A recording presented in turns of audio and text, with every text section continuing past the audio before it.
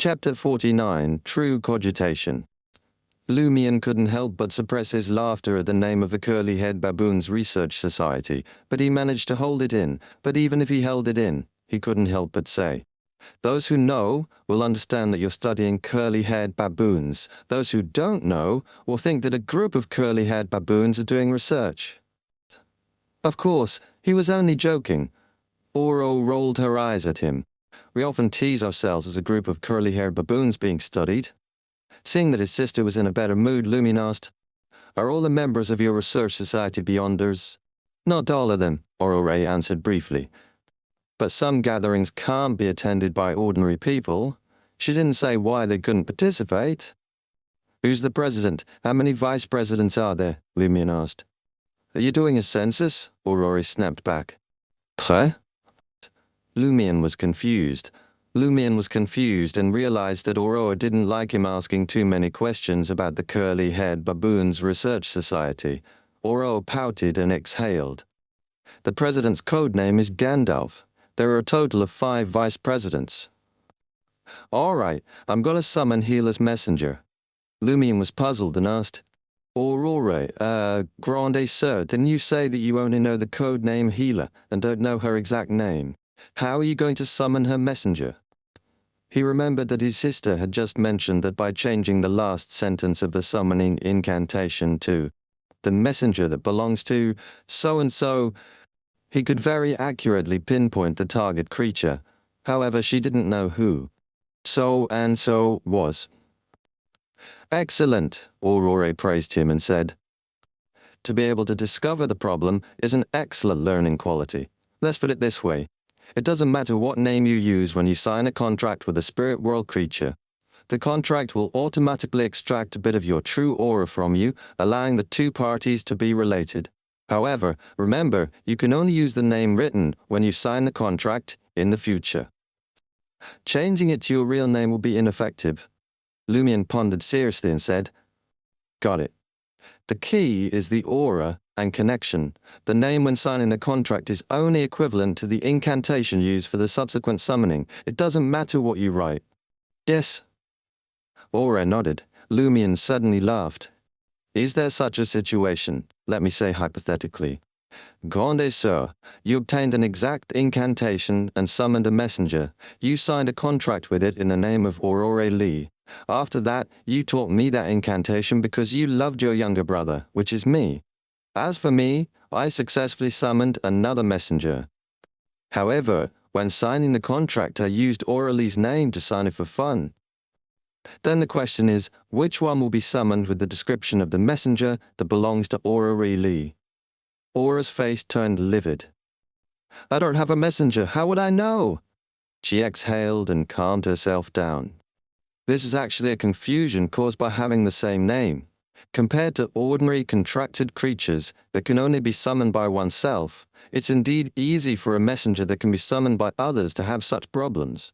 However, because I don't have a messenger, I'm not sure if there's a special mechanism to avoid such mistakes. I can only use my knowledge to attempt an analysis. First, very few people have a messenger. The probability of having the same name is so low that it's almost negligible. Second, if there's an overlap in names, you can place an item with the messenger's owner's aura in the summoning ritual and use it to accurately lock onto them.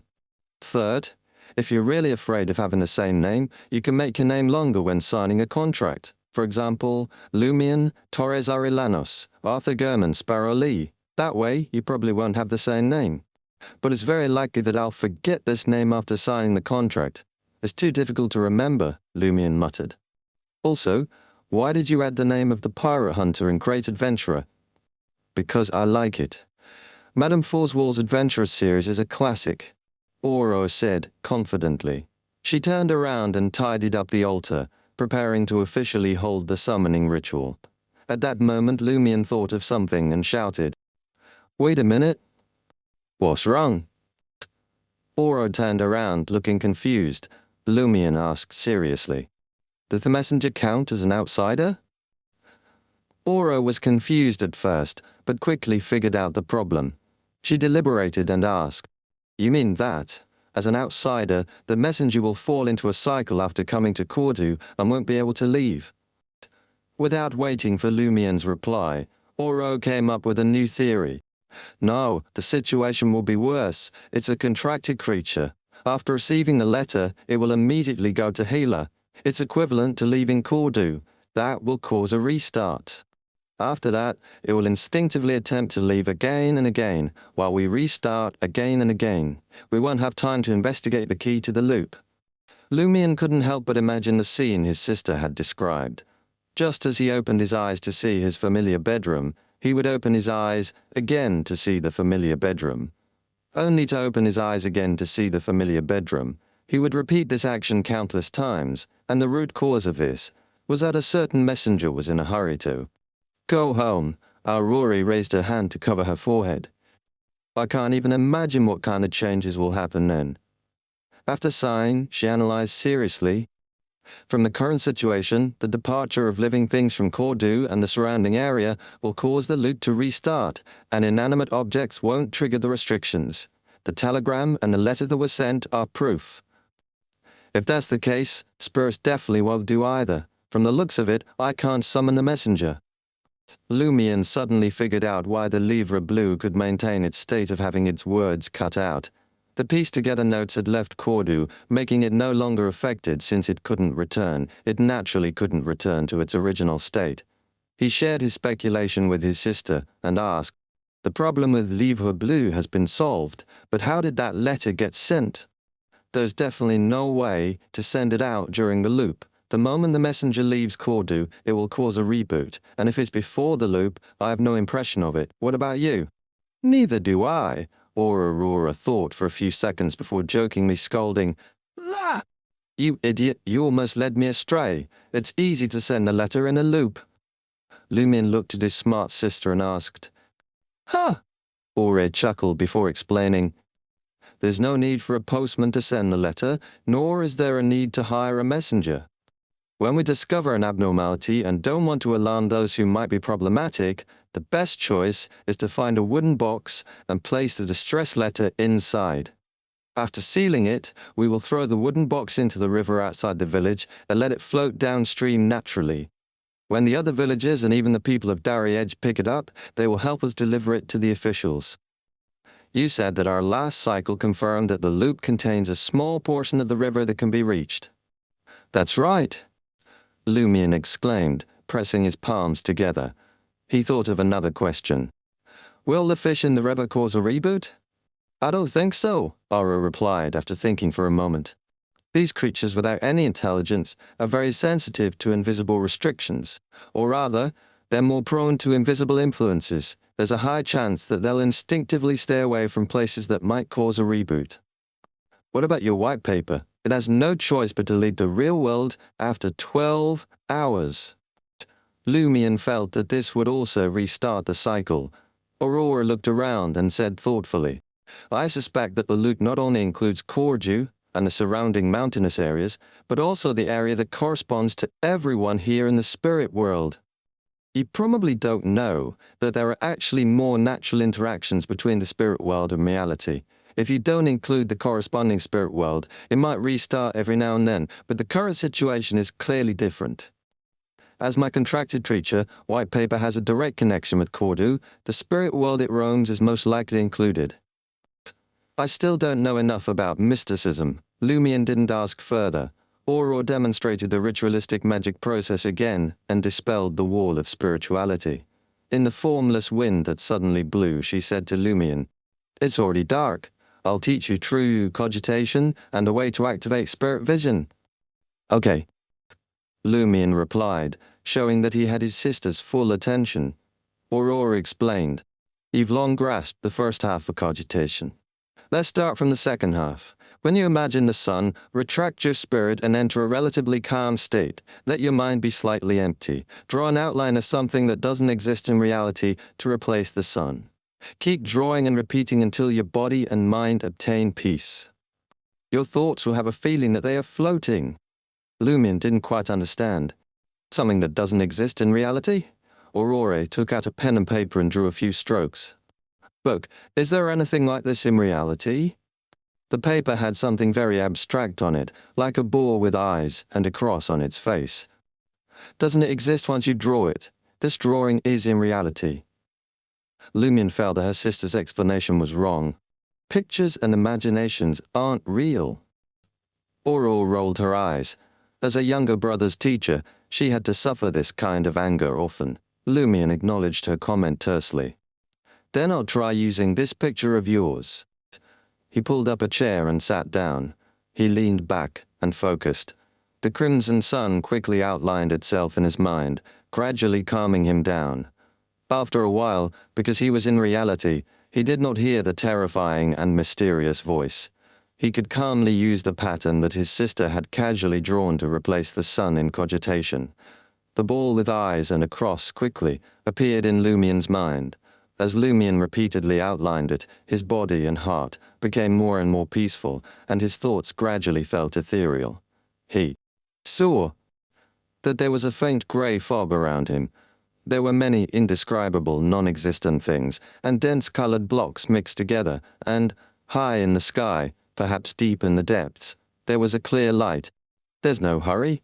The probability of a hunter succeeding in Cogitation on their first try is very low.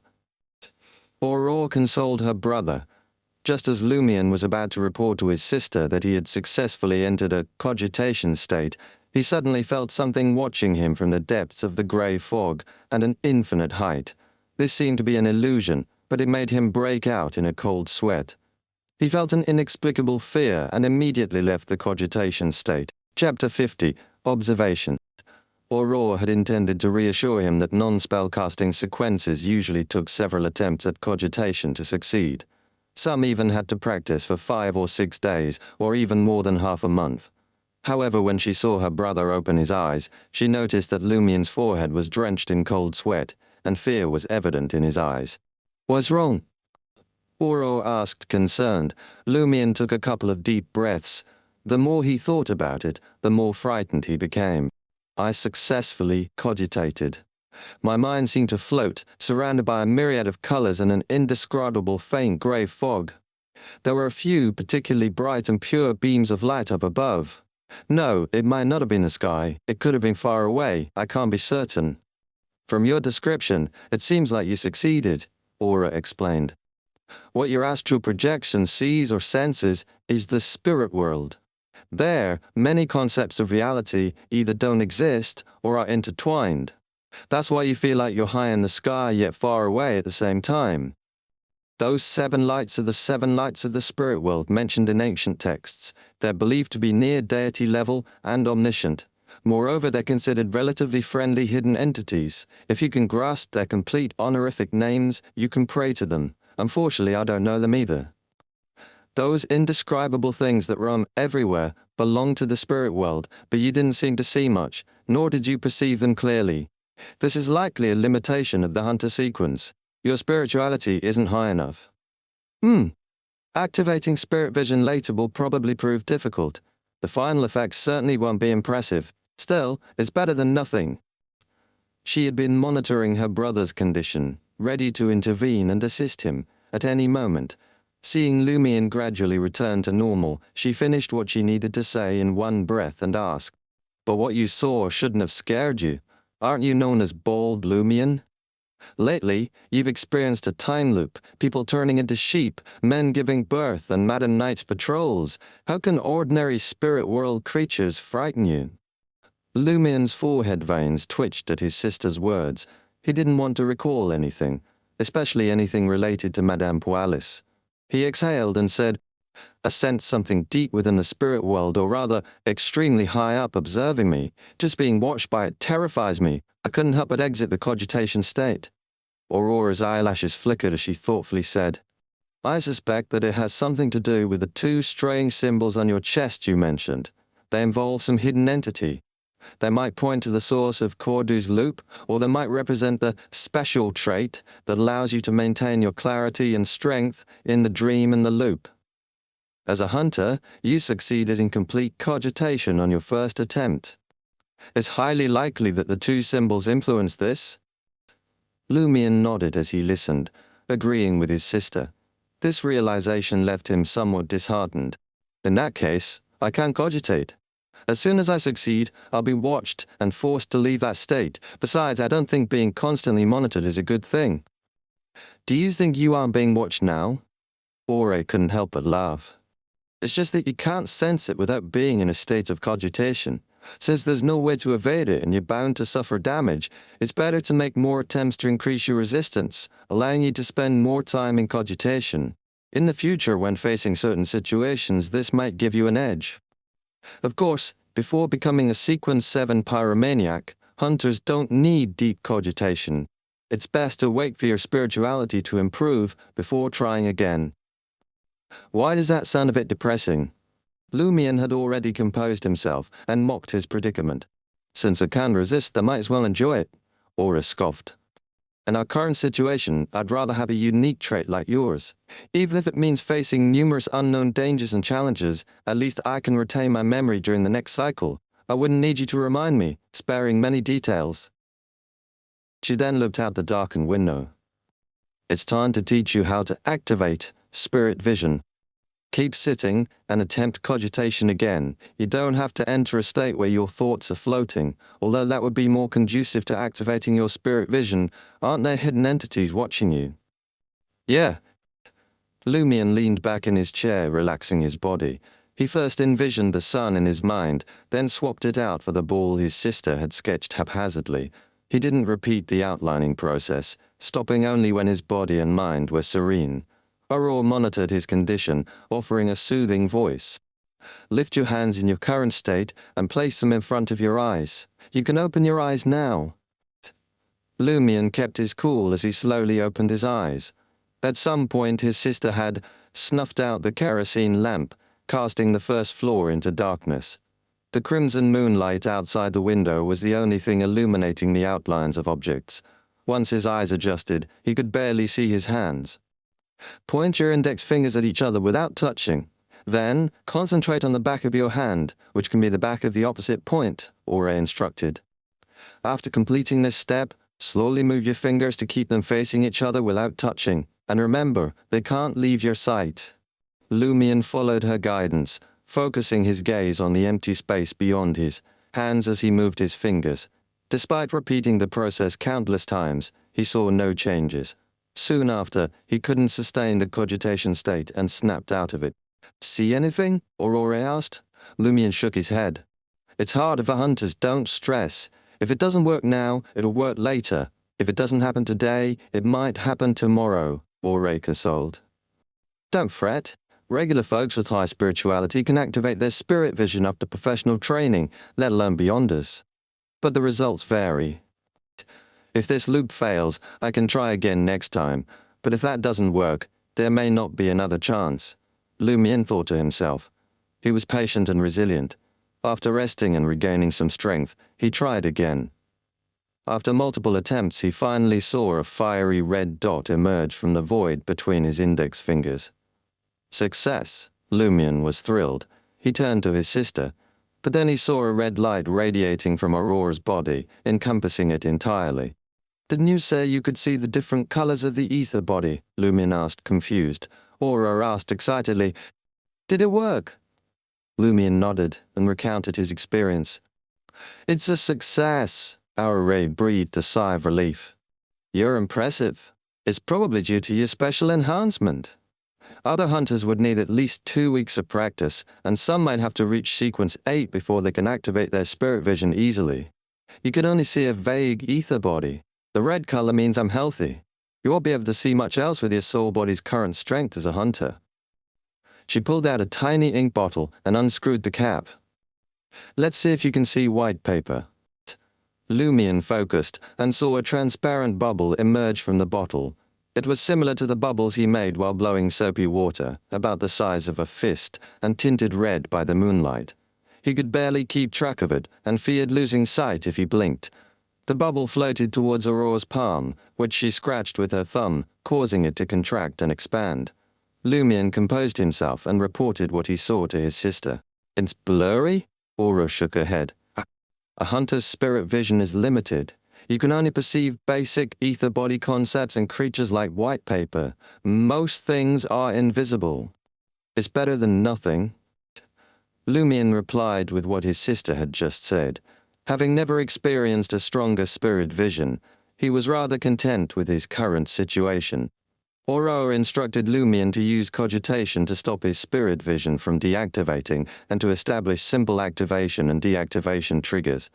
Lumion practiced repeatedly until he mastered the method but never succeeded in the express key Aurora mentioned. He only vaguely understood the concept. Take a break.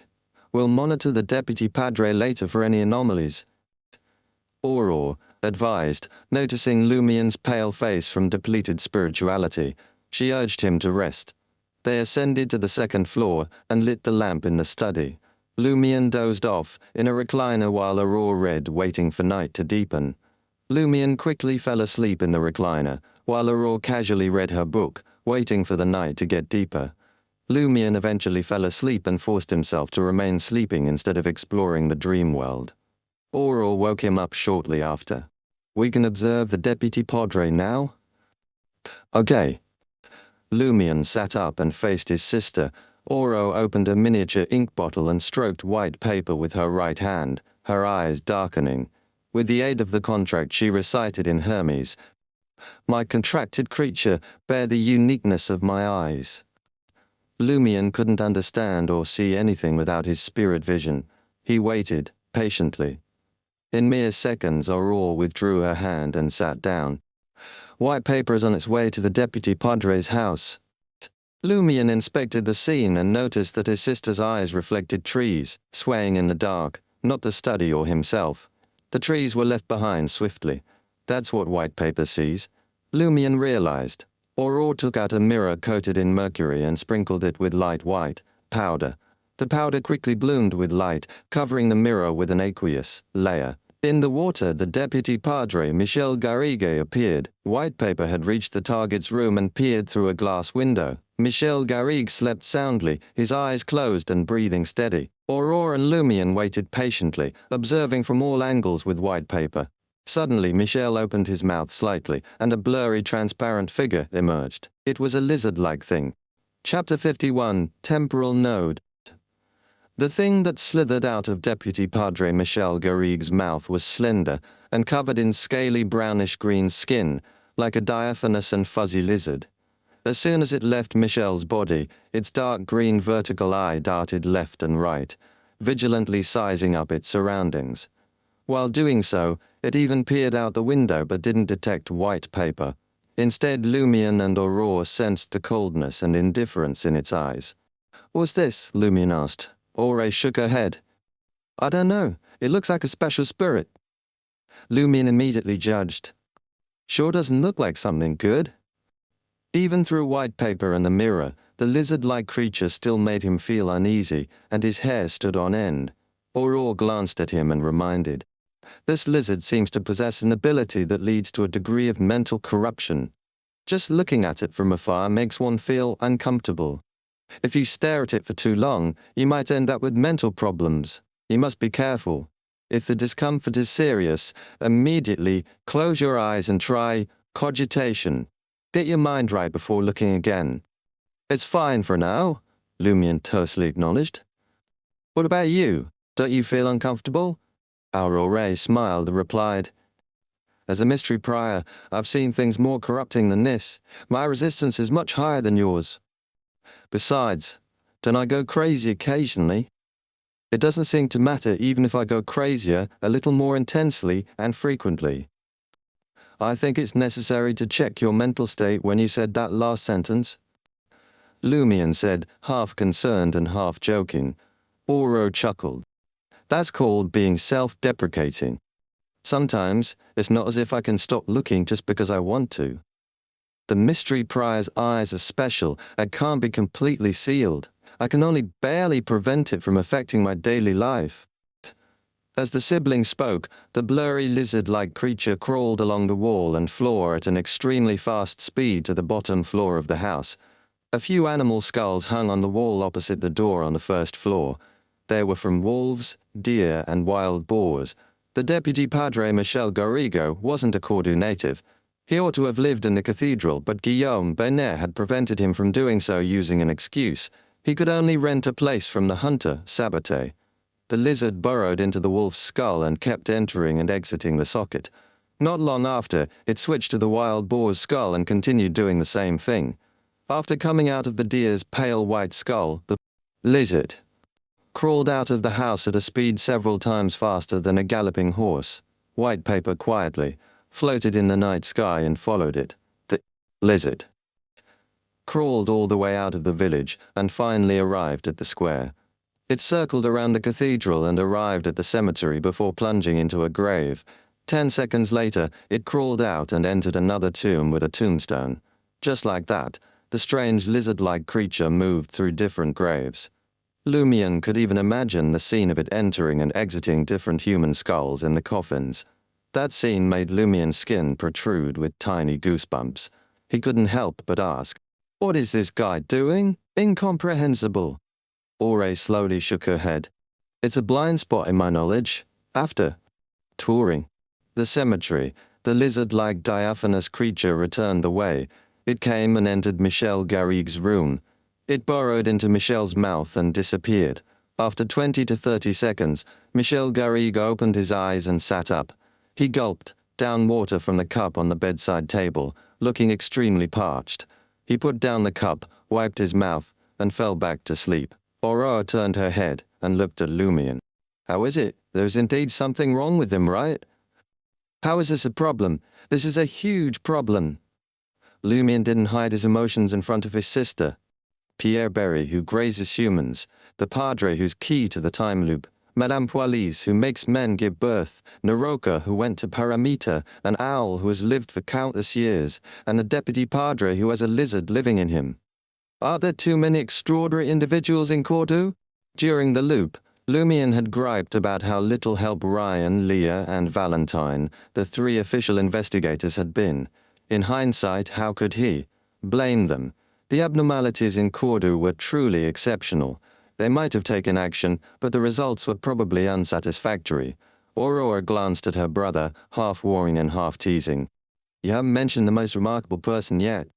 The only one in the village who can remember the loop and possess a unique dream ruin."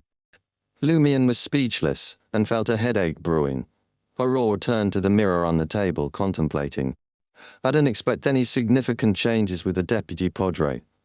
Although I could examine his astral projection more thoroughly, it could be hazardous.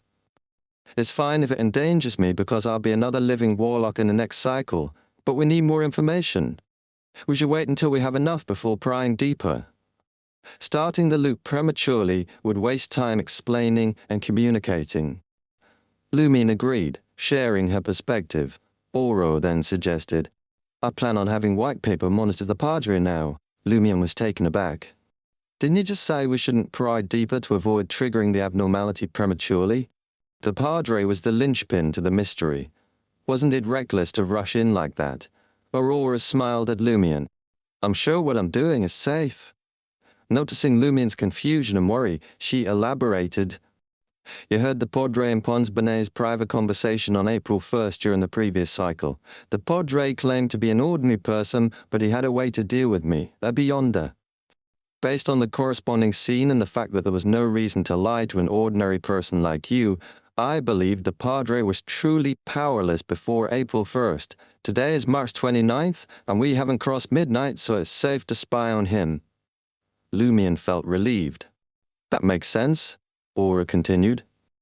"From their conversation, I deduced that the Padre found a way to quickly gain Beyonder powers on April 1st. If he senses danger, he can become a Beyonder instantly. Maybe he has an item that can deal with me. Additionally, the Padre's strength at the Lent celebration didn't match that of a Sequence 9. I suspect he's taking a path beyond the divine path the mysterious woman mentioned. He's probably praying to a certain entity for a blessing, otherwise he wouldn't have grown so powerful in just a few days without any noticeable inclination to losing control." Lumion listened quietly and suddenly recalled something. On the morning of Lent during that cycle, I had just become a hunter when I ran into Pons Benet. I wanted to test myself by fighting him, but he ran away as if he knew I'd become a Beyonder beforehand. Maybe he had also received a blessing and could sense danger, Lumion added another crucial point. It was probably April 3rd when I saw Pons Benet enter Naroka's house during her funeral. If he had already received the blessing, he wouldn't have failed to detect spying from an ordinary person like me, considering his keenness on the morning of Lent. Aurore nodded. In other words, it's highly likely that the Padre's group became beyonders between Naroka's funeral and Lent, between April 3rd and the morning of April 5th. Of course, we can't rule out the possibility of them receiving blessings in batches, Oro added. The situation became clearer after this discussion. Lumion smacked his forehead and sighed. "What's wrong?" Oro asked, confused. Lumion praised her. "I should have discussed these things with you earlier. You're much better at analyzing than I am." Oro Ray chuckled. "You sure know how to praise me in various ways. You're inexperienced and lack knowledge, so you didn't think of it immediately. You would have discovered these details sooner or later." Although she dismissed her brother's praise, her pleased expression was evident. White paper flew towards the Benet residence at Aurore's command. The Benet residence was the tallest and most lavish in Cordu, aside from the cathedral and the castle's modified administrator's residence. It was a greyish-blue three-story house with a chimney on top. As the head of the Benet family, the Padre lived in a room on the top floor's east wing. The dark grey curtains were tightly drawn, and the master of the house appeared to be asleep. This wasn't a problem for white paper. It slipped through the wall and blended into the darkness in the corner. In the room, Guillaume Benet, who had finished his affair with Madame Pualis, was sitting in a recliner, staring at the curtain in front of the window, dressed in light blue pajamas. Aurore's eyes darkened, revealing Guillaume Benet's aura. The red, green, purple, and blue colors made Lumion dizzy. Recalling his sister's teachings, he tried to differentiate between them and realized that the Padre's body was relatively healthy, except for his overzealous desires. What's he thinking about? Which mistress to meet tomorrow? Lumion mocked him, even though the Padre couldn't hear him. At that moment, Guillaume Benet stood up and punched the air in front of him. "It's all your fault." Chapter 52. Entering the Ruins. "It's all your fault. It's all your fault. Damn it. Son of a bitch." Guillaume Benet's fists continued to hit the air, his rage boiling over at a seemingly invisible creature.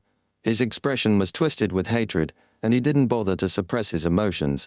Aurore narrowed her eyes and gestured for white paper to investigate the area. But there was nothing there, just empty air. Lumion clicked his tongue in annoyance. "He's been itching for a fight for a while now. Who's he blaming?" Aurore shook her head and casually replied, "Maybe it's a bishop holding him back, stopping him from rising in rank and gaining extraordinary abilities.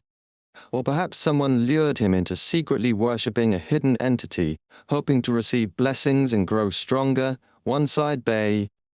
She considered that, as the subdeacon of the Eternal Blazing Sun Church, a priest overseeing a rural cathedral, establishing contact with a concealed being wouldn't be easy on his own. When it came to matters of supernatural power, he'd undoubtedly turn to the Darriege Regent's Church. The associated occult artifacts and sorcery grimoires would be handed over to the Inquisition for safekeeping or even sealing. They wouldn't be left at Cordu's cathedral. More importantly, it was impressive enough that he could command ancient Faesac, languages capable of summoning supernatural forces like Hermes and Elvish, weren't something a subdeacon like him would encounter. And Aurore, through the eye of mystery prying, had long determined he wasn't someone with innate spiritual prowess who could unintentionally attract malevolence, thus without a certain someone's guidance. How could the Padre come into contact with a hidden existence? Aurore considered the possibility that Guillaume Benet had come into possession of a mysterious item without turning it over. Lumion laughed at the idea. "Can the Padre gripe over that hidden existence? He even dared to make Saint Sith feel aggrieved. It's not impossible for him to blame that hidden existence for enticing him." After mocking Guillaume Benet, Lumion analyzed seriously. "I've been thinking about why the Padre suddenly fell into corruption. There are two suspects. The first is Madame Pualis. She's obviously very powerful. Whether it's Louis Lund who gave birth in the castle or the woman suspected to be her in the wilderness surrounded by the undead, it shows that she's not simple. She's involved with abnormal pathways and hidden existences. It's possible that she enticed the Padre." "By the way," Lumion smacked his head. "What's wrong?" Oro didn't know what her brother had realized. Lumion replied solemnly, "Do you think the Padre has ever given birth to Madame Pualis' child?"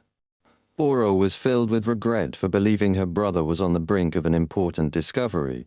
She snapped, "Who told you that Louis Lund's child is Madame Pualis's? What if it's Administrator Bayost's or a hidden existence's? No, if it was, you would have exploded and turned into a monster when you saw that scene. I just find Madame Puali to be more dominant in her relationship with the Administrator." Before the loop began, Lumion felt that the Administrator Bayost was a little weak. He couldn't keep the butler in check and couldn't keep an eye on his wife. When he appeared with Madame Pualis, he always tried to please the latter. Lumion originally thought that the Administrator loved his wife very much, but now he had a new guess. "Do you think the Administrator is another fertility tool for Madame Pualis?" "Perhaps." Aurora held her forehead.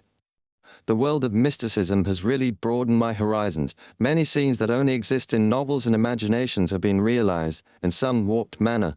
After sighing, she muttered to herself, "There seem to be more than 1 or 2 children born in the castle. Where are they?" Lumion thought for a moment and expressed that he had no idea. Infiltrating the castle and conducting a search was out of the question. Not after what happened to Louis Lund and the events in the wilderness. Whatever it took, he wasn't about to cross paths with Madame Pualis again. Aurora felt the same. After their run-in with Madame Pualis, the siblings wanted nothing more than to avoid her at all costs. The Padre grunted in frustration, downing a glass of red wine to take the edge off. He let out a long breath, put down the tall glass, and walked to the bed. It wasn't until the Padre's breathing eased, and he seemed to be asleep, that Lumion mocked. "Look at him, crashing early. What, no late-night rendezvous with his mistress? Oh, he doesn't smoke in private either." This was inferred from the absence of cigar cases, pipe, and other items in the bedroom. Aurora chuckled and said, "He doesn't drink much alcohol either. Everyone says he's a pillar of propriety." She dispatched white paper to scout the bedroom. Finding nothing, it returned as instructed. Aurora turned to Lumion. "You only mentioned one suspect. What about the other?" "That sneaky owl. Always watching, never acting." Lumion voiced his guess. "It might have led the Padre to the legendary Warlock's legacy." Aurora felt that the possibility was quite high. Lumion then suggested, "If that owl pays me another visit, we capture it and interrogate it." "You sure you can take down an owl that has lived for centuries?" Aurora smirked. "I've got you, haven't I?" Lumion flattered his sister. Aurora scoffed. "Our chances aren't great, even with both of us. But we can't just sit around and do nothing. We need to find out what's going on before it's too late. As long as we don't interfere with the advent of the 12th night, we'll be fine." Lumion nodded heavily. Aurora noticed his exhaustion and reached for white paper, who had returned. "You've been using your spirit vision too much today. Get some rest. We'll continue tomorrow." She paused for a moment before continuing. "In the morning, I'll teach you the basics of the Hermes language. Then, in the afternoon, go see Pierre Barry and have a drink. I'll sneak into his sheep pen and see if I can get any useful information from his 3 sheep." She thought this was the easiest route to investigate. "Isn't that too risky?" Lumion asked, already on his feet. Aurora reassured him with a smile. "Don't worry, I won't pick a fight. I just need to talk to them in Highlander. It shouldn't raise any alarms. They might know something useful." Lumion nodded. "I'll head to Old Tavern tomorrow afternoon. I'll try to get to know the 3 foreigners. They could be valuable allies." Of course, he had to be careful not to reveal their identities as Beyonders. "Okay." Aurora agreed with her brother's plan. Lumion woke up in his dream bedroom, shrouded in a faint grey fog. As he expected, all the gold, silver, and copper coins, as well as the axe and pitchfork he had collected, were gone. The cycle had reset the dream. "I have to gather them again," Lumion muttered to himself as he left the bedroom and headed to the study. He picked up the livre bleu from the table and flipped through it idly. Many of the words had been cut out. Indeed, I was the one to send a request for help. He no longer felt anything about being the one who had sent the request for help. He suspected that Aurora had guided him in sending the request. After all, he had no knowledge of mysticism back then, so he would have relied on a reliable messenger or a postman. Speaking of which, Lumion realized that the postman who came once a week wasn't in the loop. He figured that the officials probably prevented ordinary people from entering Cordu after receiving the letter. Lumion looked around for a box to store the letter, but he couldn't remember how many similar items Aurora had in her collection, so he gave up. He got dressed in a way that didn't affect his movements, grabbed his iron black axe, and headed out into the wilderness filled with crevices. He walked towards the ruins surrounding the dark red mountain peak. Lumion easily dispatched the two familiar monsters. He slung the shotgun, cloth bag of lead rounds, and assortment of coins. He moved forward cautiously, deliberately avoiding the path he had taken before, knowing that he was not prepared to face the three-faced monster. As he made his way through the collapsed buildings and thin grey fog, the constantly alert him took a sniff. He caught a whiff of blood. After some thought, Lumion sneaked into the shadows and hid in a hidden space, on the top of a half-collapsed house, peering through a gap between a few rocks. In the distance, amidst the barren, rubble-filled wasteland, he saw a lump of flesh slowly wriggling towards a building. The flesh was mixed with yellow fat, as if a creature had been crushed by a falling boulder. Lumion pondered how to deal with such a monster. Should I behead it?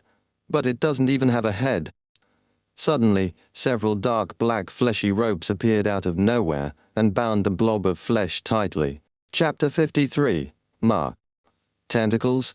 Lumion was momentarily dumbstruck before recognizing the appendages that ensnared the fleshy mass. He knew Aurora's novels well and had seen all the illustrations. Not only did he recall every melodramatic scene, but he also grasped concepts typically beyond his ken, such as monstrous tentacles. 7 or 8 inky tendrils enveloped the fleshy lump, dragging it towards the crumbled building. A figure emerged from the chaos of strewn rubble. The creature bore a humanoid form, its upper body and feet bare, clad only in black pants. But it lacked a head, sporting only a remnant of a neck. A whirl of razor-sharp teeth filled the cross-section, and its crimson skin gleamed between them. Lumion couldn't help but imagine a human whose head and half their neck had been replaced by some bizarre gaping orifice. He shook his head, unable to locate a weak point for attack. 7 or 8 fleshy tentacles sprouted from the monster's maw, swiftly hauling the fleshy mass before it and hoisting it up. The creature's neck-mouth blossomed open like a morning glory, its pearly, needle-like teeth clamped onto the flesh, swallowing it whole, like a snake devouring its prey. Lumion scoffed silently. "So, you still need to eat. Thought you guys could survive without food." He then fell into deep thought. Monsters should be common in these ruins. Food must be scarce, so some monsters feed on others, like now. Or maybe everyone's both hunter and prey. Could I lure an unbeatable monster to others and exploit the chaos? Theoretically, yes. But it's risky. They might just team up to kill me first. As Lumion mulled it over, he noticed the monster's chest heaving from the effort of digestion was beginning to swell and contract, as though it was undergoing intense digestion. This attracted Lumion's attention and made him realize that the monster's chest was anything but ordinary. 3 black, seal-like marks adorned its pectorals and base of the neck. Lumion's pupils dilated instinctively, straining for a better look. He'd seen something similar on the Padre. At the end of the Lent celebration, the Padre's body had swelled, tearing his clothes to reveal a black mark. Upon closer inspection, Lumion confirmed that the 3 black seals on the monster matched the Padre's, composed of cryptic words and symbols. They seemed to connect with an ineffable realm. The difference? The Padre bore at least 11 or 12 marks, whereas the monster had only 3. What's the deal with these marks? Are they bestowed by a hidden power? And the more you have, the greater the boon? Lumion wondered, perplexed. He tried in vain to memorize the markings, but couldn't in such a short time. Without pen or paper, he couldn't reproduce them either. The monster finished digesting the fleshy mass. It swung its arm, shaking the fleshy tentacles beside its mouth orifice. The mark beneath its neck glimmered, and a low hum emanated from its chest. The sound swelled, evoking a maelstrom of air tearing through a beehive, whistling in and out of countless tunnels. The trumpet-like orifice gaped wide, amplifying the maddening drone. The cacophony grated on Lumion's nerves, making him itch to pummel the beast. "Your noise is unbearable, you know that?" As rage coursed through his veins, Lumion acted on impulse, leaping from the partially collapsed rooftop, shotgun in hand. Bang! Lumion hit the ground hard, his eyes locking onto the monster's gaping maw filled with razor-sharp teeth. He was about to rip the other party a new one for being a stubborn old pig, but serenity gripped him like a vice. He felt helpless, like a bystander who had been thrust onto the stage of a deadly play. The monster's blood-red mouth was trained on him, and it made no sound. "Can I say that I'm sorry, that it's a misunderstanding?" He muttered, his voice barely audible. He suspected that there was something wrong with the noise just now, causing him to lose his mind. He jumped out of his hiding spot and tried to attack. But it was too late for apologies. He had to make a choice, fight or flee. With his experience, Lumion knew that running was not an option. The monster was unscathed and ready, its 8 tentacles raised and poised for attack. Therefore, if he really wanted to escape, he had to fight before finding an opportunity. If he wanted to survive, he had to fight. Without hesitation, Lumion raised the shotgun in his hand, loaded with lead bullets. Bang! The monster was caught off guard by Lumion's speed and decisiveness. It had no idea what the shotgun was and didn't stand a chance as it was pelted with lead bullets. Ah! It howled in pain, its mouth filled with razor-sharp teeth opening instinctively.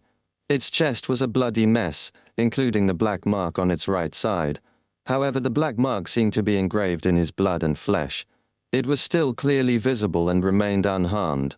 Lumion didn't revel in the monster's screams. He quickly repositioned himself and pulled out a new round from his bag. But before he could take aim again, the black mark on the creature's left side glowed, and it vanished into thin air. Just like that, it disappeared in front of Lumion. Had it escaped or turned invisible? He racked his brain for answers from the various novels Aurora had written and the mysticism knowledge she had taught. Lumion searched frantically for any sign of it, but it was gone.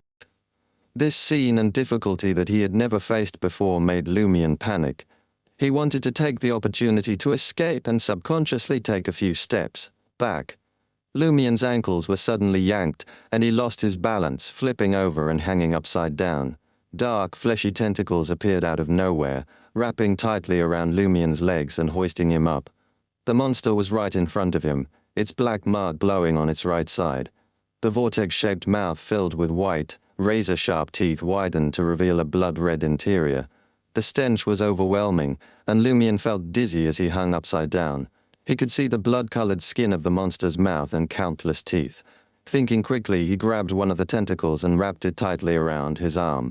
In his hanging state, he aimed his shotgun at the monster's mouth and fired. Bang! The monster screamed as flesh and blood spewed from its mouth. It flung Lumion away, and its body turned transparent before vanishing once. Again, Lumion hit the ground and rolled before getting back up, determined to find his target. Suddenly, he caught a whiff of blood approaching him. Without hesitation, he leaped in the opposite direction. Dark tentacles emerged from the air where he had been standing, but they missed their mark. The monster reappeared 3 to 4 meters away, its vortex-shaped mouth wide open, ready to strike. Lumion loaded his shotgun with lead rounds, but the black mark on the monster's left side glowed, and it vanished again. Invisibility. It's indeed invisibility. Lumion instantly made a judgment. Coupled with his previous encounter, he believed that this invisibility could not hide his scent and would lose its effect once he entered an attack state. After figuring it out, Lumion calmed down and mocked inwardly. How can you be invisible if you can't even hide your scent? Capturing traces was a hunter's forte. Lumion regained his composure and calmly surveyed his surroundings as he circled the area. Soon he spotted the monster's footprints and caught the scent of blood and its unmistakable stench. Using these clues, he dodged the monster's attacks and fired his shotgun, but it seemed to have no vital points. The creature only grew weaker after being hit, multiple times. With the lead rounds running low, Lumion quickly thought of a solution. In just a few seconds, he had an answer. He had scouted the area beforehand and found several natural traps that could be used, including one that would be perfect for this monster. As 2 faint footprints appeared in the distance, Lumion turned and ran, narrowly, avoiding the dark, fleshy tentacle that missed its target. He kept running, occasionally looking back to make sure the monster was still chasing him and to dodge any attacks. Buzz, buzz, buzz. The monster's noise only fueled Lumien's anger, making him want to turn around and attack with his axe. But he reminded himself that his goal was to kill the creature, not just vent his frustration. Fortunately, he remembered that his goal in running was to kill that guy. At the moment, he wasn't really running away. Anger and frustration didn't change his plan, it only made him more motivated. Thud, thud, thud. Finally, he spotted the half-collapsed building and rushed inside, stopping at the edge and pretending to lie in ambush. Soon, he heard the shallow footprints of the monster approaching, along with its stench and blood. Lumien estimated the distance of the tentacle and took a couple of steps back. With a swing of his axe, he struck a stone pillar that was about to collapse, and then kicked it hard, using the reaction force to roll back. The half-collapsed building couldn't withstand the impact and crumbled, a cascade of heavy rocks filling the passage. Boom! The monster, hiding and ready to attack, let out a fierce scream that lasted only a second before it was silenced forever. Chapter 54. Interpretation. Lumien rolled away before springing back to his feet. The sudden scream and its abrupt end brought him a sense of relief. Still, he remained vigilant, shotgun slung and axe in hand. He cautiously approached the collapsed building. Dust swirled in the air where bricks and wooden beams once stood, lingering on. Outside, Lumien couldn't spot the monster's corpse. It must be buried beneath the rubble. His sense of smell was compromised in the dusty environment. He raised a hand to shield his nose from the irritants. Given the situation, Lumien retreated several steps, maintaining a safe distance as he patiently waited for the dust to settle. As he stood watch, he scrutinized his surroundings, on alert for any subtle signs of movement or scent.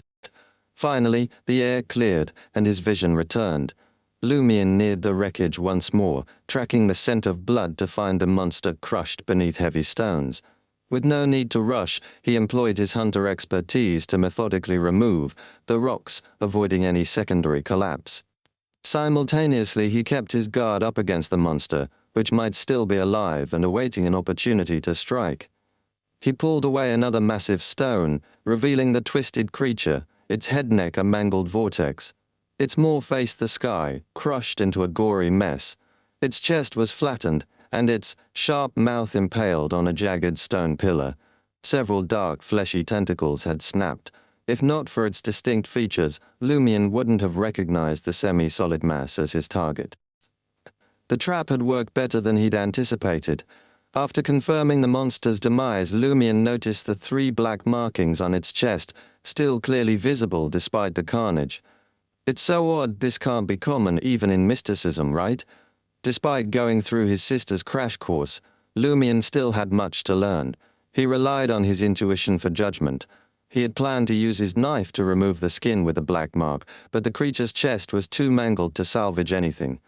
After pondering for a moment, he tore a piece of cloth from his linen shirt, using it as makeshift paper. Next, he wrapped another strip around his finger, staining it with the monster's blood. Whether it sufficiently isolated potential contamination or poison, he couldn't be sure. If anything happened, he'd have to leave the dream quickly, minimizing any damage to reality. He should recover within hours or half a day. Using the blood as ink, Lumien copied the 3 black marks. As he drew, dizziness struck, and a swelling pain pulsed in his forehead. Lumien surmised from his sister's teachings that his spirituality was nearly depleted. Just copying these marks almost drained me entirely. He was astonished by the bizarre markings and the meager spiritual capacity of a hunter, which he suspected was only slightly greater than a spiritually gifted person. After resting briefly, Lumien continued copying. It took 3 intermittent attempts before completion, his head throbbing. In his current state, further exploration was impossible. He pocketed the cloth, hoisted his axe, and headed back across the wilderness towards home. Emerging from the ruins, he felt a sense of accomplishment, as if he had absorbed a significant portion of the hunter potion. Looks like it was a successful hunt, Lumien mused. His unsorted experiences bubbled to the surface. Staying calm is crucial when faced with unexpected prey and no time to prepare. Calmness is even more vital. Always observe your surroundings and exploit opportunities. With his thoughts racing, Lumien made his way home, ascended to the 2nd floor, and entered the bedroom. He forced himself to memorize the marks for a while before collapsing on the bed in exhaustion. The next morning when Lumion woke up, his temples were still throbbing a bit. That was a sign his spirituality had been drained in the dream ruins. He shook his head and left the room to splash his face in the bathroom. When he went downstairs, he realized his sister had already made breakfast toast with jam, sliced sausages, and strong black coffee. So early? Lumion blurted out in surprise. His sister rarely woke up early. Aura replied grumpily. Realizing we're stuck in a time loop, and the people around us are getting weirder and creepier, how can you sleep well? Not me.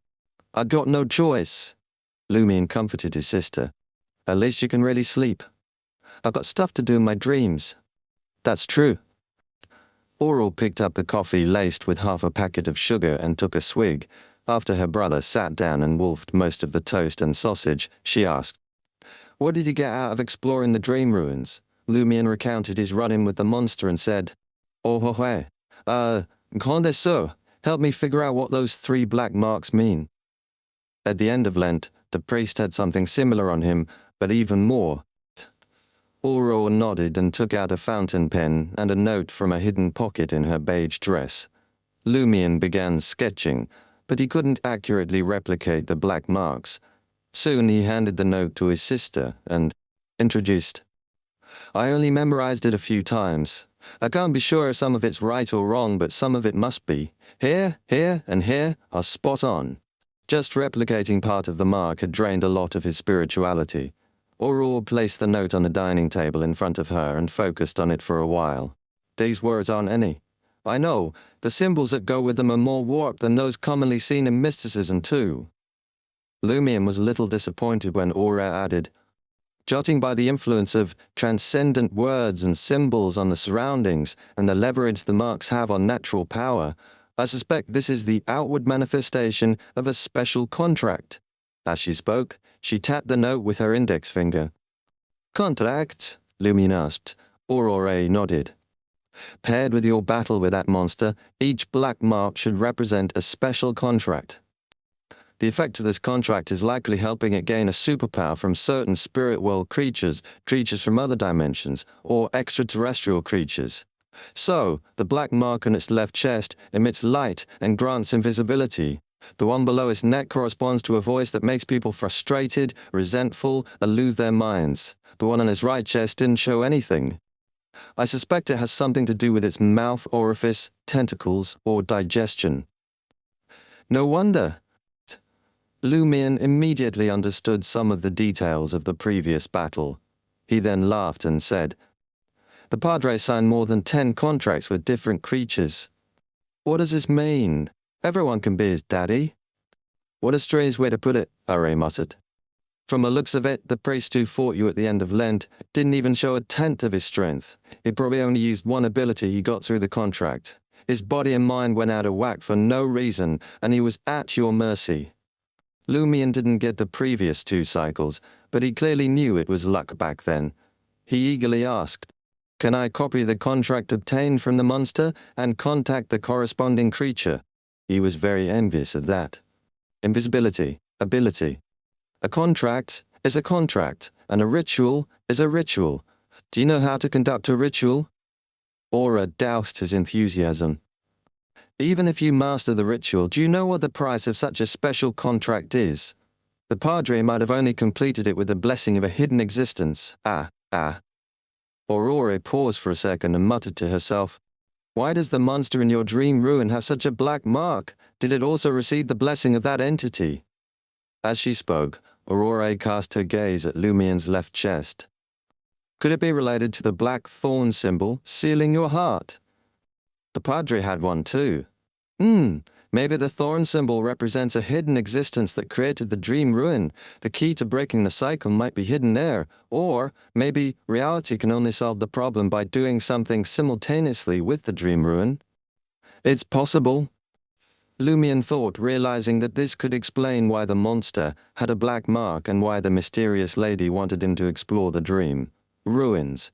He let out an emotional sigh. "Aurore. Grande sir, your imagination is indeed much richer than mine. That's what an author should be like." Oro replied with a smile. After breakfast, Oro brought Lumion to the study to teach him Hermes. They ended the lesson around 3 or 4 in the afternoon, only stopping to grab a quick bite to eat. "All right, you can go out and drink with Pierre Berry now," Oro said, realizing it was time and that no one would suspect them. Lumion acknowledged her instruction briefly and expressed his concern. "You must be careful." Oro was going to take the risk of coming into contact with the 3 sheep to gather information. Lumion arrived at the dilapidated 2-story house where Shepherd Pierre Berry lived and looked around before asking the old woman, "Where's Pierre?" The old woman, Pierre Berry's mother, Marty, appeared to be in her early 50s, but had many wrinkles due to overexertion from work. Her skin was freckled, and her black hair had turned grey. She looked almost as old as Naroka. "He went to the cathedral," Marty replied. Lumion was alarmed. He went to the cathedral again? Chapter 55, Persona. If Lumion remembered correctly, Pierre Berry would undoubtedly visit the cathedral to offer his prayers past noon of March 30th. He and Raymond had crossed paths with him during the previous cycle, and Lumion had also encountered him at the village square at a similar hour. However, it was already 3 or 4 in the afternoon. "When did he leave?" Lumion inquired. Marty pondered for a moment and responded, "Around the time taken to cover a mile." In the countryside, except for a handful of people, hardly anyone owned a timepiece. Time was generally conveyed through specific activities and indications such as grape harvesting season, the duration of a mile's walk, and so forth. Obviously, if the time frame was brief enough for people to perceive it more distinctly. A few minutes, and 15 minutes. 15 minutes would be employed in verbal expressions. A mile? That isn't too far. Lumion speculated that Pierre Berry had already gone to the cathedral around noon and had yet to return. 1 mile in Cordu was equivalent to 1 kilometer in the Intisian metric system. After bidding farewell to Pierre's mother, Marty, Lumion departed from the Berry residence and proceeded towards the village square. He was unsure whether Pierre Berry had visited the cathedral at noon and returned again in the afternoon, or if something had cropped up, delaying his return. If it was the former scenario, Lumion could sense something brewing. It was highly unusual for Pierre Berry to frequently visit the cathedral to meet the padre. Something dreadful was certainly afoot. If it was the latter scenario, it would be a massive problem. Before Lumion, who retained his memories, and Aurora, who already knew the cycle, made an attempt, the history should remain unaltered. If there were any deviations, it could indicate that the siblings had not completely comprehended the pattern of the cycles, or that there were others who could retain their memories. With this in mind, Lumion heaved a sigh and raised his hand to strike his face. He was so startled that he forgot to inquire if Pierre had visited the cathedral at noon. That was crucial. It was far too suspicious to turn back and ask now. Lumion could only obtain some information from Pierre when they drank together later. He quickly suppressed his frustration and strode towards the square. Upon entering the Cathedral of the Eternal Blazing Sun, he saw the Padre, Guillaume Binet, standing in front of the altar with several sunflowers. He was conversing with a few individuals seated in the front pew. As soon as Lumion entered, Guillaume Binet ceased speaking and glanced over. Some plot. Lumion smiled as he approached the altar, observing the individuals listening to the Padre's sermon. He spotted Shepherd Pierre Berry, the thug Pons Binet, and a few of his henchmen. He also saw the Padre's mistress, Madonna Binet, and Sybil Berry. He was surprised to see a man here, but also found it reasonable Arnaud André, Naroka's youngest son, a farmer in his 40s. "Hello, Pierre." Lumion greeted him with a smile, but he halted midway. The second half of his sentence was meant to be, "Aren't you buying drinks? Why are you here?" However, he suddenly became vigilant and remembered that this arrangement had yet to occur in this cycle. This was something that had only transpired in the previous cycle. This was the first time Lumion had encountered Shepherd Pierre Berry in this cycle. As Cordu's prankster king, Lumion's reflexes were lightning quick. He promptly altered his posture and extended his arms towards the altar. Praise the sun. Keeping up the facade, his thoughts raced as he conjured up a fresh alibi. After paying homage to the sun and receiving a response from the priest, Lumion pivoted and addressed Pierre Berry, who sat at the front row's edge, gazing at him with bewilderment. "I heard you had returned to the village, so I went to your dwelling to seek you out. Lo and behold, you're here in the cathedral." He didn't specify who had informed him, knowing that Pierre Berry would have been spotted en route to the cathedral. With no witnesses to his lie, Lumion had a fallback option, Ava's father, the cobbler Guillaume Lizier. "Why are you looking for me?" Pierre Berry rose to his feet, clad in a dark brown robe, his blue eyes brimming with gentle amusement and perplexity. Lumion had already prepared a plausible excuse. He grinned and responded. "I yearn to hear your tales while tending to your flock. Diverse countries, varied hamlets, and sundry locales. They must be enthralling." In the past, he had frequently conversed with newly returned shepherds to enrich his knowledge. Without waiting for Pierre Berry's reply, Lumion shifted his gaze from his disheveled and greasy black hair to his brand-new leather shoes. "Did you make it rich?" "My current employer was more generous this time and bestowed upon me quite a few things," Pierre Berry replied with a smile. "I'll treat you to a drink later." "All right." This was precisely what Lumion had been angling for. He even inquired, "When will you be heading there?" This displayed the panache of a regular patron of Old Tavern. He was unashamed when it came to cadging a glass of wine. Pierre Berry glanced at Guillaume Benet, the priest, and received a corresponding hint. "How about after dinner?" he suggested. "Agreed." Lumion assented readily. Thereafter, under the scrutiny of the shepherd, priest, Pons Benet and company, he seated himself in the second pew closest to him. Pierre Berry was momentarily taken aback. "Aren't you going back?" Lumion beamed.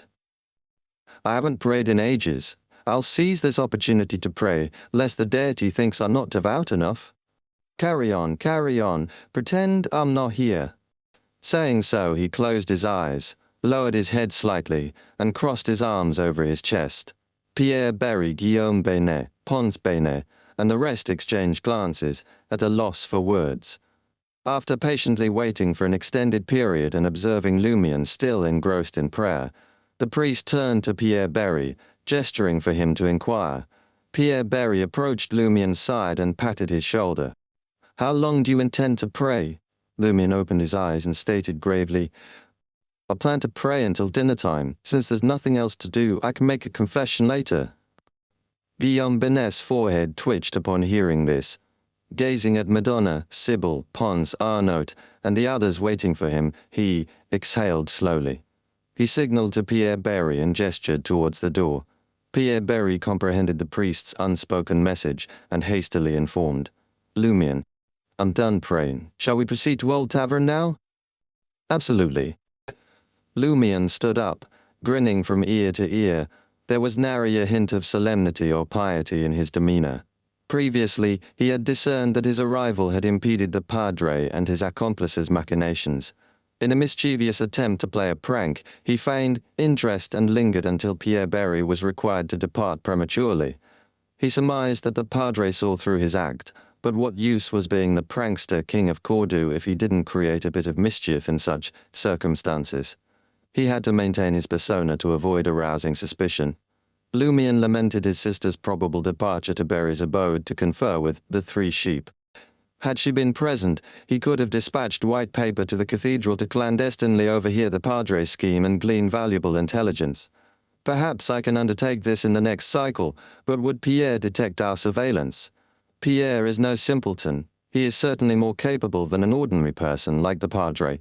Lumion's thoughts raced as he trailed Pierre out of the cathedral and towards the Old Tavern. In the sheep pen behind the Berry household, Aurore, donned in a white gown, circumnavigated the woods and vaulted the wooden fence. As an alluring woman seldom seen in the village, she had to choose this relatively secluded path.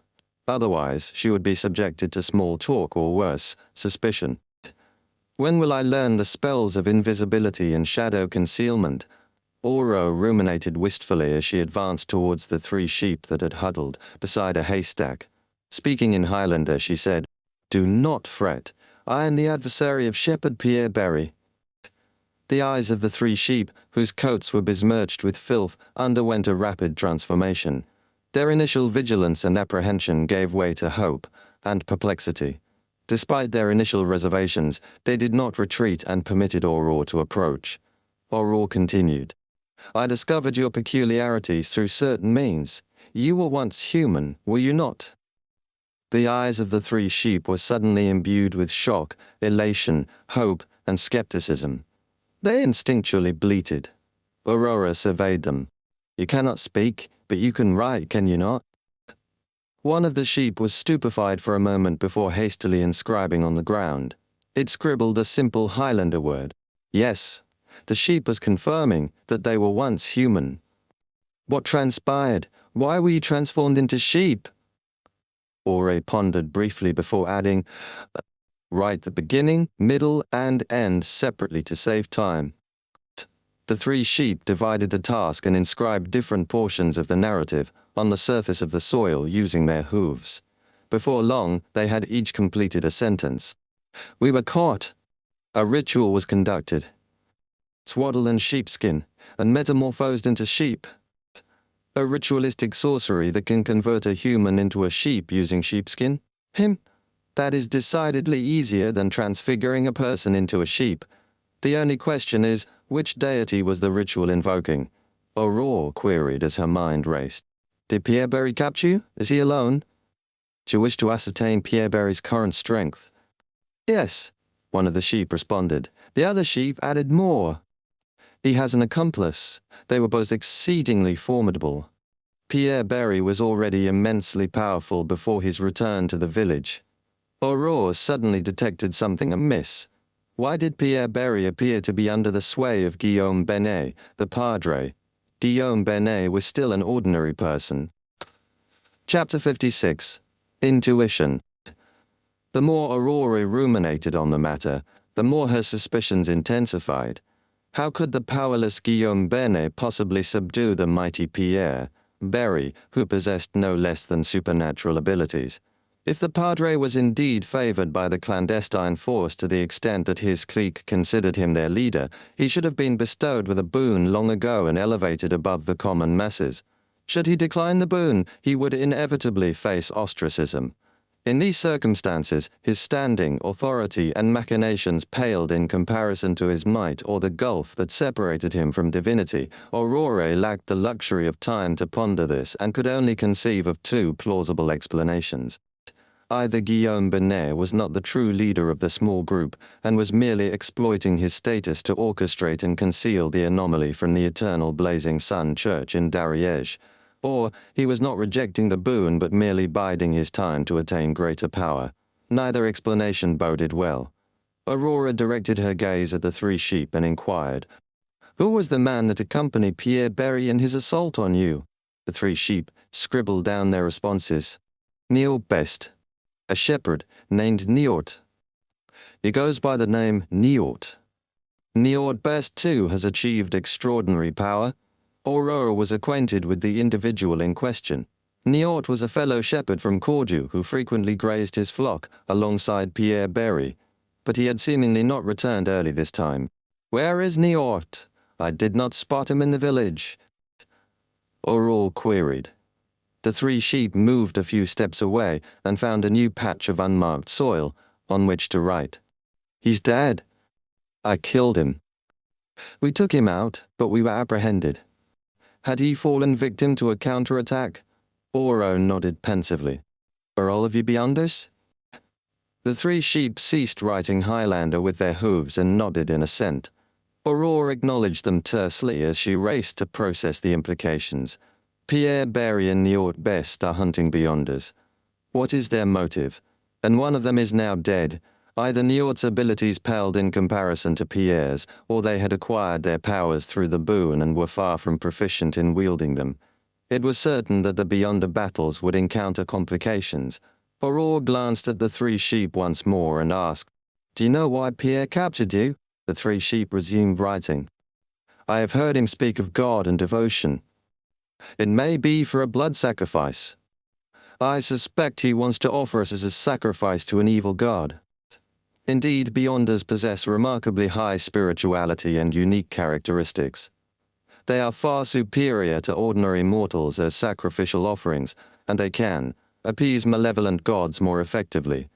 Pierre Berry and Neort Best were using grazing sheep as a ruse to abduct beyonders from other countries to offer them up as sacrifices. It is a scheme that can easily evade the local authorities' notice. Aurore nodded imperceptibly. She spoke solemnly. Did Pierre mention the honorific name of that god? Or rather, who were they praying to during the ritual that transformed you into sheep? The three sheep were taken aback, as if they were awash in recollections. Suddenly they lowered their heads and extended their hooves towards the soil before them. For some inexplicable reason, Aurore felt that the temperature had plummeted, and the sun had been obscured by dark clouds as a chilly mountain breeze swept past. The three sheep began writing.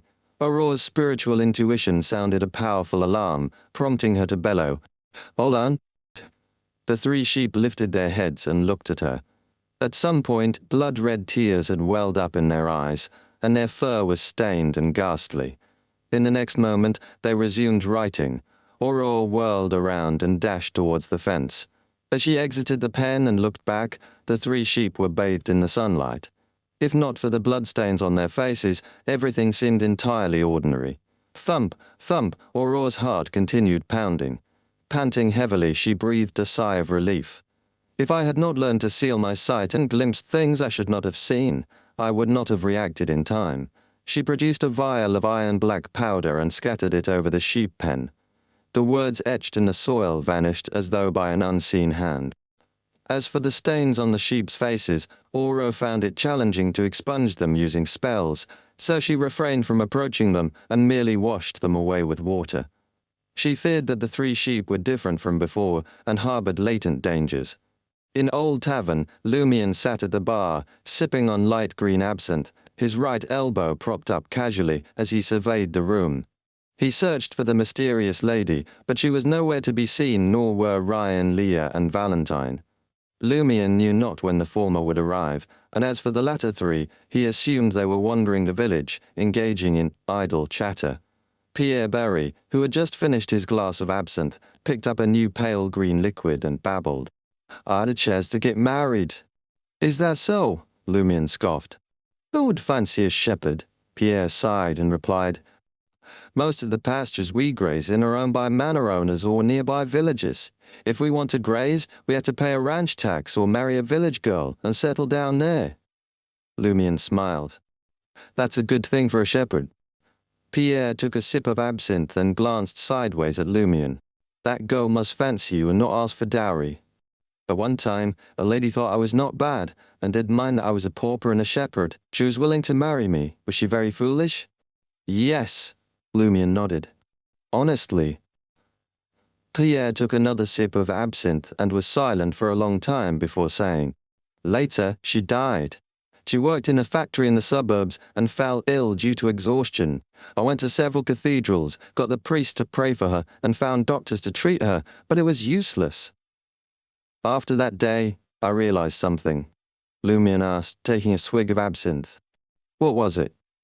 Resentment flashed across Pierre's face as he replied, "Those who possess flesh and excrete from their posterior cannot absolve us of our predicament," Lumion asked. "So, those without flesh and those who do not excrete from their posterior are acceptable?" Pierre chuckled. "Those are saints and angels, but will they deign to look at us?" Lumion chesked. "Then why did you go to the cathedral to seek the Padre's counsel? Not only does he possess flesh and excrete from his posterior, but he also indulges in the carnal pleasures with women." Pierre turned his head towards Lumion and cast a sidelong glance. "You fail to comprehend. He possesses a certain intellectuality that can redeem our souls." "Intellectuality?" Lumion struggled to grasp the term. Pierre took another sip of his light green absinthe, seemingly oblivious to the question. Lumion dared not press the matter further, and instead inquired, "I heard that you visited the cathedral at noon. Why did you return in the afternoon?" Pierre's warm smile illuminated his face as he replied, "In the afternoon, one can converse with like-minded individuals." He did not deny that he had visited the cathedral at noon. Lumion breathed a sigh of relief, knowing that for the time being, no one else would retain their memories and disrupt the flow of history. He suspected that Pierre Berry had visited the cathedral at noon to confer with the padre in advance of their small group discussion schedule for the afternoon. After their libations and with the sun setting on the horizon, Lumian and Pierre Berry bid each other farewell and returned to their respective abodes. Pons Bennett, the padre's younger brother, abruptly emerged with a few thugs and obstructed Lumian's way upon him reaching a secluded path. The brawny, raven-haired, azure-eyed Pons Bennett stared at Lumian and smirked maliciously. "You were good at pranks in the afternoon, no? Wasting our time in the cathedral. If the padre wasn't there, I would have beaten you up, eh? Bastard, come and eat Daddy Pons's XX." Initially taken aback by this imbecile's foolishness, Lumian was elated. His and Aurore's judgment was correct. In the previous cycle, Pons Bennett likely hadn't acquired supernatural abilities before Naroka's funeral, and thus had no sense of danger. He had actually dared to obstruct a Beyonder's path. Without hesitation, Lumian turned and bolted, with Pons and his thugs in hot pursuit. However, as soon as they exited the trail between two buildings, they lost sight of their quarry. Pons Bennett scanned his surroundings and ordered his subordinates. "Spread out and search." He deemed it impossible for Lumian to have fled so swiftly and believed he was hiding nearby. The thugs dispersed and combed the area for any potential hideouts, leaving Pons Bennett alone at the trail's entrance. Lumian, who had ascended to the second floor of the adjacent building, chuckled and leapt towards Pons. Bang! Pons was sent hurtling to the ground with tremendous force, gasping for breath, and momentarily incapacitated. Had Lumian not restrained himself and struck him directly, he might have broken several bones. Lumian stood up, clasped Pons's forearms and smiled at him, saying, "Come, let us become better acquainted." Before Pons could offer any resistance, Lumian pulled him into his embrace and kneed him. Pons's eyes nearly bulged out of their sockets, and his face twisted in agony. Thud. Lumian released him, allowing the man to crumple to the ground like a shrimp. He then turned and darted down the trail, vanishing from sight before the thugs returned. In the kitchen, which also doubled as a part-time living and dining area, Lumian updated his sister on his situation. Pierre Berry visited the cathedral in the afternoon. It's confirmed that Pons Bennett still lacks any superpowers. Aurore nodded slightly and recounted her own experience, particularly the inexplicable danger at the end. Lumian pondered for a moment before remarking, "That enigmatic lady claimed that certain entities might corrupt you merely by acknowledging their existence." Chapter 57, Arrangements. Aurore recollected the situation and surmised that her brother's account was accurate. She sighed, overcome with emotion, and remarked, "To think that such dreadful corruption could be brought about by that concealed entity worshipped by Pierre Berry and his accomplices. Even the evil deities mentioned in ancient manuscripts failed to elicit such a reaction." Lumian showed no signs of surprise and said, "Otherwise, why are we trapped in a time loop?" The more Aurora contemplated, the more perplexed she became. She muttered, "Is it possible that we have to confront the concealed entity on the 12th night and defeat it to end the cycle? This would entail gathering ingredients, digesting the potion, and undergoing repeated cycles to become a deity." Lumian interrupted her train of thought as he realized that his sister was becoming increasingly irrational. "Stop! It cannot be this extreme." Aurora acknowledged his remark tersely and nodded slightly. "You are right. We have, at most, one more cycle. It is impossible for us to become deities within 20 days. She then shrugged and added, "There is no hope. Let us wait for death." Even Lumian, who had an inventive mind, struggled to keep up with his sister's thoughts.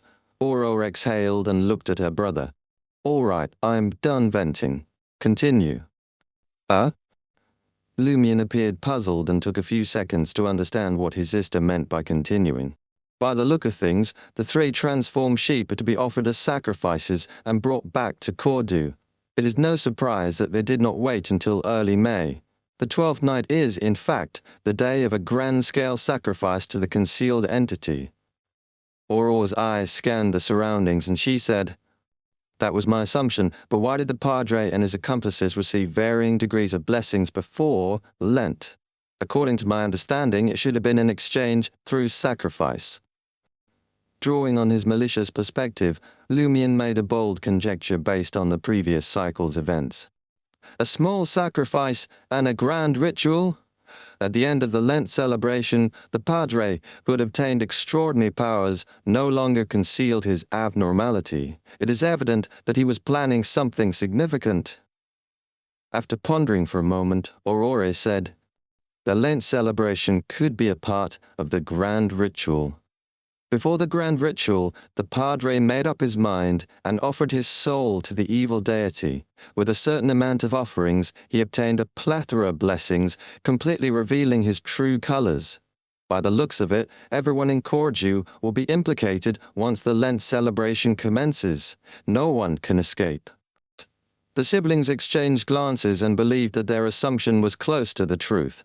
However, if the abnormality erupted entirely from the Lent celebration until the 12th night, how could they patiently wait until the final ritual to find the key to the cycle? There was a high probability that everyone in the village, apart from those who died as sacrifices, would be corrupted. "I'm only a sequence 7, Aurore covered her face and said, "Now." "And you are only a sequence 9. They were facing such a dire situation, based on Lumion's account of the battle at the end of the Lent celebration and his recent experience hunting black-marked monsters. She knew that she was no match for the Padre who had received a boon. She felt that she had to prepare in advance before she could confront Pierre Berry. Lumion had fortunately defeated the mutated Padre in a 1-on-2 battle. Yet, preventing the Padre and his accomplices from obtaining supernatural powers in advance could avert the 12th night. The cycle would most likely restart in advance. Hell difficulty? Hell difficulty? Oro slammed the dining table with a mournful expression. Without waiting for Lumion's response, she raised her hands and tousled her blonde locks, as if releasing pent-up emotions. After a series of gestures, Oro composed herself and calmly addressed Lumion. "Seek out the trio of foreigners tomorrow morning. You may disclose the abnormality in the village to them. Concealing our status as Beyonders is unnecessary." "It's very dangerous," Lumion instinctively replied. Was it not natural for wild Beyonders to be considered culpable when they encountered officials? Aurore let out a slow exhale and stated, "In this predicament, we can't care less. Other than the enigmatic lady, the trio are likely the most reliable individuals in the village. Moreover, each of them possesses strength that is on par with mine or even surpasses it. We are all in the same boat. Do not underestimate one another. Whether one is a wild Beyonder or an official, we must band together. As for the possibility of being hunted down by officials in the future, we shall cross that bridge when we come to it. For now, we must focus on escaping this loop." Lumion had heard his sister use the phrase "all in the same boat" before. He knew it implied that everyone was in a similar predicament and facing the same problem. If something were to happen, no one could escape. They had to stand together. "Very well, I will seek them out tomorrow," he assented. Aura continued, "I now suspect that someone else is behind the Padre and Pierre. He is the root of the corruption." "Madame Pualis?" Lumion guessed. "Not only is she powerful, but she's also the Padre's mistress. She can control him in secret and use him to influence the others in the village. But she has no apparent connection to Pierre." Aurore gazed at her brother, frowning in contemplation. "From the encounter with the 3 sheep, Pierre and Niort should have gained supernatural powers when they grazed the plains last October. At the very least, they should have acquired the corresponding knowledge. This is because they did not return midway, so it is impossible to obtain it elsewhere. This means that the abnormality in the village can be traced back to July and August of last year. Did you notice any anomalies?" Lumion shook his head slowly.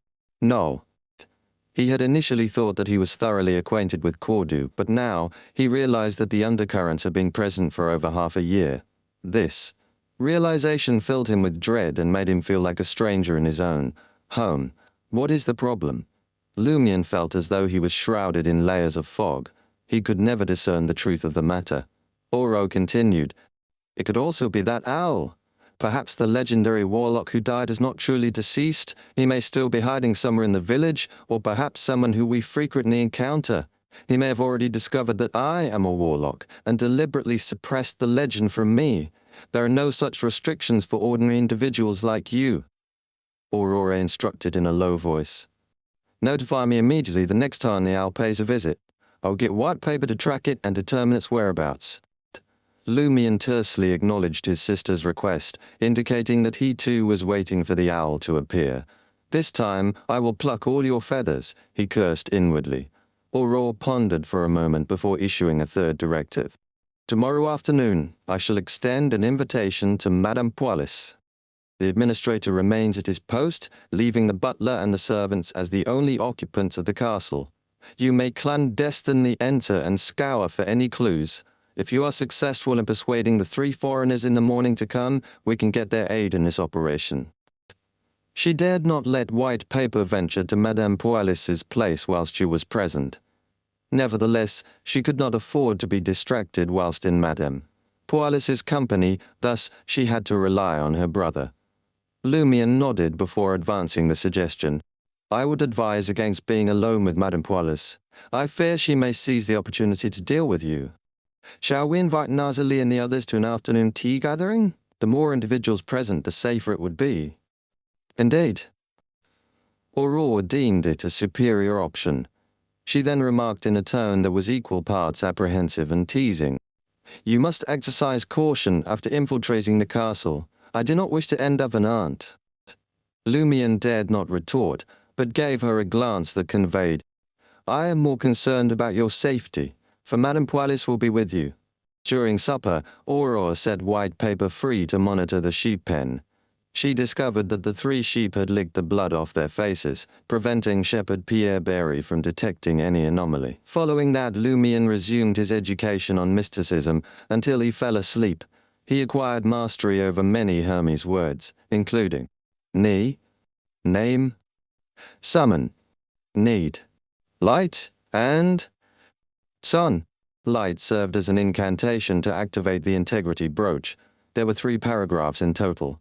Lumion awoke in the room shrouded in a faint grey mist. He strode to the window and scrutinized the dark red peak and the dilapidated edifices that surrounded it once more.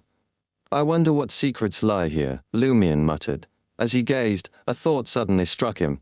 The ruins contained too many hazardous zones that he either could not, or dared, not approach. For instance, the lair of the 3-faced monster. However, if he could summon a spirit world creature akin to white paper and forge a pact with it, allowing it to infiltrate and observe, he ought to be able to gather more intelligence. His vision, sense of smell, and hearing were all heightened by his beyonder characteristics. In theory, they constituted a kind of supernatural power that could be conveyed upon white paper. As he ruminated, Lumion muttered to himself, the problem now is whether I can summon a spirit world creature in the dream ruins. If I cannot, can I utilize our connection to bring it into the dream after summoning and forging the pact in reality? What implications will the addition of a contracted creature have on the cycle? Can the corresponding spirit world be added to the mix? If not, once the summoning duration elapses, the contracted creature will return and the cycle will recommence. The more Lumion thought about it, the more his head throbbed. He felt a profound reverence for mysticism. He could only hope to swiftly master a few languages that would enable him to complete a summoning ritual. Without further ado, he seized his shotgun, the meager quantity of lead bullets that remained, and the sharp axe. He departed his home, traversed the wilderness, and re-entered the ruins. Chapter 58, Cherishing Talent. After 2 nights of reconnaissance, Lumion discovered that the monsters inhabiting the outskirts of the dream ruins were fewer in number than he'd initially believed. Having dispatched the skinless creature, the shotgun-wielding monstrosity, and the monster with the black mark, Lumion found little else in his search of the area. All he uncovered were a few twitching chunks of flesh. Their sole purpose seemed to be his sustenance, yet Lumion had long since realized that he had no need for food within the dream. Each time he entered, he felt invigorated and hunger-free. His energy would wane only after extended bouts of exploration or combat, replaced by a sensation akin to hunger. But it was a mild feeling that didn't necessitate additional nourishment. Once the hunger became unbearable, Lumion's spiritual reserves and stamina would be all but depleted. Physically and mentally drained, he'd be forced to exit the dream. After consuming a meal and recovering in the real world, he he would return to the dreamscape, his vigor restored and hunger vanquished. As he delved deeper, Lumion surveyed his surroundings for any signs of collapsed structures. He discovered a smattering of coins, but their combined value amounted to little more than a louis d'or.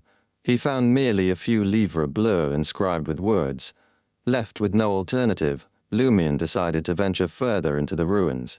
He cautiously navigated through the faint grey fog and oppressive darkness, weaving between the ruins' standing and fallen walls. Suddenly, he stumbled upon a series of shallow, bizarre footprints. It was difficult to classify them as footprints. The left one appeared ordinary, but the right seemed more akin to a palm imprint. Another monster? Lumion stealthily trailed the footprints, all the while scrutinizing his environment and envisioning the ideal battlefield for various scenarios. Eventually, he detected movement, prompting him to halt. He skirted around the area and scaled a toppled building, using the scattered hefty rubble as cover. Peering out cautiously, Lumion surveyed the source of the noise. There, in the center of an uncluttered wasteland, stood a figure that could scarcely be described as human. While vaguely humanoid in shape, closer inspection revealed a host of incongruities. 2 eyes occupied the space where a nose should have been. Above them, a mouth, and below, a pair of ears. The nose was nestled near the temples, while a leg and an arm replaced each shoulder. The lower half of the figure consisted of another leg and arm. The entire form seemed to have been haphazardly assembled from mismatched human components. This revelation instantly clarified the nature of the peculiar tracks Lumion had been following. The creature was garbed in a brown short-sleeved shirt and dark blue trousers, typical attire for lower-class Intitians. It paced the barren landscape, shoeless and hatless. Lumion refrained from attacking, opting instead to observe patiently. Before long, the monster raised an arm and contorted its body backward, its head making contact with the ground. It's incredibly flexible. It would make a great dancer, Lumion mused, sardonically. As if on cue, the creature launched into a dance. Its movements alternated between bold and graceful, sometimes bizarre and comical, yet always rhythmic. More notably, the creature seemed to possess no skeletal structure, its limbs twisted and folded behind its back, and its legs and arms intertwined with ease. As the prankster king of Cordu village, Lumion quickly devised a fitting moniker for his newfound quarry, Noodle Man. Drawing on his observations, he began to formulate a strategy for the impending confrontation. I mustn't assume that I can evade its attacks simply by maneuvering behind it. Noodle Man is capable of treating its front and back interchangeably. I must be wary of its potential to constrict me like a serpent. Though its vital points remain uncertain, it does have a head. I'll start by chopping off that. As Lumion's thoughts raced, the monster's dance grew increasingly frenetic. It leaped skyward, limbs splayed as if attempting to embrace the heavens. Lumion found himself somewhat entranced, an urge to sway his body in sync with the creature's movements taking hold. He couldn't help but recall a melody his sister often played, the beat echoing through his mind. Dumch, dumch. Suddenly, a warmth spread across his left pec as whispers seemed to reverberate in his skull. His scalp prickled and body shuddered, as though the phantom voice that had once pushed him to the brink of madness was about to speak again. Lumion hastily undid the buttons of his leather coat and grey shirt with his left hand and gazed at his bared chest. The inky thorn mark over his heart had returned. The bluish-black symbol, consisting of an eye and writhing worms, materialized and bore down on the former. Lumion froze in shock as his mind raced. I hadn't even entered cogitation, let alone held it for a few seconds. Did Noodle Man's dance somehow trigger this? Is there something related to mysticism about that dance? Some hidden magic? Luckily, when the mark activates like this, the horrific whispers are nearly mute. It won't drive me to death's door or strip me of all restraint. But I'll suffer a skull-splitting migraine, uncontrollable tremors, and disorientation since becoming a hunter. Lumion had avoided entering that cogitation state to tap into his special trait. The danger seemed far greater now. Before, he had flirted with death and emerged unscathed, but now hovering at death's door might cause him to lose all self-control, with irreparable consequences. Worse, excessive exposure to that ghastly whisper might drive him irreparably insane. Even if he survived and retained control, He dared not take that risk again, unless it was a last resort. After 2 or 3 seconds, Lumion was no longer astonished by the thorn symbol, being stimulated by Noodleman's dance. An indescribable joy welled up in his heart. He could endure such a negative state completely. So, is there a chance that by learning Noodleman's dance, I can dance it ahead of time to partially activate the special trait of my dream when hunting powerful monsters? Then, I'll charge at the stunned target and finish it off in a few moves. Even if I can't fully trigger my special trait by dancing, it should be useful. I don't expect the target to give up resisting like the shotgun monster. It's enough to weaken them greatly. Lumion's thoughts raced. The more he watched the dancing Noodle Man, the more he found it pleasing. The eyes on the nose, the mouth on the forehead, and the arm that acted as a leg. How could any of that be as beautiful as the magical dance? In the blink of an eye, Lumion felt a strong sense of cherishing such talent, allowing him to find a reason. Auror said that we can't select talents with a uniform standard, so why must it be a human and not a monster? He decided not to hunt the Noodle Man before mastering the dance. He would come and observe it a few times every night to try to master it as soon as possible. Of course, he planned to experiment with the other party first. He wanted to see how the incomplete special trait would affect the monster. Lumion quickly made up his mind. He didn't button his clothes and bared his left chest. He circled around the cover and jumped from the collapsed house to the wasteland. Noodle Man's dance abruptly halted. It began to tremble. It turned to Lumion, prostrated itself, and lay on the ground. Lumion stopped and didn't approach further, maintaining a safe distance. Noodle Man didn't move. Lumion nodded imperceptibly and muttered to himself. Even when facing my special trait that hasn't been fully activated, such a low-level monster will give up resisting and express its submission. I wonder what will happen to those at a higher level, or those with beyond the characteristics. What I can be sure of is that the effect won't be as good. Lumion looked at Noodleman and smiled. Come on, dance again. Noodleman didn't dare look up. It was unknown if it understood what Lumion was saying. Seeing that his sincere words were ineffective, Lumion emphasized, Quick, dance for your Pepe again. Noodle Man's body trembled as it continued to prostrate. How can I communicate with it if monsters can't understand human language? Lumion felt a little helpless. He immediately put his newly acquired Hermes vocabulary to use and said, I need. Lumion didn't say another word and began a dance with his body movements. The monster didn't even acknowledge him as it pressed its face against the soil of the wasteland. Are you an imbecile? Lumion couldn't help but curse. He felt his scolding was unjustified. After all, which monster he had encountered was not stupid. Even the most intelligent shotgun monster was subdued by human intelligence. At that moment, Lumion felt the warmth in his chest dissipate. He instinctively lowered his head and noticed the thorn symbol and the bluish-black symbol vanish simultaneously. Lumion quickly shifted his gaze towards Noodle Man. Noodle Man happened to raise its head and looked at Lumion with its nose-located eyes. The man and monster stared at each other, stunned for a second. Thud, thud, thud, Lumion turned around and ran away. Noodle Man leaped up and chased him ferociously. Lumion was well acquainted with the area. His running speed was faster than the uncoordinated monster, so he easily shook it off and circled back to the wasteland to hide in his original location. He didn't flee because he was afraid of the other party, but he was concerned that he might not be able to control himself if they really fought. He didn't know if he could find another dancing Noodle Man in the dream ruins. Before learning that mysterious dance, he had no intention of hunting this strange monster. After waiting for a while, Lumion saw Noodle Man return to the area. He nodded and muttered to himself. As expected, monsters have their own territory. They are accustomed to moving around or patrolling a certain route.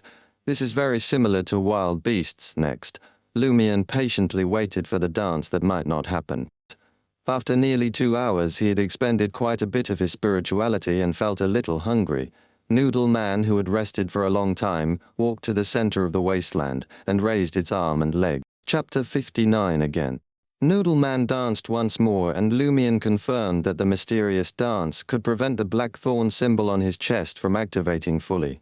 It produced no terrifying sound, only an illusory whisper.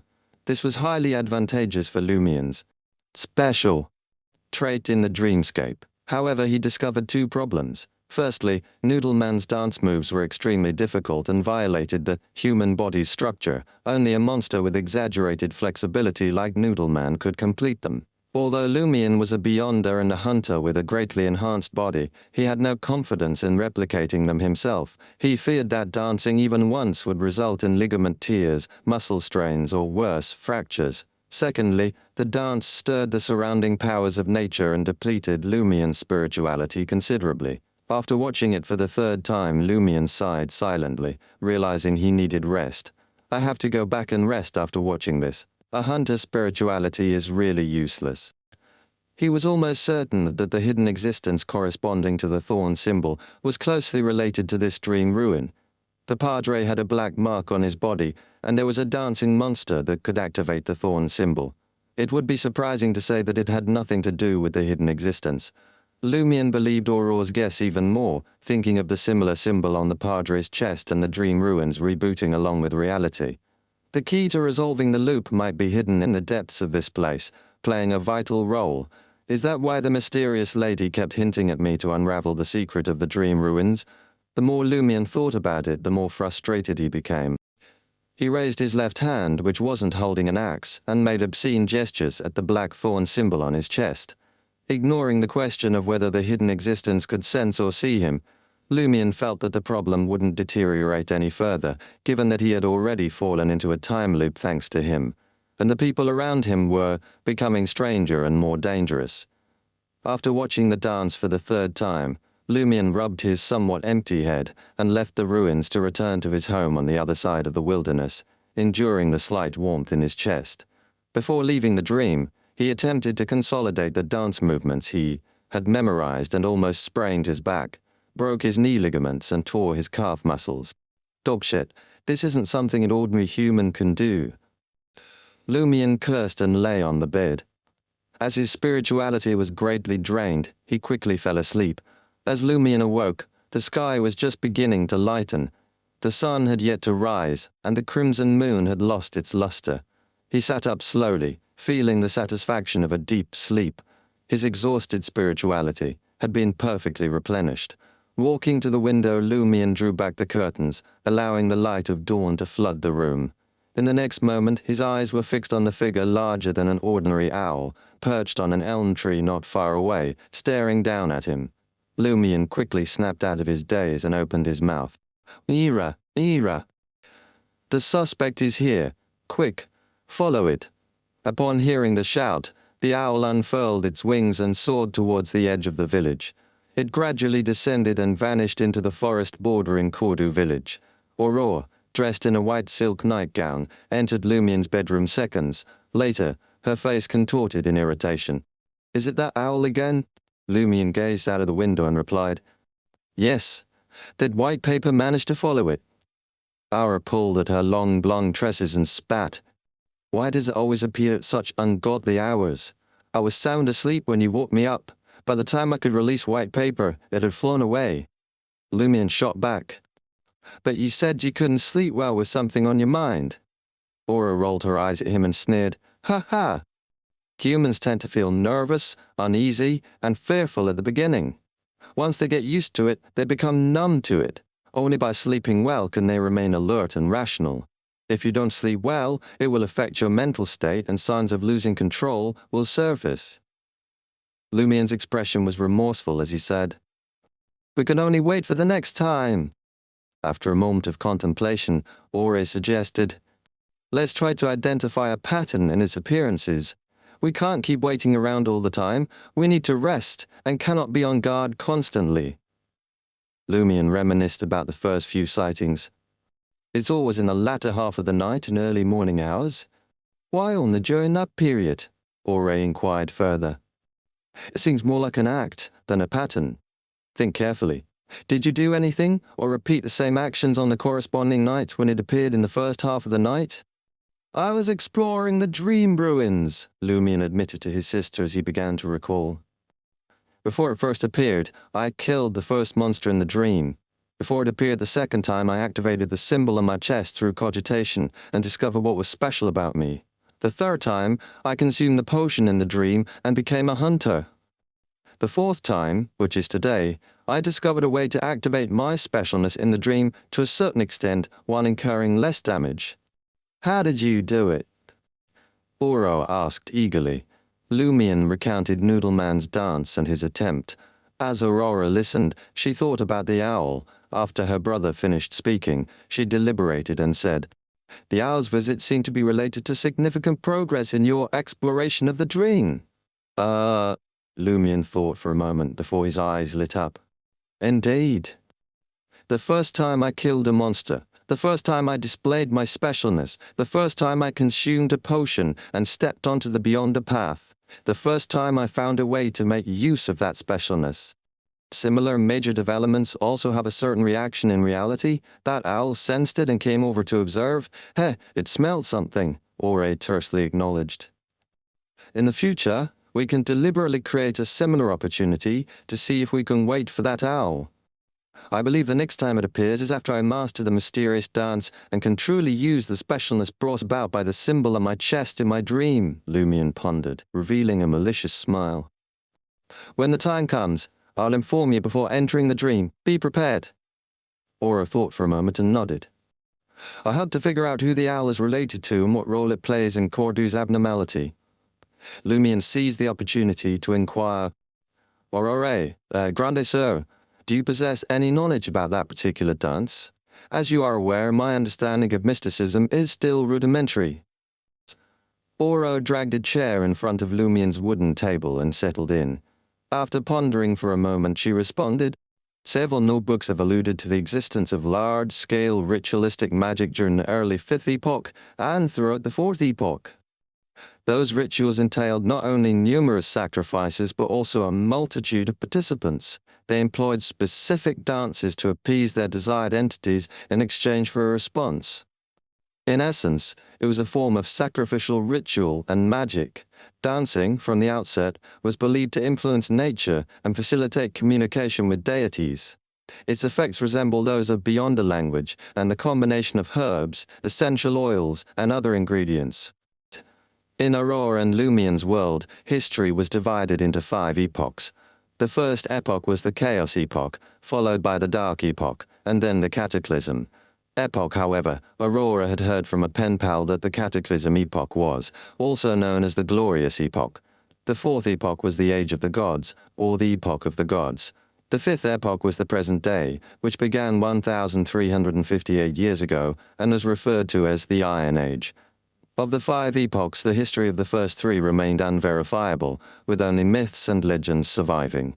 The 4th epoch occasionally yielded documents, information, notebooks, ruins, mausoleums, ancient cities, and so on. Nevertheless, history seemed shrouded in a thick fog, with only a faint outline discernible. The theological texts of the 7 churches often recounted stories from the 4th epoch, which served as the only source of illumination. After listening to his sister's explanation, Lumion hazarded a guess. That Noodleman employs dance to appease the hidden entity that corresponds to the thorn symbol. Is it hoping to elicit a response or a boon? Perhaps a significant portion of its ritual is absent, resulting in an extremely weak effect.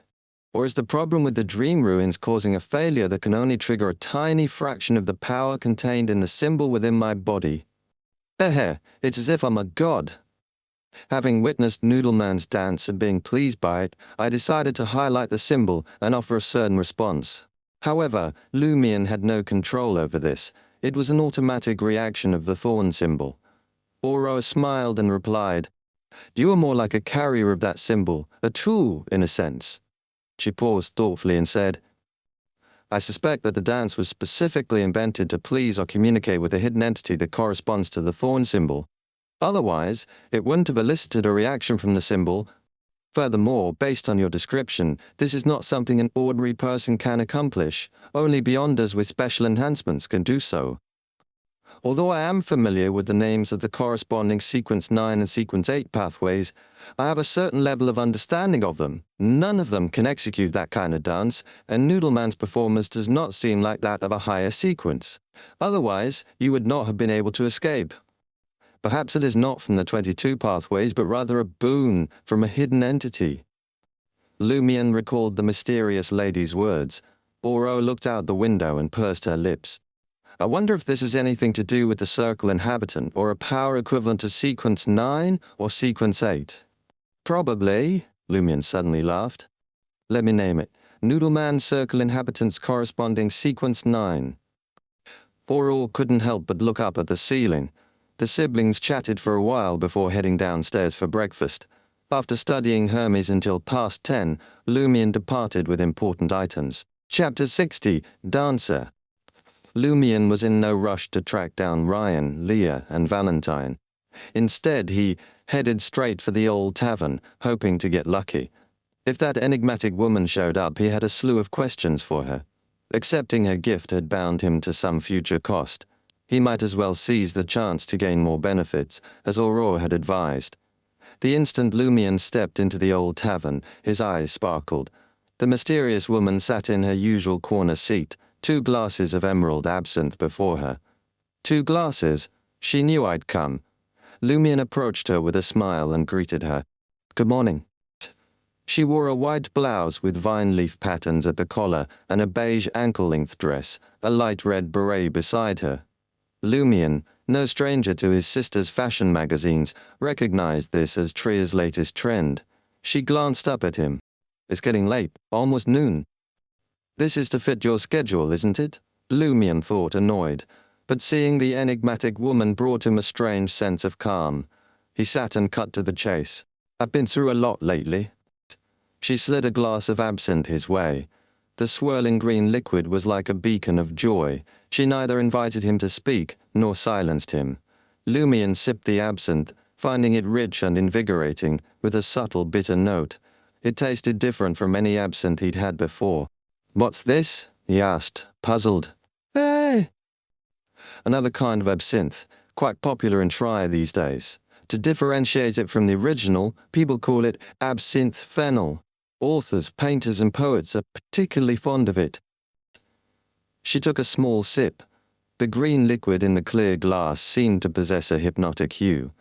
Absinthe's main ingredients were wormwood, fennel, and anise.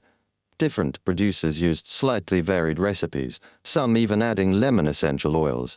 Lumion didn't understand her motives. Had she traveled to Trier just to bring back absinthe fennel? He didn't ask. Instead, he recounted recent events, both real and dreamed. She sipped from her small cup of absinthe fennel, listening quietly to Lumion's account. That's about it. Can I learn that mysterious dance as quickly as possible? He asked bluntly. He didn't bother inquiring about the loop's key or the dream's secret. Experience told him he wouldn't get a straight answer. The woman swirled her emerald liquid and smiled. Without a significant boost in flexibility, you'll never master it. You could force yourself through a portion, but you'd risk ligament and muscle tears. How would you hunt monsters then? Lumion was attuned to the subtext in others' words. Is there a way to greatly increase my flexibility? She chuckled. That's for you to figure out. Lumion was stumped by her cryptic hint. If she were a less mysterious acquaintance, he'd demand, Explain yourself. Don't make me kneel and beg. As if reading his mind, she smiled and added, The solution to your flexibility lies within you. Bah! Lumion looked perplexed. She sipped her absinthe fennel and sighed. Didn't your sister teach you ritualistic magic? Lumion noticed the strange emotion flicker in her eyes once again. She did? His heart quickened. Creator myself? She assessed him and laughed. Ha ha ha! Who do you think you are? What good would praying to you do? You can only summon the weakest creatures from the spirit world. Your spiritual perception improves with your body. Danger intuition, for example. Lumion grasped the gist of her words. Though Hunter's spirituality was enhanced, it focused on spiritual perception and fell short in ritualistic magic and other mystical matters. So, what do I need to do? Lumion pressed. The lady sighed wearily. You've studied dualistic ritual law, haven't you? Yes, Lumion nodded. The lady sighed again. Luckily you have a sister, otherwise I'd have to teach you all this mystic mumbo-jumbo. Too tiresome. You mean you didn't tell me about ritual magic, cogitation, spirit vision, contracted creatures, or magic languages because it was too much hassle?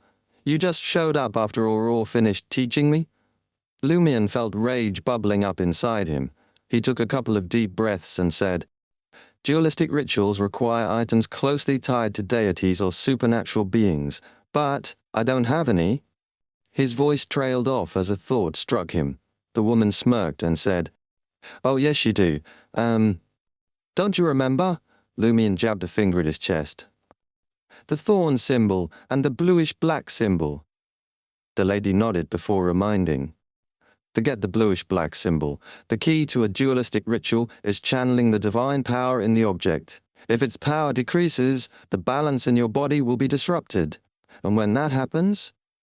She left the sentence hanging, but her expression told Lumion all he needed to know. In Aurora's usual grim words, "No hope. Just wait for death. Is the bluish-black symbol protecting me from corruption?" Lumion knew enough about the mysticism to recognize his current state as corruption. "It's the great existence I mentioned protecting you," the woman said solemnly. "Once you solve the secret of the dream ruins, I'll tell you his honorific name. You can pray to him directly." Did this great existence seal the corruption symbolized by the thorn in my heart, preventing it from corrupting me completely? Lumion didn't know if this great existence was good or evil, or had sinister intentions, but he felt an odd affinity with him on this. He thought for a moment and guessed. Use a dualistic ritual to steal the power of the thorn symbol? If its power decreases, the corruption will weaken and the seal strengthen. "How can you call it stealing?" the lady retorted. "This is appealing to an entity for a boon. It just so happens he has some of his power nearby. The response follows the law of proximity. Thanks to the seal from the great existence and barriers attenuating it, the entity's true form won't sense it. Only mystics like you who speak in riddles understand how to sugarcoat it. What's the difference between this and stealing?" Lumion thought sourly. From the lady's explanation of divine boon and abnormal pathways, he asked shrewdly, "Through the dualistic ritual, can I appeal to the power behind the thorn symbol and ask it to grant me the ability to greatly increase my flexibility?" "Something like that," the lady said. "To be precise, ask it to grant you the power of dancer." "Dancer?" Lumion thought of Noodle Man's performance. The lady took a sip of absinthe and said, "For beyond the pathways beyond the standard 22, we classify them into sequence 9 to sequence 0 for convenience. In a way, this sequence division follows the rules of this world. Does dancer correspond to sequence 9 of the thorn symbol, just as circle inhabitant corresponds to its sequence 4? Lumion fired off. "Can it boost my flexibility and improve my mystic skills, allowing me to easily grasp that mysterious dance?" The lady smiled in relief. "As expected, with a foundation in mysticism, communication is much easier. No need for me to explain further." Lumion asked eagerly, "Then what are sequences 8, 7, 6, and 5 of the thorn symbol?" "Sequence 8 is alms monk, and sequence 7 is contractee." "Gosh, why do you want to know so much? Master the ritual first and strive to become a dancer as soon as possible." The woman was losing patience. Alms monk, contractee. These names instantly clicked for Lumion. Alms monk referred to certain members of the various churches in reality. The Eternal Blazing Sun Church was rife with factions, each with their own beliefs. Two main groups stood out, the Order of Preachers and the Brotherhood, Minor, also known as the Alms Monk Brotherhood. The former was made up of clergymen and the purifiers of the Inquisition, who were dedicated to the cruel persecution and purification of heretics, cultists, and wild beyonders, all in the name of promoting the orthodox teachings of the Eternal Blazing Sun. The latter, however, were mainly concentrated in the cloisters, with a few clergymen among their ranks. They espoused temperance, begging for food and ascetic training, preaching in various poor places, all with the aim of spreading the faith of the Eternal Blazing Sun. At the mention of the alms monk, Lumion immediately thought of missionaries, asceticism, and special ritualistic magic. As for contractee, the first thing that came to mind was the black mark on a padre and the mouth orifice monster. Aurora explained that it might be a mark left behind by a special contract. Wait, the monster I killed was a contractee? Lumion asked in surprise. I actually killed a monster equivalent to a Sequence 7. The lady nodded slightly and said, yes, contractees use special contracts and godhood provided by that existence as witnesses to obtain different powers from various creatures. One contract corresponds to one ability. Whether they're powerful or not depends on the abilities they obtain and how many they have. It's not impossible for ordinary people to kill them if they take the wrong path. In fact, similar situations occur in the Beyonder domain. It's common for Beyonders who aren't skilled in combat to be killed by those of an inferior sequence. Ability is important, as is intelligence. Preparation in advance is equally significant. Chapter 61, Description. The more Lumion listened to the lady in front of him, the more he concurred. He was uncertain about what would happen at a higher sequence. Among the few Beyonder creatures he had interacted with, the threat posed by the fellow with the vortex-shaped proboscis was far inferior to the monster carrying a shotgun. Although he had become a Beyonder, significantly improving his close combat ability and exploitation of the environment, the problem primarily lay with the contractee monster. Firstly, it did not display a relatively strong pursuit ability. Secondly, it lacked long-range attacks. Thirdly, its invisibility ability was not ridiculous. It was completely countered by a hunter's grasp of the surrounding environment and minute traces. Moreover, it had the common problem of monsters. It did not have high intelligence and was not as combat intelligent as the shotgun monster. It had easily stepped into the enemy's trap. With all of this combined, the final outcome was obvious. Lumion just never expected it to be equivalent to a Sequence 7. He didn't even compare it to the shotgun monster, recognizing the vast difference between the two.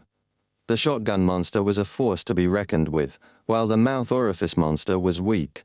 Ability, intelligence, preparation, improvisation, environmental factors, there are too many variables that can affect the outcome of a battle.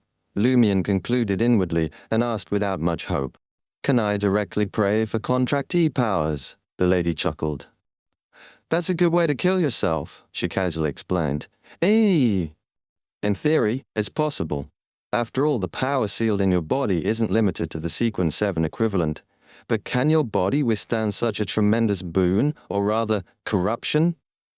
If you don't mind turning into a monster, a puppet of that existence, or transforming into another creature, then go ahead. Disc. Then it won't be long before I see you personally turning your sister into a sacrifice." Lumion's hair stood on end from the woman's words, and a chill ran down his spine, realizing that he wasn't ready to advance beyond his current level. He cautiously asked, "So, the most significant boon I can handle right now is a dancer?" "Yes, that's why I waited for you to become a Beyonder and digest some of it before telling you about it," the woman explained, taking another sip of her green liquid. "Only when your mind, spirituality, and body have improved significantly will you have a chance of resisting the corruption attached to the boon. Then, you can slowly control the power. As your soul body and body of heart and mind strengthen, and your body adapts to the slight changes brought about by the power of the boon, you can consider arms monk." For Lumion, the most crucial thing was to learn the mysterious dance. Initiating the incomplete activation of the thorn symbol would significantly improve his ability to explore the dream ruins. Therefore, he nodded slightly, no longer thinking about alms monk and contractee. How should I pray? He had already learned the duality ritual, but he still didn't know the target's honorific name, domain, and corresponding ingredients. "Ahem," the lady coughed. Then she spoke solemnly.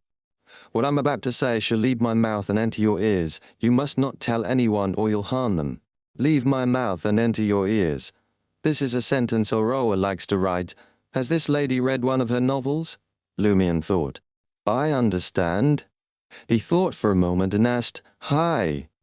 Will anything go wrong from hearing it?" The lady took a sip of absinthe fennel and smiled. "When did you have the illusion that there's nothing wrong with you?" Lumion was stunned for a moment before looking down at his left pec. The lady scoffed. "You belong to the group of individuals who are on the brink of being corrupted. Luckily, the mark left by that great existence was activated, and the corresponding power descended upon you, sealing the source of corruption and establishing balance. Next, you'll perform a ritual to confront the power within the seal and pray for the corresponding blessings. It is akin to proactively withstanding a certain level of corruption. So, why should you be afraid of minor issues that you hear? The more I hear, the more I feel that there's a huge problem. Lumion wasn't too confident. The lady shook her head and smiled. Do not fret. When I reveal the corresponding words, I will provide you with a sufficiently concealed environment and secure protection. In the future, it would be best to perform the ritual in the ruins, where there is grey fog and the protection of the great existence. It will not directly draw the attention of that entity. Furthermore, before the ritual, scramble every segment and description. Attempt not to piece them together and analyze them in a complete manner, otherwise, She chuckled and did not elaborate on the outcome, but Lumion could imagine what would occur. Observing that he did not inquire further, the woman nodded slightly. Let us commence. The first part is the power of inevitability. Using it is sufficient. It corresponds with your black thorn symbol. The complete name of that being is not something you can comprehend at the moment. Even I must provide some concealment before daring to contemplate it. For some reason, Lumion felt the light around him diminish slightly, but he was unsure. At that moment, the woman controlled her expression and said solemnly, The second part is, you are the past, the present, and the future. You are the reason, the result, and the process. As the lady enunciated each word with precision, Lumion felt his senses spin. He realized that a vortex of dark wind was enveloping him. The table, on which his absinthe fennel rested, writhed as if imbued with a life force of its own. Suddenly, a sharp sound echoed. An ebony worm, as long as an adult's index finger, slithered out of the wooden board, and an ominous aura spread instantaneously. Before Lumion could observe the worm's features, the woman sitting across from him lowered her cup filled with the green liquid and slammed it onto the grotesque creature, reducing it to a pulpy mess. Next, the woman produced a patterned napkin, wiped the glass's base clean, and wrapped the worm's remains in it. She took another sip of the absinthe fennel, as if nothing untoward had occurred, and emphasized, Remember, the first and second part must be recited in ancient Hermes. Jotun, Dragonese, and Elvish are acceptable as well. Similar to how the initial I in the rite that worships oneself cannot be in, Hermes. Lumion nodded to indicate his comprehension. Although he had always been audacious, he felt slightly discomforted and uneasy when confronted with the strange phenomena that kept manifesting during their conversation. His heart raced, but the enigmatic woman acted as if she had merely detected some impurities in their meal. She continued, The third part can be spoken in Hermes. The text is as follows. I implore you. I beseech your benediction. I plead with you to grant me the power of dancer. Remember, the three sentences are progressive. These words did not elicit a new environmental shift. The anomalies that had caused Lumion's unease and trepidation gradually subsided. Lumion committed them to memory earnestly and followed the woman's instructions to scramble the words to prevent any potential issues. The woman savored the remaining absinthe fennel with satisfaction. The rest of the ritual is similar to common, ritualistic magic. The corresponding ingredients are grey amber, tulips, cloves, and deer musk. Choose any two to make candles. The remaining two can be used as herbs, essential oil, and extract during the ritual. Lumion furrowed his brow as he recalled the dualistic ritual he had learned. The spot representing the deity should have an item that's closely related to the deity, but my thorn symbol is on my chest. I can't skin it, right? Besides, I doubt it's useful even if I skin it. The power was sealed in his heart and spirit body. The woman nodded slightly. Didn't I tell you to make candles? When making the candle, take 5 milliliters of blood from your chest. It doesn't matter if it's more or less. In any case, fuse it into the material and let it become a part of the candle. In the ritual, the candle is placed in the deity's location. There's only one candle. Because of your blood, the candle is awakened by ancient Hermes. After becoming a symbol, it will point directly at you. Then, with the subsequent description, it will activate the power sealed in you to a certain extent. It feels like a special variant of the dualistic ritual. Aurora didn't mention that it could be done like this, so not many people know about it. Lumion thought for a moment and asked, Can I use perfume with grey amber? He remembered that his sister had it, and she liked to call grey amber ambergris. The woman nodded. Sure, use it like an essential oil. I possess the grey amber in that case. I have some cloves at home. Lumion pondered where he could acquire tulips and deer musk. After much contemplation, he could only come up with 3 possibilities. Firstly, Aurore, being a warlock, might have already prepared the required materials. Secondly, the materials could be found at the administrator's residence. Thirdly, the Padre's house could be a potential source. Lumion decided to inform his sister about the ritual and break down the instructions into individual words. He planned to learn the corresponding ancient Hermes and Hermes words from her, and inquire about the availability of the materials. If she didn't have them, he would explore other options.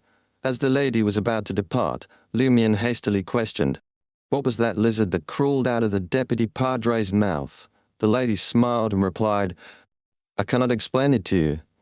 Lumion struggled to maintain his composure and thought, "Why not just say you don't want to tell me?" After the lady left, Lumion retrieved the pen and paper he had brought and jotted down the ritual instructions in a disordered manner. He then numbered them in the correct sequence. Upon leaving Old Tavern, Lumion scoured the village for the trio of foreigners. It didn't take long before he heard a faint tinkling sound. Lumion's lips curved into a smile as he quickened his pace. As expected, Leah wore 2 bells on her veil and boots. Ryan donned a dark bowler hat, and Valentine had sprinkled powder on his head. Lumion had an urge to open his arms and exclaim, "My cabbages, I missed you so much!" But he quickly remembered that he had not interacted with the foreigners in this cycle. He needed his face to appear more serious and strode towards Ryan and the others. As he brushed past them, he lowered his voice and said, "I know who you're searching for." Ryan, Leah, and Valentine gaped at him in astonishment. Lumion didn't pause. He continued walking forward. The 3 foreigners exchanged glances, suppressed their peculiar expressions, and followed behind Lumion, as if nothing had happened. Chapter 62, Date. Lumion halted at the forest's edge, a short distance from his house, and glanced back at Leah and the others. This spot was quite secluded, with no villagers passing through. The forest was thinly populated, making it easy to spot anyone hiding nearby.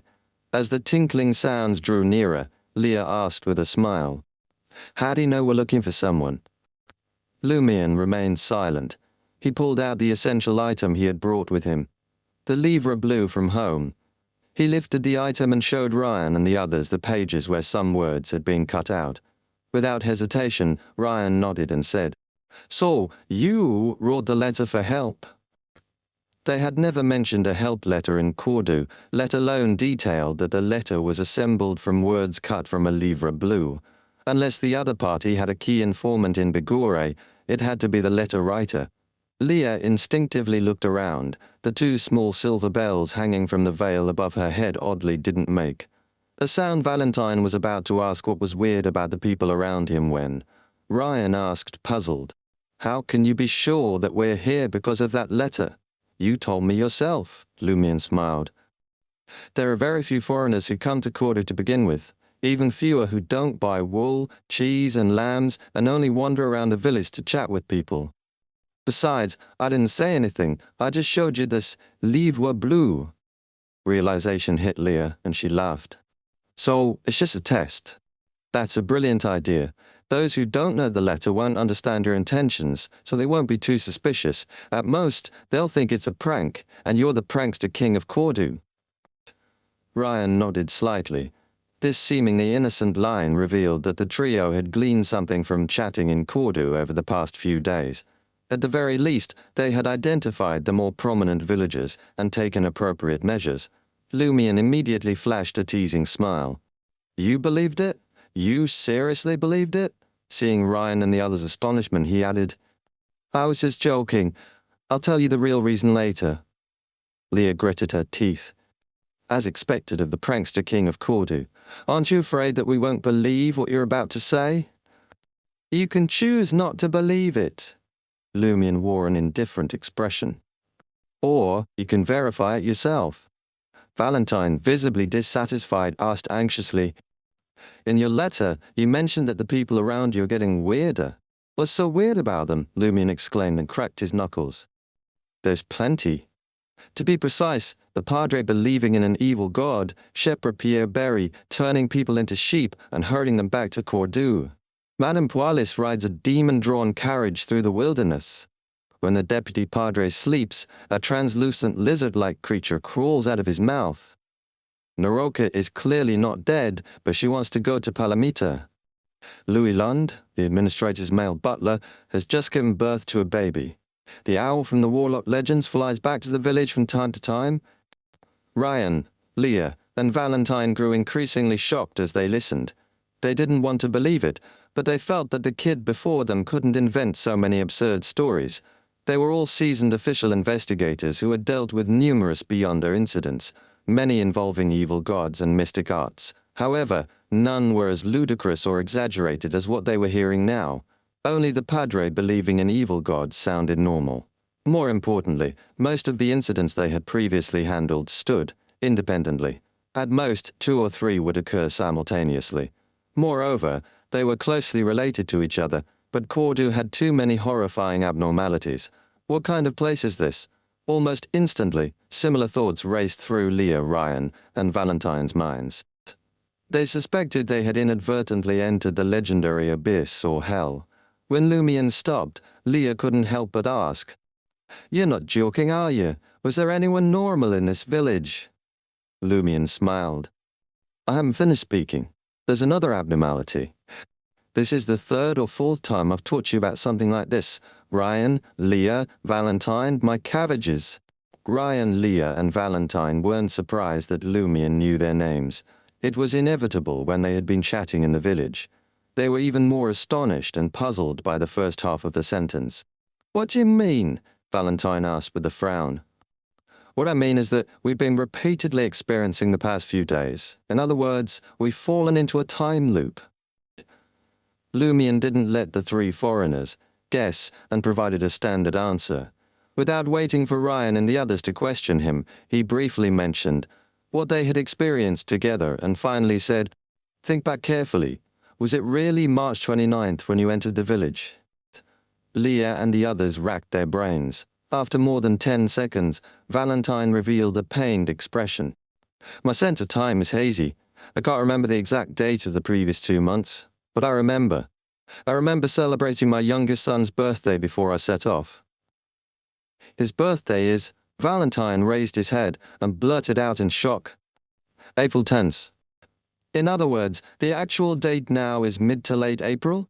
Judging from the looks of it, the number of cycles I went through before I had my memories wiped can't be more than a couple. It can't even be more than once. Yes, that was the first cycle. The loop hadn't even begun, so I could send a letter without the river's help.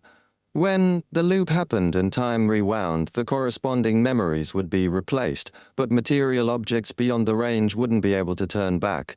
Lumion had a new theory about the letter. He nodded imperceptibly and said to Ryan and Leah, "You can also wire the outside world and get the current date in a way that won't raise any red flags. When the time comes, you'll believe me." "Yes, yes, send a telegram." Valentine snapped out of his stupor. "Ask the higher-ups for help." Lumion looked at him as if he were a fool. "Asked for help? In the face of such a bizarre time loop, what do you officials usually do?" Ryan fell silent for a moment before saying, "Stamp it out directly to prevent the corruption from spreading. Therefore, asking for help now is as good as suicide." Lumion smiled and shrugged. Valentine replied fervently, "According to the rules, we have to report back ASAP. I'm willing to sacrifice myself for this." Lumion was stunned. "Such people exist? No, I have to get rid of this guy immediately, or everyone will die together." Fortunately, Leah and Ryan clearly felt that they could still be saved. They exchanged a glance and nodded. Ryan patted Valentine's shoulder and said, "Stay calm. We still don't know what's going on. Perhaps there's a better solution. If we really can't save ourselves, we'll report it to the higher-ups." "That's right. That's right," Lumion hurriedly added. He recounted the discoveries and speculations minus the symbol on his chest, the dream ruins, the mysterious lady, and the curly-haired baboons research society. Finally, he said, The key to the problem most likely happens on the 12th night. We have to survive until then. Only then can we truly resolve the issue in the next cycle.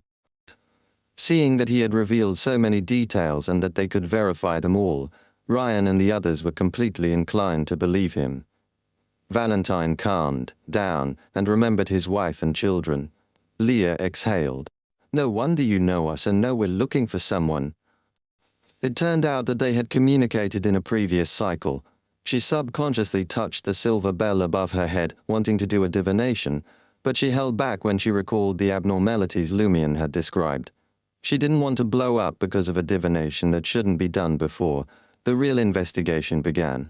Ryan thought for a moment and said to Lumion, "You're telling us this because you want us to cooperate with you and your sister." "Very astute, my cabbage." Lumion laughed and said seriously, "First, wire the outside world saying that your investigation has made some progress. The Padre seems to have a certain issue. Then, ask what the lizard-like thing that crawls out of her mouth is. This is the least likely to cause a destructive blowout of all the abnormalities." "Ah, right. Confirm the real date and be careful in how it's done. Don't let anyone outside suspect anything. Secondly, my sister will invite Madame Pualis to my house for afternoon tea this afternoon. I hope that you can sneak into the administrator's mansion with me and do a search. As for the future, it depends on the information we obtain today." Ryan, Leah, and Valentine looked at each other and felt that Lumion's request wasn't too unreasonable. This was what they would have done. The four of them arrived at the village square. Ryan went to wire the outside world while Leah, Valentine, and Lumion waited under the elm tree outside. After calming down, Leah glanced at Lumion and asked curiously, "You're a Beyonder, and so is your sister?"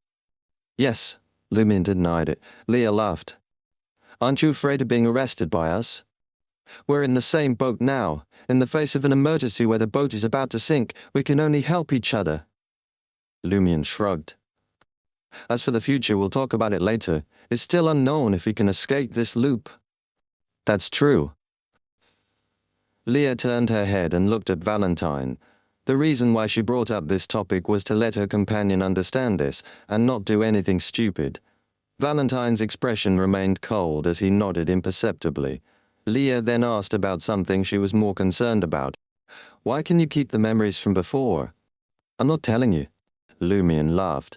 Without waiting for Leah's response, he spread his hands and said, "I'm just joking. Actually, I'm not sure either. I somehow retain my memories, and it's only from the last 2 cycles. Think back to what happened back then. Perhaps this is very important," Leah said after some thought. Lumion said sincerely, "I've been thinking, but I haven't figured out anything. Perhaps I'll only suddenly realize when I encounter something." Leah was about to help analyze the situation when Ryan, who had received a reply, walked out of the administration building. Chapter 63. Shocking News. Leah and Valentine asked Ryan in unison, "How is it?" Although they had already believed Lumion's words, it was inevitable for people to hope for luck. They still held on to the hope that perhaps the problem wasn't that serious because the kid wasn't knowledgeable enough to exaggerate. Ryan looked around and saw that there was no one else around the elm tree. He spoke in a low voice. "I was afraid to ask too directly. I only know that the real date is already late April. I don't know the exact date." Leah and Valentine fell silent. They had indeed fallen into a strange time loop. Judging from the various files and information, this was definitely not something the three of them should face or deal with. They were seasoned Beyonders who had handled many Beyonder incidents. It was the first time they had encountered such a serious and abnormal situation. Leah couldn't help but turn to look at Lumion. "What kind of place is Cordu?"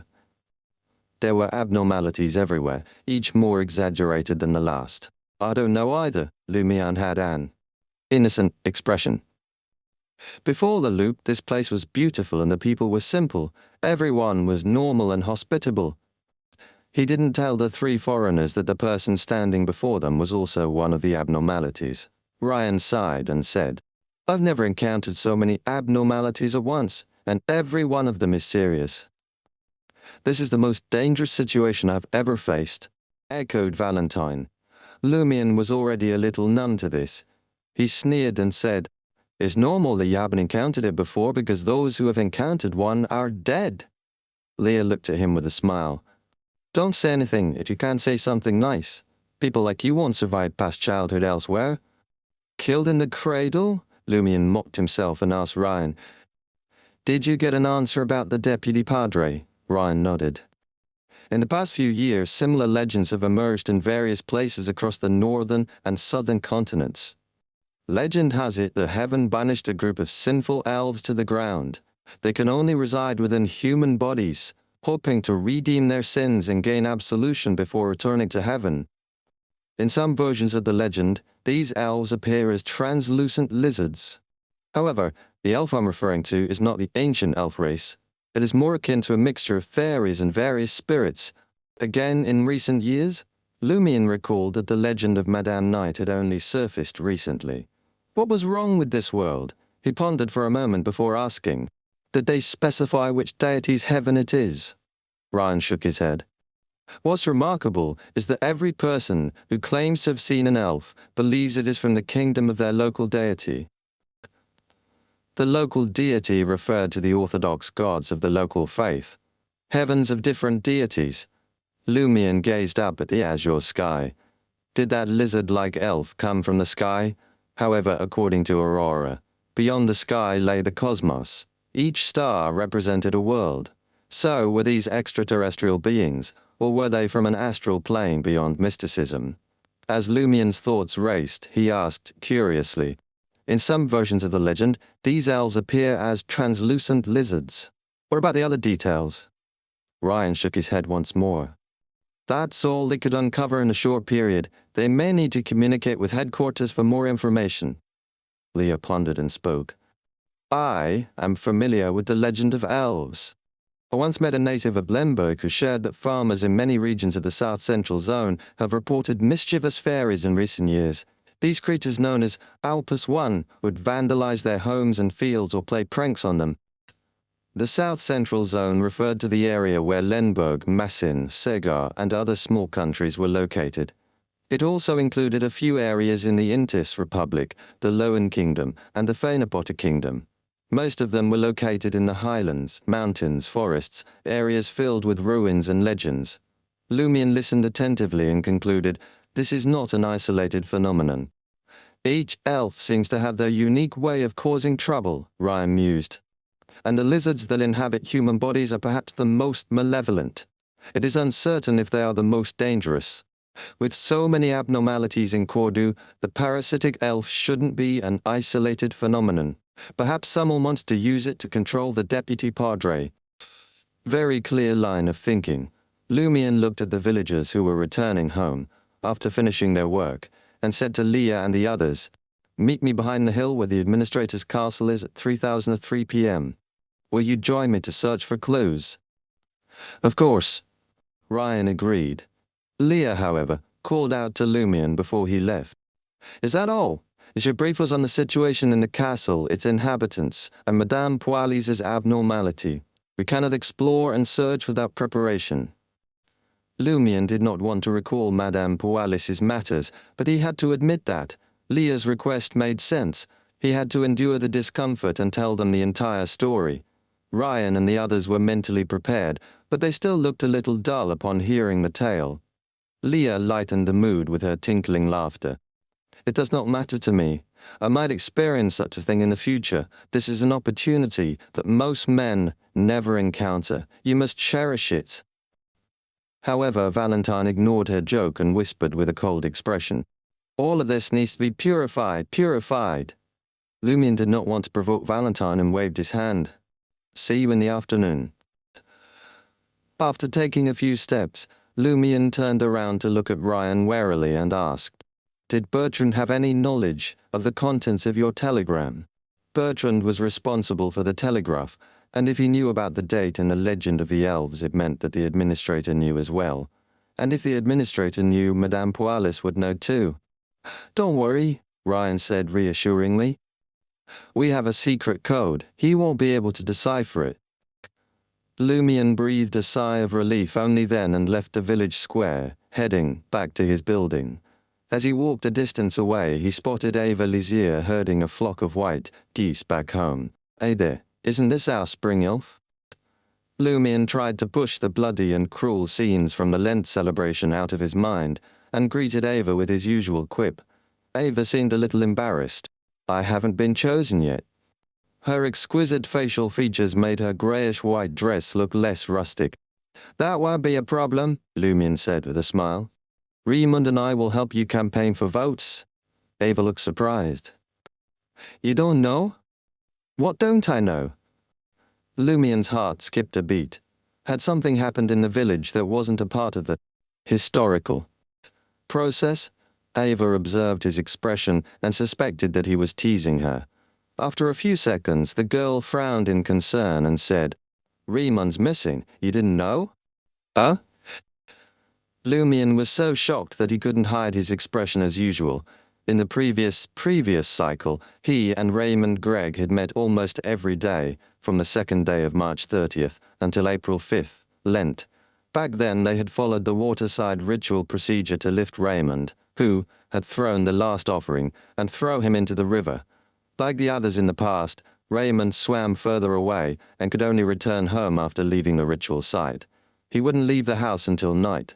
In the 2 cycles that followed, Lumion had too much to do and didn't have time to find Raymond, but now Ava was telling him that Raymond was missing today. This was something that had never happened in the previous cycle. Upon seeing Lumion's expression, Ava's aqua-blue eyes cleared of confusion. "You really have no idea. Raymond's father may come to you today to ask where Raymond has gone." Lumion suppressed the tumultuous waves in his heart and asked, "When did Raymond disappear?" "Could it be that something happened because I didn't follow the historical process of finding him?" 2 days ago, Ava recalled. "It's said that he didn't return after leaving the house in the afternoon of the 29th.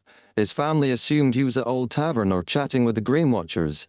They only began searching for him last night." "They should be asking you today," she paused and lowered her voice. "They suspect Raymond of sneaking away because he doesn't want to learn how to shepherd. They think I instigated him and are questioning me later." Lumion roughly understood what had happened. The afternoon of the 29th reminded him of the beginning of the cycle. The last 2 cycles had started on the afternoon of the 29th. In other words, Raymond disappeared from the beginning of the cycle. This means that perhaps no one deliberately changed the course of history because it was too late. Then why is there such an anomaly in difference? Lumion fell into deep thought. Ava glanced at him and asked softly, "Do you know where Raymond went?" "I haven't seen him in the past few days." Lumion said truthfully. He began to suspect that Raymond's disappearance had something to do with being thrown into the river during the previous cycle. However, it was impossible for Raymond to leave Cordu because of this. That would trigger the loop. After bidding farewell to Ava, Lumion forced himself to remain calm and returned home. He couldn't be bothered to discuss anything else. Initially, he divulged Raymond's disappearance to Aurore. Aurore's countenance turned solemn as she furrowed her brows and whispered, "If you hadn't mentioned it, I would have completely forgotten about this person." She donned a simple rose-red dress and paced back and forth. Lumion began to contemplate potential reasons. After a while, Aurore gazed at her brother and uttered solemnly, "I recollect that the crux of the Lent waterside ritual is to offer sacrifices to the concept of a water source symbolized by the river. Is it probable that Raymond, who was thrown into the water, was also regarded as a sacrifice and was taken away by a certain entity? Subsequently, as there was no corresponding tangible reward, the cycle portrayed his absence as a disappearance." Lumion shook his head. "That will trigger the cycle." Humans departing Cordu and the surrounding vicinity acted as a trigger. Aurore asked in a profound voice, "What if it's in the form of a corpse?" Chapter 64, Weapon. In the form of a corpse. Lumion's heart sank upon hearing that. If Raymond's body had left the loop due to the sacrifice, he wouldn't be able to revive through the loop. Once the abnormality in Cordu was resolved, he would truly be dead and not just missing. Although Lumion wasn't willing to admit that a foolish chap like Raymond was his friend, they had known each other for almost 5 years. They had played together, pranked together, and experienced many things together. Regardless, he couldn't treat him as a stranger. Recalling the past, he realized that other than Aurora, Raimund was probably the person he interacted with the most. Didn't Aurora often say that the fools are the lucky ones? Why is this happening? Lumion couldn't help but retort. Even if he became a corpse, there will still be a spirit. It will trigger the cycle. Aura sighed softly. Perhaps the entity receiving the sacrifice isn't interested in spirits and only wants flesh and blood. Perhaps he didn't want to trigger the loop and only wanted flesh and blood instead of Raymond's spirit, leaving him in Cordu or directly destroying him. In that case, Raymond's corpse was equivalent to pure matter without any spirituality. It could leave the loop without triggering a reboot. Upon hearing his sister's retort, Lumion's mind instantly replayed what might have happened. After everyone left the water, Raymond swam further away. Suddenly, an invisible force grabbed his legs, covered his mouth, and dragged him to the depths of the river, where he drowned. After that, his spirit would remain at the bottom of the river, or be destroyed. His corpse would drift to an unknown place and become a sacrifice. At this thought, Lumion suddenly became inspired. Regardless of whether Raymond's spirit was left behind or destroyed, once the cycle restarts, he should appear in the form of a ghost. Logically speaking, that's correct. Aura nodded thoughtfully. After dark, I'll hold a psychic ritual and see if I can find Raymond's spirit. Yes, it's best if we have something he often uses as a medium. Lumion replied without hesitation. After exploring the castle in the afternoon, I'll go to Raymond's place. His parents are looking for me to ask about his whereabouts anyway. When the time came, with his hunter skills and Lumion's vigilance, it wouldn't be difficult for him to obtain an item that Raymond had used. Okay. Aurora didn't object. Lumion exhaled and asked, Aurora, Grande Sir, are you capable of channeling spirits? As a Miss Prior, I possess knowledge on various subjects. Aura chuckled in self-deprecation. How did your conversation with the three foreigners go? Lumion quickly recounted his discussion with the enigmatic lady and his conversation with Ryan, Leah, and Valentine, but he avoided mentioning the entity's prayer. Aurora listened attentively and let out a sigh. It's perilous to actively resist corruption, but it's the only way to explore the dream ruins, uncover their secrets, and find the key to break the cycle. It'll be a difficult journey for you. What's so terrible about it? Lumion patted his chest. I'm saving myself. Aurora nodded slightly. You can use my grey amber perfume. We have lilac at home, and I also have deer musk and candle-making ingredients. Only tulips need to be acquired elsewhere. I remember Madame Pualis has a garden, but I don't know if it's blooming. It has bloomed, Lumion affirmed with certainty. During the last cycle, when he and Aurora visited the castle to borrow the carriage, they noticed that many flowers in the garden had already bloomed, which was unusual for early spring in the mountains. Aurora acknowledged tersely. Regardless, you must explore the castle in the afternoon. You can pick a few flowers while you're at it. Will that woman send those items into the dream ruins for you? Yes. Lumion replied, feeling confident in his assumption. Aurora pondered for a moment before saying, I'll give you the integrity brooch before you depart this afternoon. Madame Pualis's castle is filthy, and it might involve the undead. It could be very useful. It's not necessary. Keep it with you to protect yourself from Madame Pualis, Lumion insisted, anticipating his sister's objections. Valentine is a fanatical believer of the eternal blazing sun.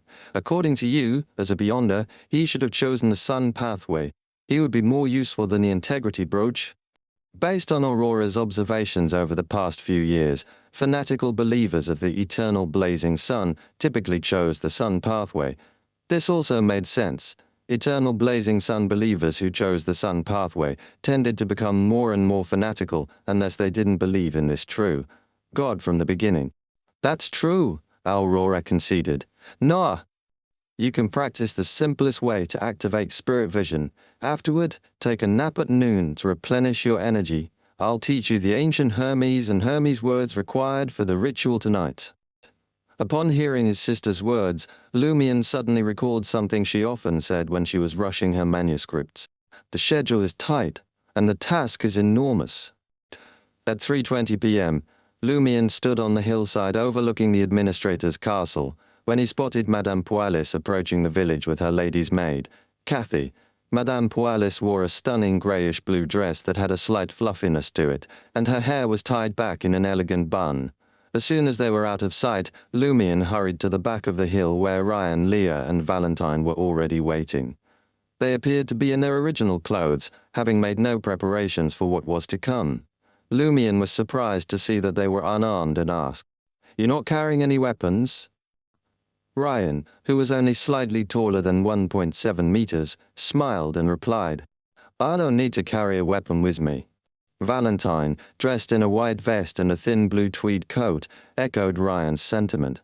"I don't need a weapon." Leah, on the other hand, pulled out a small, exquisite silver revolver from her Marseillan boots. "This is my weapon." She flipped open the barrel to reveal different colored bullets engraved with various patterns and symbols.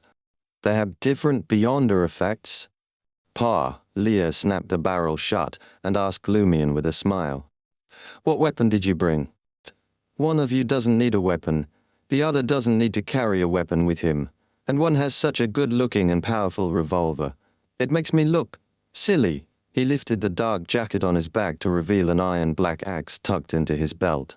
Without waiting for Ryan and the others to speak, he sighed and said, "You all act like Beyonders, and I'm like a gangster preparing for a fight." Leah chuckled, her bells tinkling along.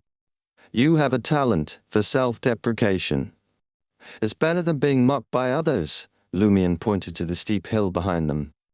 "Let's climb up now. We can't waste any more time." "All right." Leah, in her tight dress, was the first to climb. She moved with agility, and her balance was exceptional. Using the grooves in the terrain, she ascended the hill with ease. What was even more remarkable was that the 4 silver bells on her person remained motionless and silent.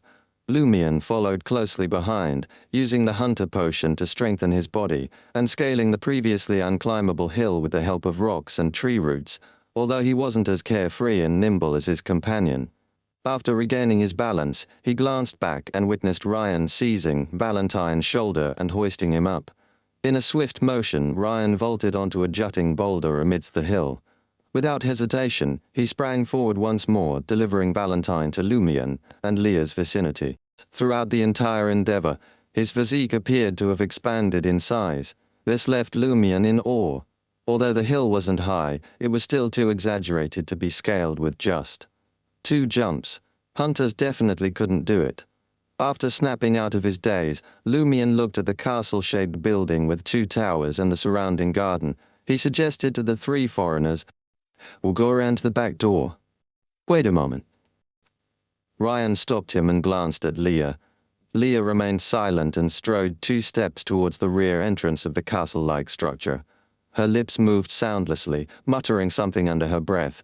In the next instant, the 4 small silver bells attached to her veil and boots jingled. The sound was not deafening, but it was urgent and intense. Leah pivoted and addressed Lumian and the rest. "It's a treacherous pass. A grave problem indeed." With that, she took 2 steps towards the front entrance. Ding, ding, ding. The bells continued to ring, growing even more insistent and pressing. "We'll likely encounter significant trouble if we attempt to enter through the front." Leah's tone was severe, but there was a hint of a smile on her face. "What if we climb in through a window?" Ryan inquired. Leah nodded and altered course, making her way towards the garden. This time, although the bells rang, they were faint and slow. Leah grinned and exhaled. "This route is safe." Lumian, who had observed the entire process, felt bewildered. He couldn't fathom what the 3 foreigners were up to. Is this how Beyonders operate? He recollected his sister's teachings and queried, "Divining the danger?" "Indeed," Leah nodded and turned to Valentine. "I'll scout ahead. Be prepared."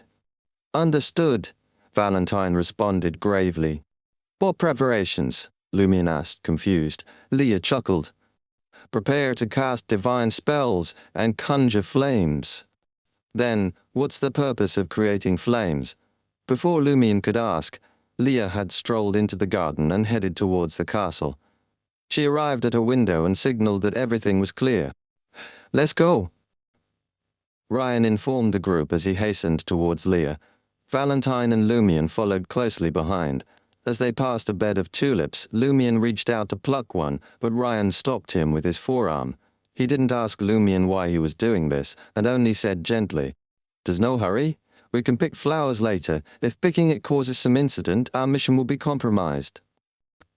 That's true. Lumion fully drew upon this experience. Soon, they arrived at a row of windows on the side of the castle. Chapter 65, 3rd floor. The administrator's official residence was originally the castle of the Dariesh nobles, with defense being the top priority. The windows were narrow and high, up, making the lighting poor even during the day. However, to make it suitable for living, the owner had installed many new glass windows on the ground floor later on. Lumion peered through the patterned glass and saw that the banquet hall was empty and deserted. There are very few servants. Leah sighed softly. With many open windows during the day, fresh air mixed with the fragrance of flowers flowed in, creating excellent conditions for Lumion and the others to infiltrate. Taking advantage of the lack of servants on the first floor, the four of them climbed into the hall one after another. However, they didn't rush to go deeper, and instead found a hiding spot nearby. Leah turned her head towards Valentine, who was clinging close behind an ornamental pillar, and said, "I'll scout ahead, make preparations." "Okay." Valentine nodded coldly. Lumion was squatting behind a stone platform with a porcelain vase. When he heard this, he stuck his head out and reminded them, "There's no need to explore the first floor. It's often used to entertain guests, so there's nothing unusual." Ever since Administrator Bayost and Madame Pualis moved in, his sister Aurora would visit the castle occasionally as a guest or borrow a pony. A few times, Lumion took the opportunity to follow her and freeload on cakes, bread, and drinks. When the administrator and Madame Pualis were out, he would occasionally look for Louis Lund, the butler, and tour the first floor with him. "I'll head straight to the stairs," Leah said, understanding. She didn't attempt to walk in a straight line through the empty banquet hall. Instead, she hugged the wall and circled around towards the stairs. The four silver bells remained eerily silent. As she passed by one of the rooms, she suddenly heard footsteps approaching, from very close to the door. Lumion, in a prime position, even caught a glimpse of a male servant in a red shirt and white pants, about to collide head-on with Leah. She had no cover in sight. Leah didn't panic. She turned around, placed her hand on the wall, and scaled the oil painting hanging 2 meters above the ground. Then, she stood on her tiptoes and stepped onto the frame. She stood firmly with her back against the wall without letting the oil painting drop. Lumion wanted to applaud because it reminded him of an acrobatic performance he had seen in Dariesh last year at a circus. The male servant left the room and instinctively looked around before walking towards the kitchen. Just as he took a few steps forward, Leah slid soundlessly to the ground against the oil painting. Then she rolled twice and hid behind a pillar. After the male servant disappeared from the banquet hall, she leaned against the wall again. Finally, she arrived at the staircase and confirmed that everything was clear. Upon seeing this, Lumion darted out of the stone platform and ran over in a straight line. He was so fast that he reached Leah in less than 3 seconds. However, he wasn't the fastest. Ryan completed the journey in just the time it took to take one breath. Valentine wasn't slow either. His physique was clearly stronger than ordinary people. Without another word, Leah took the lead and the four of them hurriedly entered the stairs, arriving at the second floor of the residence. There were closed rooms on both sides of the corridor, with 2 rooms having light shine in through the windows at the end of the corridor. The overall environment was abnormally dark. Ryan suggested, surveying their surroundings, "Let us split up and search different rooms. This will save time and make it easier to hide. However, we must remain no more than 1 room apart from each other in case something happens and we cannot save each other in time." Leah and the others nodded in agreement. Lumion promptly approached the nearest room, pressing his ear to the door to listen for any movement inside. After a moment, he deftly turned the handle and slipped inside. The room belonged to a maid. He searched for a while but found no clues. He moved on to the next room. In this way, the 4 of them carefully avoided the servants and explored most of the second floor. Towards the end of their search, Lumion arrived at the door of the room that had traumatized him. Louis Lund's bedroom. According to the historical sequence of events, this butler should have given birth yesterday. His stomach had been torn open, and even with sutures he would not recover quickly. He must be recuperating in bed, Lumion thought to himself, contemplating whether to push the door open and have a chat with Louis Lund. As someone who had personally experienced bizarre phenomena, this male butler undoubtedly knew a great deal. However, this would contradict their principle of observation and exploration. Lumion couldn't guarantee that Louis Lund wouldn't reveal his presence to Madame Pualis. The fact that he had given birth to the other party's child meant there were no secrets between them. Silencing him would only confirm Madame Pualis's suspicions. What a pity. If only I knew something about hypnosis. Lumion sighed inwardly. He habitually pressed his ear to the door, listening for any sound. Nothing. As a hunter, Lumion's hearing was acute enough to detect breathing from 2 to 3 meters away, even with a barrier in between. No one? Louis Lund has just given birth. Where can he go? Lumion turned the doorknob and slowly pushed the door open, peering inside. The room was clean and free of the bloodstains he had seen before. Louis Lund was nowhere to be found. Lumion furrowed his brow and stepped inside. The signs of a recent human presence were evident. A blanket rumpled on the bed, a cigarette butt on the nightstand, a black coat hung on the chair, and faint footprints on the floor. In addition, there were bloodstains on the edge of the bed that had not been cleaned. Apart from this, Lumion also saw some bloodstains that hadn't been wiped off from the edge of the bed. Lumion nodded to himself. He had indeed given birth here yesterday. Suddenly, faint voices outside the window caught his attention. He hurried to the glass window, turned his body, and peered out. In the stables, Louis Lund, black-haired, blue-eyed, and dressed in a white shirt, black suit, dark pants, and leather shoes, conversed with the carriage driver, Sewell, who had sent the siblings to Parameter. Lumion was taken aback by Louis Lund's healthy and steady appearance. Is this the person who had just given birth yesterday? And it was a C-section.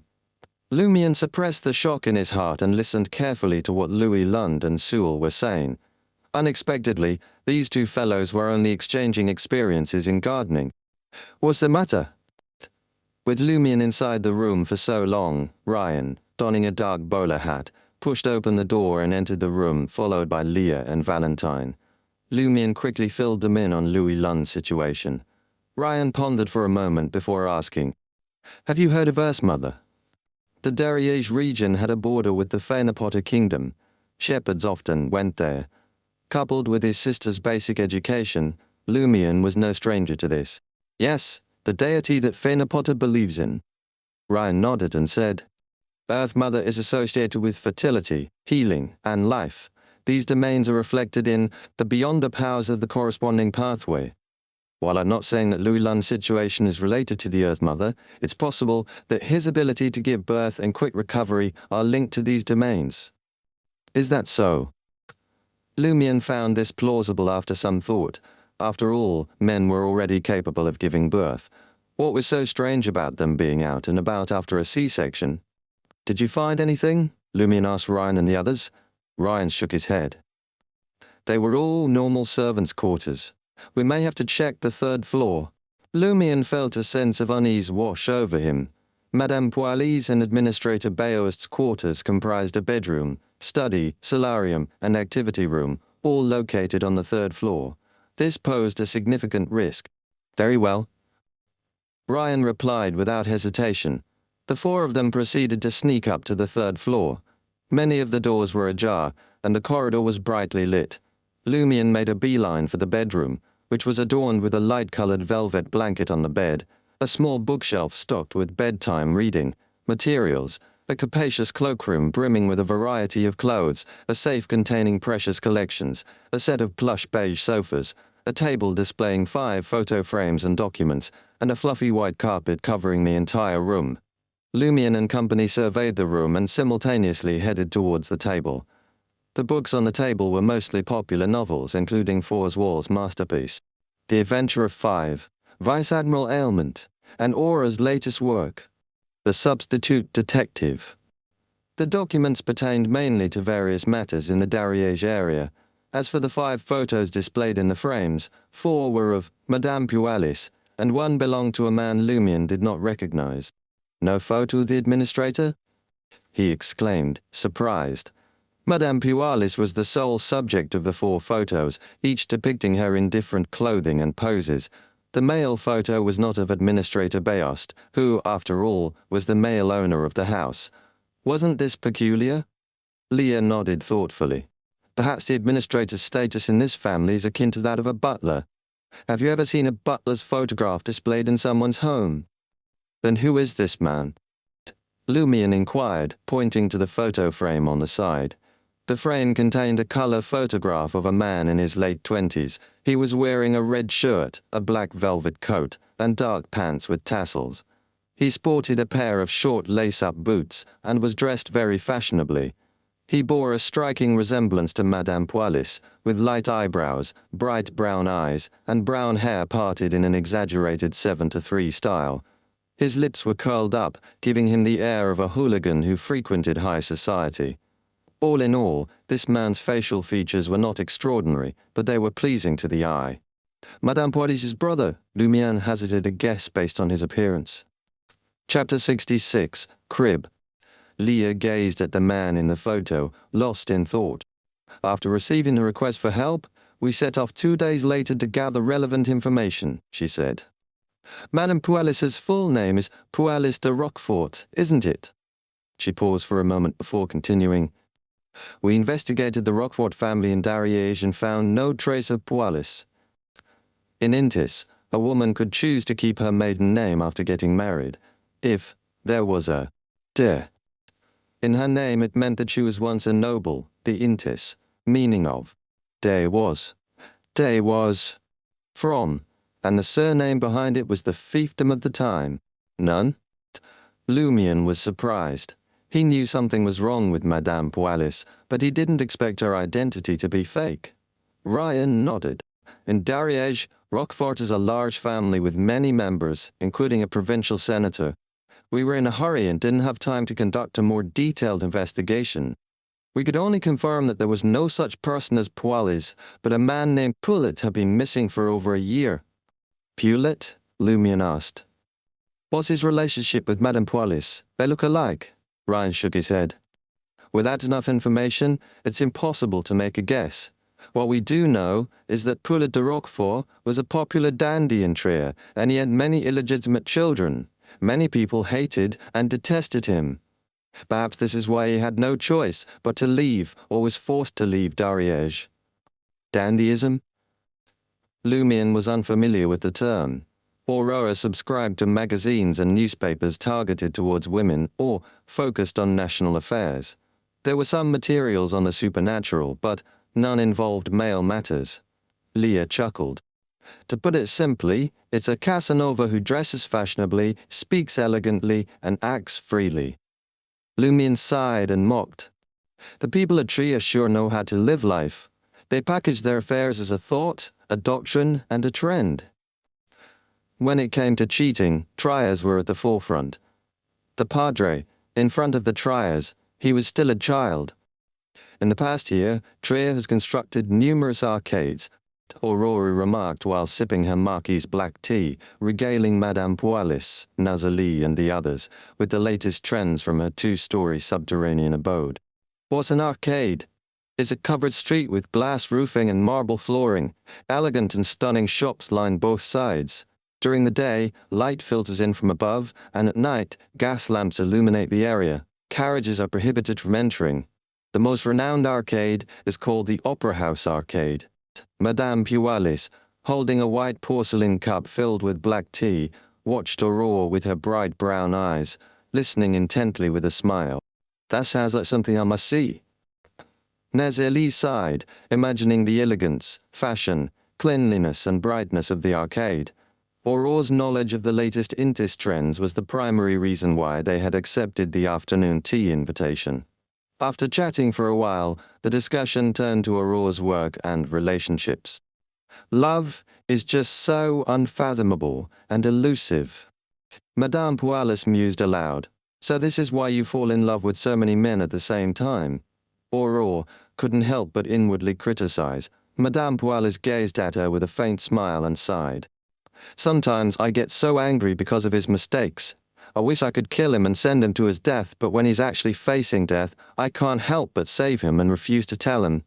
Perhaps this is love. In the master's bedroom of the administrator's residence. Madame Pualis may have once fallen in love with Polite, a believer in dandyism, and engaged in a forbidden relationship, resulting in her disavowal by her family. She then had to marry someone and use her family's connections to secure the administrative position in Cordoue for him. Lumian deduced this based on the stories and tropes written by his sister. This explained why Administrator Bayost's standing in the family was relatively low. Perhaps, Ryan replied simply, dead. Keep searching, but don't attempt to open the safe or anything that may trigger an alarm. Lumian and his companions dispersed immediately and searched elsewhere. Despite the hunter's ability to observe subtle traces, Lumian still found nothing. The same was true for Leah and the others. They had no choice but to move to the study and search patiently. As time passed, the four of them arrived at the end of the corridor, where a closed room stood opposite an open solarium. Beside it was a staircase leading to one of the towers. Ryan, who had finished searching the solarium, turned to Leah. Leah touched the small silver bell hanging from her veil, mumbling to herself as she walked towards the tightly shut wooden door. This time, the four bells did not ring. Leah heaved a sigh of relief and gently pushed the wooden door open. It was an empty room with a rocking crib in the middle. The crib was made of brown wood and installed inside a wooden frame. It was covered in clean but slightly worn cotton swaddling cloth that showed its age. The crib was empty. This was the nursery where Madame Pualis's two children had once slept. Apart from the bed, there were no toys in the room. Scattered on the ground were wheat, barley, rice, rye, wheat, and other plants, making it look rather strange. Furthermore, these plants were well preserved, as if they had only been brought in a few days ago. Valentine's body glowed as he entered the room and circled around. Soon he returned to the door and shook his head at Ryan and Leah. "There's no evil aura." "All right." Leah looked at Lumian. "Shall we head to the tower next?" Lumian had always been curious about the castle's two towers. He never expected to have a chance to visit them today. Valentine left the strange nursery. Ryan grabbed the handle and planned to close the wooden door and restore it to its original state. At this moment, Lumian's gaze drifted inside. The brown wooden crib swayed gently, yet the tightly shut windows of the room and the solarium opposite, with their floor-to-ceiling panes, allowed no breeze to enter the corridor. "Door!" Lumian's pupils dilated. Leah noticed his distress and turned to look.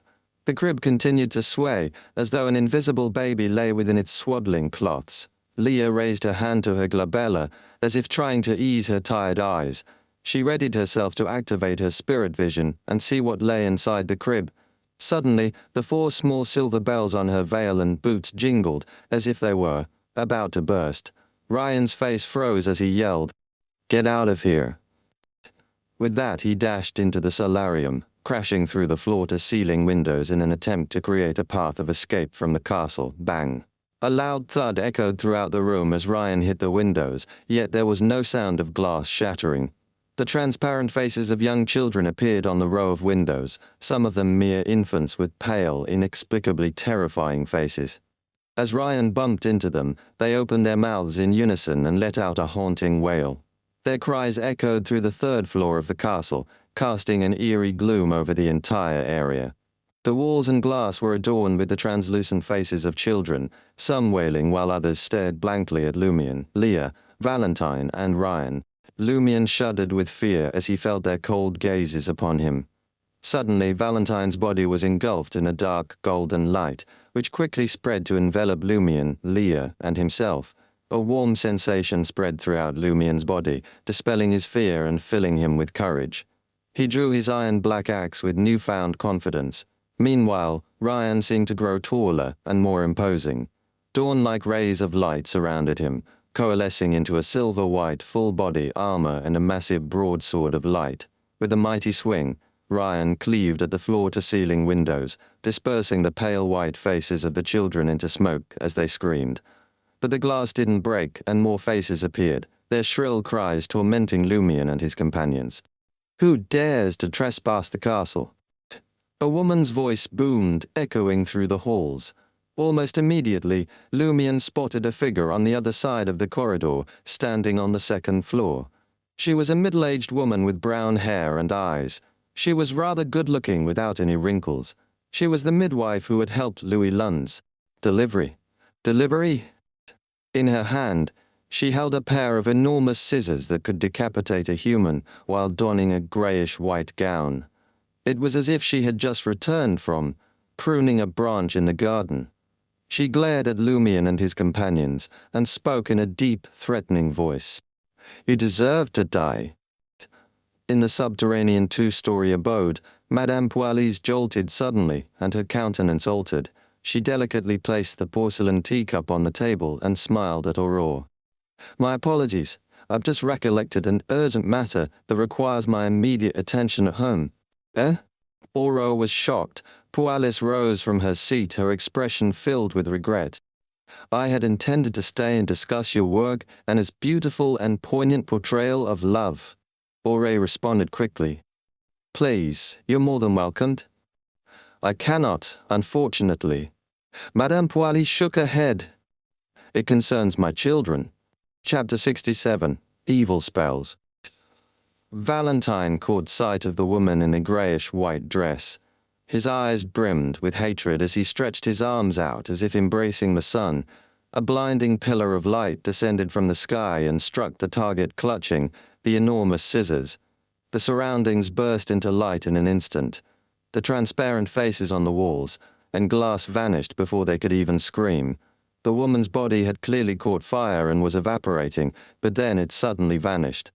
Lumion found this scene eerily familiar.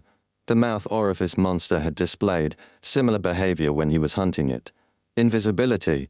The woman might not have concealed herself, but she certainly wasn't dead. Thus, Lumion didn't feel any relief. Instead, he approached Ryan, who now towered over him. Ryan, covered in silver armor and wielding a broadsword of light, was the person Lumion trusted the most among those present. It was evident that Ryan excelled at combat. Leah stood there when suddenly, the face of a pale child emerged on the wall behind her, transforming into the woman in the grayish-white dress. The woman's enormous scissors clamped down on Leah's neck.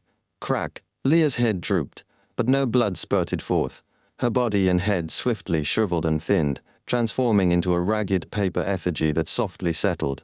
Onto the ground, not far away, her silhouette donning a pleated cashmere dress outlined itself. With a clang, Ryan, his face concealed by a silver visor, hoisted the Sword of Dawn and strode towards the spot where Leah had stood, sweeping the weapon diagonally at the woman. The woman brandished her scissors in an attempt to block the attack, but was pushed back into the wall by the force of the blow. Her form vanished once again. As Valentine, clad in a thin blue tweed jacket, stood with his back turned, the woman suddenly replaced the swollen and pallid visage. She leaned out and struck the nape of Valentine's neck. "Look out!" Leah cried out as soon as she spotted the woman, alerting her companion. Valentine snorted and crossed his arms. Golden, illusory flames burst forth from the void surrounding him, intertwining and transforming the corridor into an ocean pulsating with the radiance of the sun. The woman winced in agony as her body was consumed by the intense flames.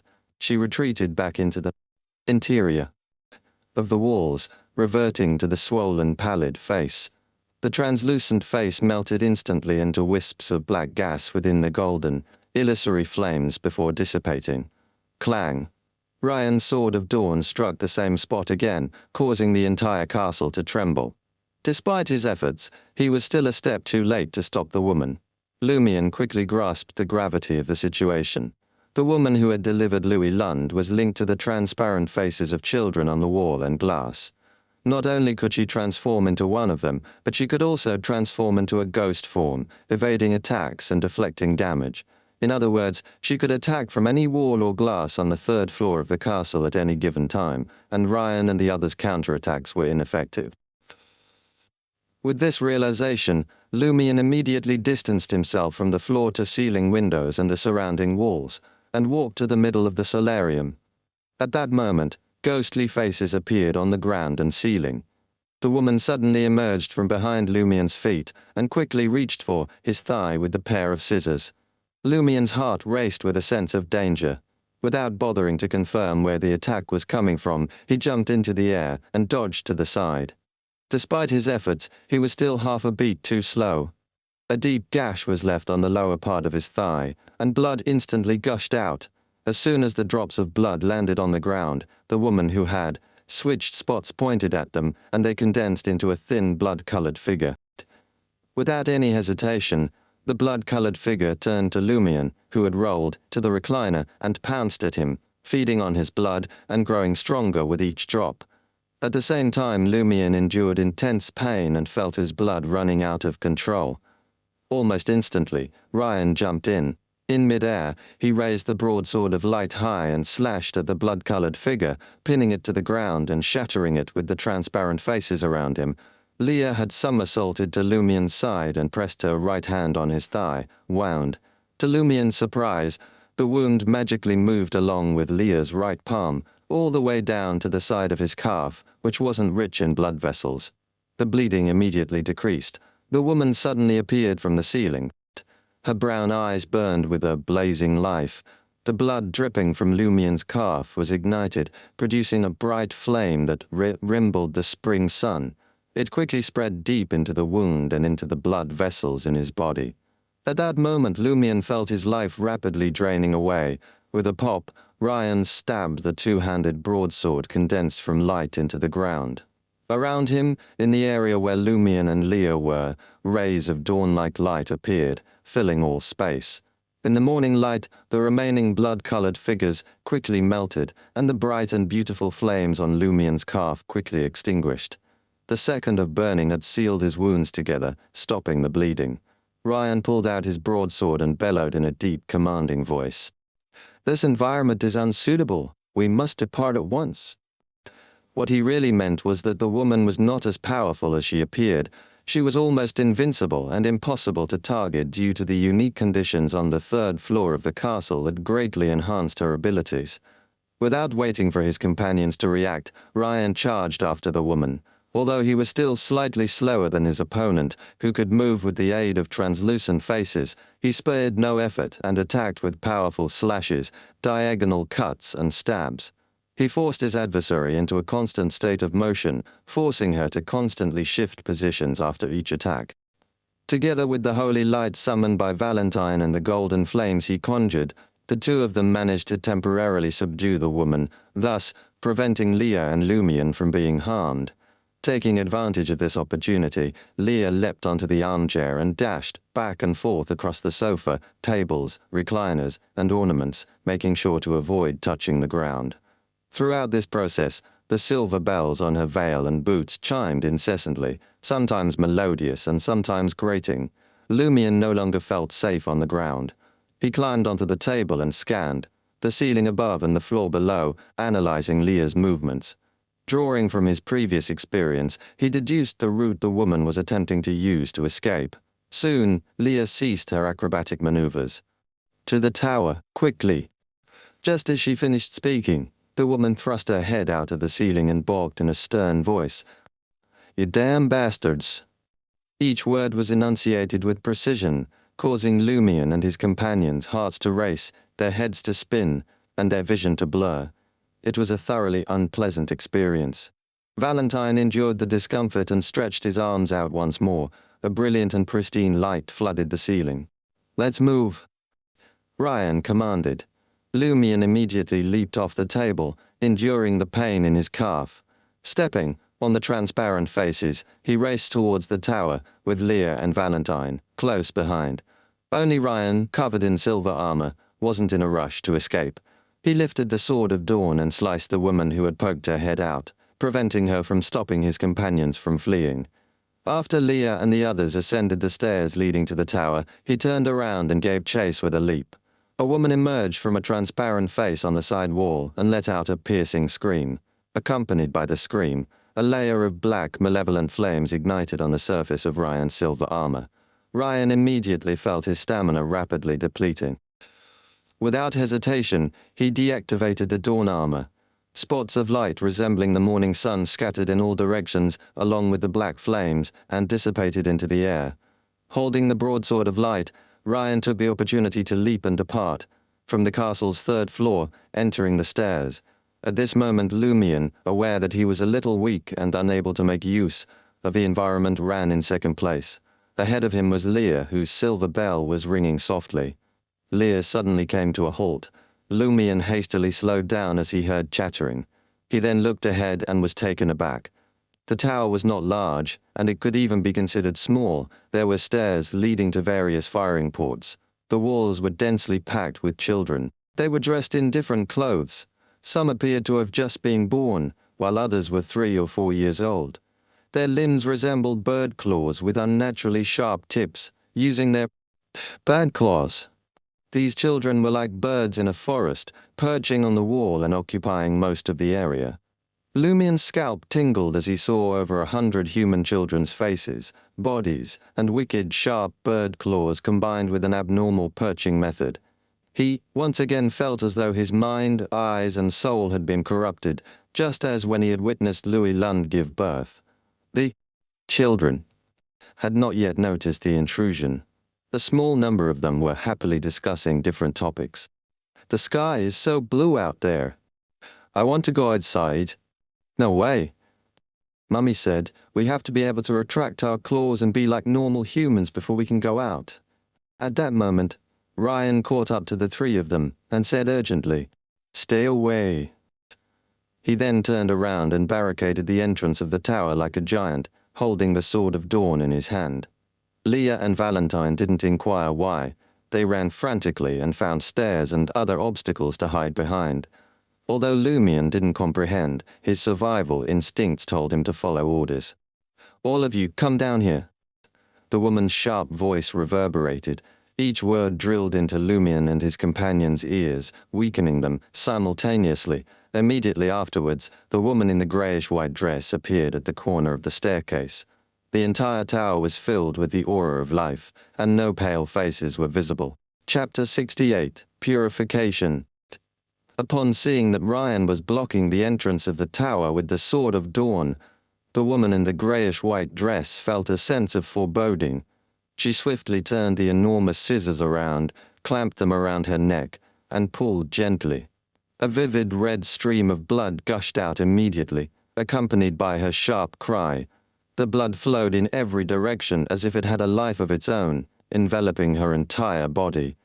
It was as though the woman had adorned herself with blood-colored full-body armor. Meanwhile, Ryan held the Sword of Dawn in reverse with both hands and genuflected. With a pop, he stabbed the 2-handed broadsword, which had condensed from light, into the stone floor in front of him. The broadsword disintegrated, transforming into specks of light that resembled the morning sun. They were densely packed and innumerable, forming a flickering and violent hurricane that swept forward. Wherever the hurricane of light passed, the stone floor was shaved thin. Some of the steps were flattened, and exaggerated cracks appeared. The woman was completely engulfed before she could dodge. The blood-colored armor on her body lasted for a second before completely shattering and melting into the light. This time, she had left the special environment on the 3rd floor and was in a place filled with life force. She could no longer use the pale and transparent faces. To shift position, she could only watch as tiny blood-colored cracks appeared on her body. The cracks expanded rapidly and instantly turned into a hideous wound that cut through the woman. As her screams reverberated, her body crumbled into pieces of flesh. The pieces of flesh and her spirit were still being ravaged by the storm of light until the hurricane subsided.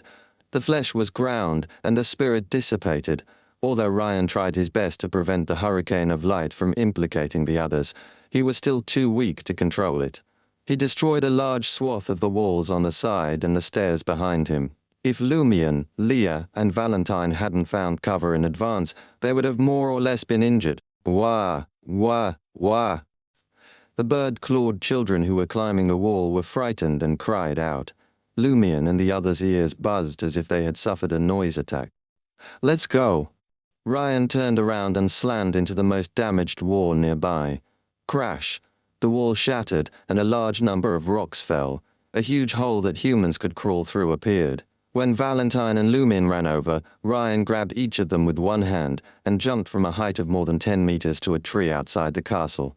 Bam! In midair, he kicked the tree and flew diagonally away from the castle. Leah descended on her own, using the protrusion of the castle's outer walls to descend rapidly, landing on the ground in a breath or two. Ryan, Lumion, and Valentine waited for Leah for a few seconds as the trees shook violently. After meeting up with her, they ran to the back of the hill and left before the other servants caught up. In less than a minute, Madame Pualis stood expressionless beside the ruptured hole at the entrance of the tower, wearing a greyish-blue fluffy dress. The children crawling on the walls quickly accused the outsiders of being barbaric and cruel, calling out for their mother. Madame Pualis, with an ashen face, remained silent, in the forest beside Cordoue village. Lumion and his companion stopped and looked back at the castle. Leah was about to speak when she frowned and said, "I hear a baby crying. It's very close." She turned to Ryan and the others and asked, "Can you hear it?" Lumion was startled and listened carefully, vaguely hearing the sound of a baby crying, but it was not as close as Leah had described. In fact, it sounded distant. "I can hear it a little," Ryan answered truthfully. Valentine's expression changed as if he had thought of something. At the same time, Leah's face twisted in pain, and she instinctively pressed a hand to her abdomen, where there was a distinct swelling and squirming.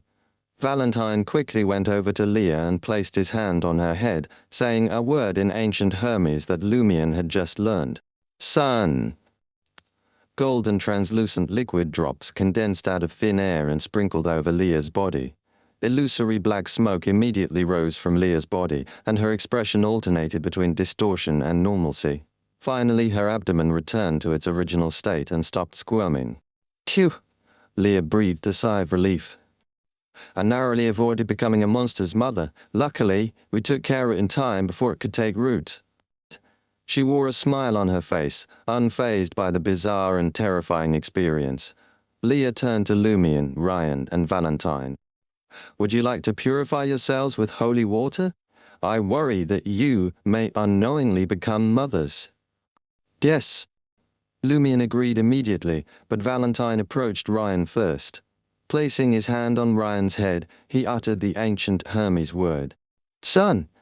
"Sun." Holy water formed and sprinkled down, but nothing unusual happened to Ryan. Valentine purified himself next, and no black smoke appeared. He then walked over to Lumion and placed his hand on the hunter's head. "Sun," he repeated, and droplets of translucent liquid fell.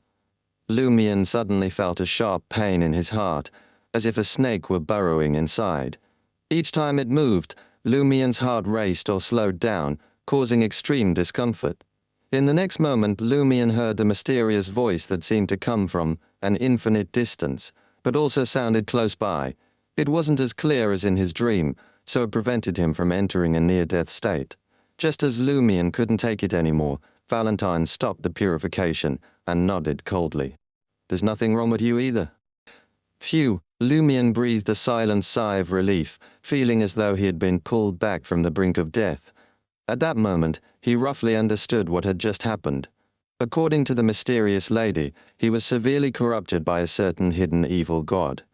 He could only maintain his normal state by relying on the timely seal of that great existence. Accepting the purification of holy water was like a devil embracing holy light. He was bound to experience problems. In other words, he was an evil god pollutant that needed to be purified. Thankfully.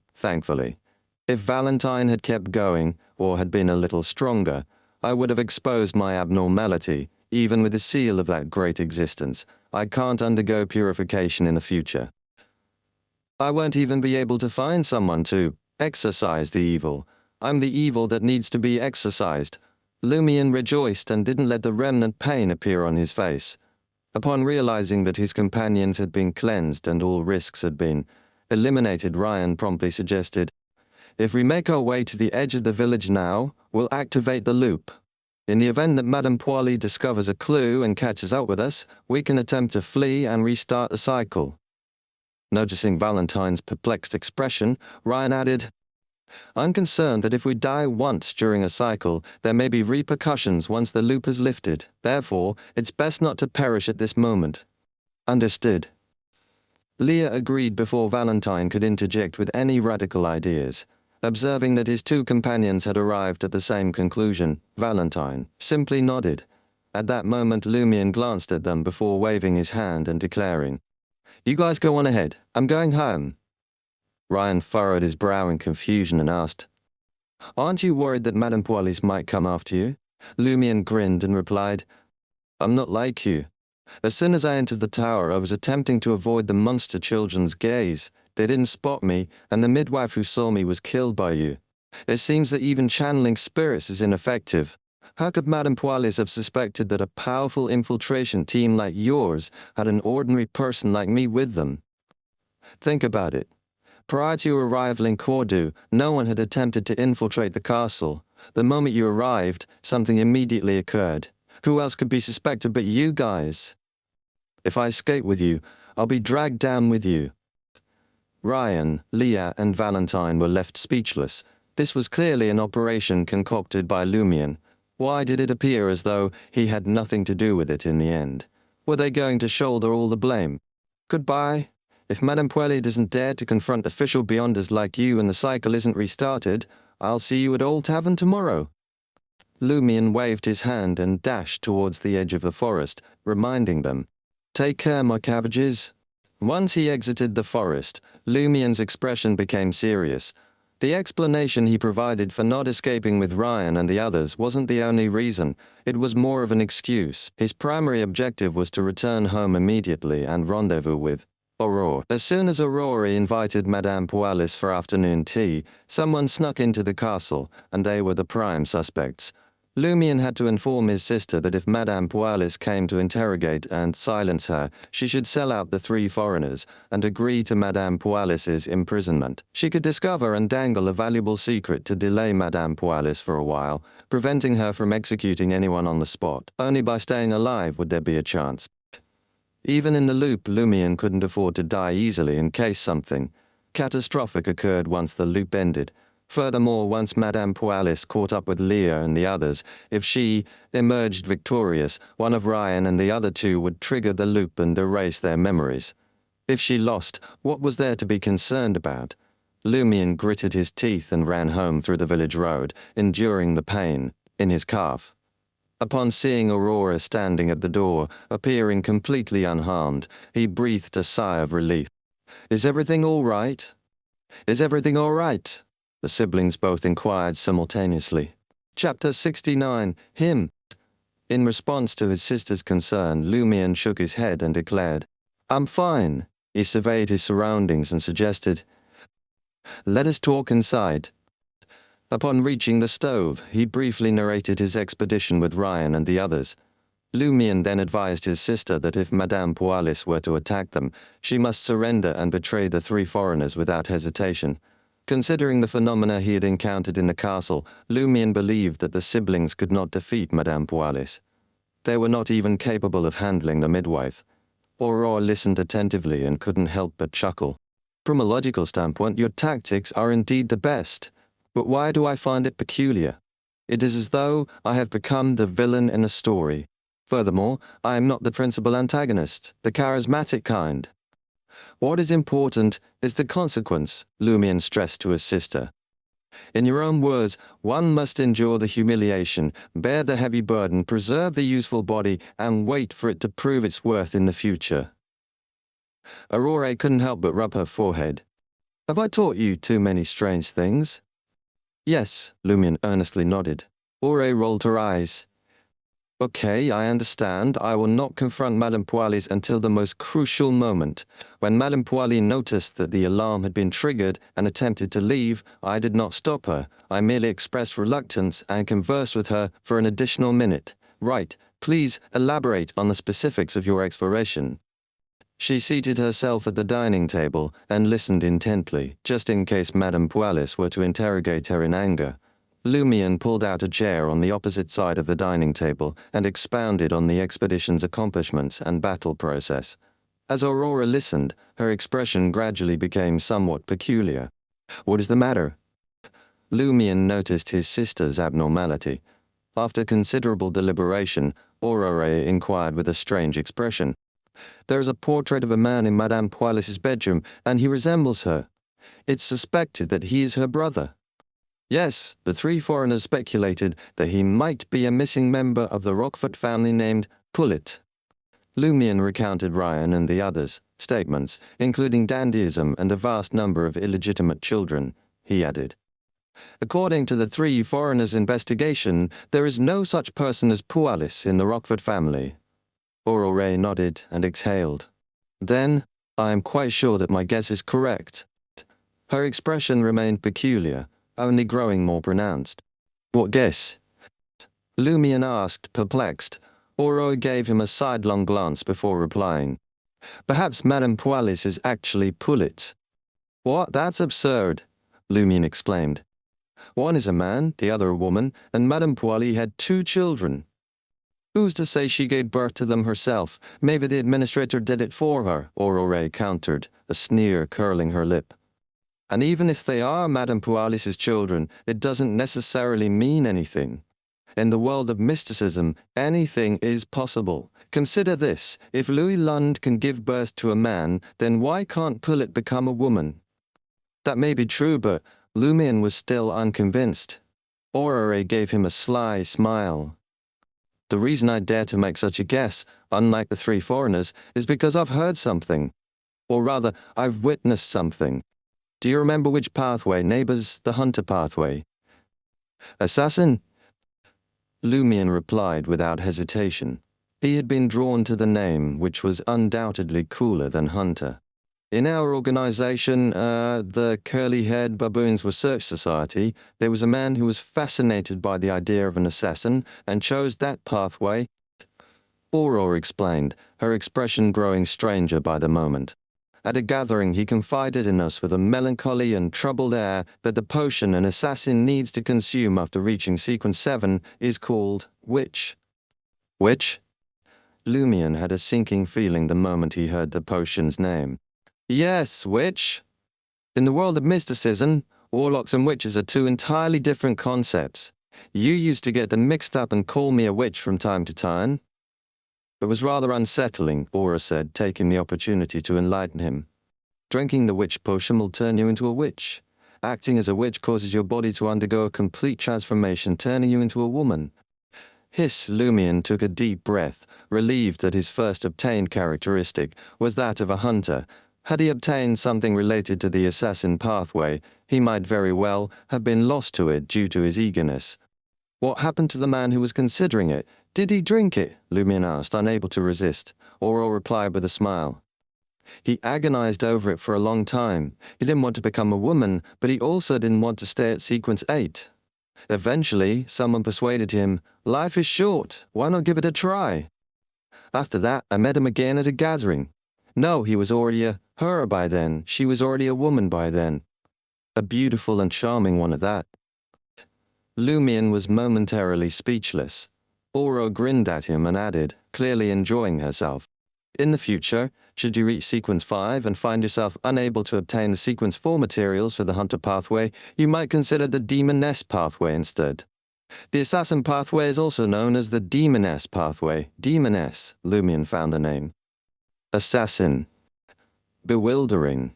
The mysticism world was fraught with dangers. He deftly steered the conversation back on track.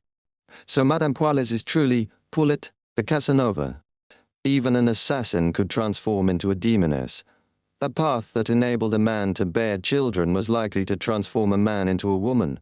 Aurore nodded warily and gazed out of the window. "I suspect that Madame Pualis transitioned to a woman only after reaching a specific sequence. She had to disappear to avoid discovery by the authorities. According to the mysterious lady, the power of a deity's boon can also be divided into sequences. Her abnormal pathway would also include the ability to promote fertility, manipulate life, and control the undead." Aurore deduced that she could manipulate life and control the undead from Lumion's battle with the midwife. That was the same performance Madame Knight, who looked like Madame Pualis, had showcased in Parameter with the undead chasing after her. Aurore suddenly exclaimed, "What's the matter?" Lumion asked cautiously. Did his sister uncover another ominous truth? Aurora scowled at her brother and replied. At the afternoon tea, Madame Pualis said that love is unfathomable. She wished he would perish for his mistake, but when he faced death, she saved him and refused to tell the other party. I didn't comprehend it then, and I didn't dwell on it. Now, I wonder if she had an ulterior motive for saying that. Lumion was equally puzzled. She saved someone. When did you do that? Suddenly, he halted and stared at Aurora. The siblings remembered that Madame Knight had saved them by distracting the undead in Parameter. But that was from the preceding cycle. Lumion was about to reject it, but he couldn't. He and Aurora exchanged a look and realized their eyes were filled with shock and dread. If Madame Pualis was referring to that incident, it meant she retained some of her memories from the loop. It's impossible, Aurora muttered to herself. Never mind. Let's assume it's true. I'd rather overestimate our foe than underestimate them. Lumion concurred. Then he had a thought. Aurore, grande sœur, considering that Madame Pualis might have been a man, did she fall in love with you? I didn't do anything wrong. You were the one who spied on Louis Lund giving birth. Pualis is infatuated with you, Aurore riposted. Lumion muttered under his breath. Perhaps she believes that you instigated me. I don't usually associate with her, but I did once bring some people to see her having an affair with a padre. She teased me for it. You, on the other hand, discuss literature and trends with her occasionally. You even go to her house to borrow a pony. Huh! Aura's voice rose in disgust. Then why was she trying to set me up with those awful men you told me about? Lumion paused before responding. Maybe she's trying to discourage your interest in men and lead you to her instead. What kind of strange things have you been reading? Aurora glared at her brother. Not only could Lumion provide a rational answer, but he did it with forceful verve. Your novels. You wrote something similar in one of them. Is that so? Aurora fell into deep thought. After a moment she looked out the window and said, It's been a while, but Madame Pualis hasn't come after us. The cycle hasn't started again. Perhaps she doesn't want to kill the foreigners. If an investigator sent by the officials were to be killed, it would cause even greater trouble, Lumion speculated. And she doesn't suspect me, so she doesn't suspect you either. The witness was dead, and no one else had seen him. Aurora nodded and said self-deprecatingly, I don't even feel like eating dinner. Suddenly, Lumion had an idea. What if we go to the castle? Is the perpetrator returning to the scene of the crime? Aurora laughed. Lumion nodded. I want to investigate the castle. Madame Pualis doesn't suspect me, so I can go unnoticed. Oh, and I haven't picked any tulips yet. I can ask for a few under the guise of making fragrances. Since Aurora and Madame Pualis appeared to be friends, there was no issue with Lumion's actions. Aurora thought for a moment before saying, We can try, but we can't be sure that Madame Pualis won't cause trouble. Yes. If you don't return in half an hour, I'll go to the edge of the village and trigger the cycle to start again. All right. Lumion agreed. As Lumion arrived at the administrator's castle once again, the sun had already set, behind the mountain, painting the horizon with a red hue. Passing through the garden, Lumion reached the open main entrance and approached a male servant. Excuse me, my grande sœur is creating a fragrance. Could I please borrow some tulips from Madame Pualis? The male servant, dressed in a red shirt and white pants, responded without any hint of suspicion. I'll inquire with Madame. He quickly disappeared into the castle. Shortly after, he reappeared. Madame says you may go straight to the garden to pluck them. She really doesn't suspect me?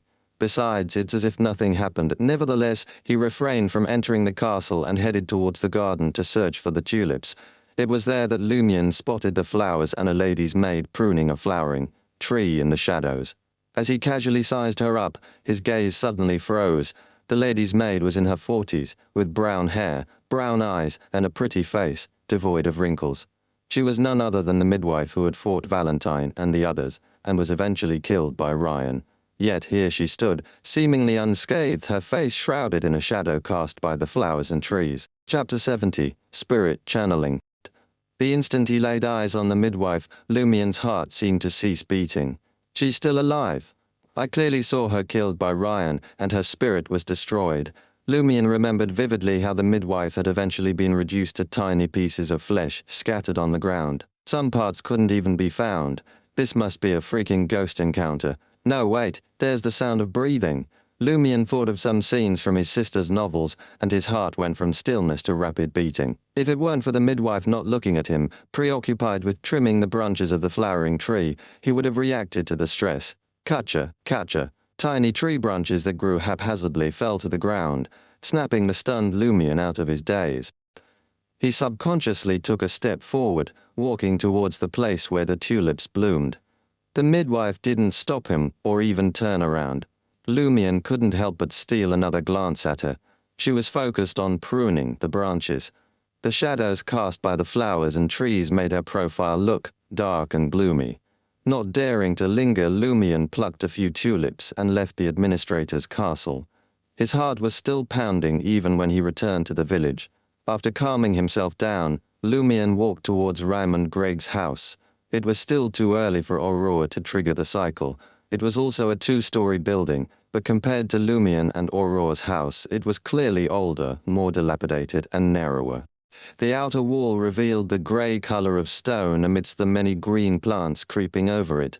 At that moment, the Gregg's door was wide open, allowing one to see the stove on the left, the table on the right, and the wooden buckets behind.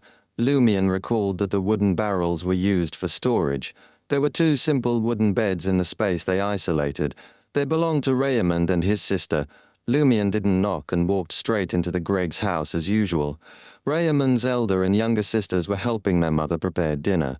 Raymond's father, Pierre Gregg, was sitting on a chair at the wooden table, drinking cheap wine with a gloomy expression. "I heard that Raymond is missing?" Lumion asked Pierre Gregg with a concerned look. Pierre Gregg seemed to have aged significantly, and a few wrinkles on his face were even more pronounced. He looked up at Lumion and asked in confusion and surprise, "You don't know?" At this moment, Raymond's mother and two sisters stopped what they were doing and turned to look at Lumion. Lumion couldn't be any more honest. "I've been busy with my own matters. I haven't seen Raymond for days." Pierre Gregg had already inquired and knew that Lumion was telling the truth.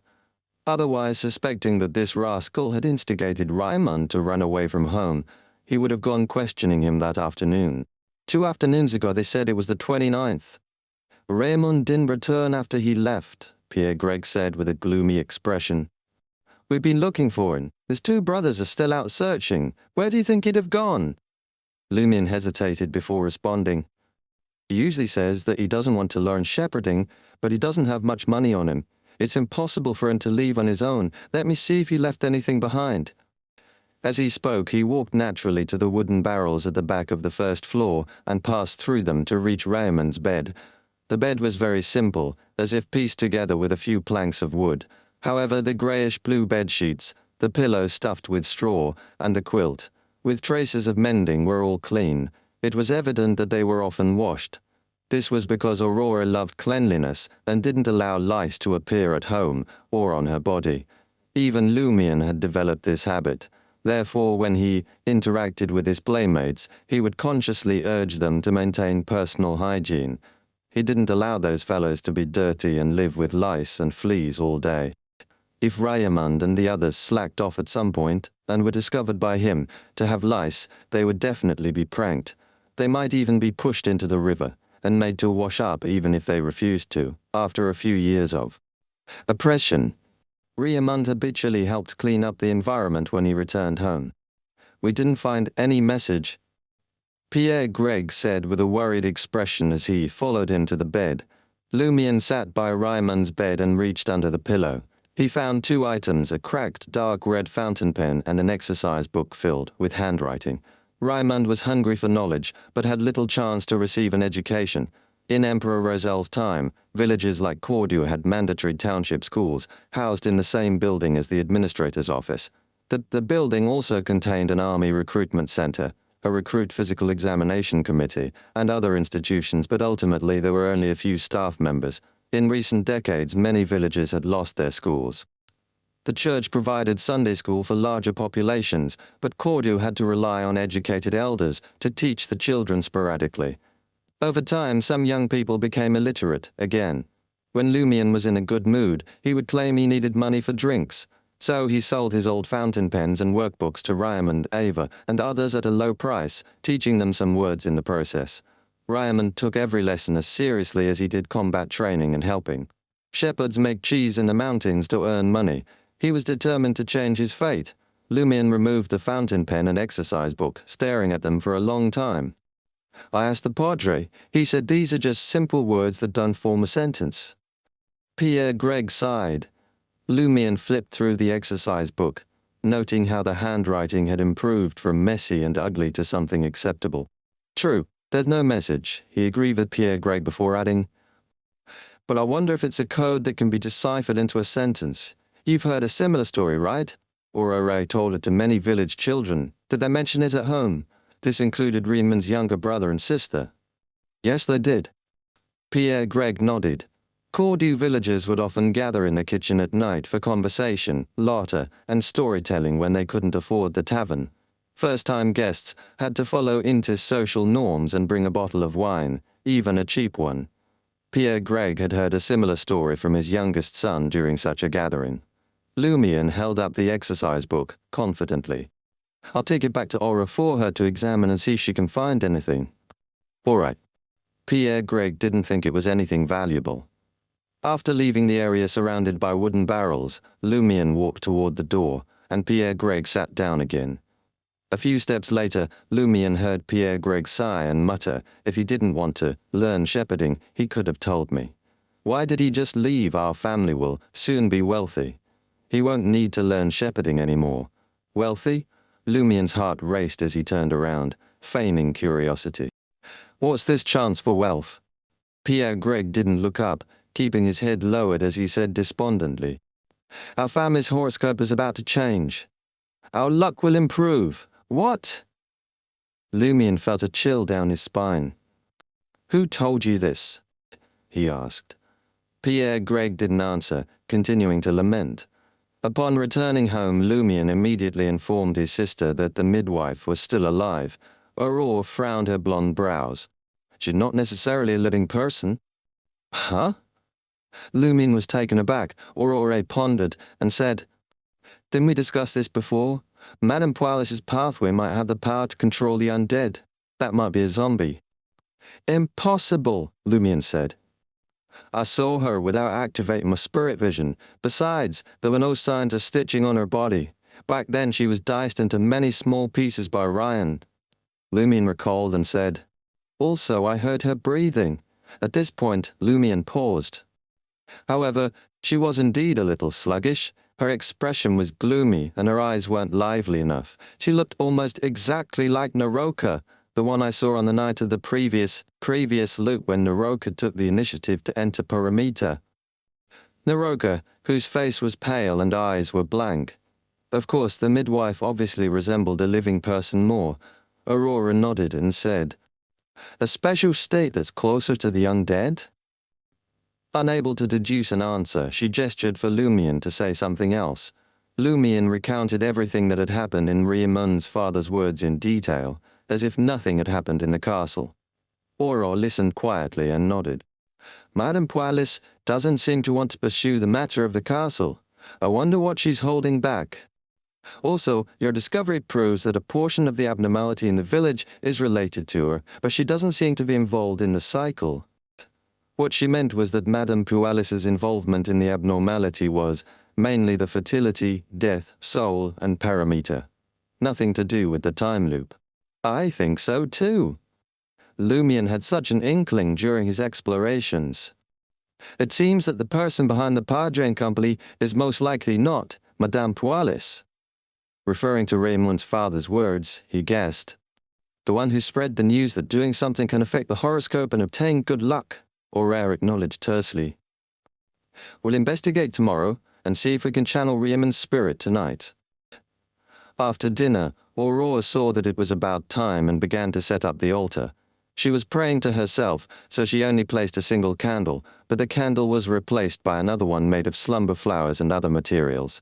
Aurora sanctified a silver dagger and created a wall of spirituality.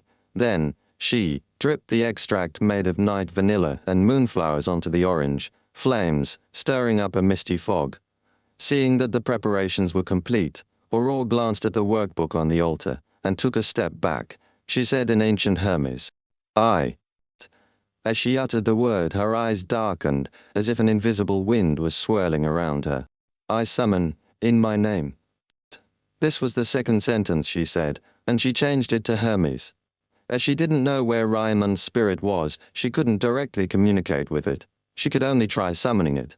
As a wild beyonder, she didn't dare pray to the Ebonite goddess who was in charge of this domain. She could only rely on herself. The chances of success weren't high, unless Raimund's spirit was indeed somewhere in Cordu and was very close. Aurora continued to recite, "The spirit lingering in Cordu village. The man named Raimund Gregg. The owner of this exercise book." The orange candle flame suddenly swayed, absorbing the surrounding fog and becoming slightly larger. Its light rippled and was dyed with a deep blue color. Beads of sweat appeared on Aurora's forehead as she began to borrow strength from various materials. Amidst the howling wind, a figure appeared above the blue flames. Having already activated his spirit vision, Lumion saw a translucent figure. He had brown hair and eyes, looking rather ordinary. It was Raimund Gregg. He was indeed still in the village. Raimund's body was bloated, his face pale, and blood-colored tears were dripping from the corners of his eyes. Whoa! Aurora was clearly stunned. After the cycle was restarted, Raimund had only gone missing and hadn't drowned. How did his spirit end up like this? That's right. If he hadn't drowned, how could he have become a spirit? They were self-contradictory amidst her confusion. Aurora asked, "Raimund Gregg, why did you disappear?" Raimund's expression suddenly turned ferocious as he shouted sharply, "They drowned me." Chapter 71, Underground. They. Lumion couldn't hide his surprise at Raimund's response. He had assumed that Raimund had drowned in the river of his own accord, becoming a sacrifice to some unknown entity. But now it seemed there were others involved. It wasn't just an unseen force that had pulled Raimund into the depths. Who are they? Auro demanded. Raimund's face contorted with pain and fury. His eyes burned with hatred. He spat the words, "Pon Bene, and his men. They held me down in the water." After Ava and the others had left the riverbank, Pons Benet and his thugs appeared where Raimund had washed ashore. They forced him back into the water, drowning him to turn him into a sacrifice. Lumion pieced together the scenario from Raimund's words. The entire Lent celebration had been twisted into a dark, sacrificial ritual. Aurora pressed for more information, but Raimund only repeated the same few phrases as if they were all that remained of his memory. Damn, we missed the best time for spirit channeling. All we have left is this lingering obsession. Aurora thought for a moment, formulating a question that Raimund might or might not recall. Did they sacrifice you to a specific being? What's so special about him? Where is he? This time, Aurora was more cautious. She didn't ask for the full name, only seeking indirect information to aid her judgment. She believed that if Raimund's spirit had sensed anything during the sacrifice, it would have left a strong impression. Otherwise, it wouldn't. Raimund hesitated, tears welling up in his ghostly eyes, turning the corners red. Lumion's expression darkened. Unconsciously, he began clenching his fists. Suddenly Raimund cried out, "Underground! Beneath the cathedral!" What? Aurora could hardly believe her ears.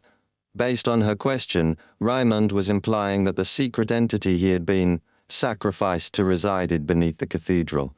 That's impossible. It's the fifth epoch. How can a god walk the land? Aurora composed herself, considering that Raimund's spirit retained only a fragment of his obsession and some spirituality. His answers were disjointed and fixated on certain points. In other words, his testimony might not actually confirm the being's location beneath the cathedral.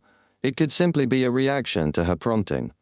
But regardless of whether Raimund's answer was true or a reflection of his obsession, something was amiss beneath the cathedral. It held the key to the sacrificial ritual. Aurora could only hope that the secrets hidden there wouldn't prove too horrifying or outlandish. She tried asking about other matters, but Ryman's spirit could only repeat phrases like, "They drowned me," "Paul's Benet," and "beneath the cathedral." Seeing no further gains, Oro ended the spirit channeling and watched as Ryman's form vanished above the candle flame. The blue hue that had stained the altar swiftly receded.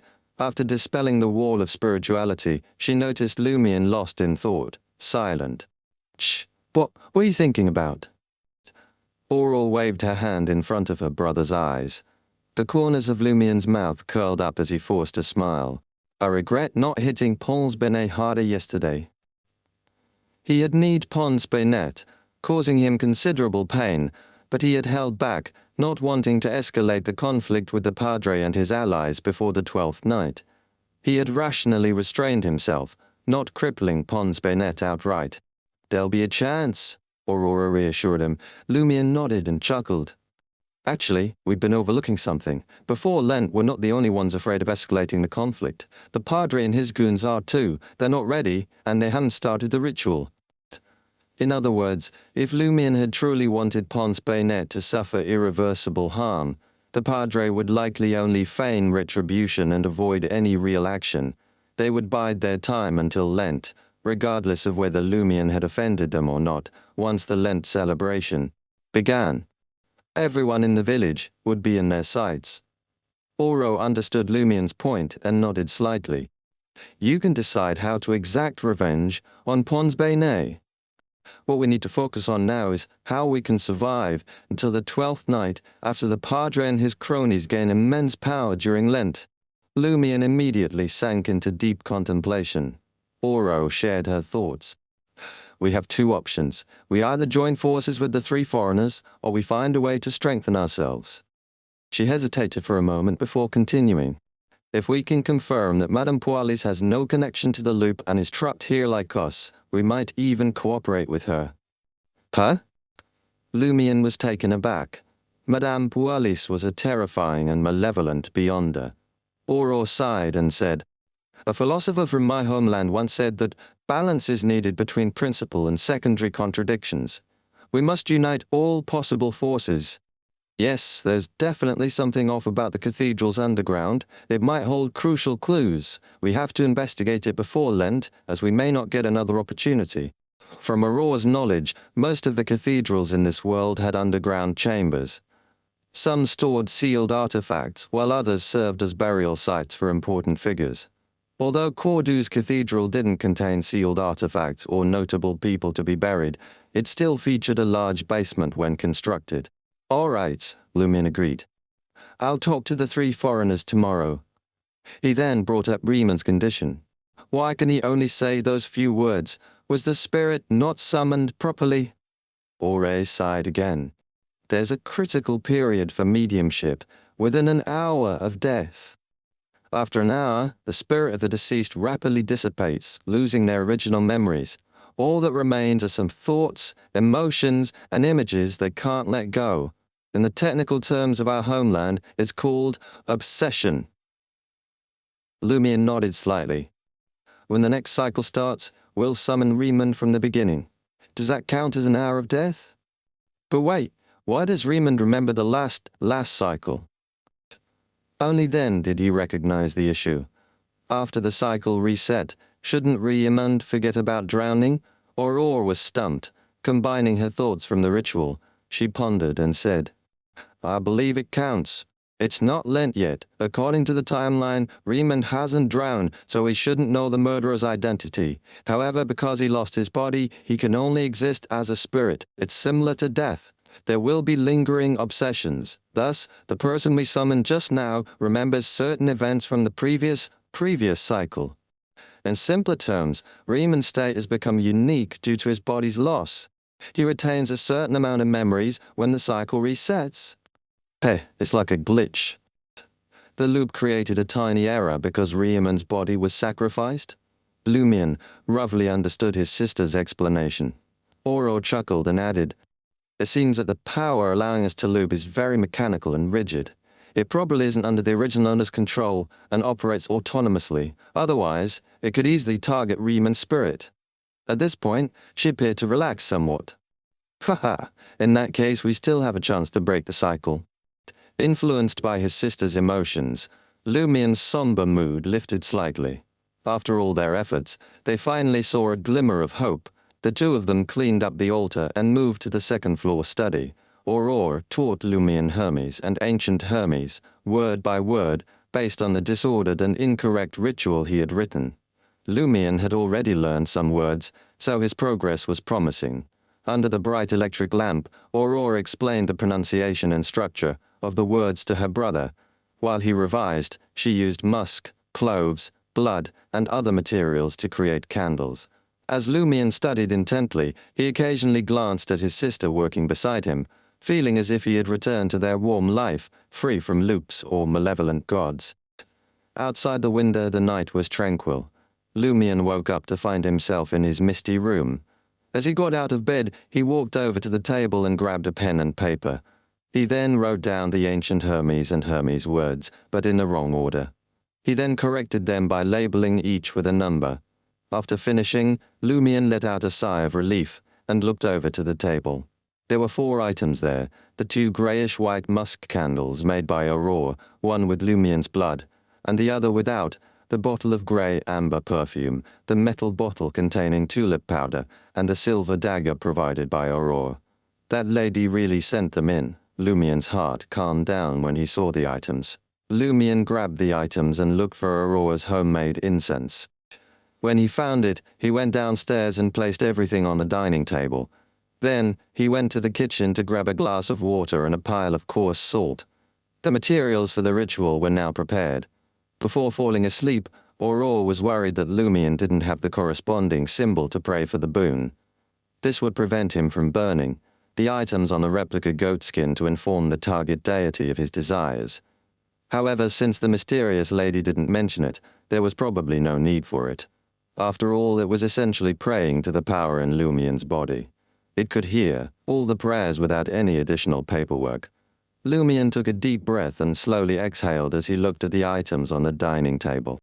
Without wasting a moment, Lumien placed one of the grayish-white musk candles, the one with his own blood, at the top of the altar, representing the deity. He placed the other candle in front of him. Following the order of God before man, Lumien lit the candle by sparking his spirituality. He wasn't an expert at sanctifying the ritual's silver dagger or creating a wall of spirituality. As Lumien's spirituality flowed out from the tip of the silver dagger and connected with the air around him, he felt a mystical sensation that he couldn't explain. Soon the wall of spirituality was complete, and Lumien's own spirituality was significantly depleted. He cleared his mind using Aurore's homemade incense and cogitation, allowing him to enter a state where he could perform the ritualistic magic. With a sizzling sound, Lumien dripped the grey amber perfume and tulip powder onto the candle that represented the deity. A strange fragrance filled the air, and Lumien felt a magical energy pulsing around him.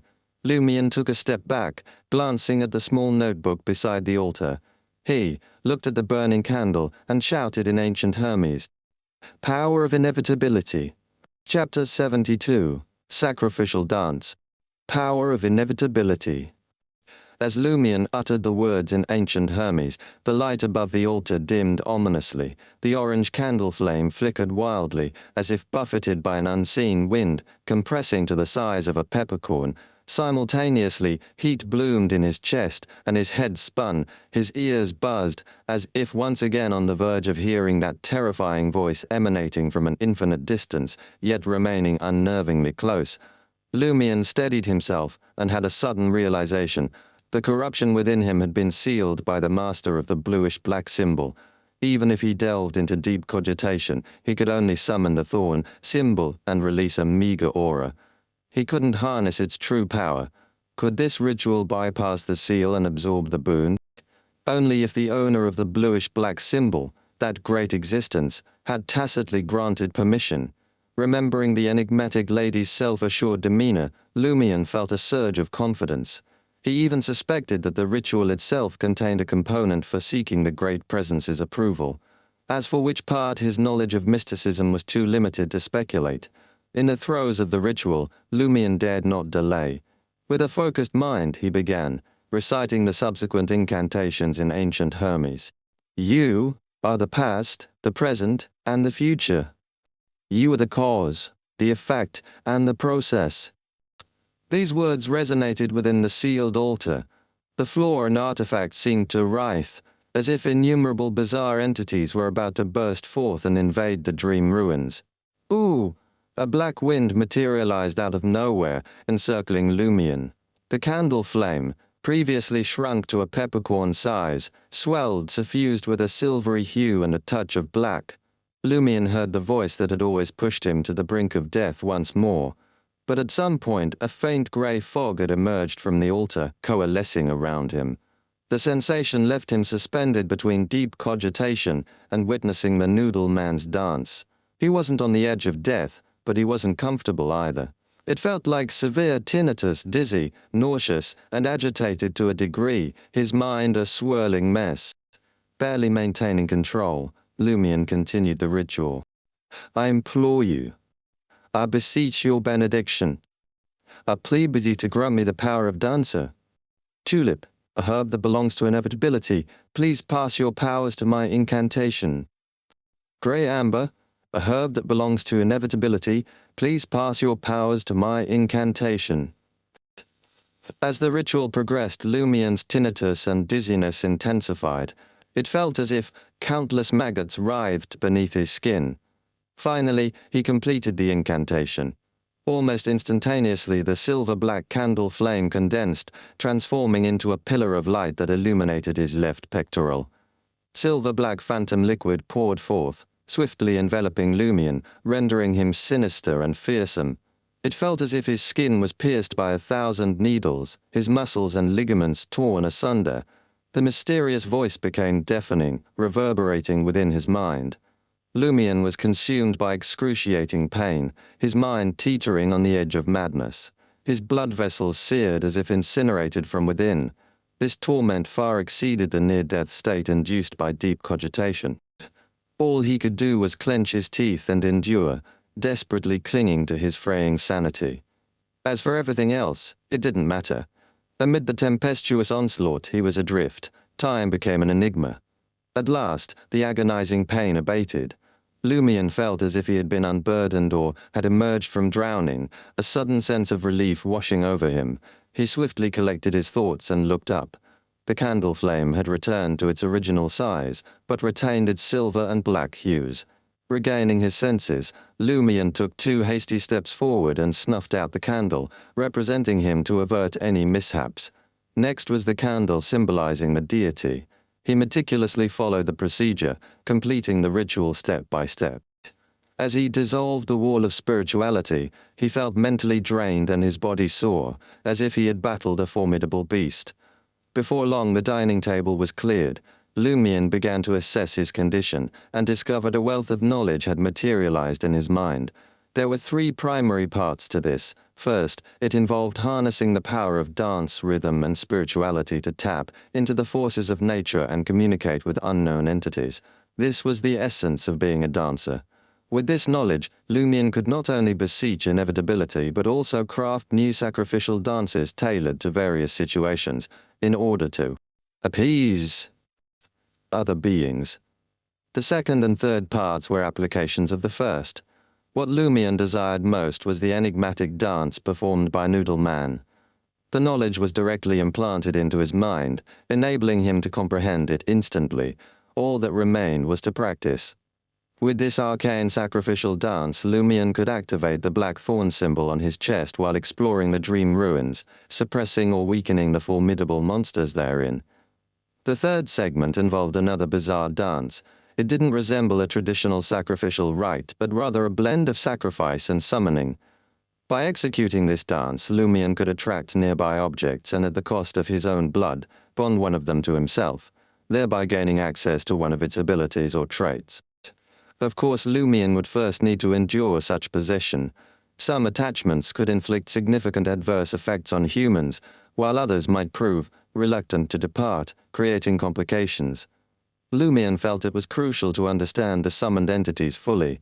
It would be far too hazardous to experiment without anticipating potential issues. The value of mystical knowledge was apparent in such a situation. Lumion, desperately required resources like mysterious creatures, illustrated, or spirit, world creatures illustrated, but even a warlock, renowned for their extensive knowledge, could not possess such information. Moments later, Lumion stretched and discovered that his flexibility had indeed improved dramatically. Although not quite on par with Noodle Man, a mutated monster with reassembled organs, he now surpassed nearly all ordinary humans, enabling him to execute the enigmatic sacrificial dance. Lumion effortlessly kicked backward, touching the back of his head, and nodded, contentedly, murmuring, "That's right, I can perform many actions that were once impossible." My hunter combat skills have also greatly improved. Lumion practiced the mysterious dance to familiarize his body with the corresponding movements, aiming to reduce the time needed to complete the routine. Sometimes his movements were forceful and resonant, as if in combat, while other times they were gentle and unhurried, as if conveying a message, yet always rhythmic. As Lumion danced, his spiritual energy radiated outward, merging with the ambient natural forces. Gradually his thoughts concentrated, his mind quieted, and he entered a transcendent mystical state. This allowed him to perceive various subtle phenomena surrounding him, as if his spirit vision had been activated. Simultaneously he seemed to connect with the unseen power within him. His chest warmed once more and a faint horrifying voice echoed but without consequence. Lumion ceased dancing, unfastened his clothing, and inspected his chest. The black thorn symbol re-emerged, accompanied by the bluish-black one. Lumion's thoughts briefly scattered but quickly returned to normal. He had achieved the desired effect perfectly. He then calculated the precise duration from the emergence of the black thorn symbol to its disappearance. It lasted approximately 1 minute. Lumion fastened his clothes and prepared to try the other bizarre dance. It was crazy and warped, and he couldn't describe it properly. As he danced, his spirituality spread out again, blending with the natural forces surrounding him. In the last third of the dance, he sensed something strange approaching. 3 figures appeared on the first-floor window, but they were blurry and transparent. Lumion recognized them as the skinless monster, the shotgun monster, and the mouth orifice monster with the black mark. He muttered in amusement, "Is this a victim's complaints meeting?" Lumion could make one of the monsters attached to him and borrow their abilities by taking out a ritual silver dagger and making a cut on his body to release some blood. He craved the mouth orifice monster's invisibility, but resisted the urge list. Something happened via allowing a monster he murdered to possess him, and finished the dance. As Lumion danced the last few moves, he heard weak and soft voices. It sounded like many people communicating, but it was unclear where the voices came from. Lumion analyzed it and realized the voices seemed to come from his body, from the corruption that had been sealed. After the last move, Lumion stood there and muttered to himself, "What did I hear?" Lumion was only semi-literate in the field of mysticism and couldn't identify the source of the soft sounds he heard. He had no choice but to give up, as it wasn't more terrifying than the corruption itself. After the sound subsided and him finishing the 2 mysterious dances, Lumion confirmed that the dancer had enhanced his spirituality. Although he knew he was most likely inferior to Sequence 9s who excelled in spirituality, he had escaped the shackles of being a hunter. He felt he was above average. My shortcomings have been compensated for. Lumion was very happy about this. Lumion didn't dwell on what would happen to his body after enduring the dancer's power and the corresponding corruption. He couldn't stop it, so he decided not to think about it. He rubbed his tired head and made up his mind to rest for the night, returning to the real world to wait for the owl. Chapter 73, Tracking. Lumion's eyes snapped open, his aches gone and his spirituality restored. He sprang up, strode to the window and yanked the curtains aside. Dawn had yet to break. The blood-red moon sank in the west while stars speckled the sky. On a nearby elm, the large owl with piercing eyes reappeared, gazing down at Lumion. Instead of alarm or anger, Lumion flashed a dazzling smile. "You're back," he said almost too eagerly. His mannerisms, his tone, even his facial expression, it all made the target want to punch him. The owl stared for a few seconds before spreading its wings and vanishing into the darkness. Almost simultaneously, Aurora emerged from her bedroom, turned the handle, and entered Lumion's room. "How'd it go?" Lumion asked immediately. Aura nodded. White paper is on it. Her once light blue eyes had darkened, and the trees in them grew larger as they receded. She produced a mercury-plated mirror and set it on Lumion's table. Using pale white powder, she cast a spell that showed him what she was seeing. Lumion glimpsed the owl's silhouette. It circled Cordew at a low altitude, as if trying to shake off any pursuers. But White Paper, a creature from the spirit world, was swift and unfazed, maintaining a constant distance. After a minute or two, the owl reached the village square. Without hesitation, it dove into the cemetery beside the cathedral. Why is it here again? Lumion sighed inwardly. The last time the siblings spied on Michel Garrigue, the lizard that crawled from the deputy padre's mouth also wound up in the cemetery, slipping in and out of various graves. Lumion glanced at his sister. You don't think it's like in stories, where the cemetery doubles as a villain's lair or hideout, do you? Aurore scoffed. You know life inspires art, right? I suppose. Lumion conceded, accepting the professional author's explanation. At that moment the owl landed on an unremarkable grave.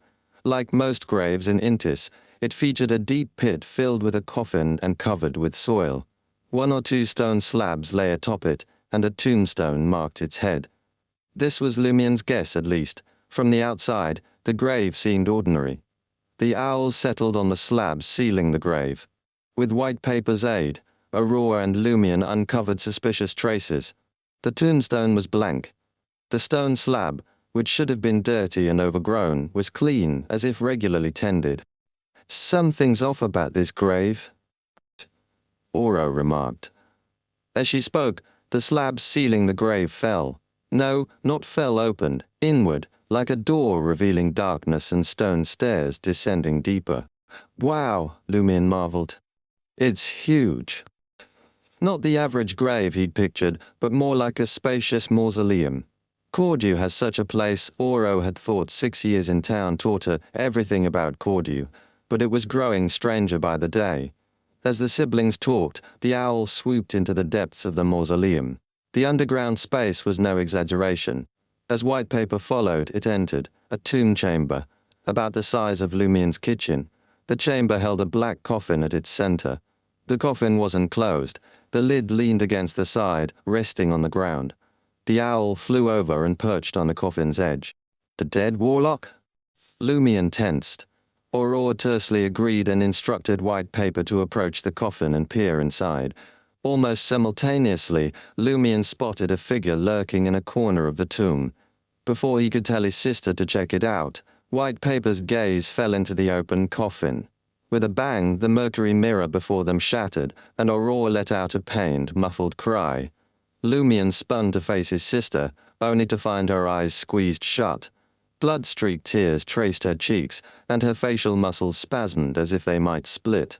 Without waiting for the semi-illiterate mysticism student to react, Aurora retrieved a short incense stick from a hidden pocket and lit it with a match. A subtle scent wafted, distant and faint, soothing the body and mind. Aurora's facial distortion eased. Finally, she exhaled and wiped her tears with a handkerchief. "Are you okay?" Lumion asked, concerned. Aurora's eyes remained closed. "It's not serious. I'll recover after some sleep. Luckily, White Paper is weak. Sometimes weakness is an advantage," she rejoiced. "Huh." Lumion didn't understand. Aura laughed at herself.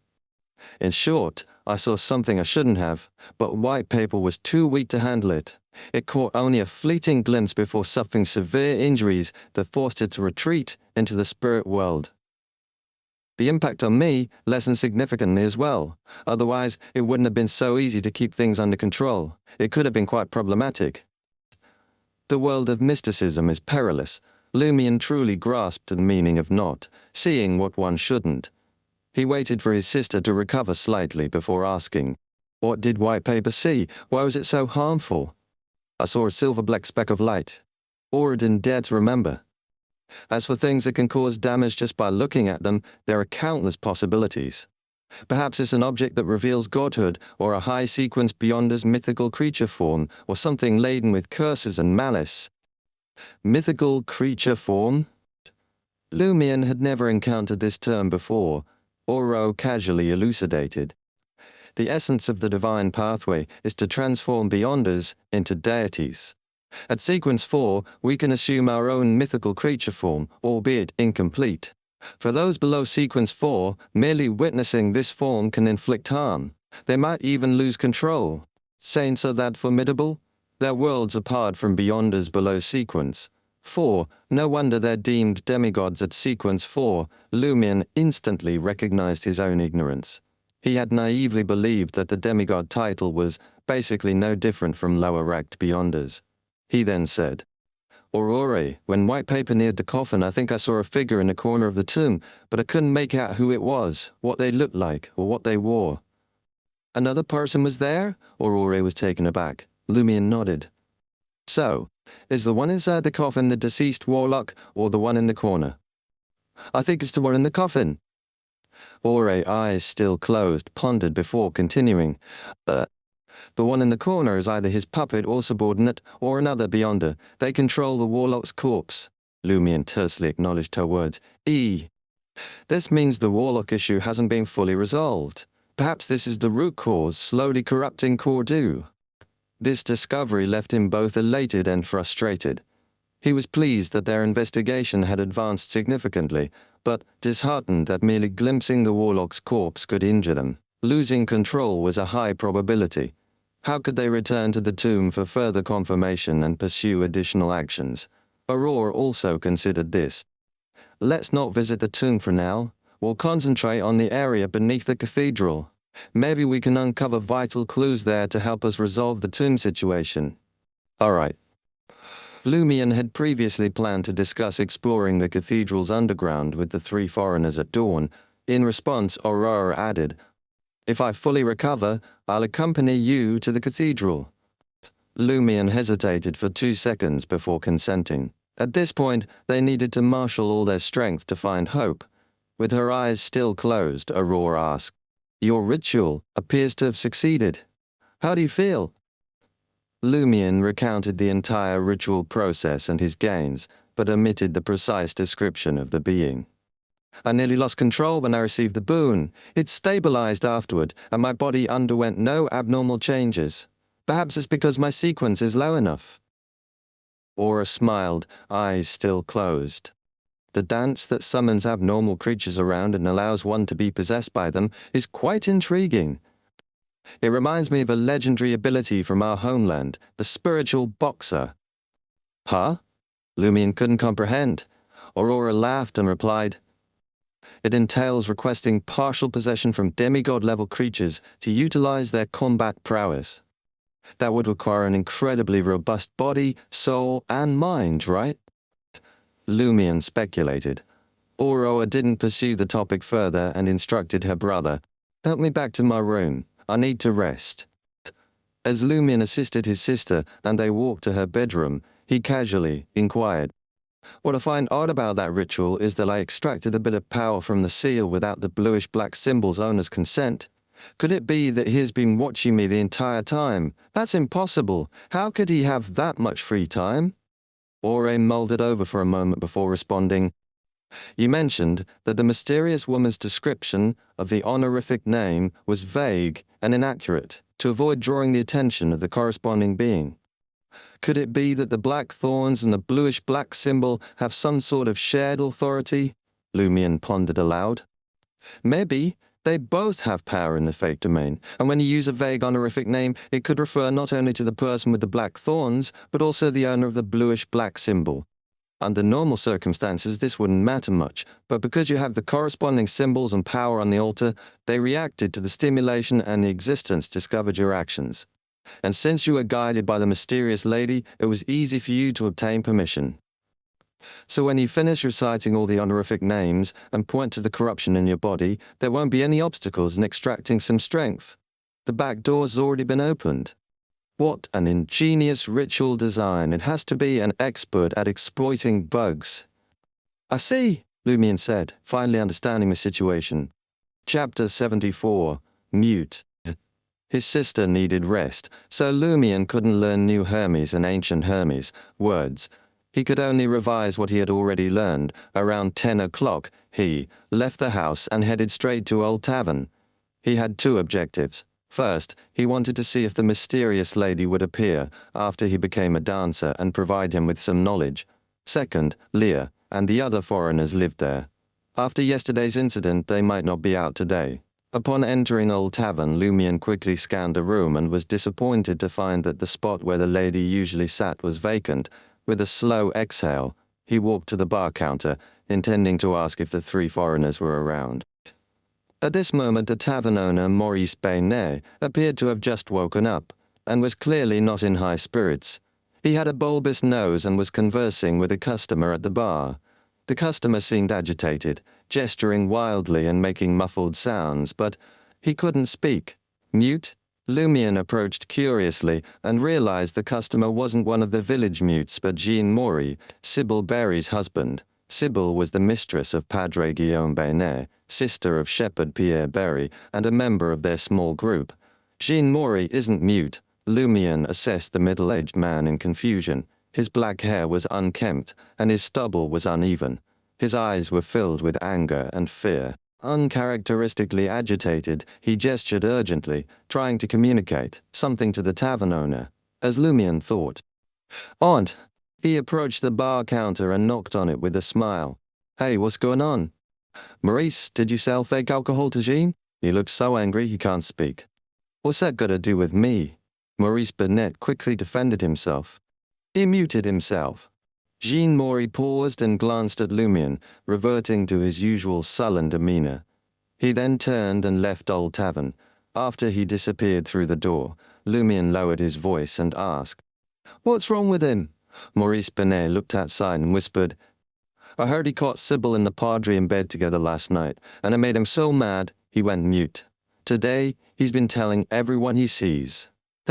He doesn't even have the guts to go to Darieche to confront the Padre. What a coward. Serves him right. Lumion was baffled and shocked. If he remembered correctly, Jean Maury knew about his wife Sybil's prolonged affair with the Padre. He just didn't want her to be with another man. How could he be so angry that he went mute over something he was prepared for? Something was off. Moreover, in the previous cycle there had been no instance of Jean Maury becoming mute from anger. Otherwise Lumion would have known. In Cordoue this was headline news. It would have spread rapidly. Could it be that their investigations had caused a disturbance, making Jean Maury encounter something he wouldn't have otherwise? As Lumion speculated, he showed an excited expression. Is that so? Then I'll have to ask him properly. Maurice Baynet wasn't surprised by his eagerness for gossip. Thinking it was typical, he scolded jokingly. Damn kid. Be decent and don't provoke that poor man. Besides, he's mute and can't write. How can he tell you what happened? Lumion chuckled and said, Can't he gesture? He raised his hands and clenched his left fist, gently hitting his right palm. Throughout the Dariage region and even across southern Intis, this was a universal gesture for the act between a man and a woman. Maurice Baynet cursed angrily. I hope you got some decency left and don't play pranks on that poor man. Don't worry, I just want to hear the story. Lumion waved his hand and dashed out of Old Tavern, searching for Jean Maury. However, Lumion didn't know where the man had gone, nor was he gesturing his story to other villagers. Lumion scoured Cordoue, but found no trace of him. Finally, he arrived at Jean Maury's house. At the entrance, Sybil Berry, clad in a greyish-white dress, was sorting through spoiled potatoes. What's the matter? The woman looked up at Lumion. Like Pierre Berry, she had blue eyes, and her long black hair flowed softly down. Her back, unlike other married women who always wore their hair in a bun. Lumion answered frankly, I'm looking for Jean-Marie? With plump cheeks and gentle features, Sybil replied indifferently, He's not home. Then do you know where he went? Lumion pressed. Sybil replied calmly, We had an argument last night. He might have left Cordoue and doesn't want to return for the time being. Lumion's brows twitched. He sensed that something bad had happened. Clearly Jean Maury couldn't leave Cordoue. That would trigger the cycle and cause a restart. As these thoughts raced through his mind, Lumion wore a mischievous grin. Why did you guys quarrel? I heard that you and the Padre... He didn't finish the sentence but instead punched his right palm with his left fist. Sybil's face turned cold as she cursed in a low voice. Get lost. Get out of my house. Lumion clicked his tongue and left Jean Maurie's house. After walking for a distance, the smile on his face vanished. In truth, he didn't want to ask about Sybil's affair with the Padre. He had seen the Padre and Madame Pualis naked. What else was there to ask? But if he didn't ask, it didn't fit his persona in the eyes of the villagers. He had already visited them. If he didn't anger the mistress of the house, could he still live up to the name of prankster king of Cordu? Therefore, Lumion had no choice but to ask. Otherwise, he might be suspected. The persona of a character was sometimes useful and sometimes troublesome. Judging by the Padre's actions and the information he had, Lumion suspected that Jean Maury hadn't become mute because of the affair, but had uncovered something else.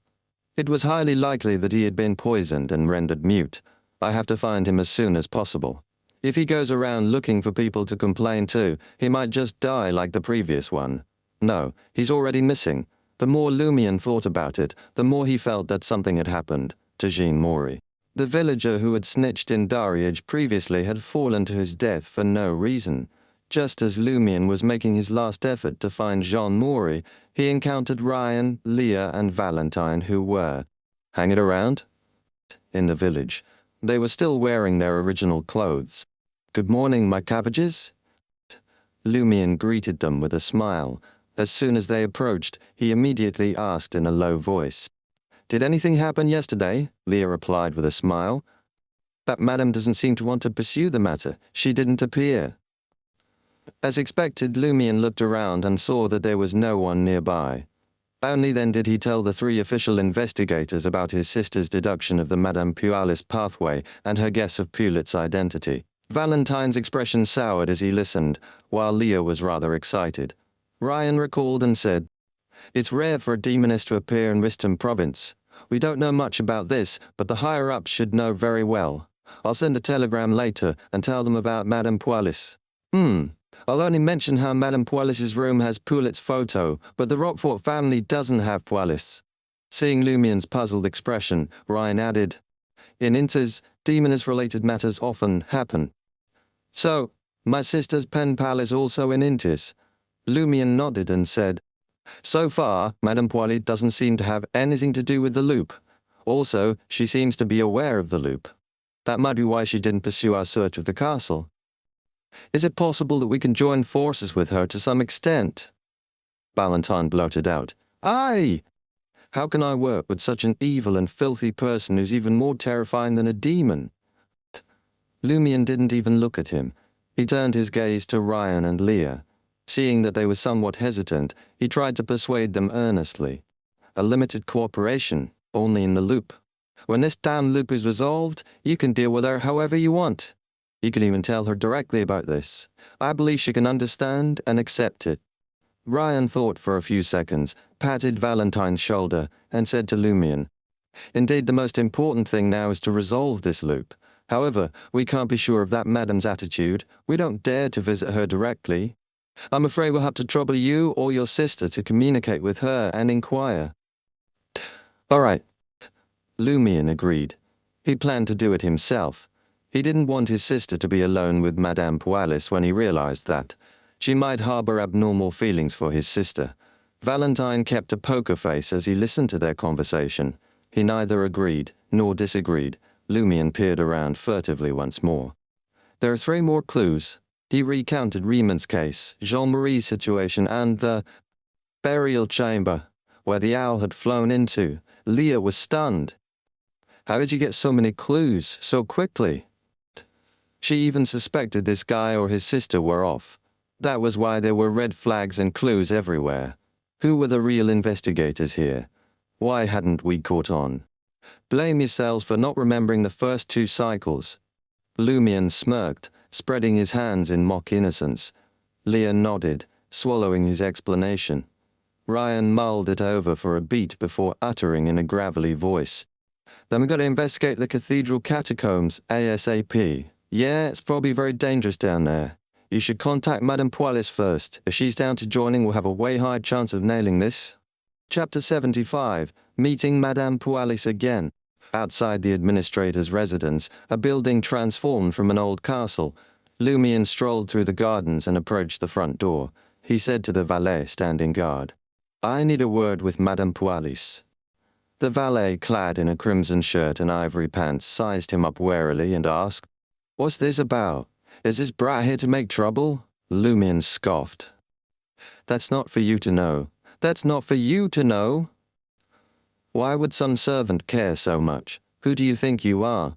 How many kids have you popped out?" The valet hesitated before deciding to pass the message to Madame Pualis and let her decide if she wanted to entertain this cheeky young man. Lumion loitered by the entrance for a few minutes. When the valet returned, Lumion said, "Madame will see you in the small parlor." The small parlor was familiar to Lumion. The few times he had accompanied his sister here, he had been entertained in that very room. Without needing directions, Lumion made his way to the correct room.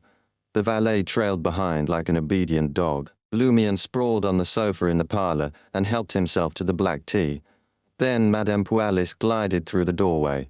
The lady was dressed to kill in an exquisite black corset dress, a matching shawl draped over her shoulders. She wore a slightly askew lady's round hat and a diamond necklace laced in gold. The outfit struck Lumion as familiar. He realized that Madame Pualis had worn this very ensemble when she came to seduce him. She did that on purpose, didn't she? Lumion thought with an icy smile. "Good morning, Madame Pualis." Just as the greeting left his lips, Lumion suddenly noticed the figure beside Madame Pualis. It wasn't Cathy, the lady's maid, but the midwife who had met her demise at Ryan's hands just yesterday. The midwife wore a greyish-white dress. Her eyes were blank, her face expressionless. Her skin had a bluish tinge, identical to when Lumion had seen her corpse in the garden the previous evening. However, she wasn't carrying any gardening tools this time, bringing the midwife instead of her maid. She did that on purpose too, didn't she? Lumion couldn't help the cynical thought. Madame Pualis smiled. "It should be noon by now." "Aye." She settled into the armchair that signified the host, while the midwife stood to one side like an accessory. "If you haven't eaten lunch, it's not noon yet." Lumion quipped. His heart raced underneath the retort. He suspected Madame Pualis had brought the midwife here to interrogate him about yesterday's events. If he didn't handle this well and Leah's group didn't restart the cycle in time, Lumion suspected he might have to play daddy for a few minutes, or longer. Madame Pualis glanced at him, her bright eyes sparkling with an inscrutable smile. Casually, she asked, "What seems to be the trouble?" Lumion decided to cut to the chase. Solemnly, he said, "Madam, you must have realized we're stuck in a time loop." As he spoke, he watched Madame Pualis's face closely, alert for any reaction. If she revealed surprise, shock, or confusion, he would quickly add, "Just kidding." Then he would start with something odd and see how she responded. Only then would he consider telling her about the time loop. Of course, if Madame Pualis looked like she already knew and her secret was out, escape would be his top priority. The odds of escape were slim in that scenario, but how would he know if there was any hope without trying? Madame Pualis sized Lumion up for a few seconds, then smiled. "Looks like you've found a boss too."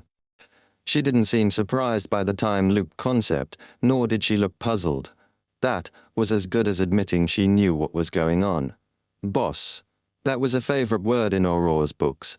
Did she mean some higher power that granted boons? Lumion interpreted Madame Pualis's words.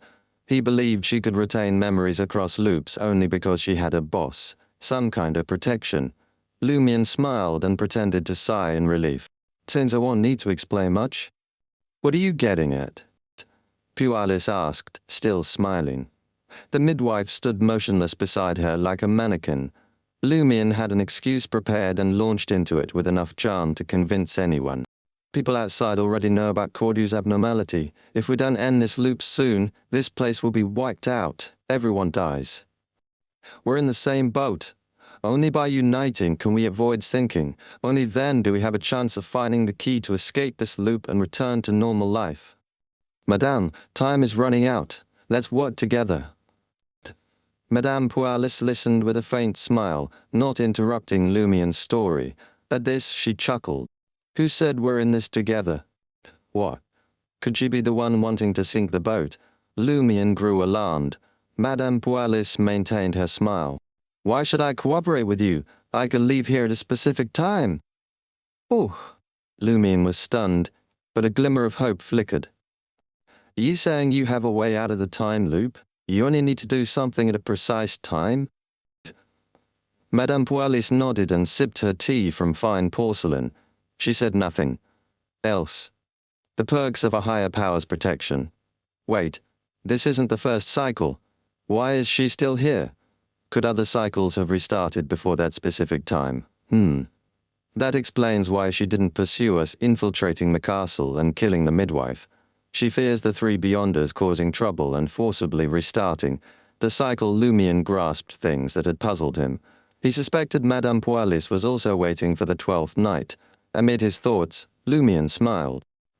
I wonder if you can take Aurora and me out of this cycle. What official investigators? I've never heard of them. Madame Pualis appraised him with amusement. Why should I help you? Didn't you say that love? Lumien stopped, unable to continue. He meant to mention Madame Pualis's words about love, hoping she might save him, and Aurora out of kindness. But since Madame Pualis likely desired his sister, he couldn't say it. If Madame Pualis loved him, a shameless man like Lumien would have played the love card and offered to bear her child to get them out of this loop. Well, he would grit his teeth and give birth himself if it meant Madame Pualis evacuating him and Aurora from this cycle. Madame Pualis's expression shifted slightly. After a few seconds of silence, she said, Are you suggesting love is unfathomable? Saving her despite clearly wanting her dead for her mistake? Lumien didn't answer. He could tell Madame Pualis referred to as she. Madame Pualis didn't expect a response. She sighed. But what if it's irredeemable?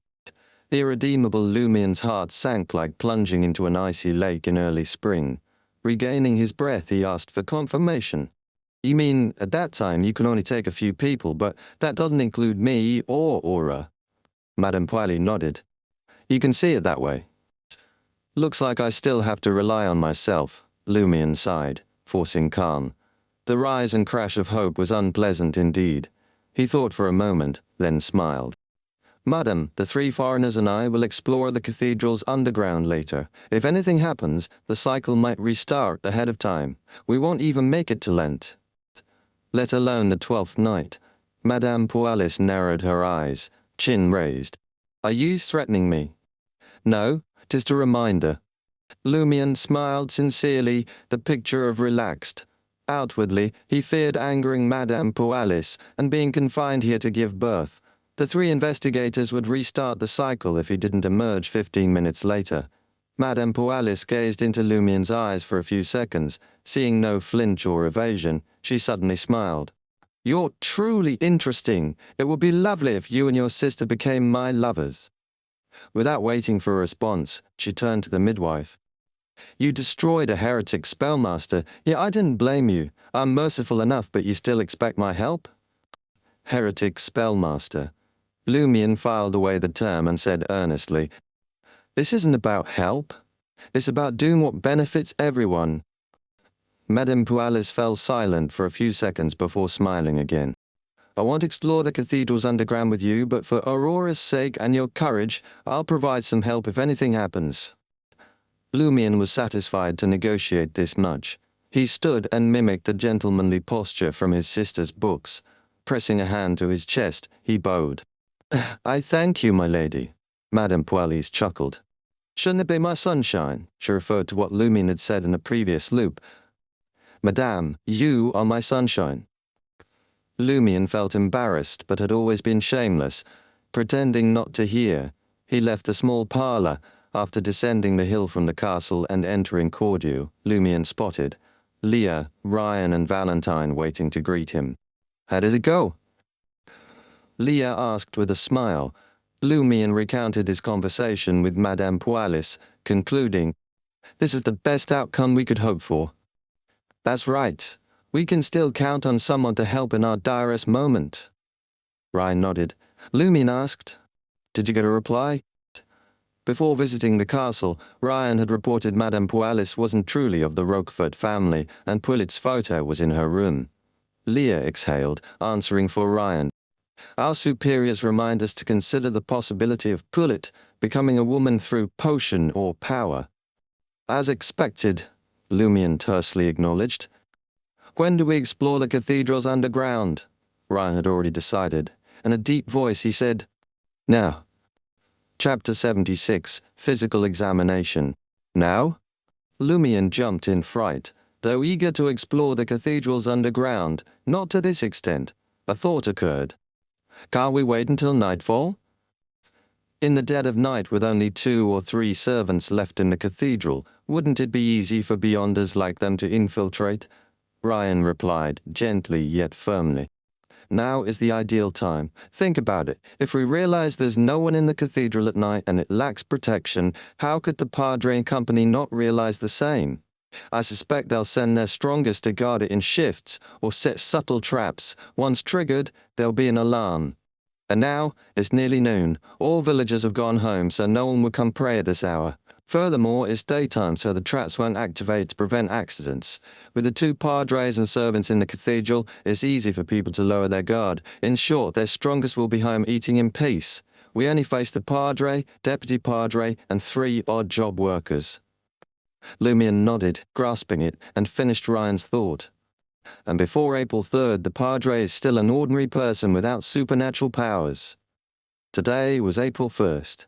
Plus, though the deputy padre seems off, he's clearly not a core member of the padre's team. Same for the 3 odd job workers, Leah added with a smile. Can 4 beyonders handle 5 ordinary people silently? Lumion hesitated before replying. But won't this make it impossible to reach the 12th night? This amounted to triggering an abnormality on the padre's side. History would change accordingly. You said it yourself. Compared to us, the Padre and company will hold back until Lent to usher in the 12th night.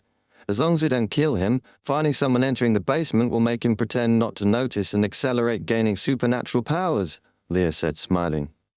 Gaining power, he might hunt us with the others, but Cordu isn't small, and we're not weak.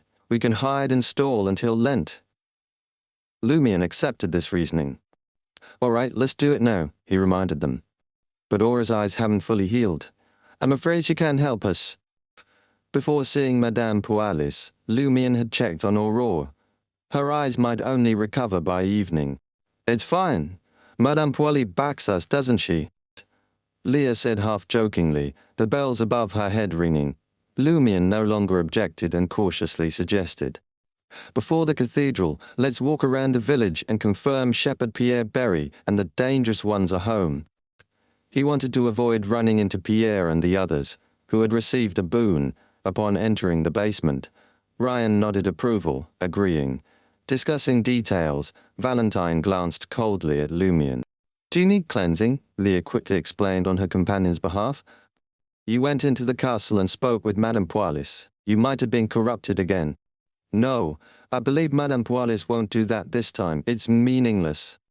Lumion felt certain. He had no choice but to feel certain. He dared not let Valentine purify him again. Compared to yesterday, he was already a dancer. Evil aura had seeped from the seal inside. Once purified by holy water, there would likely be huge trouble. According to Aurora's analysis, he needed full-body purification. Seeing Lumion having no issue with it, Valentine, just being kind, naturally said, no more. Then, wandering Cordu, Lumion made his way home and told Aurora their plan. Aurora was vexed at the inability to join and help. She could only offer to wait in the village edge and restart the cycle if anything went wrong. This required little vision. It sufficed to vaguely see the road. Agreeing to have her restart before anyone came for her at 12:30, Lumion bid Aurora farewell and reconvened with Leah's group. By then, the 3 official Beyonders had confirmed where Shepherd Pierre Berry and the Padre's core members were. Making a half detour, they reached the cathedral's side along a small path, the door they had used to catch the Padre and Madame Pualis's affair in a previous cycle. Lumion readied to volunteer when Leah strode over, using a wire to fiddle with the lock and push open the dark wooden door. Seeing Lumion's surprise, she smiled. It's a necessary technique for investigation. Don't make it sound so noble. Lumion didn't voice his thoughts as Leah had already entered the cathedral. The small silver bells on her veil and boots didn't move or make a sound. Lumion tried interpreting this. It's very safe entering the cathedral. No danger? Leah glanced back. Please add limited to dealing with the cathedral's people. Did this mean danger in the basement remained unknown? Lumion roughly understood, gaining insight into divination. However, even improved by Dancer, he lacked divination. Ryan passed him, following Leah into the cathedral. Steps in, a servant approached. In a blink, Ryan rushed over, raised a hand and chopped the servant behind an ear. The servant crumpled soundlessly. Ryan caught and dragged him into the nearest room. Leah rushed over, taking a colorless liquid-filled bottle and pouring it down the servant's throat. "What's this?" Lumion asked, curious. Leah maintained a smile. "A sedative." "You're well prepared," Lumion sighed inwardly. Taking down the 3 odd-job workers without alerting the Padre, Leah crept into the Padre's room through the shadows, silently turning the handle and cracking the wooden door. She saw Cordu's mightiest man in a gold-threaded white robe, breathing slowly and deeply on a simple bed. Plates for lunch and silver cutlery were on a table by the door. Leah sized him up and leapt in, chopping the Padre behind his ear. Immediately she poured most of the remaining sedative down Guillaume Benet's throat. "That's it?" Lumion stuck his head out from behind Leah. "Wasn't this too easy? What else? What did you expect of an ordinary person?" Leah asked, amused. Lumion tersely acknowledged, lifting the Padre's robe. "What are you doing?" Leah was shocked yet smiling. Lumion said without turning, "Checking his body." He wanted to see if the Padre had the black thorn symbol on his chest. Soon the Padre Guillaume Benet's top half was exposed, revealing nothing but tufts of black hair. No black thorn symbol, no black mark of a special contract. Lumion nodded imperceptibly, muttering, "Looks like the symbol is received after accepting the boon. Or does it exist now but only activates through cogitation?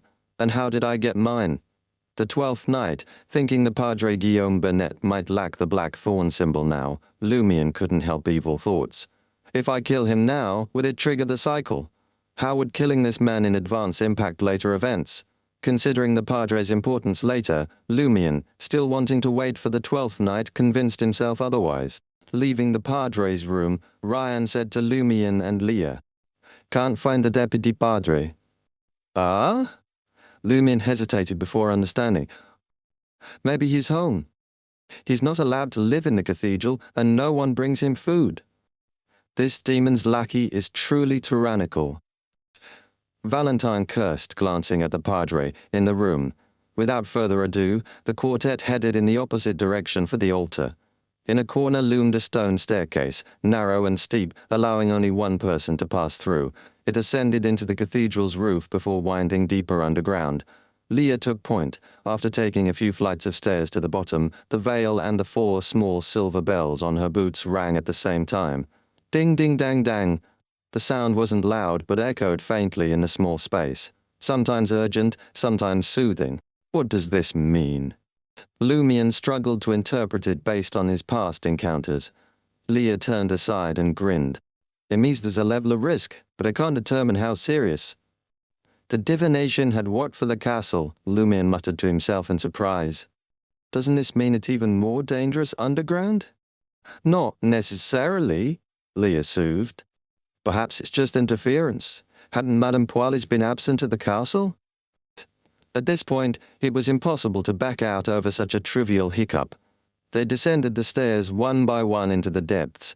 Soon, the 4 saw an old brown wooden door in the basement. Leah pinched her glabella and activated her spirit vision before approaching the wooden door. Though Lumion hadn't mastered activating spirit vision with the dancer's spirituality boost, it didn't take long for him to activate it. He saw everyone, glowing red and healthy. When her companions were set, Leah opened the basement door. Amidst the creaking, Lumion caught a whiff of a familiar fragrance. Elegant and sweet, he instantly made the connection and hurriedly told Ryan and the others. "Smells like grey amber." This was the material used to revere the hidden entity called Inevitability. Chapter 77, Changes. Lumion had briefly informed Ryan and the others about the black thorn symbol on Guillaume Benet's chest. Inevitability. In the hidden entity's honorific grey, amber tulips, cloves and deer musk for the corresponding domain, he claimed. The source was the Padre, and it had nothing to do with him. Hearing this, Leah, Ryan and Valentine immediately grew alert with guesses. The sacrificial site? Ryan muttered. As he spoke, all looked to the basement. With dim light trickling down the stairs, they could barely see inside. The space under the cathedral was bigger than Lumion's whole first floor. The floor was greyish-white stone slabs, and it looked pitch black due to the lack of light. In the middle stood a stone platform half a man's height. The top of the stone platform caved in slightly, as if hiding something, but nobody could see clearly. As Lumion pondered, he whispered, "This might be where the Padre and company pray to the evil entity for boons. They actually built the evil god's altar under the cathedral." Valentine was furious. Lumion suspected he would combust any second and turn to holy light to purify everything here. "Calm down," Ryan patted Valentine's shoulder. "Get ready to light the fire." He then gestured for Leah to scout. Leah kept her sweet smile and sniffed. "That hidden entity with inevitabilities is an honorific name, really likes fragrance." Sighing, she entered the basement, lips moving as if chanting. The 4 silver bells chimed again, sometimes intense, sometimes soothing. 1 step, 2 steps, 3 steps, Leah turned and said to Ryan and the others, "Nothing unusual around the entrance." Ryan, Lumion and Valentine entered the basement through the old brown wooden door and came to where Leah had stopped. Leah kept moving forward. After a few steps, the silver bell on her veil and boots shook violently. Ding ding dang dang, the sound spread everywhere. Specks of dawn-like light immediately appeared around Ryan and condensed, forming silver full-body armor over him. Simultaneously, a pure broadsword of light appeared in Ryan's hand. Valentine spread his arms, letting golden illusory flames burn around him. One flame suddenly lengthened and widened, and Leah walked out of it. She returned to Lumion and the others from near the altar. How magical! Lumion marveled at Leah's act again. Compared to the Sun Pathway's abilities and Ryan's combat state he could understand and imagine, Leah's various acts were even more bizarre and more magical. For example, her ability to transfer his wound from his thigh to his calf edge yesterday blew his mind. Faced with the sudden alarm, Lumion responded the only way he could. He drew the iron black axe and hid behind Ryan, whose body had grown much larger. In this he sized up his surroundings but found no abnormal changes. He had his spirit vision on after all. Of course Lumion had found something. With the golden flame's help he saw piles of human bones at the basement edge. Some were even covered in light, sheepskin, sacrificial offerings from before. The Padre and company have conducted cultist rituals here for at least half a year, but Aurora and I didn't notice at all. Lumion's thoughts raced as he again felt Cordu, where he'd lived nearly 5 years, was unfamiliar. At some point this place had become abnormal. Perhaps it had been abnormal from the beginning. Ryan warily eyed the altar direction and asked, "Is everything all right?" Leah shook her head. "I don't feel any issues, just signs of danger." "Strange." Lumion's voice trailed off as he turned to Leah. He saw that the beautiful woman's face had turned translucent and twisted. Maggots seemed to crawl below. She was even scarier and eviler than legendary evil spirits, making his scalp tingle and heart race wildly. This exceeded Lumion's imagination. He suspected he'd have nightmares for a long time. "Yet, your face," he warned Leah, unable to contain his fear.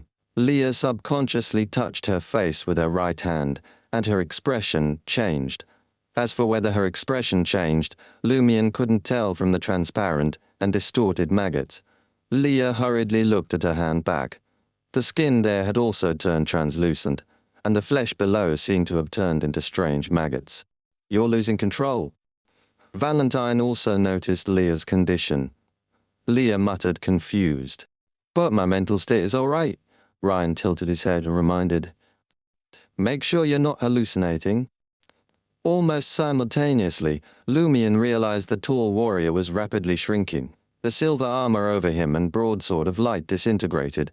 In a blink, Ryan turned into a short man only about 1.5 meters tall. His brown coat and light yellow strides were either too big or too long. He's also mutating. Only Valentine and I are fine. Lumien's pupils dilated as he subconsciously looked at Valentine. Ryan, you shrunk. Valentine, already a pure light figure, warned his companion anxiously. Lumien, nearly blinded, hurriedly asked Leah, "Any changes for me?" Leah said with countless transparent maggots that seemed to want to crawl out but couldn't leave the flesh. "You're very normal, but under such circumstances, normality might be the greatest abnormality." "I'm normal. Could the blackthorn symbol have protected me, causing the danger here to think I'm one of them?"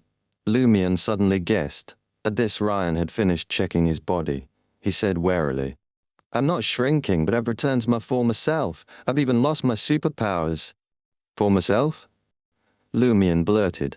He vaguely thought of something. Ryan nodded. "Yes, I'm naturally short. As a man, this is a huge misfortune, so I chose warrior when selecting my potion. It could effectively change my height. I don't know if I'm lucky or not. The past 5 to 6 years had many beyonder monsters and abnormalities related to the warrior pathway appear, allowing me to be less worried about the materials needed to advance." Hearing Ryan's words, Lumien roughly understood the anomaly's source. "You've returned to the past. As far as I know, the authority of that hidden existence is related to the past." With that, he mimicked the mysterious lady and deliberately paused a few seconds before adding another word. "It also involves the present and the future." Though now speaking Intis, he still had to be cautious. Leah reacted quickly and blurted, "Valentine and I have entered the future. Is this the state of one of our futures? And I'm the present?" Lumien asked, confirming Leah's guess. He then thought of the three-faced monster he had encountered in the dream ruins. The monster had only one head, but it bore 3 faces, one aged, one in its prime, one youthful. Lumien suspected this was another gift from the owner of the black thorn symbol. Moreover, it was of a higher order, but the recipient couldn't withstand it or had met with an accident, turning into a 3-faced monster. Leah nodded gently. "Likely, but this change in state doesn't affect my mind. I don't feel like I'm about to lose control at all. Nor do I feel like I'm immolating," Valentine added. Ryan pondered a moment and said, "Similarly, I didn't lose my memories. Perhaps there's only a little power left here that can't affect the mind, heart, and memories. But if we maintain this state for too long, I'm unsure if there will be any serious after effects. I'm fine. At most, I'll consume the potion again and advance again. As for you, there should be many possibilities in the future, but now, perhaps the future has been determined, one will lose control, and the other will transform into holy light. This is an inevitability I understand." "How frightening," Leah exclaimed with a smile. "Luckily, we can restart the cycle while also attempting to seek the present here." Seeing that there were no terrifying monsters attacking, Lumien suggested, "Should we go out first and see if we can recover naturally? Besides, we might encounter a power that represents the present along the way." Ryan didn't object. "We'd give it a shot." He was now an ordinary person, and it would be dangerous for him to go any further.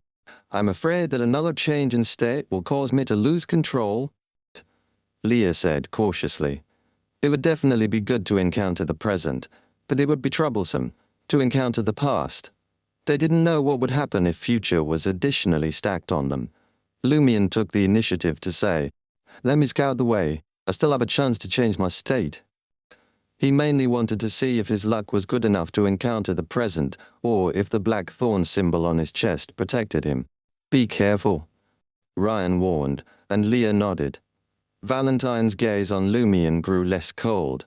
He couldn't help but think, this lad has a very sacrificial spirit.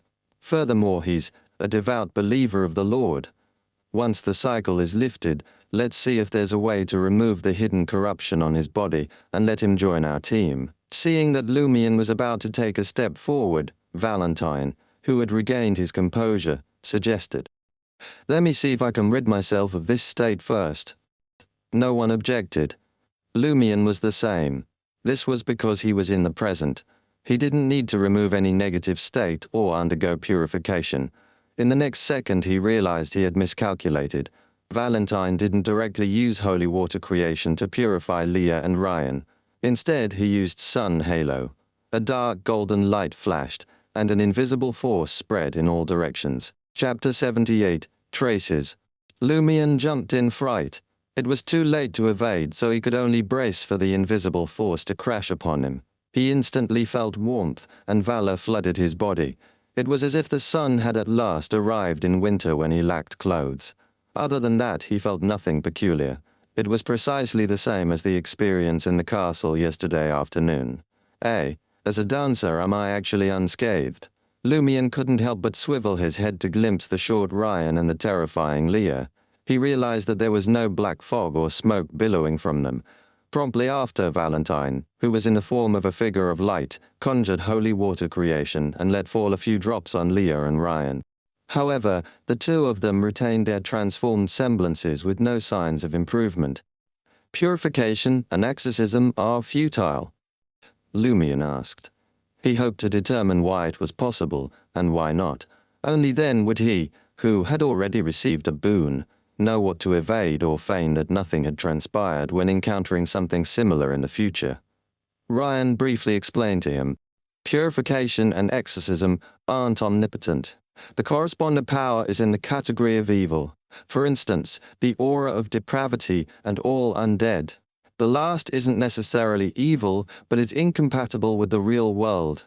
It needs to return to the spirit world so it can still be purified and exorcised. Just like how our definition of an evil god is based on their style of acting, the power of an evil god isn't necessarily evil. Lumion roughly fathomed and thoughtfully asked, Inevitability's power doesn't belong to evil, nor does it signify depravity, so there is no way to purify or exorcise it. Yes. Valentine had already affirmed this through his previous attempt.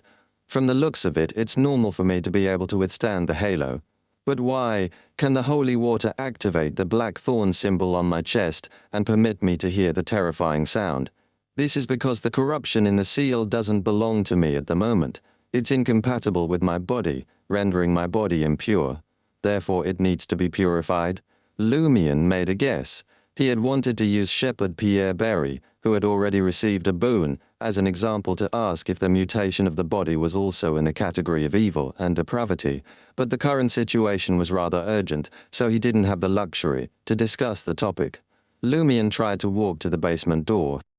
After taking 2 steps, he suddenly heard a buzzing sound in his ears.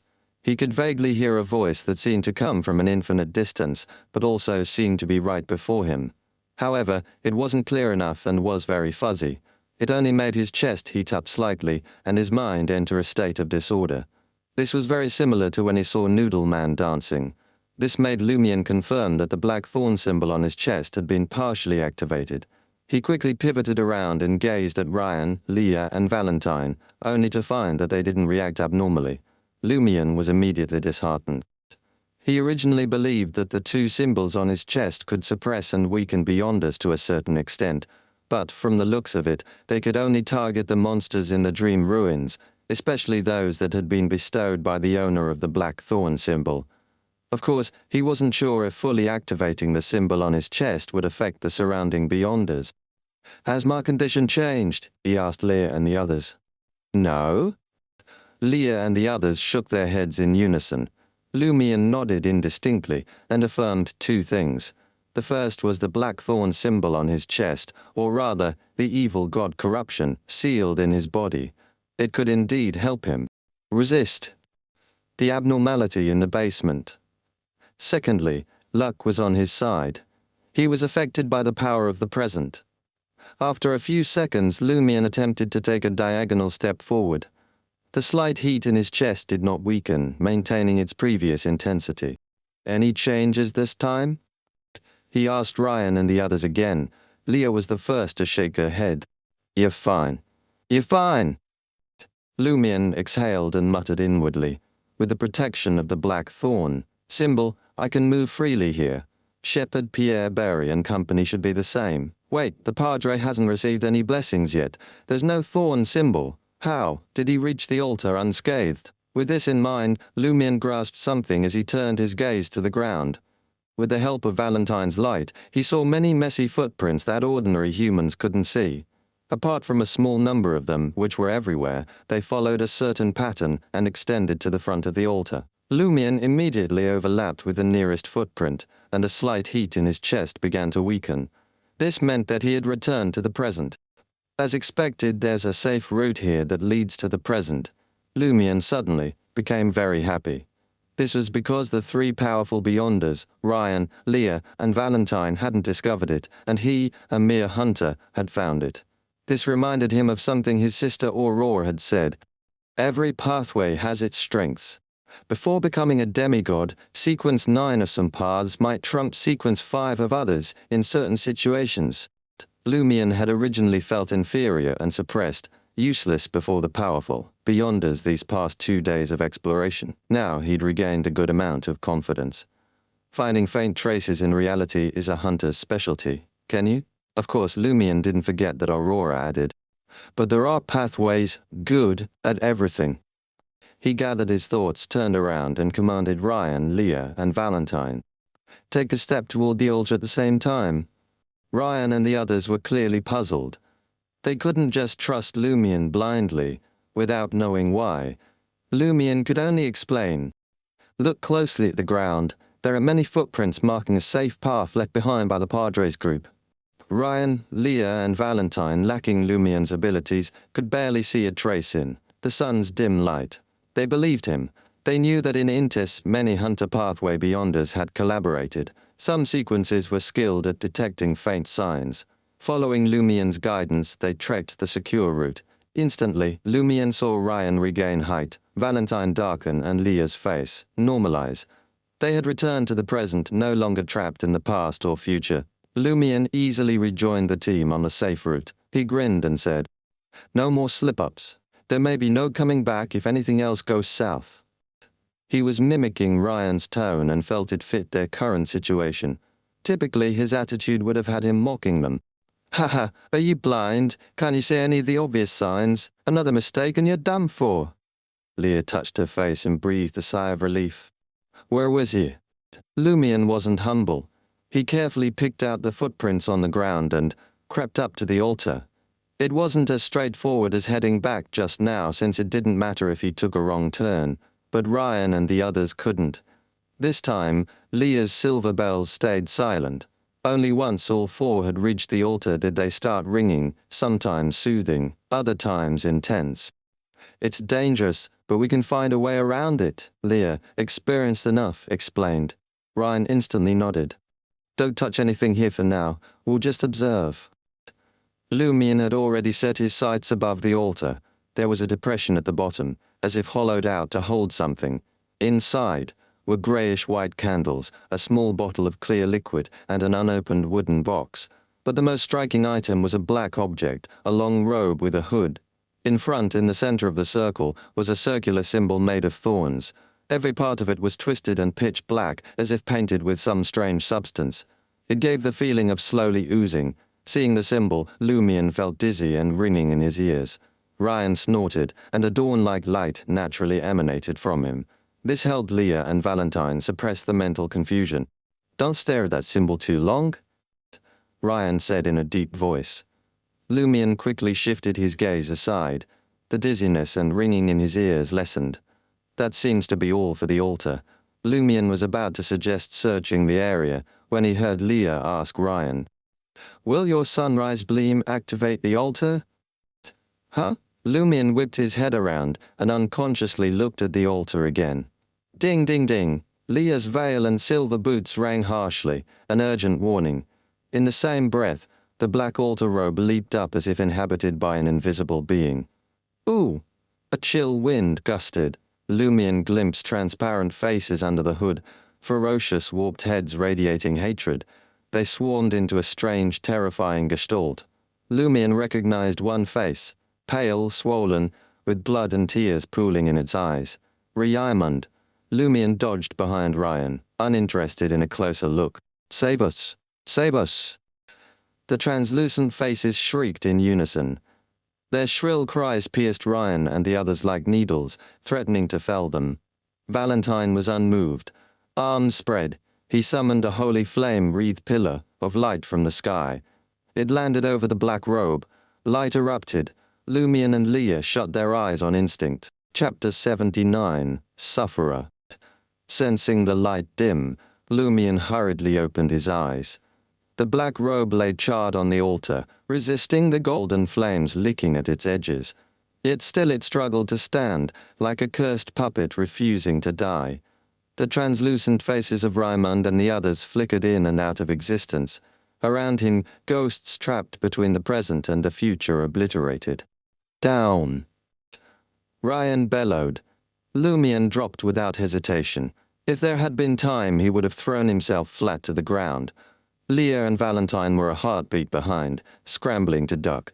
In the same instant, Ryan plunged the sword of dawn into the altar's heart, piercing the robe.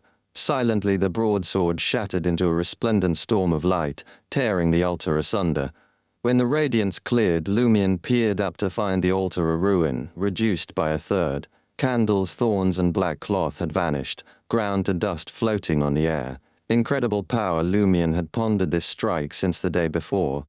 "Everything okay?" he asked.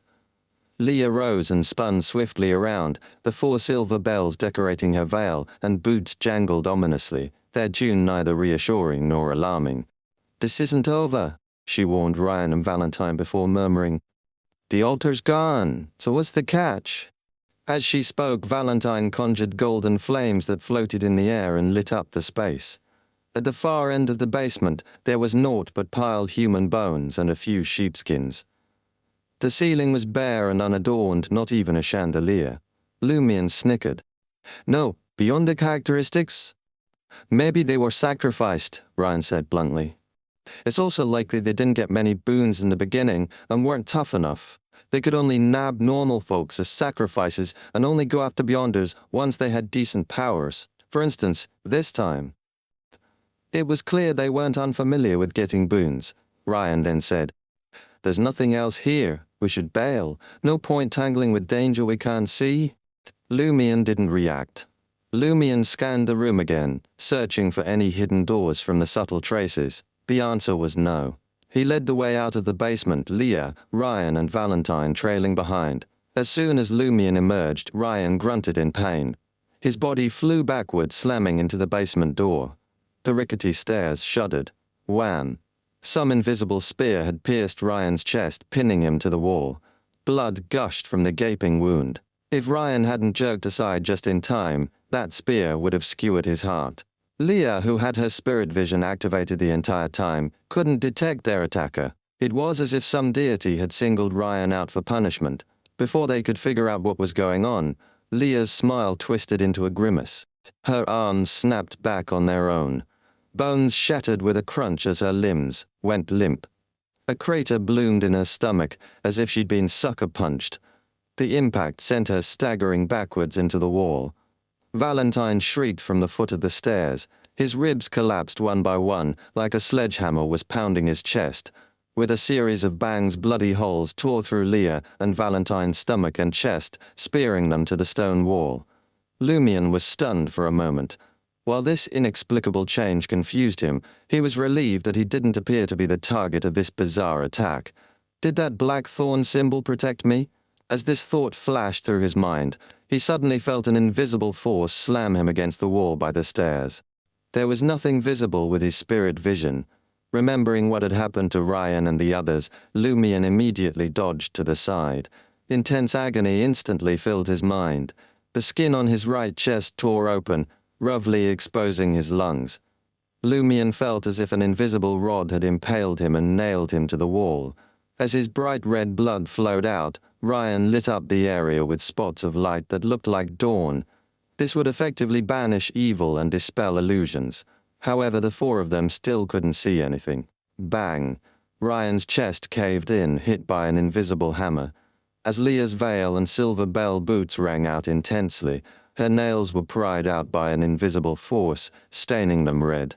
This indescribable pain contorted her face in terror. Valentine spread his arms and let the holy pillar of light descend upon him. The light of the sun suddenly erupted, obliterating all evil and igniting Valentine's body. However, in the sun's glare, his arms were uncontrollably wrenched backward and stuck to the wall. 2 blood-red holes appeared on his wrists, nailing them in place. When the light faded, Valentine's face was charred, and his skin peeled off inch by inch. Seeing their ordeal, Lumion couldn't help but feel anguish for them. It was unknown if it was because of the black thorn symbol, but his misery had abated. His face felt as if slapped by an invisible hand repeatedly.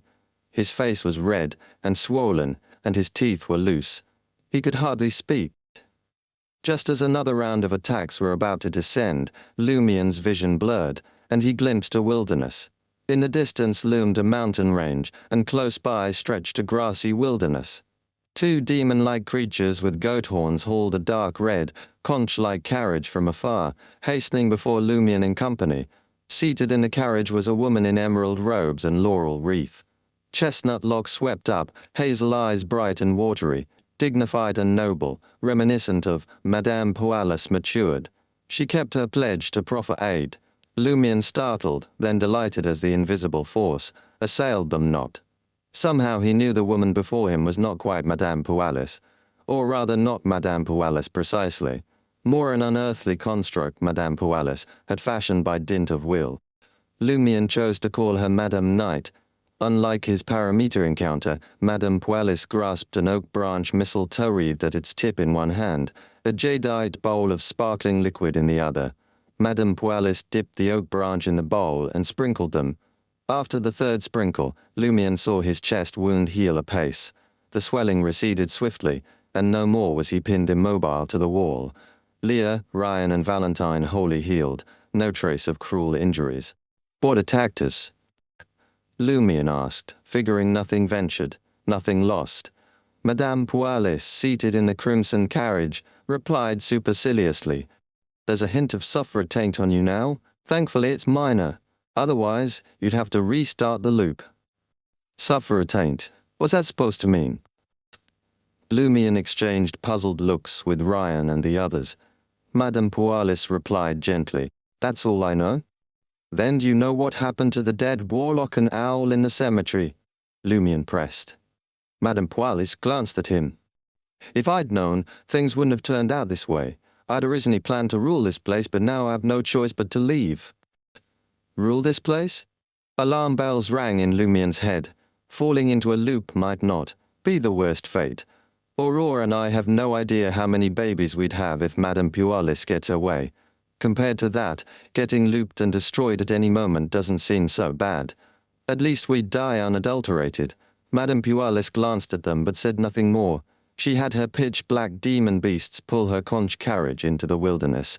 By the time she disappeared from Lumion and the others' sight, the wilderness was gone. Just then, they realized they were still in the basement. Half of them were on the stairs, the other half by the wooden door. If not for the blood and fallen nails on the ground and walls, they'd have thought they'd experienced a hyper-realistic illusion. "Let's get out of here first." Ryan quickly regained his senses and told Valentine, "Get rid of any traces we left." Valentine nodded and conjured illusory golden flames to burn the blood and nails away. The 4 of them faced no further attacks on their way back to the cathedral. It was unclear if the sufferer taint had been expended or if Madame Pualis had wiped it out. Just as Lumion was about to leave through the side door, he suddenly spotted the deputy padre Michel Garrigue standing dazed outside the room where sleeping servants had been stowed. Was this fellow back from filling his stomach? Lumion was about to avoid him, when Michel, with his curly brown hair and delicate features, suddenly turned and saw them. Ryan was poised to knock this guy out when Michel Garrigue asked with an unnaturally cheerful smile, "Here to pray? Need a confession?" "Everyone else in the cathedral has collapsed, but you're concerned with confessions?" Lumion looked at Michel as if he were mad. Compared to before, this guy's abnormality was glaringly obvious. Chapter 80. Joint Investigation Team. Leah sensed Michel's abnormality and turned to Ryan, asking with her eyes if she should knock him out. At this moment Lumion spoke up. "Is the padre not here?" Michel's eyes lit up, unable to hide his excitement. "The padre is resting. You can pray to me." His face was filled with pleading. Lumion hesitated, obviously uneasy, before reluctantly saying, "Fine." Seeing Michelle's elated expression, Lumion turned to Leah and the others, feigning annoyance. "What's wrong with you lot? Coming to the cathedral to pray is what any true believer would do. What is there to be afraid of?" What he really meant was that they had already escaped the basement without getting caught. Why worry now? As believers of the eternal blazing sun, it was perfectly normal for them to come to the cathedral to pray. Using a side door was a trivial matter. As for the padre and his lackeys taking an extended lunch, what did that have to do with them? Lumion knew such excuses would only fool dimwits, but they should placate the padre, at least for now. The padre wouldn't expose them until Ryan's group tried reporting the irregularities to the higher-ups and put an end to Cordu's depravities. As long as Leah and the others continued strolling around the village, casually chatting with people as if they hadn't found anything incriminating in the cathedral's basement, the padre would be content to maintain the status quo. Add to that, Ryan had demolished their underground altar. It would take time for them to restore it. Lumion estimated the padre wouldn't gain any boons for at least a couple of days, if not until after Lent began. By then, it wouldn't matter if the padre suspected them or not, appearing normal was the most pressing concern. Upon hearing Lumion's words, Deputy Padre Michel Garriguet vigorously nodded. "Absolutely. No matter your past sins, if you pray sincerely and repent, God will forgive you." "Is that so? What if the padre repented to the eternal blazing sun and confessed that I had strayed long ago, believing in an evil God? Now, I want to return to the righteous path." Lumion appeared pious as he strode to the altar, but he didn't buy it. Michel hastened ahead, seeming poised to take flight in his zeal. Leah couldn't help but glance sideways at Valentine, seeing his complicated expression at the fanatical clergyman. This should have earned Valentine's praise, but he knew the deputy padre was clearly deranged. Redirecting her gaze from Valentine, Leah rushed to Lumion's side and whispered in his ear, "Did you consider that half those present don't believe in the eternal blazing sun?" "You're not?" Lumion seemed genuinely surprised, not because he was perceptive and grasped her hint, but of the five there, aside from the unhinged deputy padre, Valentine was certainly one of the remaining four. Lumion himself barely counted as half. Leah nodded slightly, her bells chiming. She smiled and whispered, "Ryan hails from the machinery hive mind. I'm from Bureau 8. We don't belong to the Eternal Blazing Sun Church." Lumion had heard his sister mention that the machinery hive mind was on par with the Eternal Blazing Sun Church's Inquisition. It was a branch of the church, of the god of steam and machinery, dealing with matters concerning those from beyond. Bureau 8's full name was Bureau 8 under the Intis Intelligence and Homeland Security Committee. It was the Republic's most official organization in the domain of the Beyonders. "Weren't you sent by the church?" Lumion asked curiously, finding a chair and sitting down. Leah sat beside him, smiling thinly. "Too many dangerous run-ins with those from beyond have happened at country borders in recent years, especially in disputed territories. When Cordu called for help, the higher-ups decided to set up a joint task force to get into Cordu, figure out what's really going down, and give the best recommendation for how to handle it. Who knew that this place—" She shook her head, seeming at a loss for words while her bells chimed. The strangeness and horror of this place was beyond her imagination. At times she felt Valentine was right to suggest reporting everything and requesting Cordu's destruction. But she wasn't ready to die yet. She had to choke back her professional instincts and morals.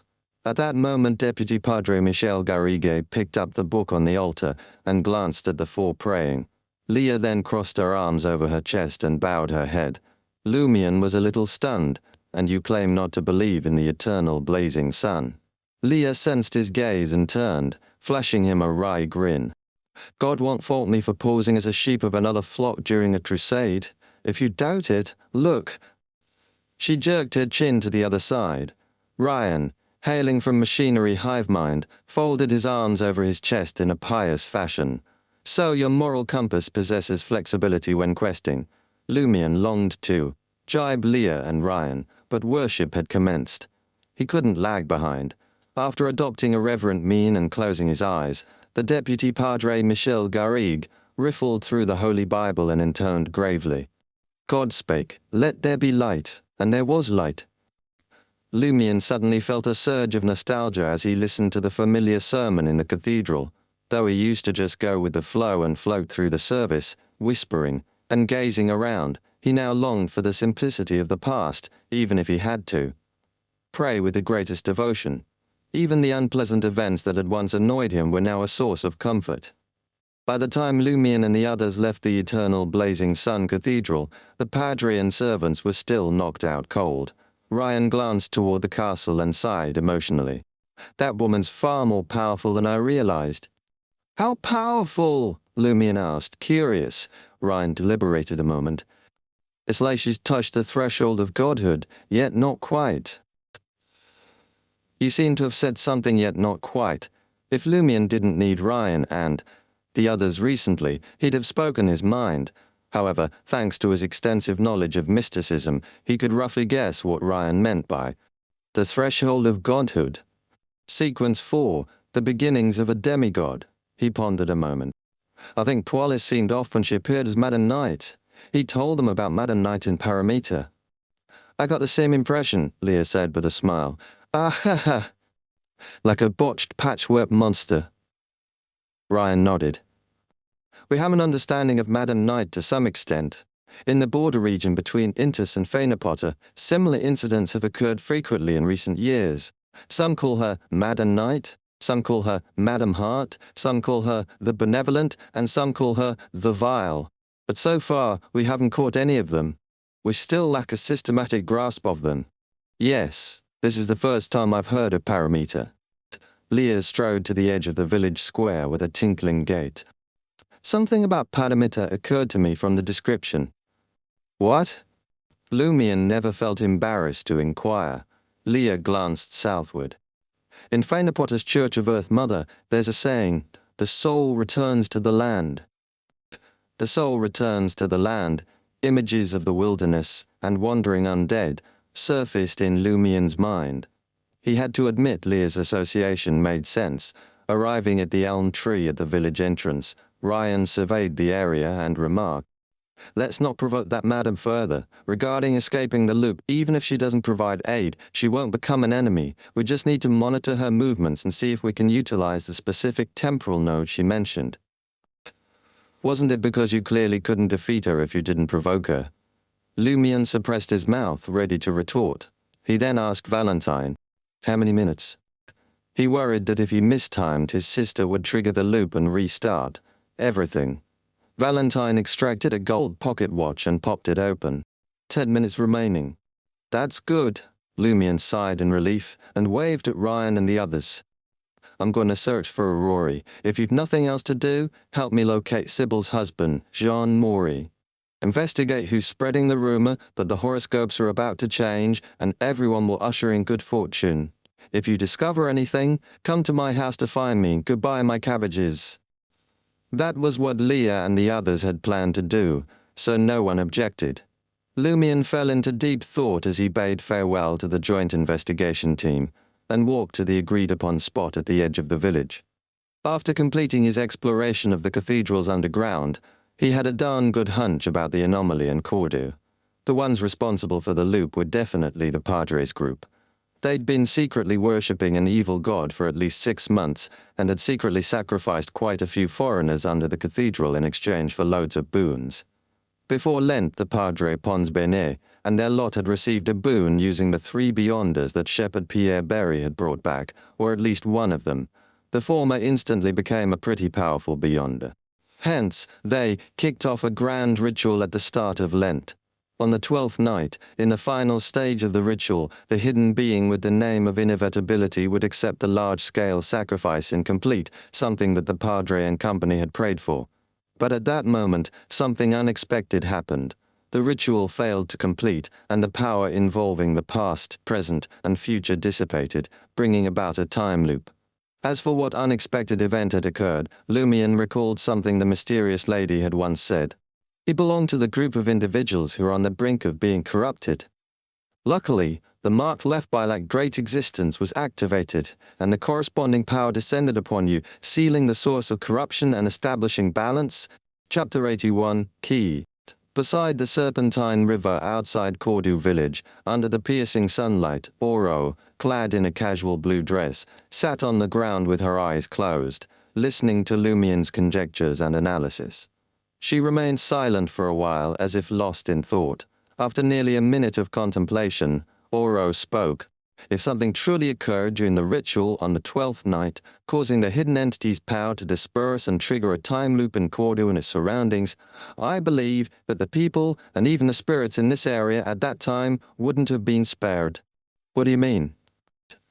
Lumien, also seated on the ground, struggled to grasp his sister's reasoning. Oro elaborated. I mean that it's both power and corruption. Once it disperses, everyone in this area will endure the corruption on relatively equal footing. Only those bearing the black thorn symbol or under the protection of other high-level entities can barely remain unaffected. Consider this. Isn't it like a dam bursting, flooding the entire place up to the rafters? Unless a boat was prepared beforehand, we'd undoubtedly be drenched. Lumien envisioned such a scene and hesitantly inquired, "So, does that mean everyone in the village has been tainted by the dissipating power, effectively becoming a component of the loop?" By component, he didn't mean participating in or being affected by the loop. More precisely, people became part of the loop's structure. Aurora, her eyes still closed and her blonde hair tied up, gently nodded. I suspect that not only will killing the Padre result in a reset, but also slaying other villagers in Cordu will trigger a similar effect. It's like trying to dismantle the loop's components. There will surely be a reaction to such disruption. But we just killed the midwife yesterday afternoon. Lumien trailed off before finishing his sentence. Suddenly, numerous thoughts raced through his mind and he hesitantly proposed. Is it because the people in the castle are protected by other, high-level entities? Is that why Madame Pualis claimed she could leave the loop at a specific moment? She wasn't tainted by that power. She's not part of the loop. She's affected, but she can exploit loopholes or seize opportunities to escape? Aurora sighed softly. That's why she said she can't save us or take us with her. We've already been corrupted and are fused with the loop. At this, she managed a bitter smile. Or rather, we're already dead. We're merely existing in the form of loop components. No wonder that mysterious lady said that if she forcibly ended the loop, everyone here would die. That's because we are the forcibly dispersed loop itself. Lumien fell silent. He yearned to contradict his sister and argue that they shouldn't be so pessimistic, but her words aligned with the mysterious woman's. What he couldn't comprehend all this time was that, given the woman's ability to freely enter and exit the loop and her audacity to mention the hidden entity, even if she couldn't break the loop without causing any harm, it ought to be simple for her to safeguard 2 or 3 people and facilitate their departure. Now there was a more plausible and disheartening explanation to this conundrum. After a few seconds, Lumien found a counter-argument. Ava, Raymond, and the Roca are all dead, but their deaths didn't cause the loop to restart. Aurore, her eyes still closed, offered a complex smile. Perhaps they died before the loop began, so without participating in the ritual on the 12th night, they weren't tainted. Her implication was clear. In the timeline before the loop transpired, Naroka had perished before Lent, while Ava and Raymond had been sacrificed during the celebration. They didn't survive until the 12th night and were not part of the loop. She paused for a moment and continued. Jean Maury, who vanished today, might be in a similar situation. According to normal developments, he should have discovered something abnormal after Lent and before the 12th night. He wanted to escape, but was silenced. Our investigation merely expedited this event. The only thing I don't understand is that Raymond's corpse was sacrificed, right? He shouldn't have been in the loop from the start. Hearing his sister's words, Lumien instantly recalled the events beneath the cathedral. The invisible figure in the black robe was composed of Raymond and the others, spirits. Lumien combined his knowledge of mysticism and attempted to speculate. Maybe the Lenten sacrifice wasn't made directly to the hidden entity, but to the altar. It's part of the 12th night's ritual, so Raymond's spirit appeared beneath the cathedral. His body is useless, but before the loop began, Pons Benet and his associates could leave Cordu. To stop those downstream from finding the body and alerting the higher-ups, they might retrieve it after completing the ritual of sending it downriver. Once the loop started, the power had limits. It can't cover the area where Pons Benet and the others recovered the body. They're affected by the corruption in their bodies and won't consider leaving this area. Aurora pondered for a moment and nodded in agreement. In the past few days of the loop, other than you, the 3 foreigners, and Madame Pualis and her subordinate, none of the villagers have thought of leaving Cordu to hunt or gather wild fruit. If you hadn't reminded me, I would have been the same. Aura revealed a desolate, self-deprecating smile. We're already a group of monsters. We're barely surviving as humans by relying on the loop. No, there must be a way for redemption. That lady said it exists. Lumion, interrupted his sister's self-pity. Oro exhaled slowly and stated, "Can't you let your sister be vulnerable for a few minutes?" she continued. "Based on this line of thought, we can only rely on ourselves. Breaking the cycle with external forces is equivalent to killing us." Lumion sighed. "Unfortunately, there's no way to verify this speculation at the moment. We can only confirm it on the 12th night. We can verify it, but it'll waste a lot of our time. Besides, I can't do it." Aurora replied, "That's true." Lumion roughly grasped his sister's meaning and plan. Kill a villager not currently on the Padre's team to see if it would trigger a reboot. If it did, they could find a way to lure one of the 3 foreigners into a death trap and see if it triggered the cycle. If not, it would validate Aurora and Lumion's guesses. Most people in Cordu village had been corrupted and were part of the loop. Those who came later were only affected by the loop and had a chance to escape it with the help of loopholes or external forces. However, that would squander many of the past few days, and Aurora wasn't the type to kill innocents, especially those they had a good partnership with. Lumion had no moral qualms in this regard. From his perspective, dying in the loop wasn't true death. There was a high chance of only residual problems. That was much better than being trapped in the loop. Of course, if he really wanted to do so, he wouldn't try to murder Leah and the others. Instead, he would reason with the 3 foreigners. With Valentine's fanaticism and piety, he was confident he could persuade him to commit suicide. The siblings exchanged glances and fell silent, unsure of what to say. After a while, Lumion changed the subject. "Grande Sœur, what do you think is the key to ending the loop from the inside?" Oro had been pondering this question. As she thought, she said, "We can't just end the loop from the inside. We have to use this situation to remove the corruption in everyone's bodies. Otherwise, what's the difference between this and suicide?" "Yes, according to my previous guess, something happened to the ritual, causing the entire village to enter a loop. And the reason an accident occurred was that you bear the mark of that great entity. It was activated and sealed the heavy corruption in your heart." Aurora assessed her brother as she spoke. Lumion instantly grasped her meaning. "You mean I'm the key to ending the cycle?" Aurora nodded. "The source of the accident lies with you, so naturally, the key to ending the cycle is with you. Of course, this is only a guess. Perhaps the key to the loop is the vessel that will bear the power of the hidden entity's descent during the 12th night's ritual. For example, the Padre or someone else." Aurora suddenly fell silent and looked at her brother for a few seconds. Could these two speculations be equivalent? You are the vessel. Otherwise, as an auxiliary sacrifice and contaminant, even if something unexpected happened, the ritual wouldn't have failed disastrously and its power dissipated uncontrollably. The more Lumion thought about it, the more he felt that his sister's guess made sense. He muttered to himself, "That black thorn mark on my chest is darker than the Padre's was. So when the priest tried to deal with me, he showed signs of losing control, allowing me to kill him. Therefore, that mysterious lady never said how to end this loop. She just told me to explore the dream ruins and figure out their secrets. Aura got a little pumped. Yeah, that's probably a clue. Maybe the dream ruins stem from the corruption in your body or are closely linked to it, so you can rely on the black thorn mark to take down every monster you run into there. Once you unlock the secrets, you can rein in or safely tap into the power in your body to some extent and siphon off the corruption from everyone in Cordu. The loop will break on its own. Yeah, maybe this can only be done at certain times, like at the ritual on the 12th night. Lumion leapt to his feet. I'm headed back to Dream now. No rush. Aurora slowly sat up. Aren't you hurt? Aren't you gonna rest? Lumion patted his chest.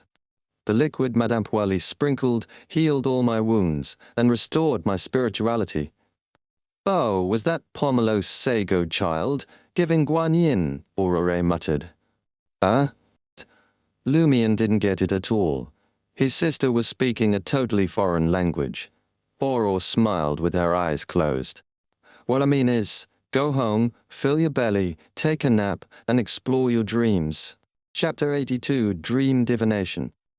In the semi-subterranean two-story building, Lumion and Aurora quietly consumed their belated lunch. The mutton, which should have been succulent and tender, tasted utterly bland on their palates. Barely satiated, Lumion was about to clear the table when tinkling sounds reached his ears. Leah and the others? He glanced towards the door. Aurora, too, sensed something. She set down her cutlery and fixed her gaze upon the entrance. Moments later, the doorbell chimed. Without hesitation, Lumion abandoned his seat and strode towards the door, peering at the visitors through the peephole. It was indeed Leah, accompanied by the other two foreigners. Valentine had finally changed his attire. Previously engulfed in flames due to the sufferer's aura, Madame Pualis had tended to his wounds, but his scorched clothing was beyond repair. Lumion swung the door open and greeted them with a warm smile. My cabbages, you already miss me? Oh, you actually can change clothes? Valentine had swapped his white vest, blue tweed jacket, and black trousers for a yellow vest, black formal jacket, and dark pants. White fabric flowers adorned Leah's white cashmere dress, one large and two small concealing signs of damage with impressive sewing skills. As for Ryan, Lumion couldn't detect any difference in his outfit or evidence of his previous injuries. Lumion suspected the man had packed at least two identical sets of clothing. We've gathered information on those two matters. Ryan replied coolly, his eyes hinting that details would follow once they were inside. Lumion sought Aurora's approval before fully opening the door and ushering the three investigators in. This was the first time Ryan and his colleagues had met Aurora, and they exchanged polite introductions. About the impending horoscope shift and the villagers' supposed good fortune, it's tentatively confirmed that the Padre orchestrated the rumors, Ryan revealed, wasting no time as they settled around the dining table. But I don't think it's that simple. The methods and rhetoric resemble those of a village witch. Under normal circumstances, the Padre wouldn't devise such a scheme. Village witches were part-time fortune-tellers who frequented small towns and villages. Oro nodded thoughtfully. Could it be the influence of the deceased warlock? A way to lure villagers into secretly worshipping the evil god. And they believed it so easily? Valentine seethed. His expression conveyed utter disbelief at the gullibility of Cordu's inhabitants. It's all because believing in the eternal blazing sun doesn't alleviate their poverty, and they're still oppressed by the Padre and the administrator. Aurora held her tongue, fearing a confrontation with Valentine. She could envision villagers experiencing tangible benefits from the Padre and his followers after turning to the evil god, such as reduced contributions to the eternal blazing sun or protection from Pons Benet's harassment. They could even scare their irritating neighbors using the thug's name. In short, their lives would genuinely improve, giving them hope and fueling their devotion. Nevertheless, Aurora didn't condone their actions. While the government and church primarily sought money, the cults demanded lives. Ignoring Valentine's question, Lumion helpfully suggested, "You should ask the villagers yourself, and thoroughly investigate the cause of their wavering faith. If you uncover the truth, I believe the papacy will hold you in high regard." The papacy referred to the eternal blazing sun's pope, a title shared by many church leaders. Lumion had recently learned this after perusing the materials Aurora had procured. Valentine fell silent, evidently intrigued. Aurora shifted the focus to Ryan. "Did you locate Sybil's husband, Jean Maury?" Ryan glanced at Leah, prompting her to speak. Leah nodded and said, "We infiltrated John Maury's residence and obtained one of his belongings. Using this item, I performed a dream divination." Dream divination, Aurora nodded, unsurprised.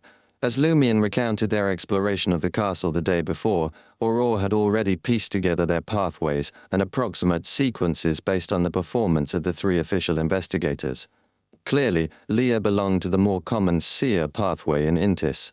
Moreover, she wasn't the Sequence 9 seer or Sequence 8 clown, but at least a Sequence 7 magician. This could be inferred from her beyonder powers like paper figurine substitutes and damage transfer, as well as her skills in divination and acrobatics. Aurora wasn't certain if Leah had reached Sequence 6, as her knowledge of the pathway's subsequent stages was limited. Valentine belonged to one of the main pathways controlled by the eternal blazing sun church, the sun. Likewise, he wasn't a Sequence 9 bard or Sequence 8 light, suppliant. Aurora deduced from his holy light summoning, holy water creation, and sun halo that he was a Sequence 7 solar high priest. Furthermore, he likely hadn't reached Sequence 6 notary, as he hadn't displayed the corresponding abilities. Ryan's beyonder powers were uncommon in Intis. He was likely a warrior. This pathway was primarily controlled by the Church of the God of Combat from the Faesak Empire in the north.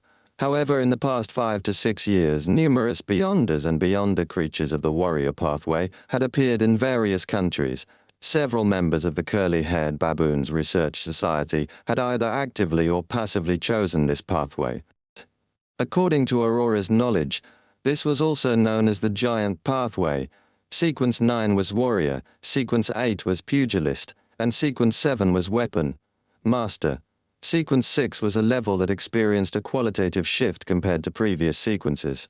They were called Dawn Paladins, who possessed the strength of giants and could create sunrise gleam in a certain area to eliminate illusions and negative or evil energies. They could also condense full-body armor known as Dawn and weapons they were proficient with. Among them, the most potent was the two-handed broadsword, the Sword of Dawn. With the Sword of Dawn, they could unleash their sequence's most powerful attack, Hurricane of Light. This could annihilate the human body, exterminate vengeful spirits, and even wound evil spirits. Considering Ryan's performance, Aurora believed he was a Sequence 6 Dawn Paladin, though he probably hadn't become a Sequence 5 Guardian yet. Aurora had always felt that these three official investigators were on par with her. Now she realized that each of them was stronger than the last. If she wasn't prepared, she wouldn't stand a chance in a one-on-one battle. It was well known that in the official categorization, Sequence 9 and Sequence 8 were considered low sequence beyonders. They had some unique abilities, compared to ordinary people, but their flaws were apparent. Sequence 7 to Sequence 5 were mid-sequence, where they began to possess extraordinary powers. Sequence 4 and above belonged to the demigod domain, making them worthy of the title High Sequence Beyonders. According to some members of the Curly-Haired Baboons Research Society who had infiltrated official organizations, when dealing with ordinary beyonder matters, a team of 1 mid-sequence and 2 low-sequence beyonders would be assembled to carry out the first round of investigations. They would then deploy more high-level forces depending on the situation. This time, facing the anomalies, in Cordu, the Intis officials had sent 3 mid-sequence beyonders. They weren't taking the situation lightly. However, even this joint investigation team didn't seem to be enough for Cordu. Aurora had shared all this information with Lumion, and the siblings listened intently as Leah continued. In the dream divination, I saw Shepherd Pierre Berry. He emerged with a few nails wrapped in hair and stuffed them into the hay. Leah described the scene in the simplest terms. Haystacks, nails, and hair. Lumion instantly recalled his discovery under the guidance of the 3 sheep. He had also found some nails wrapped in hair in the haystack of the Berry's sheep pen. He frowned and said, "Are those Jean Maury's nails and hair? Was he killed by Shepherd Pierre Berry at the Berry's place?" Aura nodded. Originally, the custom of hiding one's nails and hair outside the house was to prevent it from affecting one's family horoscope and luck. It was limited to family members with a bad reputation or who committed suicide, as well as those who were murdered by their relatives. But because John Maury was killed at the shepherd's house, Pierre Berry still carefully cut off the other party's nails and took some hair to hide in the haystack outside the house. No wonder it was there before. That must be from their previous victim. How many people have they killed in secret? Lumion scoffed under his breath. At this point, he's still worried about messing up his horoscope and luck. Imbecile. Valentine cursed aloud. They had been briefed by Lumion earlier and knew about the 3 sheep, the haystack, and the old folk customs they represented.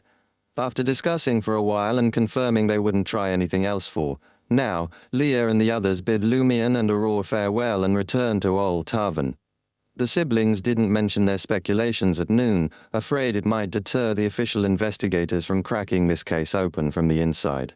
After all, they could only be affected and might escape with outside help. After clearing the table and helping wipe it down, Lumion returned to his room and lay on the bed. With conflicting thoughts and many unanswered questions, sleep eluded him for a long time. He relied on some meditation techniques to slowly calm his mind, and finally drifted off. In the room shrouded in faint grey fog, Lumion opened his eyes and sat up, straight. He lowered his gaze and looked at his chest. His vision seemed to cut through the thin cotton shirt and flesh, allowing him to see the black thorn tattoo and the bluish-black pattern underneath. Is this the root cause of this endless loop? Lumion thought. The black thorn symbol was at the heart of the issue, and the bluish-black pattern brought protection from that ominous force, allowing Cordu to be salvaged. All of this could be traced back nearly 6 years. Lumion remembered clearly that he had still been a street rat at the time. He had barely survived by relying on seeming unthreatening due to his young age and extreme ruthlessness. Then, one day, he met a dying old man. Maybe it was because he had picked up some street smarts, or maybe because the old man reminded him of his only family, Pepe, who had raised him until his early teens but sadly passed on. Lumion chose to lend a hand. Though he ultimately failed to save the old man's life, Lumion still sent him to the crematorium and buried him in a public grave. He had found the bluish-black symbol on the old man's corpse during this. From then on, he often dreamed of the vast expanse of grey fog. His luck also turned sour, and he began struggling to scavenge enough food. Thankfully, he met Aurora not long after. Chapter 83, A Sudden Encounter. Phew. Lumion exhaled steadily and reined in his racing thoughts. He slung his shotgun over his shoulder and clipped on his axe. Leaving the semi-subterranean, 2-story building perched on the edge of the wild, he strode into the dream ruins. Tracking a familiar road through the dense forest, he crept deeper into the tangle of collapsed houses towards the hulking peak of crumbling red stone. Thick fog clung to the somber sky, weeds rasped at his feet. The whole world was dark and bleak. Soon Lumion left familiar ground behind, plunging into the heart of the ruins. He scanned the ruins constantly, cataloguing every trace, theorizing how each might be useful in a fight.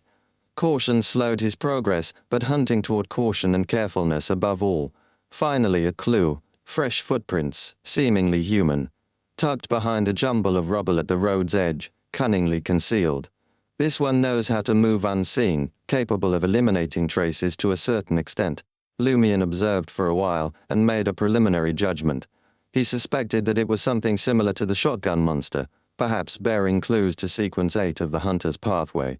Experience and Aurora's speculation told him 3 types of monsters likely infested these ruins.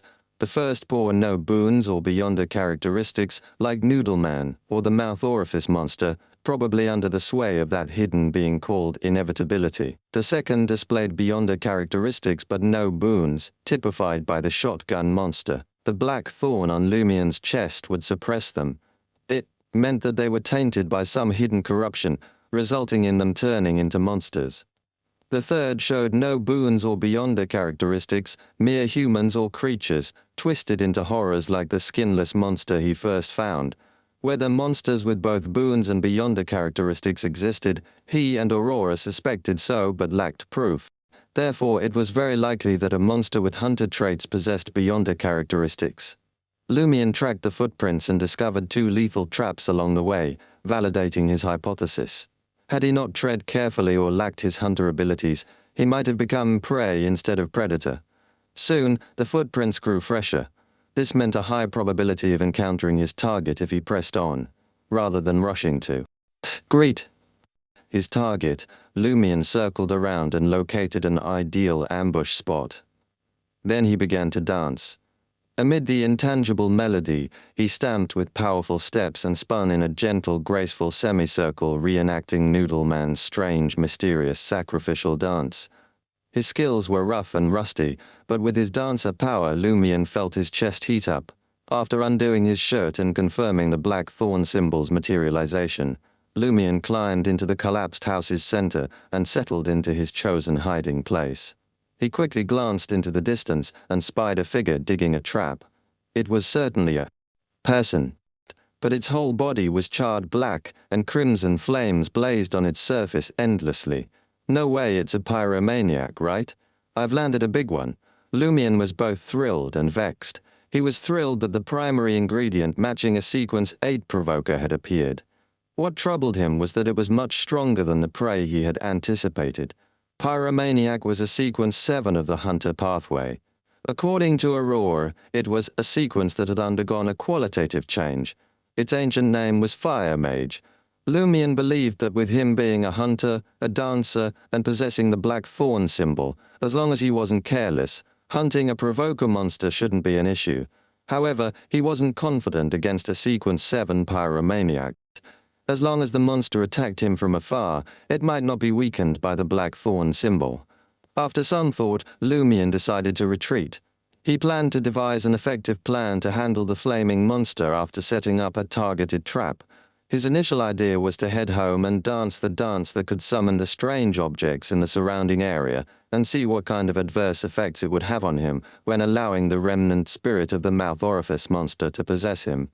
If it wasn't severe and acceptable, he could borrow the other party's ability in the future, such as invisibility. Lumion wasn't too worried about the after effects of being possessed or whether the vengeful spirit would be willing to leave after successfully possessing him.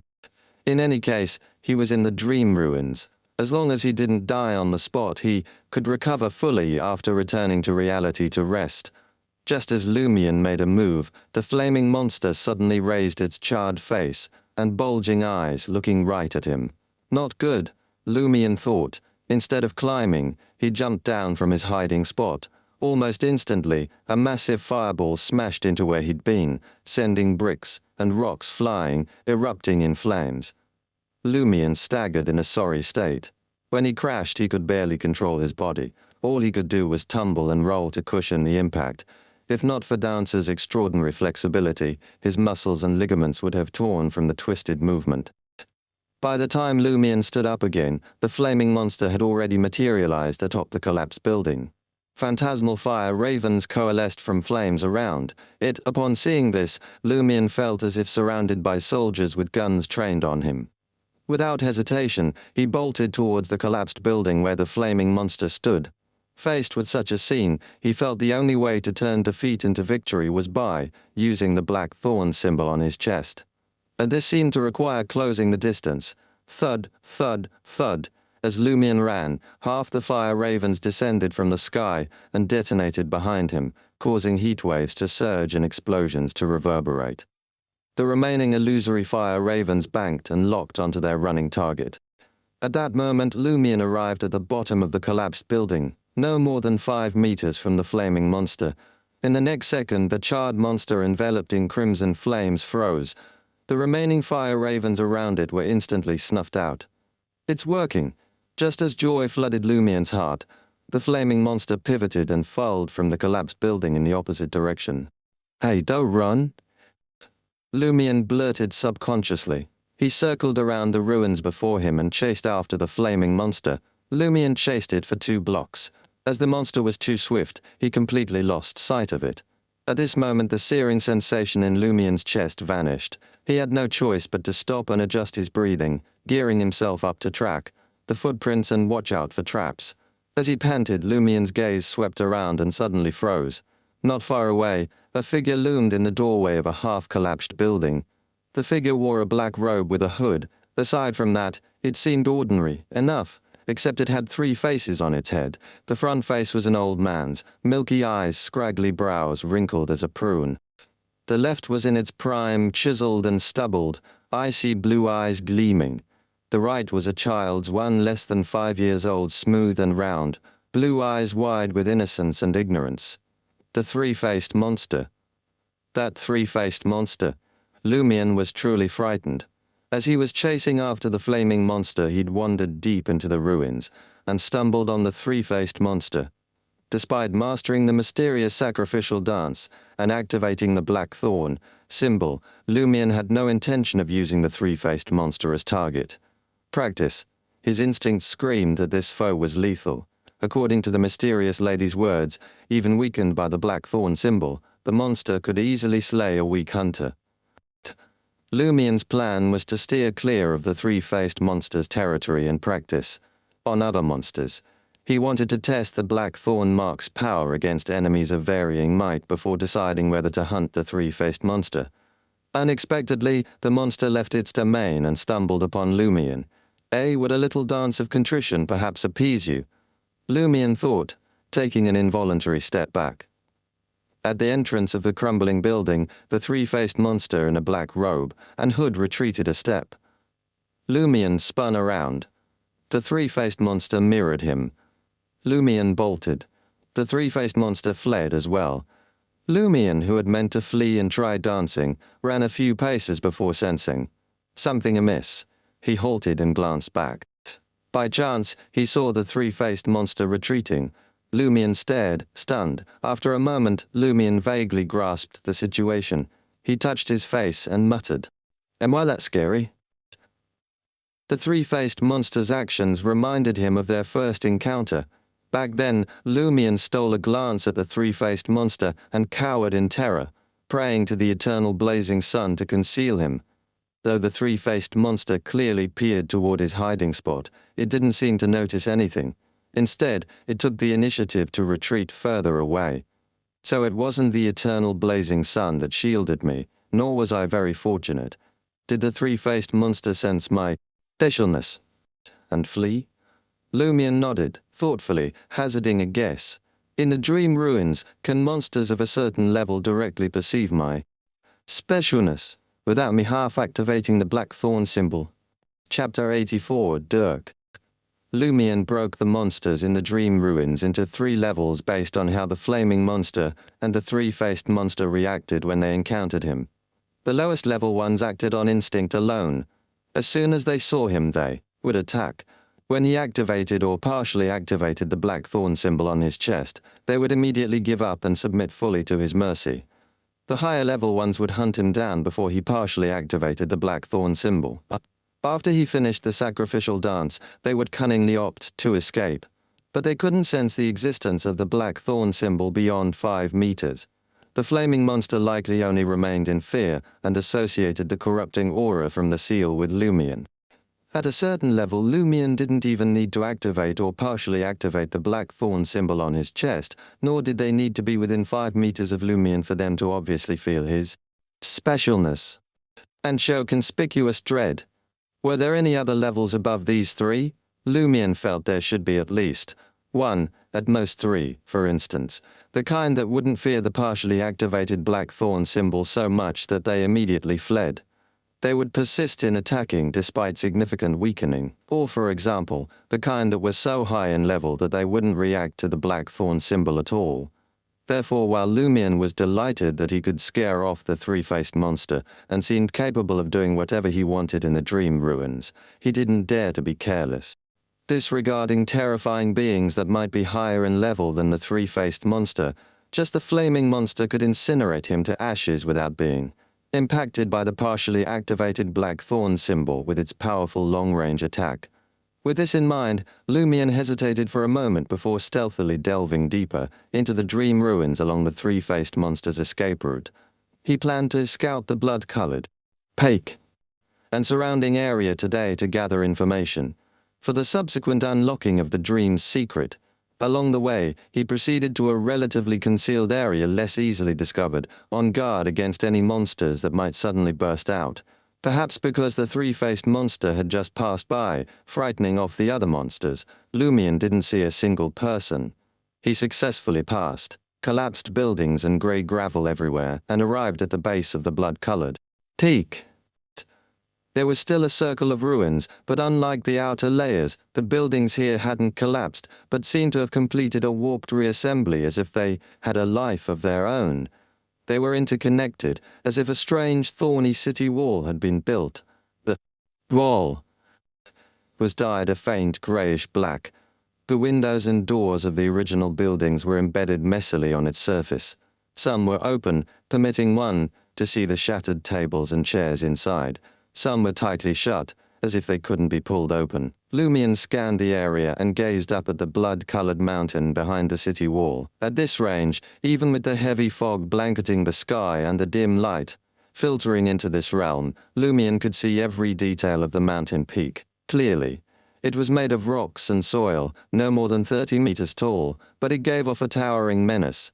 The color on its surface was unnatural, neither the brownish red of the rocks nor the reddish brown of the soil. They seemed dyed at a later time, making it look sinister. According to Aurora's novels and paranormal magazines, this might be dyed red by human blood, Lumion thought. He raised his gaze higher and higher, glancing at the peak shrouded in thick fog. Suddenly, an unseen wind blew away some of the fog. The peak came into view.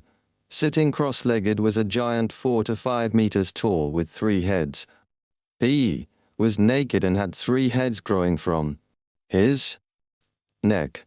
One faced left, revealing anger, greed and hatred. Extremely evil. One faced forward with a warped expression of pain and regret. The other faced right, holy, with pity in its eyes. The giant had 6 arms stretching out at odd angles. Its entire body, including the 3 heads, was made of flesh and organ fragments stitched together with pus, flowing everywhere. Especially, transparent blood-like tears dripped from the head, facing Lumion. Seeing the giant, Lumion's mind buzzed as he heard a terrifying voice seeming infinitely far yet right beside him. His head felt as if it had been split open with an axe, and intense agony occupied his mind, robbing him of all thoughts. Thick and thin blood vessels protruded from his body surface, so red that they were about to be ignited. When Lumion woke up from his near-death state, he realized that he was curled up on the ground, rolling back and forth, as if this wasn't enough to resolve the pain in his body.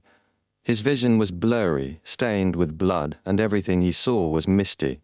In this state, Lumion felt that even the skinless monster could easily kill him. However, perhaps because the black thorn symbol had been completely activated, no person, compres, none a second, dared to enter this area. As for the giant at the summit of the blood-colored mountain, it was unknown if it couldn't leave or if it had been affected by the black thorn symbol and hadn't attacked Lumion, who had nearly lost control. After regaining his composure, Lumion stood up and noticed the linen shirt beneath his dark-colored jacket stained with blood and sweat. What the hell was that? The more he pondered it, the more dread crept in. With a mere glance, the black thorn symbol had flared to life and nearly overpowered him. It posed an even greater threat than wielding the dancer's might. He dared not recall the giant's visage, only deduce what he could from fractured impressions. An advanced variant of the 3-faced monster, sheer corruptive influence? Aurora was right, there are sights not meant to be seen. It occupies the crimson mountain top, the heart of this dreamscape in ruins does. That signify it's integral to the dream's mysteries. As his thoughts raced, Lumion forced down the urge to gaze up at the mountain's summit. If he took another look, it would spell certain death. He resolved to withdraw for now and return to the real world to recover. He would resume his exploration at night. Lumion spun on his heel, ready to retrace his steps out of here, when a sudden clanging caught his ear. What's that? Curiosity seized him, and he devised a plan to sidle over for a peek. Of course, he would proceed judiciously, not hastily or rashly. He tucked himself into a half-collapsed building facing the city wall to recoup his spirituality. After a time, Lumion again performed the mysterious sacrificial dance. He seemed to morph into a high priest of the hidden existence, gratifying that existence with movements that could marshal the ambient forces of nature. When a burning sensation flared in his chest, Lumion halted and honed in on the intermittent clanging. Skirting the blood-hued mountain crest and dilapidated city wall, dancing anew, he spied an orange glimmer through a half-open brownish-red wooden door in the wall. A flickering orange flame shone behind a half-open wooden door. Clang! Clang! Clang! The figure in the room was reflected in a grimy, diagonal glass window above. It looked humanoid, but too spindly in the dim light. In that moment, the figure raised a hammer-like object and smashed it down with formidable might. Clang! Another metallic clash rang out, crisp and ominous. A blacksmith? There's a blacksmith in these ruins? Lumion guessed, relying on his knowledge. Trusting that the thorn emblem on his chest hadn't vanished yet, he dropped into a crouch and darted to the glass. He turned and peered in. Though Lumion's eyes weren't healed, and his vision unclear, he could just make out the scene beyond the city wall. Shattered furniture and debris littered the space.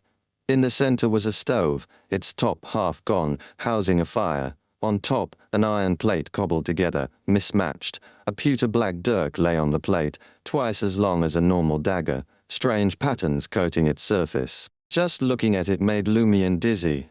Clang! The figure pounded the dirk like a skilled blacksmith, hammer blows ringing out. In a steady beat, he wore a black robe, decay marring the side of its face visible to Lumion, even revealing bone in places. Another monster? Is it picking up where it left off when it was still human? That. Dirk isn't run-of-the-mill. It's a tad sinister. I wonder if it's a sealed artifact or a beyond a weapon, Lumion thought. He was less than 3 meters from the rotting blacksmith, but the other party didn't seem to detect the black thorn symbol on his chest. He kept pounding the dirk in silence. Given that the black thorn symbol was about to vanish, Lumion recoiled and tiptoed away from the window. He had only taken a few steps when the searing sensation in his chest disappeared. The next moment, a creaking sound came from behind him. Lumion whipped around and saw the mahogany door swing open. The black-robed blacksmith emerged. There were 4 or 5 putrid gashes on his face that bared its bones. Half of his left eyeball dangled from its eye socket. It looked like a corpse that had been dead for some time.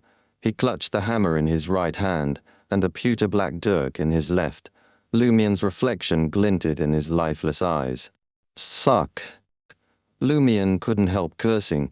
He instantly grasped the situation. The blacksmith monster had clearly been influenced by the black thorn symbol, so he had been quietly pounding the malicious dirk, feigning nonchalance. When the black thorn symbol disappeared, he immediately seized his weapon and emerged to hunt him. How cunning. Chapter 85, Appropriating. As soon as Lumion confirmed the situation, he pivoted on his heel and bolted. He couldn't leverage the environment here, and he was clueless about the blacksmith monster's abilities.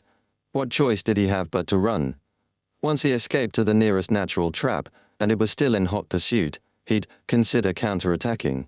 Thud, thud, thud. Lumion didn't run in a straight line but snaked left and right in an S shape. He worried it might predict his trajectory and hurl a fireball or long-range weapon.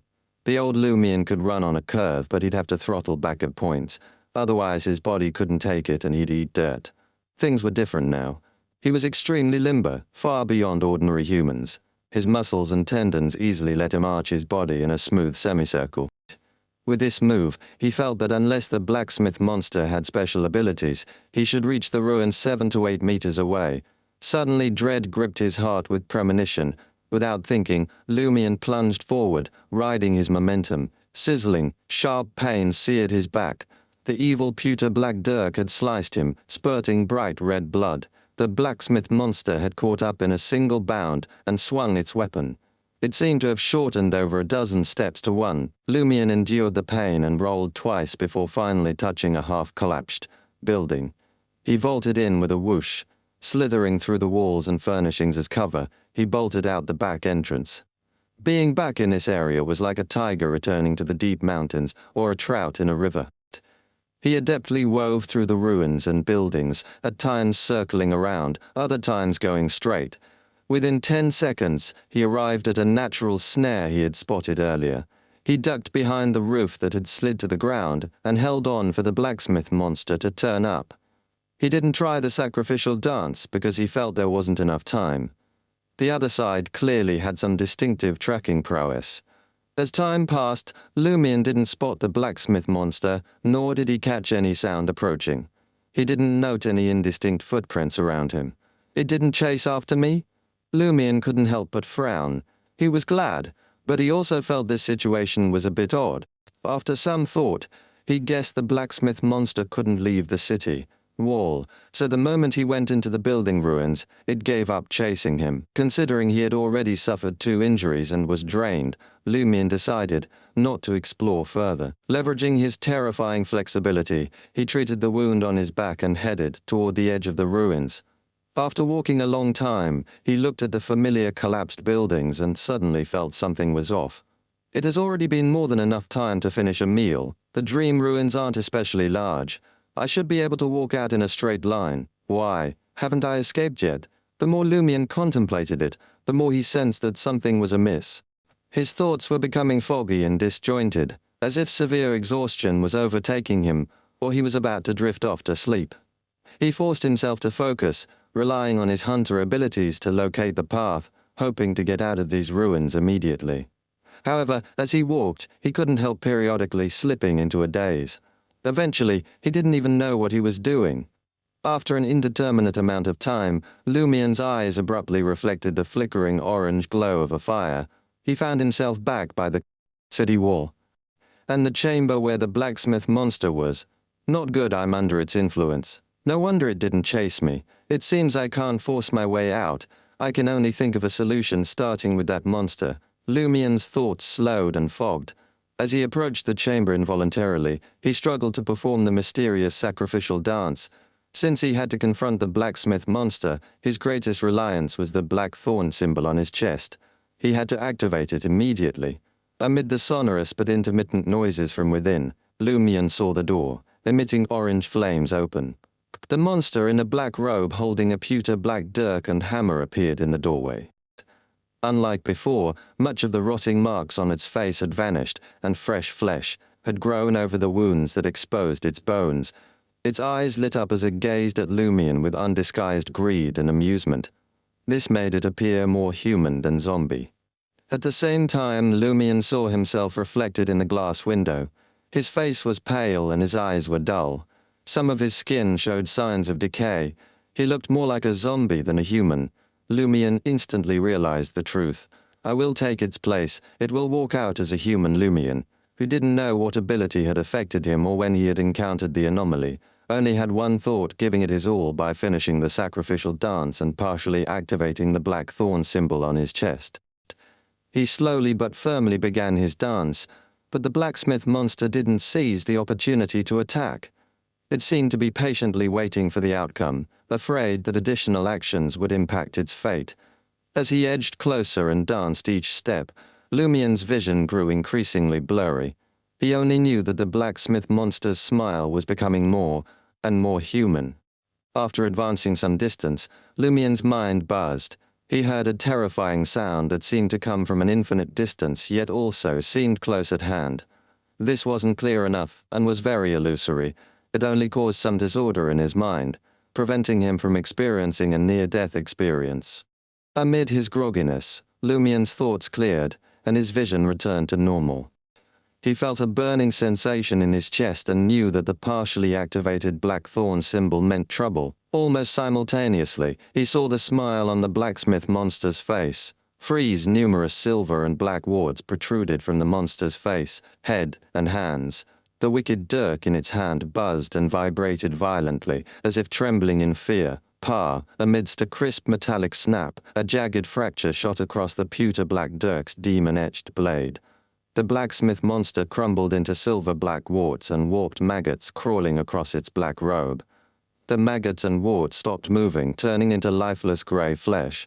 Lumion gawked at the scene, dumbstruck. It was as if the enemy had suddenly committed suicide mid-battle while he stood by helpless. After over 10 seconds, he snorted at the fleshy lumps in bemused disbelief. "So you dragged me here to attend your own funeral?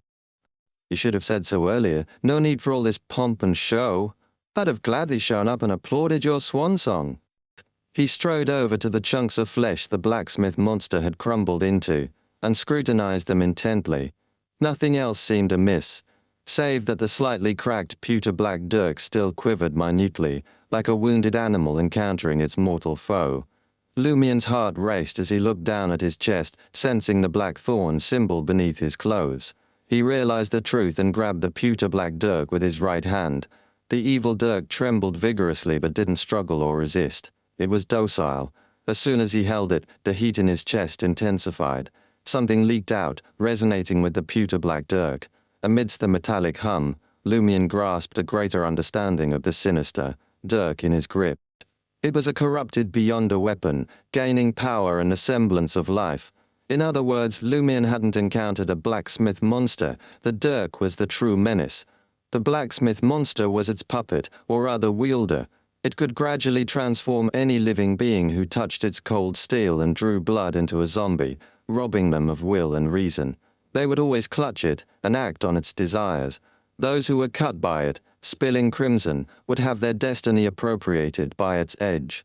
When seizing one's fate, it could inflict no further harm. Just now, it had bartered the fate of the blacksmith monster becoming a puppet to exchange for Lumion leaving the wilderness as a human. If there was nothing to trade, he had to kill the target completely to strip a portion of his fate from him and store it in a Dirk. This ability came from the dancer's corresponding sequence 5, Fate Appropriator.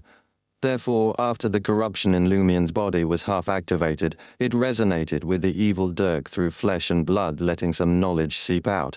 Otherwise, he could only get someone to use divination and figure out patterns to grasp the pewter-black Dirk's abilities and characteristics.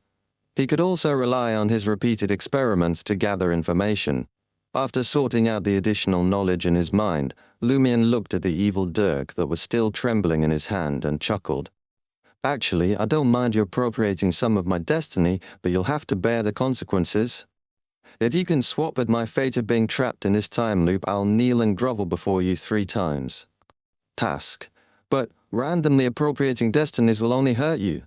The pewter-black Dirk merely trembled, not daring to respond.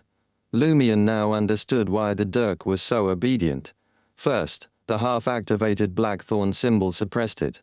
Second, encountering Lumion had traumatized the sentient weapon.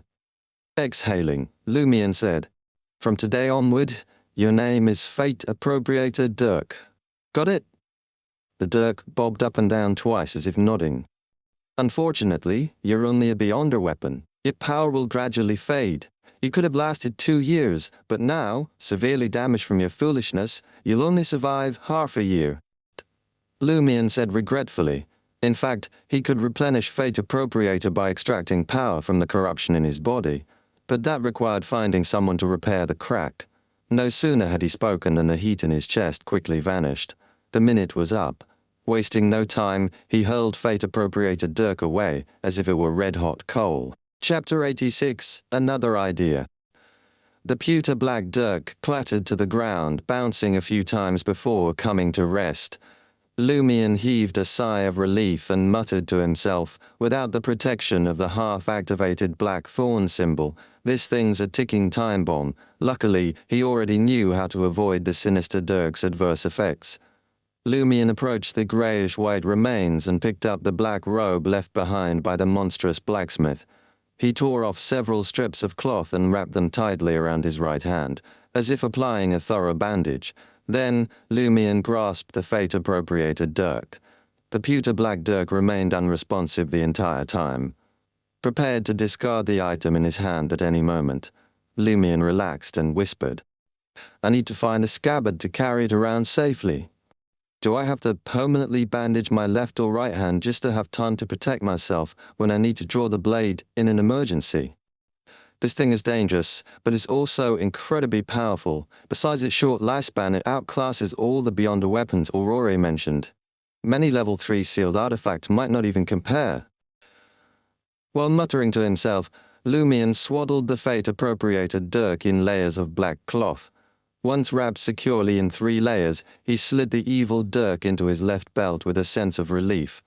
Having done this, Lumion rubbed his temples and, despite his physical and mental exhaustion, entered the room from which the blacksmith monster had emerged. He searched the room meticulously. Aside from the smoldering furnace, he found nothing. Lumion's investigation concluded cautiously and carefully as he retraced his steps. Unhindered by fate, he successfully left the ruins, crossed the desolate wasteland, and entered his semi-subterranean 2-story building. Not in a rush to sleep, Lumion left the room, stowed the fate-appropriated Dirk, and rested briefly. Once his spirituality recovered and his needs were met, he performed the bizarre dance alternating between madness and distortion in his bedroom. He aimed to attract the peculiar creatures in the vicinity and let one of them possess him to test the negative effects. Having sensed the fear and reverence of the flaming monster, the three-faced monster, and the fate-appropriated Dirk towards the black thorn symbol, he was no longer as terrified of allowing certain entities to possess him. His corruption was far more powerful. Moreover, he was quite exhausted and would soon fall asleep. When the time came, even if the strange being he harbored was reluctant to leave or caused severe negative effects, he would recover after resting in the real world for a day. Is this what Auror often calls cheating and exploiting loopholes? Lumion mused as he danced. As the dance intensified, his spirituality expanded, merging with a certain force of nature that radiated in all directions. Gradually, Lumion, seemingly fused with his surroundings, sensed something entering the area. He lifted his leg, took a step, and spun around. Without activating his spirit vision, he saw three translucent figures materialize at the bedroom's glass window. They were the familiar skinless monster, shotgun monster, and mouth orifice. Monster, seems like my spiritual perception isn't strong enough, or my level is too low. I can only summon them. Lumion didn't mind. He drew the ritual silver dagger Auror had given him and sliced a wound on the back of his left hand. A drop of crimson blood quickly welled up but didn't spread. On the spot, it congealed and took on a demonic hue. The three ghostly figures outside the window instantly stirred. Lumion deftly used the ritual silver dagger to pick up the congealed drop of blood. With a final flourish of his dance moves, he pointed the blade towards the mouth orifice monster. He was inviting the entity to latch onto him. The monster, bearing three black marks on its upper body, opened its vortex-shaped mouth as if responding to Lumion's call, but it hesitated to take further action. That's right. The window is still closed, and the monsters in the dream ruins don't dare enter my house. Lumion swiftly grasped the situation. In sync with his dance rhythm, he leapt, landing gracefully on the desk before the window. With his left hand, he slid the tightly shut glass window open. Then, he extended the ritual silver dagger, bloodied tip first, outside the house. Instead of devouring the drop of blood and entering Lumion's body through the ritual silver dagger, the Moor-like creature retreated 7 or 8 meters, floating amidst the howling wind, still mesmerized by the dance. "Hey, come over." Lumion, on the verge of completing his final dance step, couldn't help but urge anxiously. The three hazy translucent figures outside the house drifted further away. As Lumion's dance came to a halt, they vanished entirely. Lumion stared at the scene, baffled by the mouth orifice monster's refusal to possess him. He carefully reviewed the dance and the bloodletting process, certain he had made no mistakes. Could it be that its fixation remembers that I killed it, so it's unwilling to attach itself to me? But the knowledge that came with Dancer didn't mention this. Logically, it should be more eager to possess me and take revenge, Lumion pondered. Recalling the three-faced monster's flight upon seeing him, he formulated a new hypothesis. I'm corrupted by an evil god and sealed by a greater being. Are these strange creatures terrified and unwilling to attach themselves to me? This was an extremely rare circumstance. It made sense that Dancer's corresponding mystical knowledge wouldn't cover such anomalies. The more Lumion considered it, the more he believed this was the cause, and the angrier he became. So you guys just watch me dance, but are willing to possess me? What's this called? In Aurora's words, freeloading. Lumion's disappointment grew as he realized that, before reaching Contract T, one of Dancer's abilities was rendered useless. He couldn't attract strange creatures and exploit their traits or powers. He consoled himself, hoping that only the Dream Ruins creatures behaved like this. After all, they were closely tied to the owner of the Black Thorn symbol. I wonder what I can attract in reality. Will they dare to attach themselves to me? Lumion mused, walking to his bed and lying down. His mood lifted as he glanced at the fate-appropriator Dirk, ensconced in layers of black cloth, on the cabinet beside him. This powerful beyonder weapon would aid him in delving deeper into the dream ruins and uncovering their secrets. The only drawback was its inability to be brought into the real world. I wonder if that mysterious lady can help bring it out, just like how she brought the potion and ritual ingredients into the dream ruins. But the next time I explore the dream ruins, I'll have to trouble her to bring the fate-appropriated Dirk back in. She's definitely unwilling to keep providing help.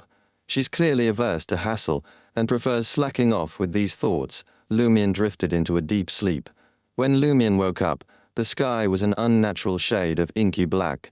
Only a smouldering crimson smear of sunset remained in the distance, filling him with a bleak melancholy as if the entire world had abandoned him. Adjusting his emotions, Lumion left the room and descended to the first floor. Aurora was busy cooking dinner. "Are your eyes okay?" Lumion went over to help. "Pretty much. You know." Aurora tucked a stray lock of blonde hair behind her ear and widened her eyes at him. Lumion peered into their light blue depths but saw nothing amiss beyond a hint of blood. Aurora continued frying the lamb chops and casually asked, "Discovered anything interesting in the dream ruins this time?" Lumion began chopping ingredients for the last dish, recounting his encounters. "That blade is powerful indeed." Seeing her brother was unharmed, Oro stifled her concern with a laugh. "If it were me, I'd never call it fate-appropriated Dirk. Too straightforward, lacking charm." Lumion asked curiously, "What would you name it then?" Ore smiled and said, "Fallen Mercury." "Fallen Mercury it is?" Lumion nodded immediately. He had to use the name his sister gave. Aurora burst out laughing. "Actually, it's not the best name, but that's all I could think of on short notice." The monster's behavior confirms our theory. The black thorn symbol on your chest, or rather, the corruption in your body isn't simple. It can suppress something powerful to an extent and relates closely to that hidden existence. Perhaps the key to the loop lies with you. Yes? Lumion nodded. Let's see what secrets the dream ruins hold, then we'll wait patiently for the 12th night. So far, they had investigated almost all abnormalities. Only the tomb where the owl was had not been explored. It was far too dangerous. Aurora didn't believe she, Lumion and the three foreigners could face it.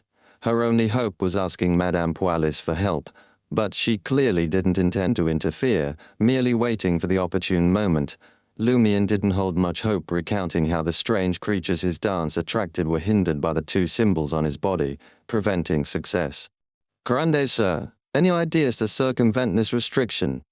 Aurora scooped up the lamb chops, pondering a moment. "Since it's impossible to invite a god to possess you, why not try giving an order?" "Order!" Lumion's eyes lit up. Aurora nodded slightly.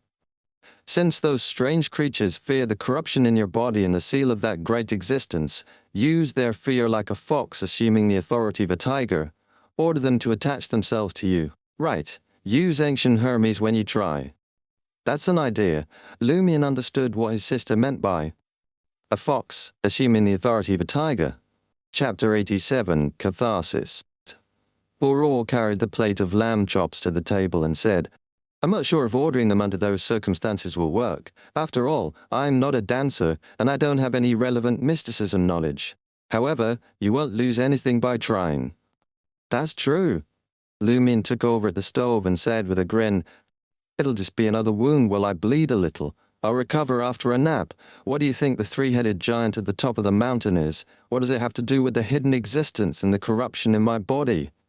Aurora set the plates down and turned around. "Don't you think you're overestimating me? I've never encountered or heard of such strange things." Without waiting for Lumion's response, she added thoughtfully, "However, there are many similar concepts in the myths and legends of my hometown. They have 3 heads and 6 arms, gods or demons," she continued. "And according to our guesses, the dream ruins are closely related to the corruption in your body. There's a high chance that the giant's image reflects some aspects of the hidden existence. You said that the honorific name or description of that person is different from the usual ones. Every segment contains 3 aspects and 3 forms that symbolize a certain authority. Therefore, it's very normal to correspond to 3 heads, just like how the 3-faced monster has faces that represent the 3 stages of humanity. As for why it has 6 arms and why it sits atop the blood-colored mountain, there's too little information. I can't guess." Focus on the circle of walls for the time being. I feel that we can find many useful clues. All right. Lumion followed his sister's instructions and placed the sliced shredded potatoes into the pot, stir-frying them with oil. Aurora ended the topic regarding the dream ruins and said to Lumion, "When you went to bed in the afternoon, I thought about it seriously and decided to invite the 3 foreigners to stay with us." "Why?" Lumion was puzzled. Aurora watched her brother bustling around and sighed. "We assumed the Padre would react like a normal person, but we can't forget that some of his followers have already accepted a boon. In a way, they're corrupted. According to the mysterious lady, the boon's effects concentrate on the body and mind. So, besides gaining abilities, one's personality will shift. The more boons a person takes, the more severe the change will be, especially if they can handle it." "Right." Lumion recalled the mysterious lady's words. She warned that if the body couldn't endure such a massive bung, the recipient would either turn into a monster, become a puppet of an unknown entity, or transform into someone else who'd treat things they cherished in the past with indifference. Aurora concluded. Thus, Shepherd Pierre Berry and his followers, who've received the boons long ago, might disregard the Padre's plan and seek greater vengeance. If the 5 of us stick together and support each other, we can effectively improve our chances of survival until the 12th night. Lumion pondered her proposal and agreed, but he raised a logistical issue. "So, where'd they stay?" "In the living room downstairs." "It won't work as well if we're on separate floors." Aurora glanced at her brother, who approached with a plate of stir-fried shredded potatoes. "You can move into my room, and we'll let the 3 foreigners use your bedroom and the study upstairs. They can divide the rooms among themselves." "Huh!" Lumion didn't expect such an arrangement. "I'll share a bed with you." Aurora couldn't help but laugh. "No big deal. Strong, independent women don't sweat the small stuff." "Huh?" Lumion didn't grasp his sister's last remark. Aurora chuckled, explaining, "I'm saying that given our situation, let's not get hung up on trivial matters. Do you want to share a bed with Ryan or Valentine, or should I sleep with Leah?" "True, I can't fully trust them." Lumion nodded. The 3 official investigators only cooperated with the siblings because they were trapped in a loop. Who knew if they'd secretly manipulate the situation while they slept together, planning to capture the 2 wild beyonders once the loop ended? Aurora chuckled and suggested, "If they're concerned about us and decide to share a room, you can sleep in the other one. Better to stay in the same room." Lumion felt the walls offered little protection. Aurora said no more, only adding, "Remind me to restock our food supply tomorrow. After Lent, the villagers will grow stranger. We might need to defend this place or hide in the nearest high mountain pasture." Then she urged her brother to eat dinner. Before sunset, Lumion left the semi-subterranean 2-story building, ready to invite Ryan and the others to move into his home. Upon seeing Old Tavern in sight, Lumion spotted a few familiar faces. Pons Bennett was strolling down the village's main road with his 3 thugs. Almost instantly, the black-haired, blue-eyed, muscle-bound villain noticed Lumion. He couldn't help but clamp his legs together, as if recalling some excruciating agony. Eyeing Lumion, Pons Bennett faced a dilemma. He craved revenge, but feared history would repeat itself with him and his men, beaten to a pulp. As Pons Bennett wavered, Lumion flashed a brilliant grin. "Hey, isn't this my rebellious son?" He strode towards the villain and his 3 thugs who had drowned Riamund, poised to pummel them. Pons Bennett saw this and didn't hesitate. With his eyes he signaled to the 3 brutes beside him, ordering them to charge. The 3 thugs immediately rushed at Lumion and pulled out short sticks, iron rods, and other weapons. Lumion sped up too. Just as he was about to collide with the 3 thugs, he abruptly leapt at one of the enemies. This unorthodox move caused the 3 thugs' attacks to miss. Lumion grabbed the target's shoulder and did a somersault. His back seemed to flex like a spring, helping him grab the enemy and build up enough force for the roll. In an agile, exaggerated forward somersault, Lumion hurled the enemy and smashed him into the ground. Bang! The thug's vision darkened. His whole body ached, and he couldn't rise for a moment. At that instant, Lumion landed behind the other 2, only 7 or 8 steps, from Pons Bene. He crouched slightly and charged at the villain. As Pons Bene frantically dodged, he shouted, "Quick, quick, stop him!" The remaining two thugs hastily turned and chased after Lumion. Pons Bennett composed himself and brazenly charged at the bastard, preparing to stall him before they surrounded him. Just as the two thugs were about to catch up to Lumion, who had deliberately not run at full speed, suddenly stopped and squatted. Amid grinding sounds, not only did the two thugs fail to hit their target's back, but, because they couldn't halt in time, they lost their balance and collided with Pons Bennett. Lumion pounced like a tiger and grabbed the two thugs' necks. He lifted their bodies and smashed their heads together. Bang! The two thugs' foreheads instantly swelled, and they fainted on the spot. Immediately after, Lumion tossed away the burden and exerted strength with his feet. He twisted his body and slid behind Pons, who had just risen. He grabbed the other party's arms and bent them backward. With a cracking sound, Pons Bene let out an extremely pained scream. "How is it? Does it feel good?" Lumion asked Pons Bene with a smile as he hoisted him and marched out of the village. Before long, he arrived beside the river, grabbed the back of Pons Bene's head, and forced him underwater. As bubbles surfaced, Lumion lifted Pons Bene's head, turned his face, and asked, with a smile, "Does it feel good to bully others?" Pons Benet's face was soaked and he looked to be in extreme agony. Snot and saliva flowed out, making it impossible for him to answer. "Doesn't it feel great?" Lumion's voice suddenly intensified. He grabbed the villain's head and smashed his forehead into the water, hitting the cobblestones. Bright crimson liquid seeped out of the water. Pons Bennett struggled uselessly with his legs, unable to lift his head. Gulp. Gulp. As time dragged on, his struggles weakened. Only then did Lumion haul him up. He thrust out his left hand and smacked Pons across the face.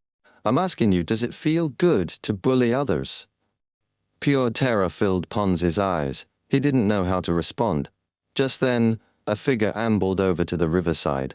It was the hooded shepherd Pierre, Berry. He glanced at the pathetic Pons and gently told Lumion, "We're all from the same village. Enough! You want to kill him?" Lumion immediately released Pons's head and stood up. He grinned at Pierre, Berry, replying, "I'll listen to you. Make sure this jerk doesn't bully others again." Without waiting for Pierre's response, Lumion strode past the shepherd into the village. On the second floor of Old Tavern in Ryan's room, Lumion relayed his sister's thoughts to the three official investigators. Ryan exchanged a look with Leah and Valentine and nodded. "Smart thinking. In a situation like this, spreading ourselves too thin just makes us an easy target. We can move into your house now." As they headed to Lumion and Aurora's house with her luggage, Leah asked, Lumion amidst her tinkling sounds, "So what's the plan for the tomb?" "The plan?" Lumion snorted. "Bet. You think we can just waltz in there?" Leah smiled, relieved. "Good. You're still being cautious," Ryan chimed in. "What we mean is, if whatever's in that tomb really leads to the cycle's key, it'll show up during the 12th night ritual. And if it's got nothing to do with the source of the cycle, why take the risk going in?" "In short," Lumion said, catching on, "we just wait patiently for the 12th night." Chapter 88, EQ. Ryan nodded at Lumion's confirmation. "You can interpret it that way, but if there are any other abnormalities worth investigating, we can't ignore them." "All right." Lumion actually shared the same thought. He hadn't even planned on participating in Lent, just in case he couldn't resist attacking when he saw the performance. At the celebration, the four of them rapidly reached Lumion's residence, where Aurora led them to the second floor. Now dressed in a pure white cotton dress that accentuated her down-to-earth charm, Aurora pointed to Lumion's bedroom and study, offering the three official investigators a choice. "You can choose either room." Ryan glanced at Leah, seeking her opinion. After pondering for a few seconds, Leah raised her right hand, pointed at the study, with a smile and said, "That recliner looks pretty good, I could sleep there. Ryan, bunk in that room with Valentine." While Aurora had the same question in mind, Lumion asked, "You trust us that much?" He assumed the three foreigners would opt to sleep in the same room on the floor, fearing an attack if they were separated. Leah grinned and answered Lumien's half-mocking, half-doubtful query. My divination tells me the two of you can be trusted. As she spoke, she walked into the study. Accompanied by tinkling sounds, she lay on the recliner with a contented expression. Aurora found Leah intriguing and approachable. She smiled and advised. A friend once told me that you can believe in divination but not blindly. Divination is not all-powerful. My mentor said something similar, but we're all in the same situation. If I don't trust it, what else can we do? Leah replied with a grin, snuggling into the recliner. Aurora didn't mind relinquishing her favorite seat. She pulled over a chair and sat down. Their study also served as a small living room. It occasionally hosted afternoon tea, parties, so there was ample space and chairs. Ryan surveyed the corridor briefly before returning to the study. He said to Aurora and Lumien, I have some suggestions. Please, go ahead. Aurora politely assumed an attentive posture. Ryan nodded and offered. First, when you sleep at night, don't close any doors. Let everyone be in the same space. This way, no matter where an abnormality occurs, we can react promptly. Second, considering we've destroyed the altar, someone might attempt to deal with us before Lent. Starting tonight, everyone will take turns on night duty. Yes, from 10 p.m. to 8 a.m., the next morning, 2 hours per person. How professional, Aurora muttered almost silently. Lumien glanced at her as if asking why she hadn't thought of it. Aurora spread her hand slightly, signaling her lack of experience in team operations. She then turned to Ryan and Valentine, stating confidently, Lumien will cover the period between 10 p.m. and midnight. Leah and the others didn't object to this arrangement. From their perspective, it made sense. Among the 5 present, Lumien had the lowest sequence and least experience. He was most prone to mistakes on night duty, but from 10 p.m. to midnight, others would still be awake to cover for him. Lumien knew his sister's intentions extended beyond this. He had to explore the dream ruins undisturbed after falling asleep. After finalizing the first schedule, Valentine volunteered. I'm used to sleeping and waking early. I'll take the 6 a.m. to 8 a.m. slot. You get up early to welcome the sunrise. Lumien teased instinctively. Valentine's gaze on him softened. Yes, I want to greet the rising sun and praise the light. His eyes seemed to say, as expected, only a devout believer of the eternal blazing sun understands me. Hey, I'm mocking you, brother. Lumien felt slightly defeated by Valentine. In the eternal blazing sun church, brother was a term used among believers. The 2 mainstream organizations within it, the Order of Preachers and the Brotherhood Minor, employed the term. I'm not used to being woken up mid-sleep, Leah chimed in. I'll take the midnight to 2 a.m. slot. Aura nodded. I like to wake up late. I can take 2 a.m. to 4 a.m. and don't wake me for breakfast tomorrow. I'll get up around noon. Leave the rest to me. Ryan claimed the worst period with satisfaction. He also entered the study and found a chair to sit on. A conversation flowed effortlessly. Aurora, though seldom venturing out, possessed a wealth of knowledge spanning from astronomy to geography. She had her finger on the pulse of the latest trends, scandals, and supernatural events in metropolises like Trier and Backland. This left Leah, Ryan, and the others secretly in awe of her. As expected of the renowned author, Aurélie, Leah couldn't help but exclaim. No wonder you can tackle any theme, Aura inquired with genuine curiosity. Have you read my novels? Leah's eyes sparkled as she replied with a smile. I've been reading your first novel since I was a young girl. By the way, I'd love your autograph. As she searched for papers and fountain pens, the silver bells on her veil and boots jingled.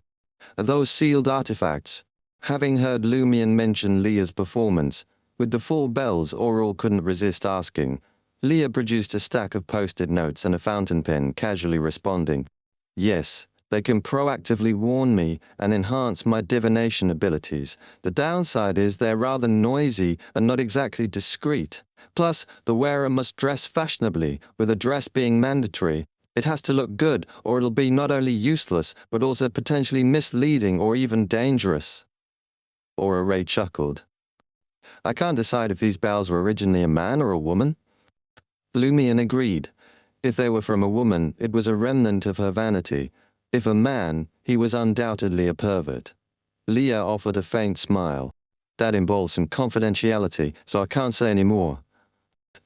She stood up, handing Aurora a post-it note and a fountain pen. Aurora signed and asked, "Which genre of my novels do you prefer?" "Romance," Leah replied without hesitation. "You are. Your first novel, Eternal Love, left a deep impression on me." "I wrote that book too early," Aurora admitted with a hint of embarrassment. "I was young, and my writing skills were unpolished. I lacked experience. Many scenes felt rigid, and much of the dialogue was overly emotional and unrealistic," Lumion chimed in. "But it's sincere and original." Having read his sister's novel, he knew it dealt with a couple's separation through life and death, interwoven with adventure, misunderstandings, and terminal illness. It was a trailblazing piece in the Intus literary world. Naturally, this drew criticism from conservative authors and critics.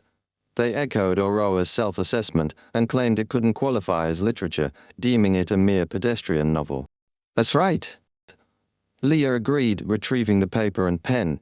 She looked at Aurora and asked with a smile, "Ms. Author, would you consider becoming our informant at Bureau 8? Seeing Aurora's surprise, she continued, "Our primary objective in targeting wild beyonders is that they are unpredictable and may lose control or cause disaster at any moment. Otherwise, they can use their beyonder powers for all sorts of malicious purposes to satisfy their desires. Over the past 2 days in the village, I've carefully observed both of you and confirmed that you're orderly beyonders.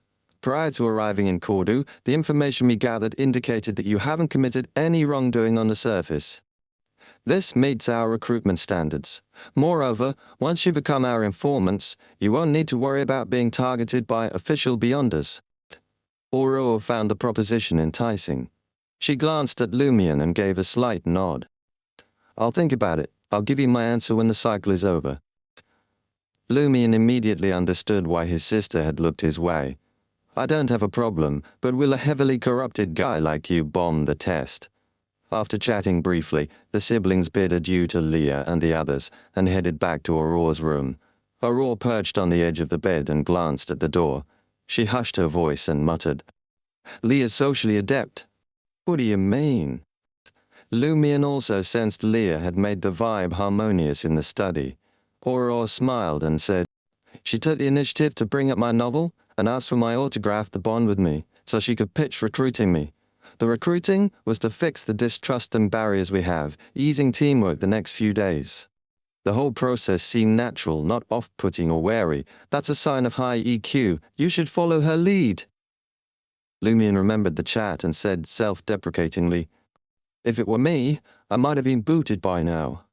Amused, Aura leaned back and said, "At least you know yourself." She ruffled her blonde hair and said, "I'll nap a bit. My eyes haven't fully healed, so I need more rest.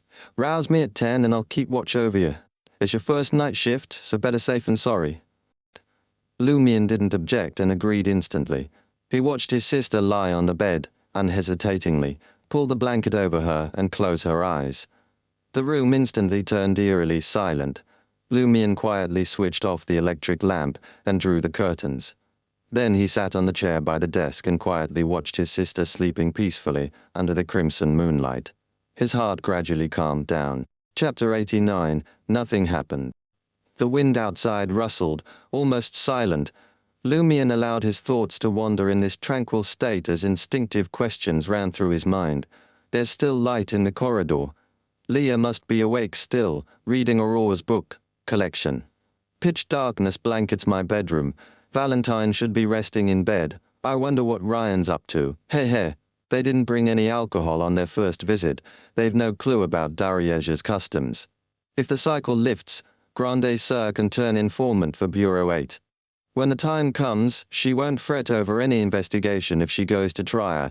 As for me, I needn't undergo any special tests as an informant, right? Now we've a full theory of the whole affair. The sole thing we can't be sure of is the owl and the dead warlock in the tomb's role. If they bewitch the Padre and company, causing the abnormality to achieve some goal with the 12th night ritual, why did they do nothing but monitor my progress exploring the dream ruins? Could it be that, like Madame Pualis, They await a specific time or the ritual on the 12th night, intending to complete the disrupted part. Is that why they want no changes to the loop restarting it ahead of time? Their actions in turn prove the key to the loop lies with me. That's why they repeatedly try to confirm how far I've explored the dream ruins. If I unlock the dream's secret before the 12th night comes and master recycling, the corruption, will they ignore the possibility of the cycle restarting ahead of time, and attack me to hold me in custody? Yes, it's very likely they still have their memories. As all sorts of thoughts raced through his mind, Lumion suddenly heard faint commotion. Bah! It was a sheep's bleat, as if from afar. Lumion instantly thought of the three people turned sheep and shepherd Pierre. Barry, don't tell me he really wants to attack us dead of night? Lumion stood up and listened intently. Outside the window was but the wind's sound through leaves and branches. No, bleating. It seemed Lumion, so engrossed in his thoughts, was hallucinating, but he didn't think so because he felt slight heat in his left chest. The black thorn symbol seemed to have appeared again. This meant an invisible force closely tied to the hidden existence had quietly invaded the room. Lumion had no time to think. He rushed to the bed and shook Aurore. "Wake up! Wake up!" he shouted in a hushed voice. He instinctively worried Leah. Ryan and Valentine would sense something amiss with him. Aurore opened her eyes, her light blue eyes clearly dazed. "What time is it?" she asked in a weak voice. Obviously she was still not fully awake. "There's a situation," Lumion said decisively before continuing. "9:30. The shoe." They were one of the few families in the village with wall clocks. Aurore's eyes snapped open. She bolted upright, threw out her right hand, and massaged her temples. She had no time to consider what she might see that she shouldn't. If she couldn't pinpoint the anomaly and confirm the problem as soon as possible, she might not have to worry about seeing anything again. The dead had no need for eyes. Aurore scanned the room, her gaze darkening, as if reflecting strange, indescribable lights and shadows. Lumion seized the chance to tell his sister about the sheep's bleat he'd heard in the distance and the triggered heat in the black thorn symbol on his chest. Aurore frowned. "But I didn't detect anything." "The burning in my chest remains. Lumion rumbled. He felt inexplicably terrified. The darkness around him was not simple. An indescribable danger lurked. Aurore scrutinized every corner of the room, trying to find the unknown. Silently, Lumion broke into a cold sweat, a stark contrast to the searing heat in his left chest. He deliberated for a moment and said, "Why not tell Ryan and the others? Maybe they can find something." Aurore pondered, then nodded. "Use your sudden sense of impending danger as an excuse." "Right." Lumion opened his mouth, about to yell outside, then froze. "What is it?" Aurore asked alarmed. Lumion frowned. "The heat in my chest is dimming fast," meaning the black thorn symbol was fading rapidly. "The danger invading our room has left?" Aurore mused. "Because we prepared, it did nothing." "Perhaps." Lumion turned to the corridor and bellowed, "Bah! Something's wrong." Ryan appeared in the doorway in the blink of an eye, followed by Leah, then Valentine, who looked jolted from sleep. Without waiting to be asked, Lumion recounted what had happened, using his sense of danger in place of the burning in his chest. Ryan listened intently, not doubting this was Lumion's hallucination. He sighed. "It's useful indeed to take turns on night watch. Mostly it's boredom, but if it saves everyone, it's almost life and death." As he spoke, he conjured pure sunrise gleam around him, circling every room on the second floor. Though he couldn't find the sinister power, he could at least sanctify the environment. Leah paced around, muttering under her breath. Her veil and boots jangled ominously, then fell silent just as abruptly. Finally, she said to Aurore and Lumion, "It was dicey just now. On top of that, whatever it was could block my sealed artifact from giving me any warning. I'm afraid these stupid bells will only go off once that thing really starts targeting someone. But now it has left." "Well, that's reassuring." Aurore sighed in relief. "Maybe it wasn't a single creature." Lumion relaxed and grinned. Could have been more than one. Ryan and the others were silent. Why? That's even worse. Aurora lashed out at Lumion and told the investigators. Now that the alarm's off, let's get back to our schedule. She didn't mention who might have snuck in to attack them. There were too many possibilities. Shepherd Pierre Berry, the unknown corpse in the tomb, or the shady deputy padre. Without solid clues, speculating would just waste time. Better to wait until daylight. For now, they just had to remember that nighttime held real danger. Someone was out to get them, so they'd need to stay on high alert. Once Leah and the others had gone to their rooms, Lumion glanced at the wall clock and asked Aurora, "Want to sleep in a bit more?" "No way. Waking up and crashing this late sucks." Aurora stretched her arms overhead. "Ugh, just to handle emergencies, I got this dress with pockets for spell components and useful stuff. I didn't even dare roll over, scared I might stab myself. I slept like a board." As she spoke, she hopped off the bed and strode to the window. She yanked back the curtains and peered outside. Cordu was silent. Many houses were still lit up.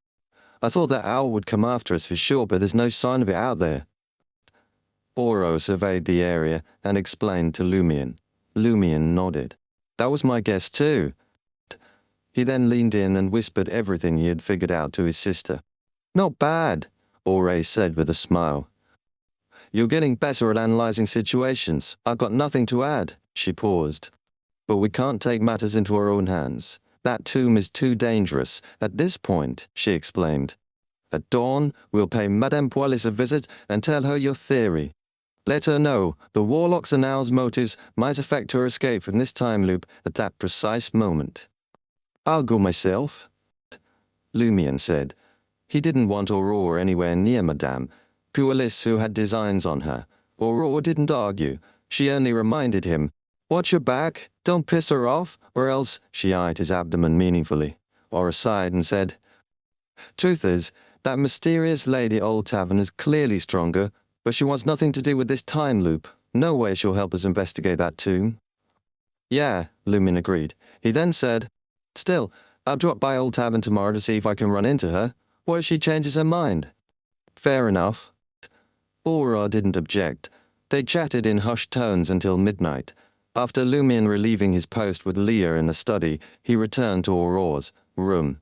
He lay beside his sister, inhaling her familiar scent and sinking into the soft mattress. Sleep eluded him. "What's wrong?" Aura asked, noticing his tenseness. "Just not used to this," Lumion said carefully. Aurora scoffed. "What happened to the bold Lumion?" "I know." Lumion didn't reply. Aurora exhaled slowly and smiled. "Remember when you first started tailing me, you were scared I'd slip away and refuse to sleep at night. You were super vigilant." "Yeah, I do." Lumion drifted into the past. "Back then, you'd hum me a lullaby and let me doze off to the sound of your voice." As soon as the words left his lips, a familiar melody reached his ears. Light and soothing, it calmed his body and mind. Leaning against the bed, Aurora gazed into the deep crimson dark before her. She hummed the lullaby from her hometown, soft and wistful. It was a song their mother had crooned when Aurora was just a kid, coaxing her to sleep. "Go to sleep, go to sleep." Lost in the gentle tune, Lumion gradually unwound and slipped under. Lumion woke up amidst the faint grey fog. He scoped the room and realized that he wasn't in his sister's room. He was still in his own room. Chapter 90, Trying Again.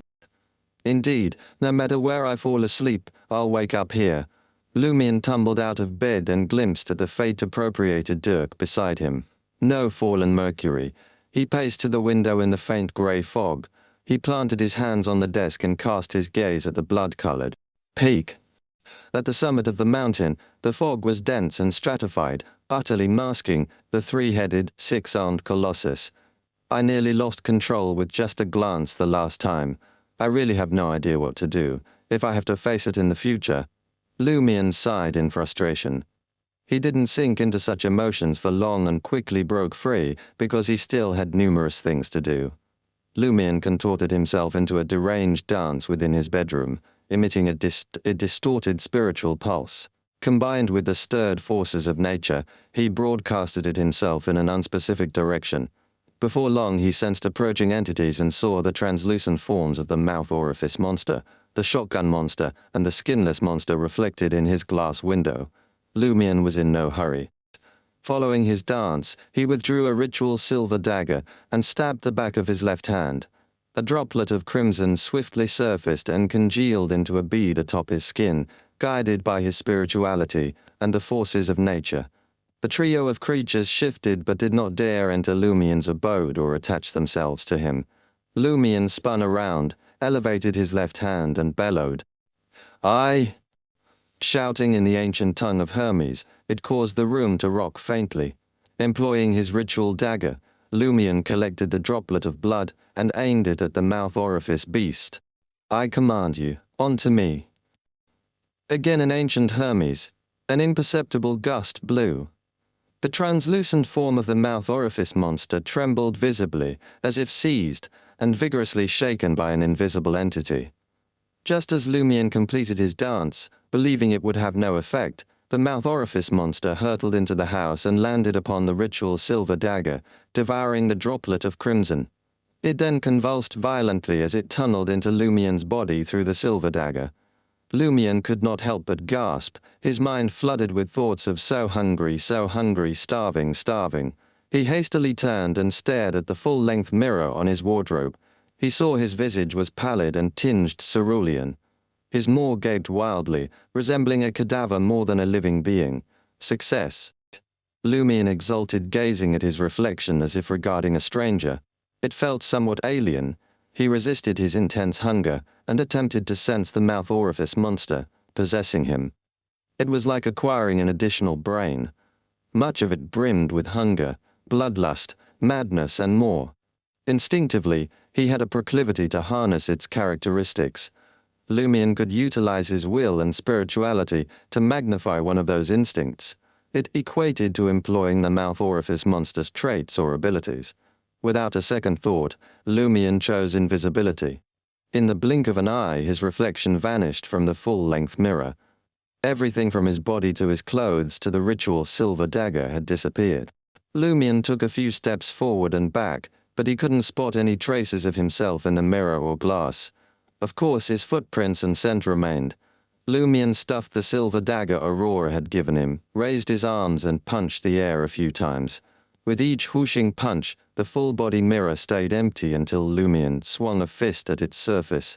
The moment his knuckles connected with the mirror, his outline materialized. His face was pale with a tinge of blue, and his eyes glinted dangerously. Unbelievable. No matter what I do, the invisibility stays on, but I can't mute it. However, as long as I attack the mirror, I lose invisibility. I thought it was optical invisibility, like Aurora said, but it seems to be a result of mysticism. Attacking something forms a bond with it, rendering me invisible to its gaze. Lumion hovered his right fist over the mirror. After verifying the effects and limits of invisibility, ravenous hunger overwhelmed him. He stomped downstairs into the cellar and found 2 steaks. If not for his rationality, he would have sunk his teeth into the dark meat. Lumion abandoned the ingredients and grabbed the cheese he had stockpiled, realizing he had to fry the steak medium rare with no fire set up. He didn't care if it was clean or delectable. Like a ghost starved to death, he shoved food into his mouth. After eating a few cheese slices, Lumion finally satiated his intense hunger. Looks like this is the downside of the mouth orifice monster, he evaluated. Seriously.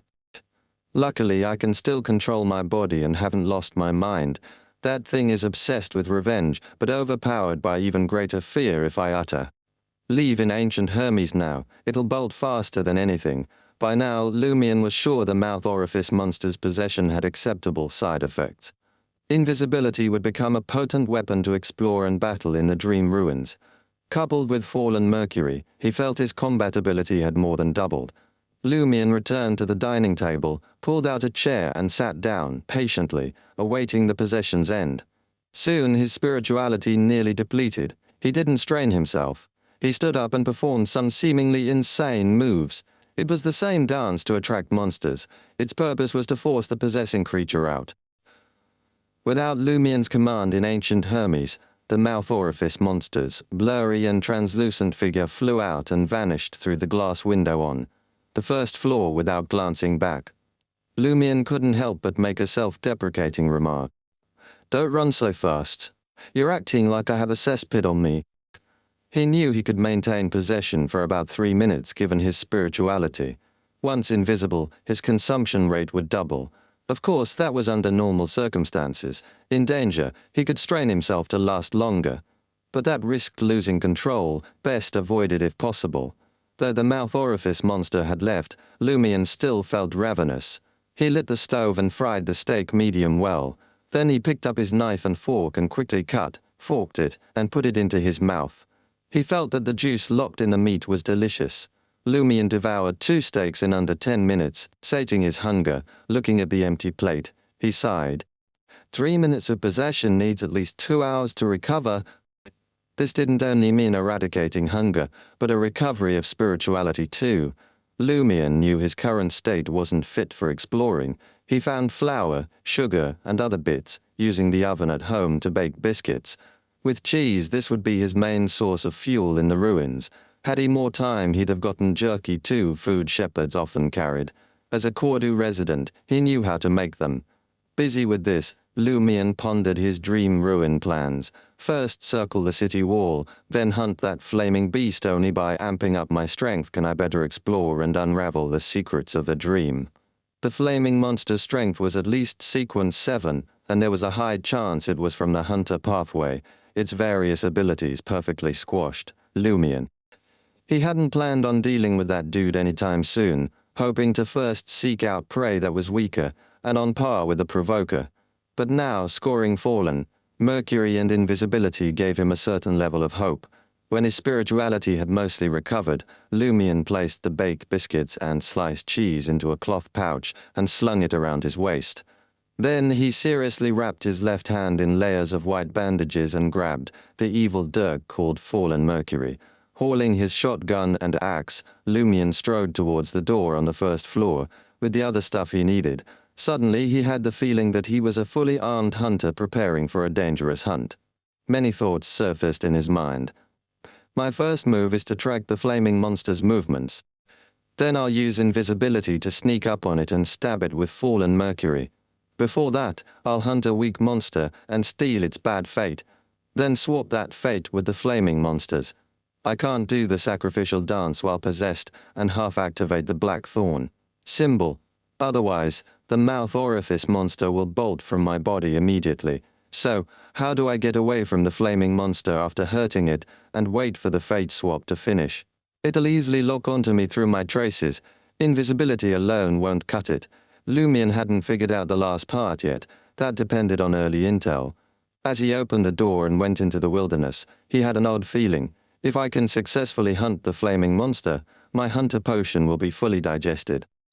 In the area where he'd met the flaming monster before, Lumion held his pewter black dirk in his left hand.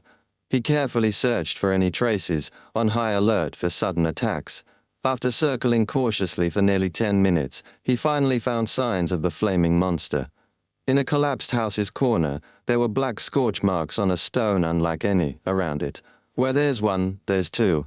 Lumion quickly tracked the flaming monster's location and slowly, cautiously followed its trail. When the marks were fresh, he stopped and began to dance. Chapter 91. Scheming. Lumion danced to lure in strange creatures. His objective, to use invisibility to slip closer and analyze the flaming monster's habits and movements, gathering intel for future hunts. Within a mere 30 to 40 seconds, he used Ancient Hermes to reattach the mouth orifice creature to himself. An overwhelming hunger consumed Lumion, compelling him to open his mouth. It was as if his mouth had sprouted vortex-shaped teeth. Swiftly, he stifled the ravenous and insane thoughts flooding his being, pulled out a small biscuit and a cube of cheese, and shoved them into his mouth, chewing and swallowing. Simultaneously, he strengthened the mouth orifice creature's invisibility, causing him to vanish from sight. Having quelled his hunger, Lumion tried hard to clamp his mouth shut to prevent the aroma of biscuit and cheese from escaping. He then trailed the flaming monster along the road's edge. Before long, Lumion spotted the charred monster, its every limb ablaze. It was constructing a new trap in the clearing from before. You were already a monster, yet you're still so dedicated. Lumion silently jeered. Naturally, he understood this was merely an expression of the monster's instinctive behavior. Lumion dared not approach too closely, halting beside a crumbling wall at the clearing's perimeter. He studied the flaming monster for a few moments before glancing back at the path he had traversed. He noticed that, although his footprints were faint and concealed in less conspicuous areas, they still existed. Lumion eyed his current position and hatched a plan. Closely monitoring the monster's movements, he seized a larger rock and hurled it to the side. As it flew, he pressed his right hand against the decaying wall and vaulted up, landing securely atop the wall. Crash! Lumion's actions were flawlessly masked by the sound of the rock striking the ground. After changing his vantage point, Lumion felt much more at ease. Monitoring his dwindling spirituality, he intently observed the flaming monsters. He discerned that the flaming monsters' traps were neither concealed nor challenging to detect. They didn't exploit any logical vulnerabilities or inertia-driven movement. They were simple and exposed. The most elementary example was the flaming monster stretching a rope slightly above one's ankle between two ruined buildings across the clearing. Any human or monster with normal vision could easily discover this trap. At first, Lumion didn't grasp its purpose, but after placing himself in the monster's position, he gradually discerned its potential significance. The intent of such traps was not to directly harm or ensnare enemies, but to forge an environment that enabled hunters to exhibit their full potential. In the heat of battle, one struggled to observe the environment and maintain situational awareness. Constantly distracted by these limitations, they occasionally had to slow down or alter their stance to evade traps. Hunters possessed the unique ability to remain alert to their surroundings at all times and exploit the environment to their advantage. This disparity widened the gulf between their strengths. An open conspiracy. Lumion nodded in understanding, recalling Aurora's words. Suddenly, he perceived the flaming monster as a stern instructor imparting valuable lessons about hunters to him. Simultaneously, he remembered the content of Aurora's novel. Stealing from a master is punishable by death. Eventually, the flaming monster ceased its activity. Its charred face instinctively scanned the vicinity. Then it strode towards the edge of the clearing near Lumion, flames dancing from its body, following a predetermined route to the next location.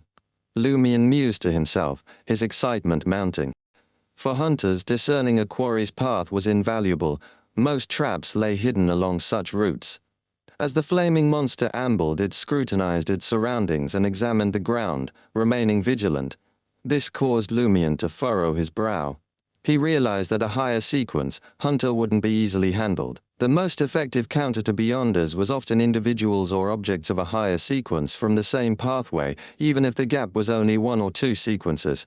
I am better at your strengths than you are. You may lack what I possess. If not for his dancer-related abilities and the fallen Mercury Dirk, Lumion wouldn't have dared to entertain any designs on the flaming monster. 7 to 8 seconds later, the flaming monster reached the edge of the clearing, approximately 5 to 6 meters from the crumbling wall. As before, the flaming monster's gaze instinctively roved. It paused, as if observing footprints near the wall's edge that appeared to have been left by someone. Thump, thump. Lumion's heart pounded involuntarily. He wasn't prepared to hunt the flaming monster just yet. Despite the 5 to 6 meters between them, Lumion hesitated to kill the enemy, with fallen Mercury, knowing the latter hadn't stored an exchangeable fate. If a fight erupted, he'd be hunted before he could activate the black thorn symbol. Lumion struggled to control his heartbeat and breathing. His right hand hovered over the black cloth covering fallen Mercury's blade, ready to tear it away at any moment.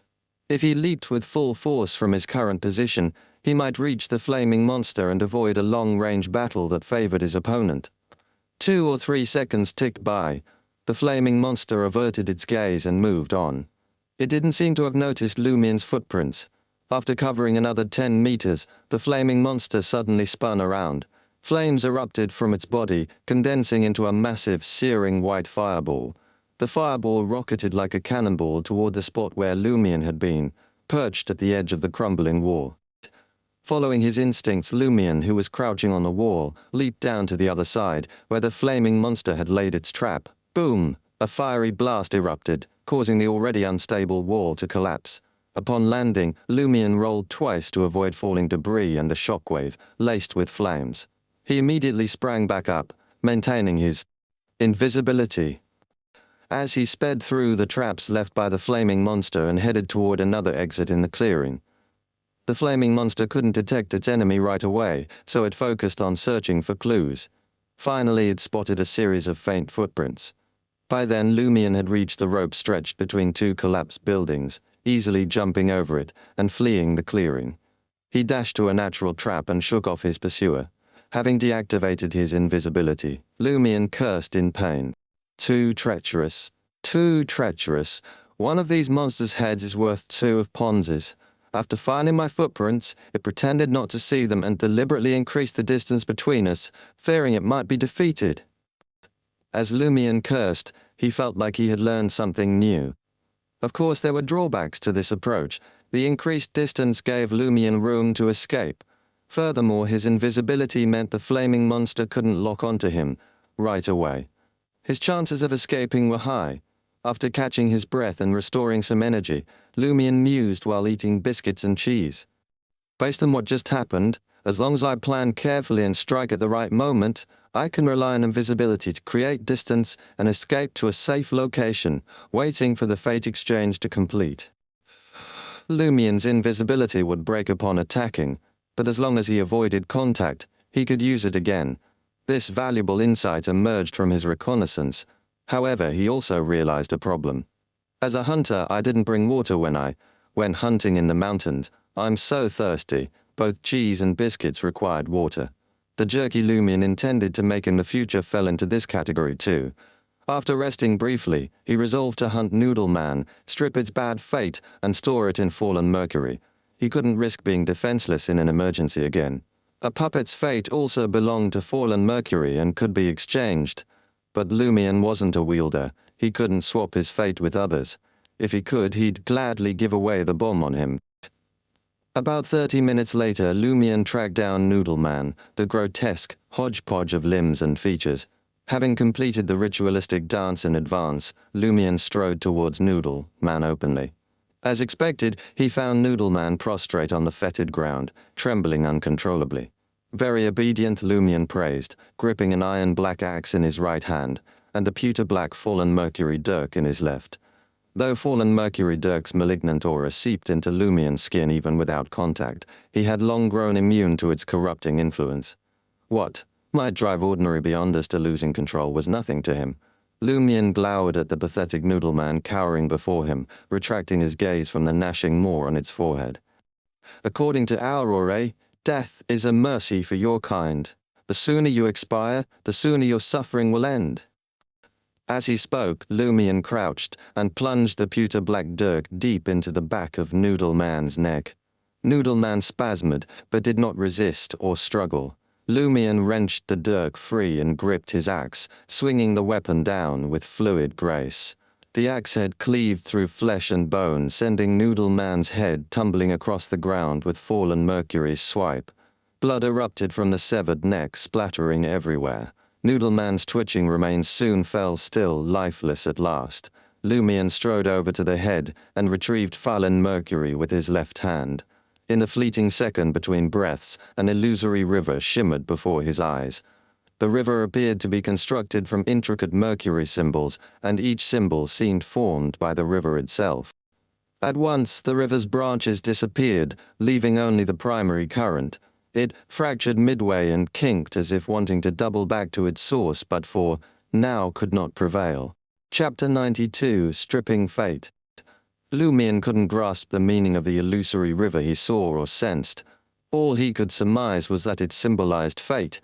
Guided by fallen mercury's instincts, he lifted the blade's tip and aimed it at a mercury symbol within the river. As soon as he made contact with the mercury river, a series of scenes flashed through Lumion's mind.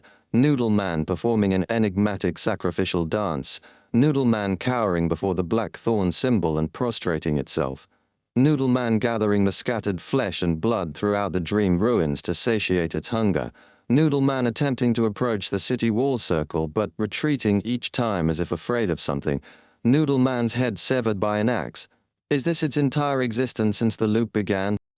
Lumion realized this as he tried to stab the tip of fallen Mercury at the Mercury symbol representing Noodleman's demise, the end of the illusory river. It was too immense and heavy for him to succeed. At that moment, the Mercury symbol started to dissipate, and the illusory river gradually faded. The images in Lumion's mind grew hazy. There's a time limit? Lumion didn't dare to dawdle. Adhering to the principle of proximity, he aimed the dark pewter dirk at Noodleman's fate of succumbing to the blackthorn symbol. The Mercury symbol, seemingly formed by the river's entanglement, was pried open, condensing into a droplet that seeped into the blade of fallen Mercury. In the next instant, the illusory river vanished entirely, preventing Lumion from witnessing Noodleman's fate again. He glanced down at fallen Mercury and noticed the heretic symbols on the pewter-black blade, undulating gently like water, as though infused with some vital force. They had been mesmerizing from the start, but now they appeared even more sinister. "Success!" Lumion whispered to himself in relief. Fallen Mercury was now complete. In the future, as long as he could wound the flaming monster with this heretic dirk in battle, he could swap the monster's fate of cowering before the black thorn symbol with the former. Lumion wrapped the blade of fallen Mercury in black cloth and sheathed it in his belt. He dealt with Noodleman's corpse briefly, moving it into a half-collapsed building. He destroyed the building's last support, allowing rubble and wood to fall, burying everything inside. After this, Lumion circled back to where the flaming monster had appeared. This time, he didn't approach for observation. Instead, he searched for footprints and other traces, taking time to identify which ones the target left, while deliberately circling around. After nearly 2 hours, Lumion gradually deciphered the flaming monster's habits and patterns. A mental hunting map emerged. He spent some time surveying the predetermined battlefields, seeking natural traps to exploit. Eventually, Lumion rubbed his forehead and decided to delve deeper into the ruins, while he still had energy, gathering information for future explorations. He remained vigilant and performed the sacrificial dance again, partially triggering the black thorn symbol. With the amulet in hand, Lumion quickly followed the same path as before. He encountered monsters along the way, but they either fled before attacking or vanished from sight at a distance. The deeper he went, the more similar situations occurred. Finally, when the burning sensation in his chest from the second sacrificial dance subsided, Lumion spotted the city wall composed of twisted houses once more. He rested a while, waiting for his spirituality to recover before performing the sacrificial dance again. After the dance, sometimes forceful, sometimes graceful, Lumion headed in the direction where he found fallen Mercury, the black thorn symbol activated.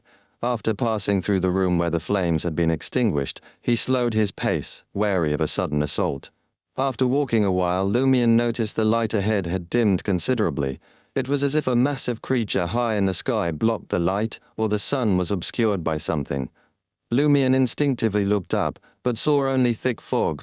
Unable to determine the cause, he could only draw fallen Mercury and cautiously proceed. In a moment it felt as if he had transitioned from day to night. Of course, this was an exaggeration. Lumion thought it more accurate to liken the foggy weather to a place shrouded in dark clouds. Almost simultaneously, he yawned involuntarily, his exhaustion intensifying. "No, I can't sleep."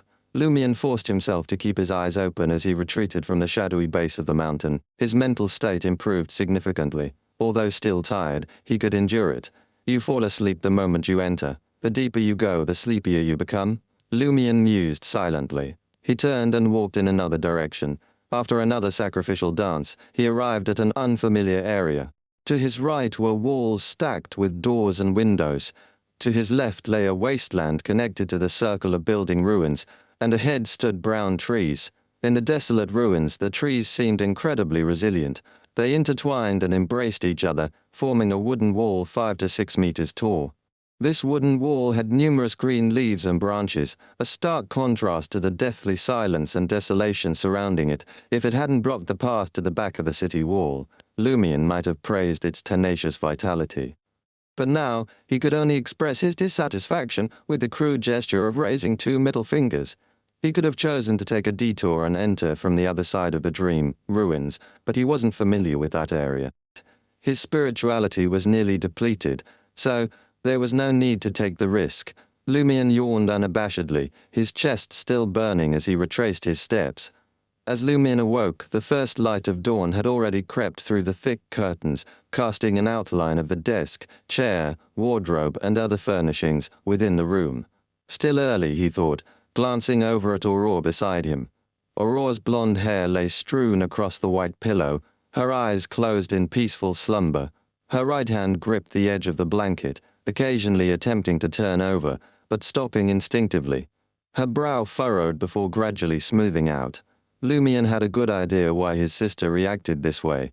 She had hidden numerous bottles within her nightgown as a precaution. Sleeping on her side or stomach would undoubtedly cause her harm. How exhausting! Lumion sighed inwardly, his expression tender and his heart at ease. After a moment, he carefully slid out of bed and left the bedroom. He moved toward a side balcony that led to the rooftop. Facing the distant crimson sky, he stretched his body. Within a minute, Valentine emerged from his room and stood in the corridor. "Are you also greeting the sun?" he asked, his usual cold demeanor replaced with warmth and approval. "Can I say no?" Lumion smiled. "That's right." Satisfied, Valentine stepped onto the balcony and stood tall, facing the rising sun. He spread his arms wide, lifted his face toward the sky, and whispered, "Praise the sun!" With no other choice, Lumion mimicked the gesture. "Praise the sun." Valentine lowered his arms and crossed them over his chest. After a moment of silent prayer, he opened his eyes and said to Lumion, "If the loop is successfully resolved, I'll introduce you to the Bishop of Dariège. Or would you prefer Bigor?" "I prefer Trier," Lumion answered, smiling. "But where I go isn't up to me. It's up to my sister." Valentine nodded and dropped the subject. He turned back toward the corridor and began patrolling. Nothing happened until 8 o'clock. The pair then went downstairs and prepared breakfast together. Soon after, Ryan joined them to help. Leah woke up just before 9, leaving Aura still asleep. Ryan bit into his toast and asked Lumion, "Do you have any plans for today?" Lumion hesitated before responding. "We should leave someone at home. Aura can't be left to face a potential attack alone. The remaining two will accompany me to stock up on food and fetch some water. We must hold out until the 12th night." Cordu lacked a proper water supply. Aura had installed a water tank on the roof during her renovations. As long as it was regularly filled and disinfected, it was as good as having running water. "Yes, we need to do all this before Lent," Ryan agreed. Lumion smiled brightly. "By the way, we should visit Madame Pualis and ask if she can help us investigate the dead warlock and the owl in the tomb." As expected, Valentine frowned, and Ryan's smile stiffened. Leah sipped her water and offered a smile. "I'll stay with Aurora." "No problem." Lumion agreed on behalf of Ryan and Valentine. With no other choice, the two men acquiesced to visit the administrator's residence that morning. Following breakfast, the trio exited the semi-subterranean two-story building and made their way toward Old Tavern. They passed Shepherd Pierre Barry's home along the way. Lumion's heart raced as he suggested to Ryan and Valentine, "Let's check on the 3 sheep." He recalled the bleating he had heard the night before. Understanding his meaning, Ryan and Valentine offered no objection. They circled around to the rear of the Berry's home, only to find an empty sheep pen. The 3 sheep were gone. Chapter 93, An Early Sacrifice. Gazing at the empty sheep pen littered with hay and dung, Ryan furrowed his brow and said, "Did they really fix the underground altar so quickly?" He suspected that 3 missing sheep had been taken for sacrifice. Maybe these heretics have some special powers. Valentine replied with disdain. As Lumion listened to their conversation, he suddenly remembered the faint sound of a sheep's bleating he heard the night before. Could it have been one of the sheep being sacrificed? Puzzled, he shared his suspicion with Ryan and Valentine. "That seems unlikely," Ryan dismissed, shaking his head. "The cathedral is hundreds of meters from your house, and the altar is underground." What he meant was that even with a hunter's enhanced hearing, it would be impossible to hear anything from the cathedral's underground. Lumion shared that doubt, but couldn't explain why he heard the bleating. Simultaneously, a distinct burning sensation appeared in his chest as the blackthorn symbol partially activated. There was no way to fake this. Burning sensation, Lumien's heart raced, recalling something the mysterious woman had said. Pray to yourself, the principle of proximity. Thinking back to the ritual that invoked Dancer's power and the black thorn symbol, he formed a new hypothesis. He heard the sheep bleating during the sacrifice because of mysticism. In simpler terms, when the Padre and his group performed their ritual and prayed to the hidden being, the principle of proximity also targeted the corruption in Lumien's body, partially triggering the black thorn symbol. As a result, Lumien could faintly hear the sheep's cries from afar, him being unable to respond or knowing how. With the corruption now sealed by the owner of the bluish-black pattern, the Padre's ritual ultimately contacted the hidden entity. After the ritual, the burning sensation in Lumien's chest faded. It seems no invisible strange power had invaded Aurora's room last night. The anomaly in my body was just half activated by the Padre's ritual. Lumien roughly understood how events had unfolded. At that moment, Ryan warned his companions. It appears our investigation of the cathedral's underground has alarmed the Padre and his people. They've found a way to repair the altar and pray for strength ahead of time. From now on, we need to be extra vigilant. Don't assume things will only turn dangerous as Lent approaches. If I weren't worried about restarting the loop, I'd have dealt with them already.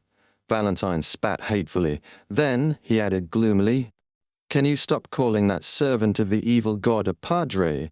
He's not worthy. Why was he a Padre if he wasn't worthy? Lumien dared not voice his thoughts. He wasn't afraid to voice his thoughts, but wanting to maintain his image in Valentine's eyes, he kept silent. After all, he might need to persuade this fanatic to do something later, like using his suicide to verify the essence of the cycle. Ryan nodded. Let's visit Madame Pualis as soon as possible to replenish our supplies. We should stay inside as much as we can in the future. Lumien said nothing more, leaving Shepherd Pierre Barry's house through the back door and heading towards the castle on the hill. Passing through the vibrant garden, the trio approached the partially open door and informed the red-coated, white-panted manservant. We need to see Madame Pualis. Wait a moment. The valet glanced at Ryan and Valentine before swiftly turning and vanishing through the door. Soon after, the pale-faced midwife in a greyish-white dress emerged. Compared to last time, her face was even paler, and her eyes were so blank that it made one's heart turn cold. Had Lumien not informed Ryan and Valentine beforehand that the midwife wasn't dead, they would have been shocked. They had seen plenty of dead people turn into zombies. The Solar High Priest specialized in such matters. Valentine had purified dozens of similar cases, but it was beyond their understanding how a person diced into pieces could revert to their original appearance and seem more alive than dead. The midwife spoke in a monotone. Madame doesn't want to see you. Please leave. We have urgent matters, Lumien insisted. Isn't Madame Pualis concerned that the person underground will disrupt her plans? The midwife maintained her tone. Madame says he won't affect her. Hearing this, a chill ran down Lumien's spine. It meant they would have a hard time getting Madame Pualis help again. Lumien smiled without displaying frustration or disappointment. Looking at the midwife, he said, but we might explore the tomb. He implied that during the exploration, either side could encounter trouble, triggering the loop to restart prematurely. Unfazed, the midwife remained stiff and blank. You can try, but you'll only be disappointed. What does she mean? Lumien couldn't grasp Madame Pualis' message. Does she mean they could explore all they wanted, and she would offer some help at crucial moments, but they wouldn't find any valuable clues? The more Lumien pondered, the more he doubted that was her intended meaning. Otherwise, she wouldn't have refused their meeting request through the midwife. Before Lumien could consider other possibilities, Ryan thoughtfully asked, is Madame Pualis trying to tell us that the person in the tomb can easily control us and prevent our investigation without triggering the loop? Yes. The midwife nodded slowly, turned, and retreated deeper into the castle. Lumien, Valentine, and Ryan exchanged glances and left, feeling helpless. Their next stop was Old Tavern, where they could purchase plenty of provisions and barrels of cheap wine.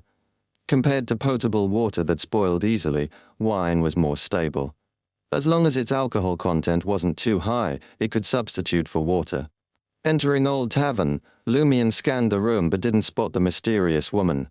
Disappointed, he focused on the bar counter, telling tavern owner Maurice Baynet what they needed. After Ryan and Valentine hauled out wine barrels, Lumion lowered his voice and inquired, "Where's the other lady?" Maurice Baynet shook his head. "I don't know. Maybe she's in her room somewhere else in the village or even in Liège. She rented the room until the 9th. She's free to do as she pleases."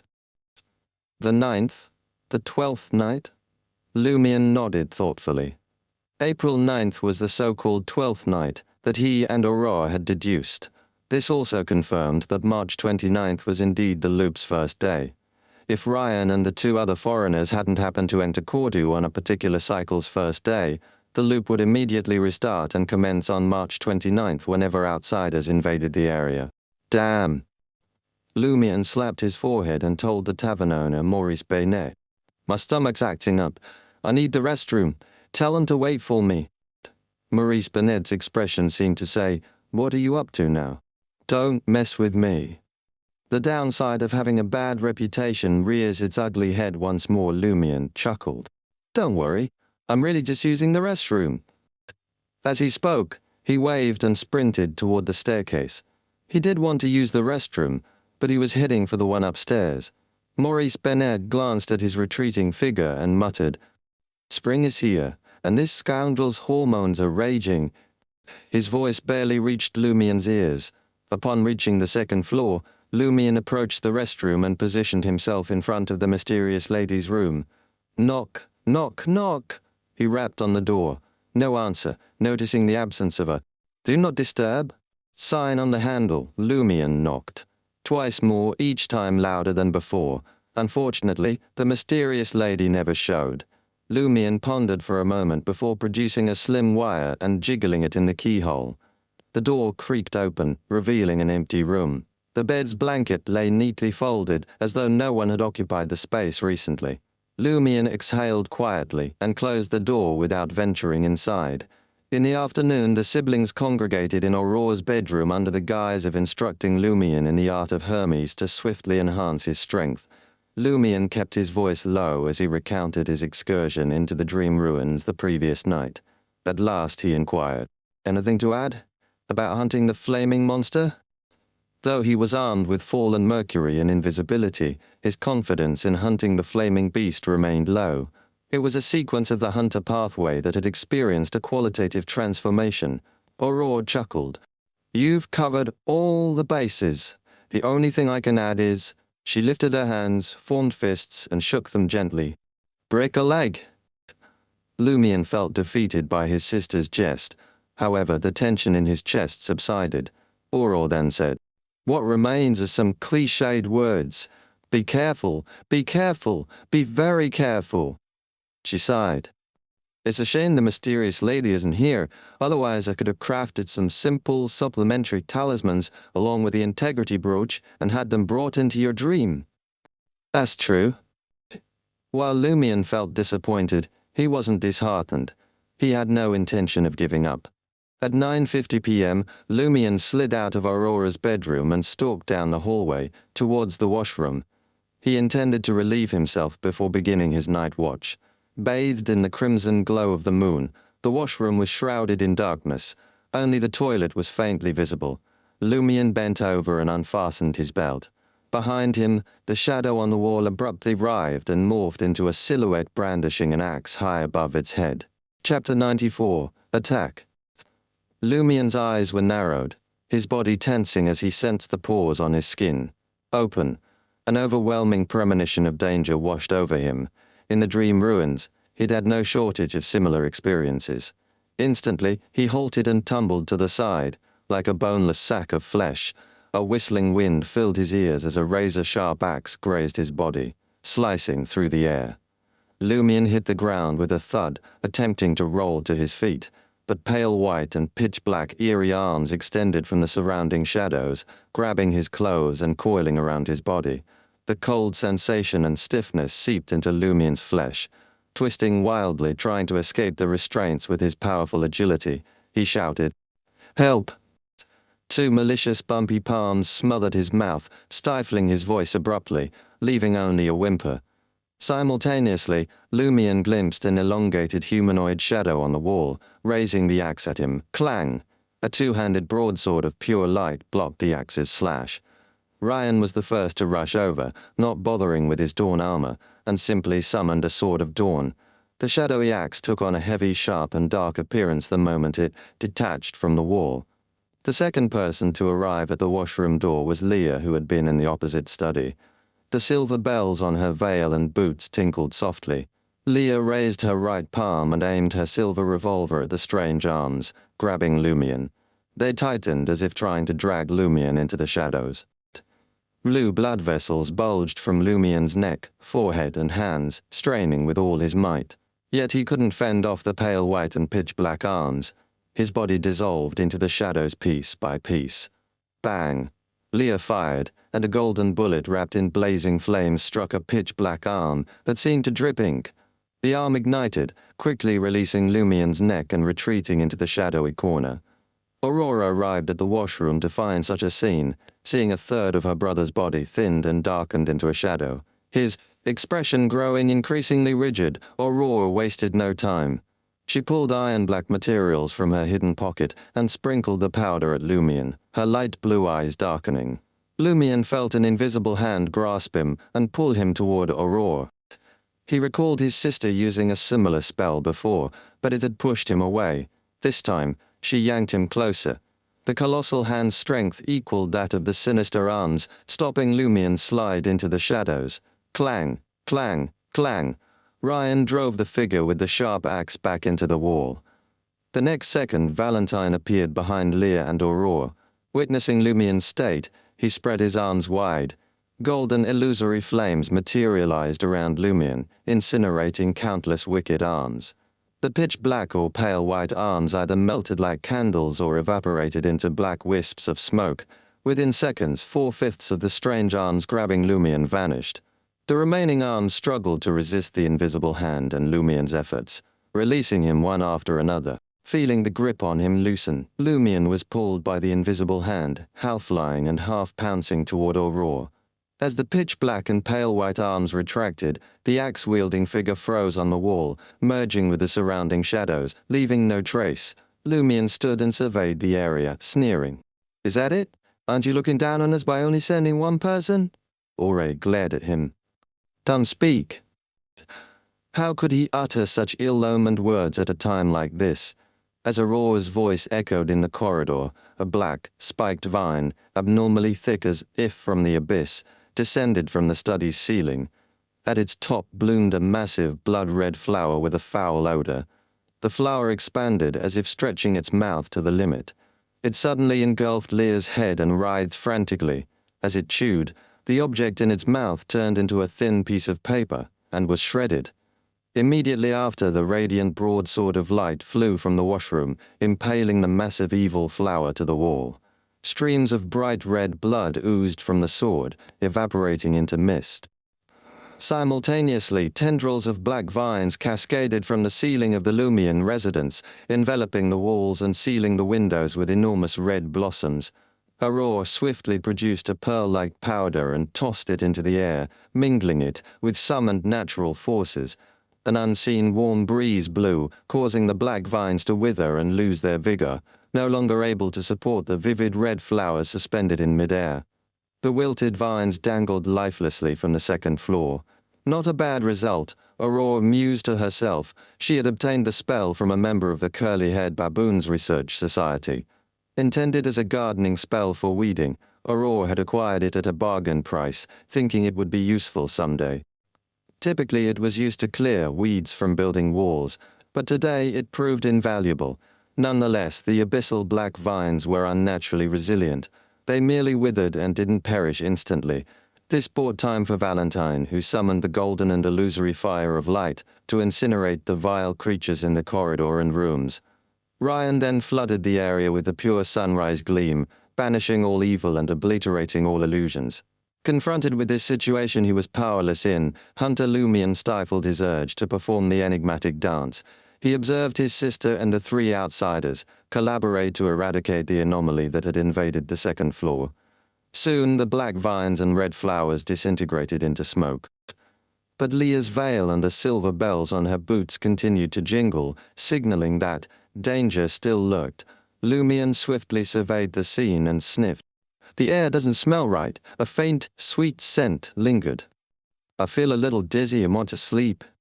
Leah confessed her unease. The fumes from the burning vines and flowers contain an anesthetic. How sinister. Aurora, possessing extensive mysticism knowledge, acted promptly. She produced a handful of transparent powder and scattered it forward. A fierce wind materialized from nowhere, gusting through every corner of the second floor. Ryan, Lumion, Valentine and Leah dashed into separate rooms, throwing open the windows that had been sealed by the black vines. As the innocuous wind subsided, Aurora turned to Lumion and inquired, "And now?" Lumion sniffed cautiously. Don't smell it anymore." "I feel better too," Leah chimed in. At that moment, the silver bells on her veil and boots ceased their movement. The crisis was averted. A probing attack from the Padre Company. Aurora speculated. Lumion glanced at Valentine, who appeared troubled. Could be Guillaume Benet, who just received a boon, or the already powerful Shepherd Pierre Berry. Valentine's expression softened at Lumion's choice of words. Ryan surveyed the area and declared in a deep voice, "Whichever the case, we must heighten our vigilance. From now on, let's split into 2 groups for shifts. We'll alternate between resting and standing guard, day or night." A single guard risked being ambushed without timely assistance. "No problem." Aurora and Lumion exchanged glances before adding, "I'll be in the same group as my brother." Ryan and the others didn't object. Over the next few days, the 2 groups maintained a watchful eye in 6-hour rotations. Although nothing transpired, as Lent drew near, they all felt the impending danger, anticipating relentless waves of peril. During this period, Lumion continued exploring the dream while resting. He didn't immediately hunt the flaming monster. Instead, he suppressed his impatience and sought to understand the creature's patterns. With his invisibility, long-range tracking, daily observation, and ample patience, Lumion finally gleaned the information he desired. The flaming monster would set traps in the dream clearing each morning, practicing techniques it had mastered for 45 to 90 minutes. It would then follow a fixed route into a flesh-strewn area to replenish its energy. Its afternoon activities were unpredictable, mainly patrolling its territory via different paths. Lumion had yet to discern its criteria for choosing routes. In the evening, it would retrace the fixed route and re-enter the hunting zone. Lumion remained ignorant of its nocturnal activities. He had only spent a maximum of 6 hours in the dream ruins and never ventured there at night. The night before Lent. Lumion jolted awake in the hazy grey fog of the dreamscape bedroom. He glanced at fallen Mercury beside him and his mind snapped into sharp focus. This was the night. He would hunt down the flaming monster. Chapter 95. An Out in the Open Ambush. Lumion meticulously wrapped his left hand in layers of white bandages. He gathered his supplies, fallen Mercury, his iron-black axe, grey-amber perfume, biscuits, cheese, bloodied mutton chops, rope for traps, and a bag of cooled boiled water. Slipping his shotgun over his shoulder, he left his semi-subterranean dwelling. Through the thin grey fog, he ventured into a barren wasteland, riddled with cracks. He entered the dreamlike ruins and strode toward the clearing where the flaming monster often lurked. Hearing a distant noise, Lumion veered towards a path he anticipated the creature would take, arriving at a natural trap he'd discovered earlier. A deep pit lay beside the road, with collapsed walls to the front and left. Stacked rocks bordered the right side, and behind it a mostly collapsed house loomed. Such a trap was difficult to spot. Lumion had found it only after scouring the area multiple times. He crouched behind the pit, tossing in a few sharpened wooden stakes. He covered with a rope net he'd woven earlier and camouflaged it with soil. With the simple trap set, he placed his bait, 2 blood-soaked lamb chops, half on solid ground and half suspended above the pit. Lumion stepped back, assessing the precarious balance. He retreated into the mostly collapsed house, perching himself on the remains of an outer wall. He adjusted his position to watch the trap without being seen by passing monsters. Next, he took out the grey-amber perfume and sprayed it on the wall. A delicate sweet scent wafted through the air, carried by sporadic gusts of wind that blew through the ruins. The fragrance clung to the wall and to Lumion. Without hesitation, he leaped away, looping back to the path where the flaming monster would appear, positioning himself closer to its hunting grounds. Once more, he changed direction, crossing the path and entering the ruins of a building opposite. Reaching the rear of the crumbling structure, he stopped, leaned against the wall, and waited. As with his strategy against the shotgun monster, Lumion never expected his trap to fool the flaming monster or wound it severely. These decoys and alarms targeted the creature's keen senses, observation, and behavior. Only a hunter knew how to exploit a hunter's strengths. Of course, all this relied on the target operating primarily on instinct, its intelligence limited to combat. Leaning against the wall, Lumion gripped fallen Mercury in his bandaged left hand, tearing off the pitch-black cloth shrouding its surface. He couldn't know how long it would take for the flaming monster to arrive. All he could do was be patient. Patience was his strong suit, a remnant from his vagrant days. Time crawled by. Unseen by Lumion, a charred, flame-tinged monster entered the path. After walking over 20 meters, its nose twitched. It detected the faint scent of blood. The monster didn't immediately turn. As it continued, it surreptitiously scanned the source of the smell. Passing the collapsed wall, the bloody lamb chops caught its eye. Tempting food, but the flaming monster resisted its instincts, not devouring the bait. It pressed on, slowing its pace. Soon, an unusual fragrance filled its nostrils. It instantly deduced the meat was a trap, and a hunter lay in ambush nearby. This hunter seemed different from the one who had previously observed it while invisible. It lacked sufficient knowledge of hunters and hadn't masked its scent beforehand. Taking a few more steps, the flaming monster used the fragrance and subtle footprints to pinpoint the enemy hiding on the outer wall of the building behind the trap. Feigning ignorance, it increased its distance by another 7 to 8 meters. Suddenly it whirled around, its scarlet flames rapidly condensing into a fireball tinged with white. Boom! With a flick of its right palm, the fireball hurtled towards Lumion's ambush location, collapsing the outer wall and causing the house to shudder. Hearing the explosion from a distance, Lumion abandoned his hiding spot, darting into the clearing, his movements a wild, distorted dance. The explosion was like a signal flare, a stark reminder for him to swiftly ready the second phase of the trap. Lumion and Aurora had devised this intricate plan, luring their prey into sending out their own signal flares. In the midst of his mesmerizing dance, Lumion detected the hazy forms of the mouth orifice monster, the shotgun monster, and the skinless monster. By then, the flaming monster had already approached the collapsed wall, searching for any trace of its enemy. Lumion danced for another 10 to 20 seconds, his movements growing more intense. He drew out the ritual silver dagger with his right hand, making a small incision on his left wrist. A single drop of blood emerged, congealing into a tiny sphere. Lumion stepped forward, pivoted, and snatched up the blood droplet, aiming it at the mouth orifice monster. He uttered the word in ancient Hermes, his voice barely above a whisper. At that moment the flaming monster had discovered the faint footprints Lumion had left behind. Catching a whiff of a subtle scent, it started tracking him. Quickly shouting his follow-up command, Lumion watched as the mouth orifice monster swallowed the blood droplet from the tip of the silver dagger and entered his body. A wave of madness, bloodlust, cruel intent, and ravenous hunger washed over him. Lumion fought back the discomfort, hastily bandaging his insignificant wound with a white strip he'd brought along.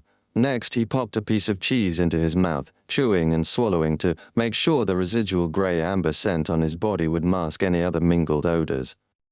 Throughout this process, Lumion sprinted to the edge of the road and halted at an inconspicuous spot. He clenched his jaw tight and spun around, carefully retracing his steps along his previous path. Relying on a hunter's observation skills and dancer's exaggerated flexibility, Lumion made sure to leave only faint footprints and no additional marks. It wasn't long before he reached the center of the road and stopped. Maintaining his invisibility, Lumion remained in plain sight on the road.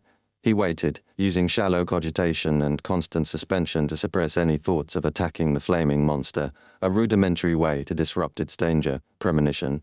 His inspiration came from a hunter's keen self-awareness. Auror had once written about the tactic of retracing one's footsteps to lie in ambush mid-road in a novel. After 7 or 8 seconds, the flaming monster's pitch-black form appeared in Lumien's sight. Utilizing his uncanny flexibility, he twisted his body to observe the approaching target. The flaming monster followed the faint footprints and scent left behind by its enemy. Uninterrupted, it continued its pursuit. Once back on the main road, it sniffed the air, unsurprised to detect a mild fragrance. It instinctively lowered its head and found the inconspicuous footprints, but it found no trace of traps in the vicinity. Without hesitation, the flaming monster tracked the footprints to the other side of the road.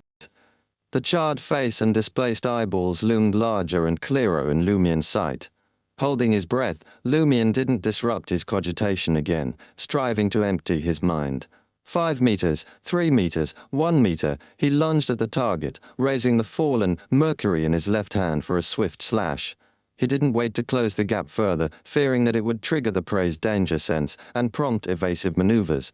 The flaming monster suddenly felt an overwhelming sense of danger. Without thinking, it leaped to the side. Simultaneously, its vision captured Lumien's figure, attacking with a pewter-black dirk in his bandaged left hand. They were so close that despite the flaming monster's reaction, evasion was impossible. Lumien collided with it. With a tearing sound, fallen Mercury's sharp blade sank into the flaming monster's right chest. The fate extracted from Noodleman infiltrated the target's body as an illusory Mercury bead. Meanwhile, a river of countless intricate Mercury symbols briefly surfaced. Some of the destinies rapidly converged towards the pewter-black blade.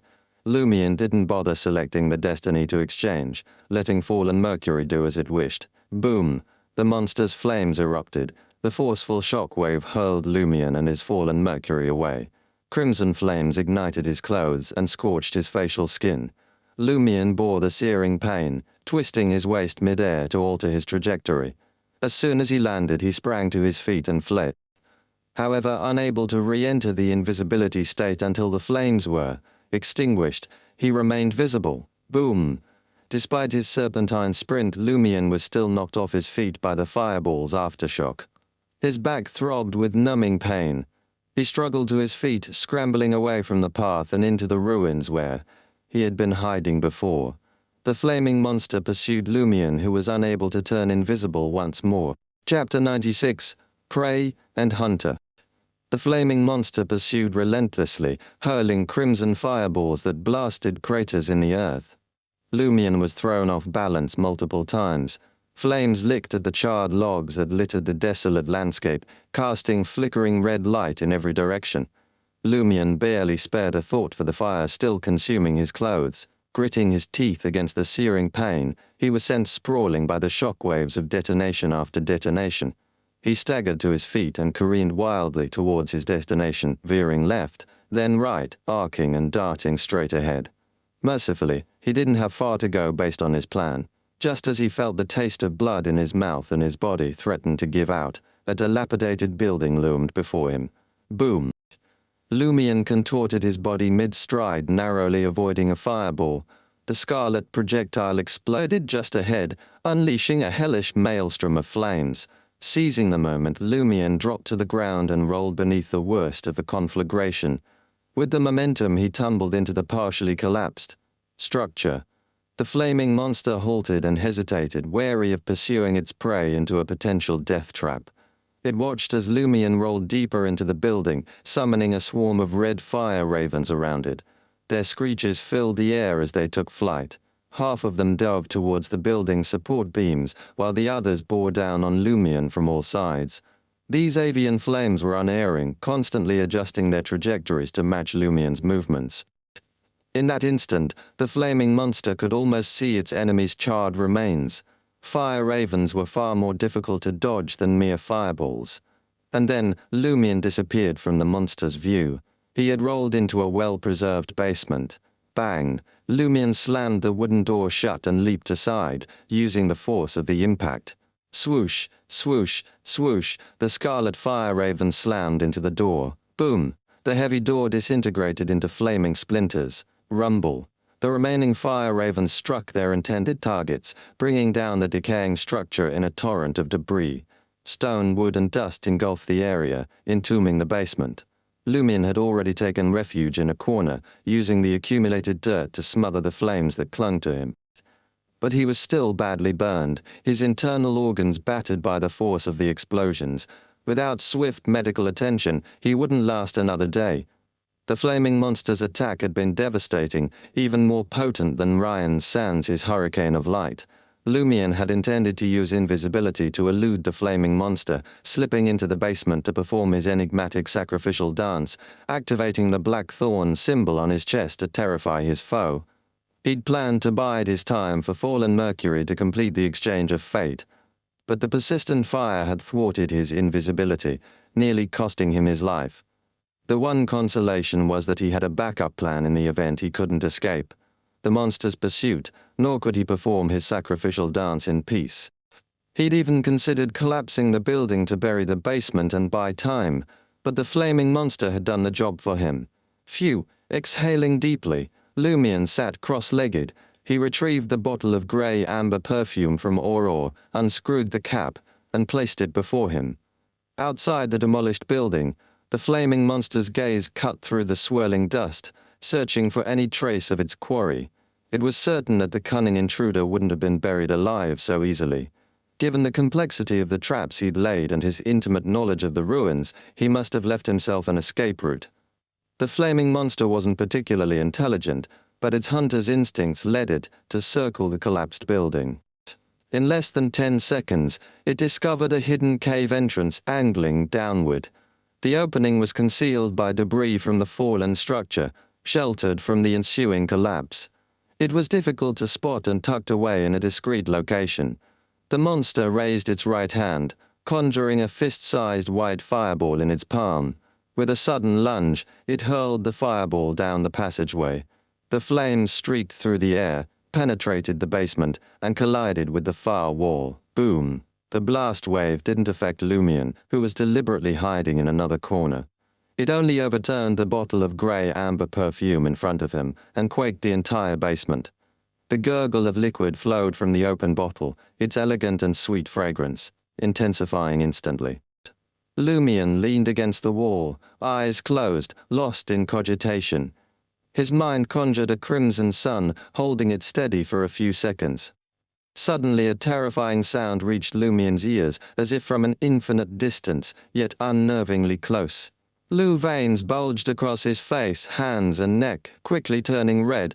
Simultaneously, silver-black spots seeped from his skin. He opened his mouth to scream but collapsed and curled up before a sound could escape. Fallen Mercury slipped from Lumion's left palm, but it dared not make a move. It didn't even attempt to approach his exposed face or right hand to create a marionette through contact. It just quivered there, violently. Outside the basement, the monster poised to conjure a fireball froze beside the entrance Lumion had excavated. It couldn't help but shudder. A few seconds later, it fled, abandoning the hunt.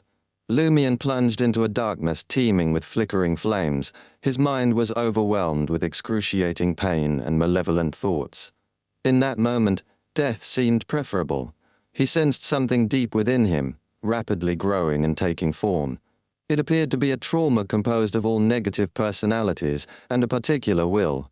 Once assembled into human shape, it would utterly supplant the original him. Amid the unending darkness of despair and pain, Lumion caught a whiff of a scent. Elegant and sweet, it was Aurora's fragrance, a familiar aroma. Aurora Grande Sir. Lumion slowly regained his composure, as if hearing the comforting melody once more. I want to live. The loop hasn't ended yet. A rush of thoughts flooded back to him. Lumion finally vanquished the pitch-black will and the agony-laced darkness within his heart and opened his eyes. The first thing in his sight was the toppled bottle of grey amber perfume on the ground. It toppled. Lumion's heart ached as he reached out his right hand. Initially, he'd only intended to mimic Aurora's use of incense to control his symptoms and rely on the natural perfume as a wake-up call. Unexpectedly, more than half the bottle had spilled. In the next instant his body quivered. He saw the charred, blood-stained back of his hand and the silver-black circular spots that had yet to fade. Without needing a reminder, Lumion could smell the unfamiliar, hair-raising scent on himself. If he crossed paths with Valentine now, he'd be purified by his holy light, summoning without revealing a thing. Lumion scooped up the remaining half of the grey-amber perfume, tightened the cap, and stowed it away. He then picked up Fallen Mercury, still trembling violently, and asked in Hermes, "Is the fate exchange over?" Fallen Mercury swiftly shook left and right, signaling it wasn't. Lumion exhaled in relief. He feared that by the time he awoke, the fate exchange would have been completed. The shock would last no more than a minute. If he couldn't locate the flaming monster in time, his recent torment would be futile. Breathe in, breathe out. Lumion adjusted his dreadful condition and mustered his remaining strength before crawling out of the basement through the hole he had dug earlier. Each motion tugged at various wounds, making him wince in pain. Upon exiting the basement, Lumion searched for the flaming monster's tracks and sighed inwardly. Using cogitation in such a state and fully activating the thorn symbol on my chest is downright suicidal. I haven't done it since becoming a hunter, barely repressing the symptoms with grey amber's scent. Had I done it a few times before, my body might have mutated slightly, turning me into a monster. I can't risk this for a while, unless I have a death wish. He opted for cogitation to fully activate the black thorn symbol on his chest rather than the sacrificial dance's partial activation, as time was of the essence and he couldn't perform the dance. With cogitation, he could frighten off the flaming monster in 5 or 6 seconds. The enigmatic sacrificial dance, however, took 30 to 40 seconds even with his familiarity. In Lumion's hunting strategy, this was his last resort. If he couldn't evade the flaming monster's pursuit by other means, he'd attempt cogitation. Lumion hadn't anticipated that cogitation would leave him gravely injured from the start and on the brink of losing control, turning into a monster. Before long, Lumion discovered the flaming monster's tracks and pursued them. A few minutes later, the prince appeared fresher, so he slowed his pace. Soon after, Fallen Mercury shuddered on its own, notifying Lumion that the fate exchange was complete. Without hesitation, Lumion brandished the iron-black axe and charged forward, following the flaming monster's footprints. In under 20 seconds, he spotted the scorched and smoldering prey. It cowered in a rock-encircled corner, quaking. Lumion dashed over, cast aside Fallen Mercury, and seized the axe with both hands, cleaving down with all his might. With a dull thud, the flaming monster's head and body separated. Bright red blood spurted out violently, igniting into scarlet flame clusters on the ground. Lumion, unable to hold on any longer, collapsed to the ground with his axe. Chapter 97, Courage. Lumion slumped to the ground, gasping for breath. He could barely muster the strength to move a finger. Silently, he observed the crimson flames flickering on the ground, their intensity gradually diminishing until they snuffed out. During this time, Lumion managed to lean forward and grab the Fallen Mercury with his left hand, while his right hand tightly gripped the iron-black axe, ready for any unexpected threats. His focus was unwavering, and he remained on high alert. Inwardly, he prayed to the eternal blazing sun and the unknown, great being, hoping they would shield him from harm.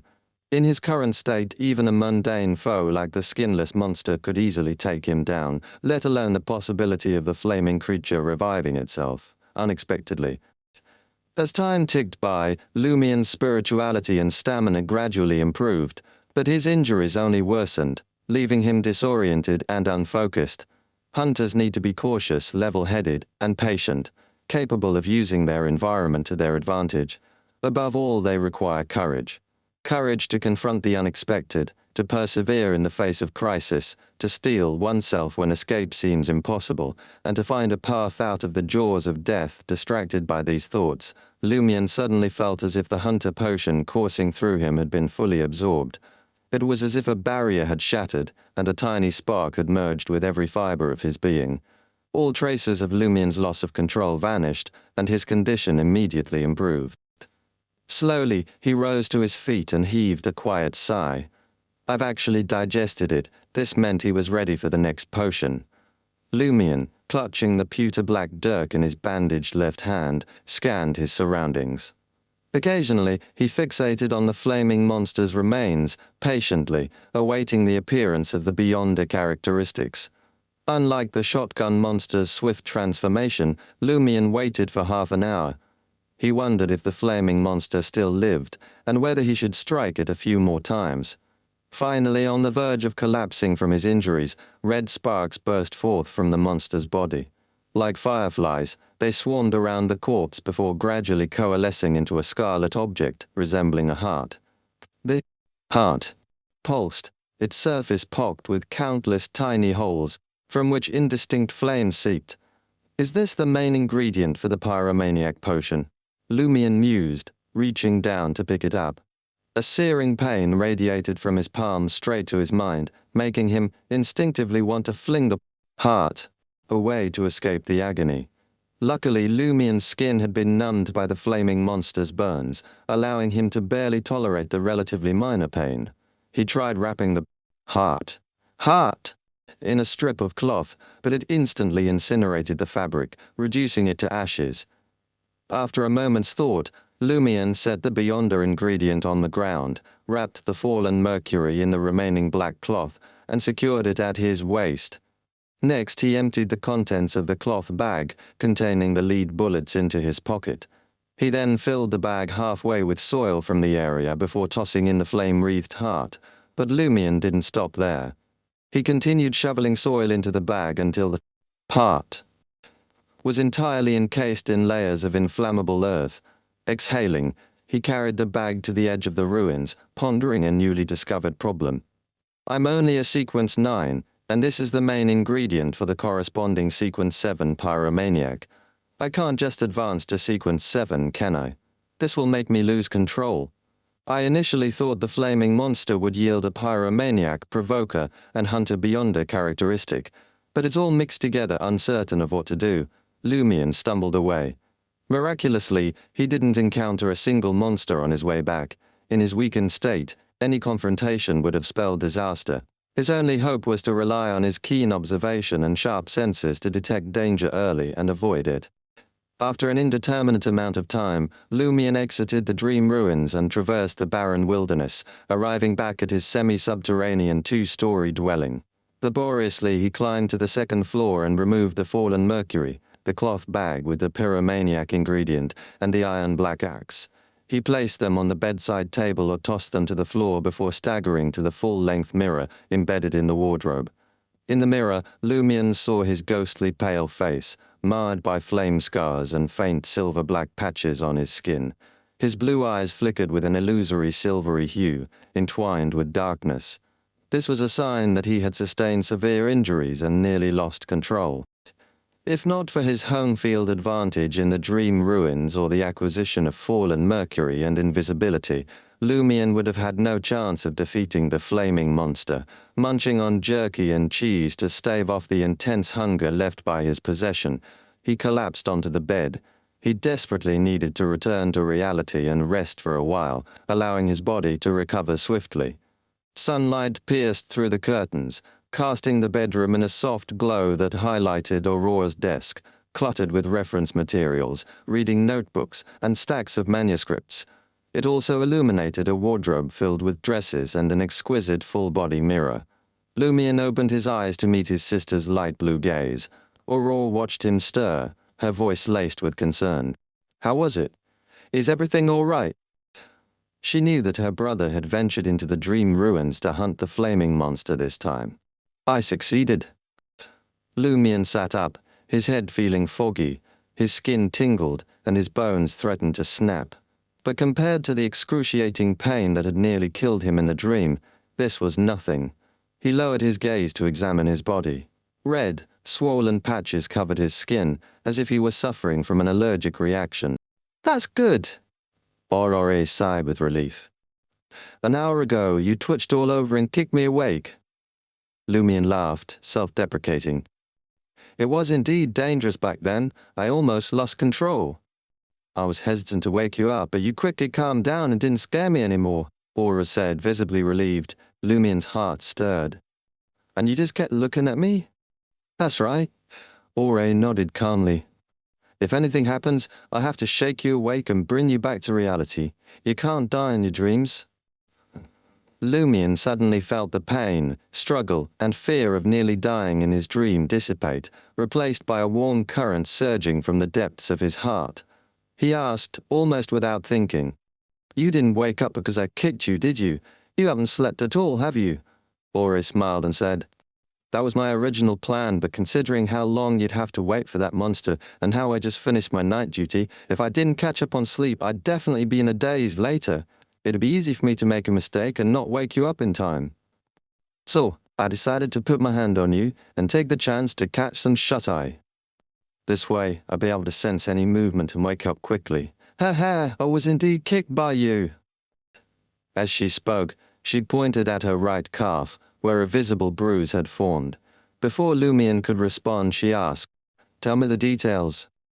Suppressing his voice, Lumion recounted his ordeal, describing how he set up the trap, ambushed the monster, and how his clothes caught fire. Unable to turn invisible, he had no choice but to flee into the basement and fully activate the blackthorn symbol with Cogitation.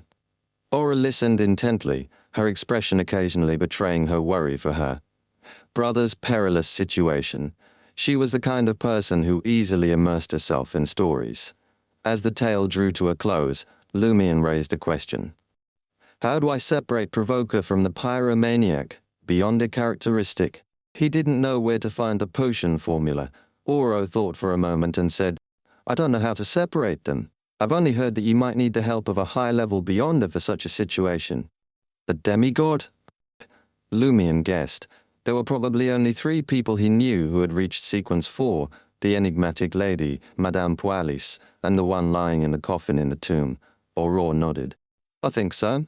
Actually, you don't have to worry. I suspect the mysterious lady will come to you soon and provide some help. She always appears at critical points in your growth. This time should be no exception. After all, the loop hasn't been resolved, and the secret of the dream ruins remains locked away. Go to all tavern to find her? Lumion frowned. Their agreement with Ryan and the others was to avoid going out as much as possible. Aurore tersely acknowledged his words. Let's wait a while. She might visit us directly. Aura sighed and said, For ordinary Beyonders, the potion formula isn't a problem, but you're different. There's corruption sealed in your body, and you could lose control if there's the slightest issue. You still need a complete and correct Provoker potion formula. Why don't ordinary Beyonders need potion formulas? Lumion asked, surprised.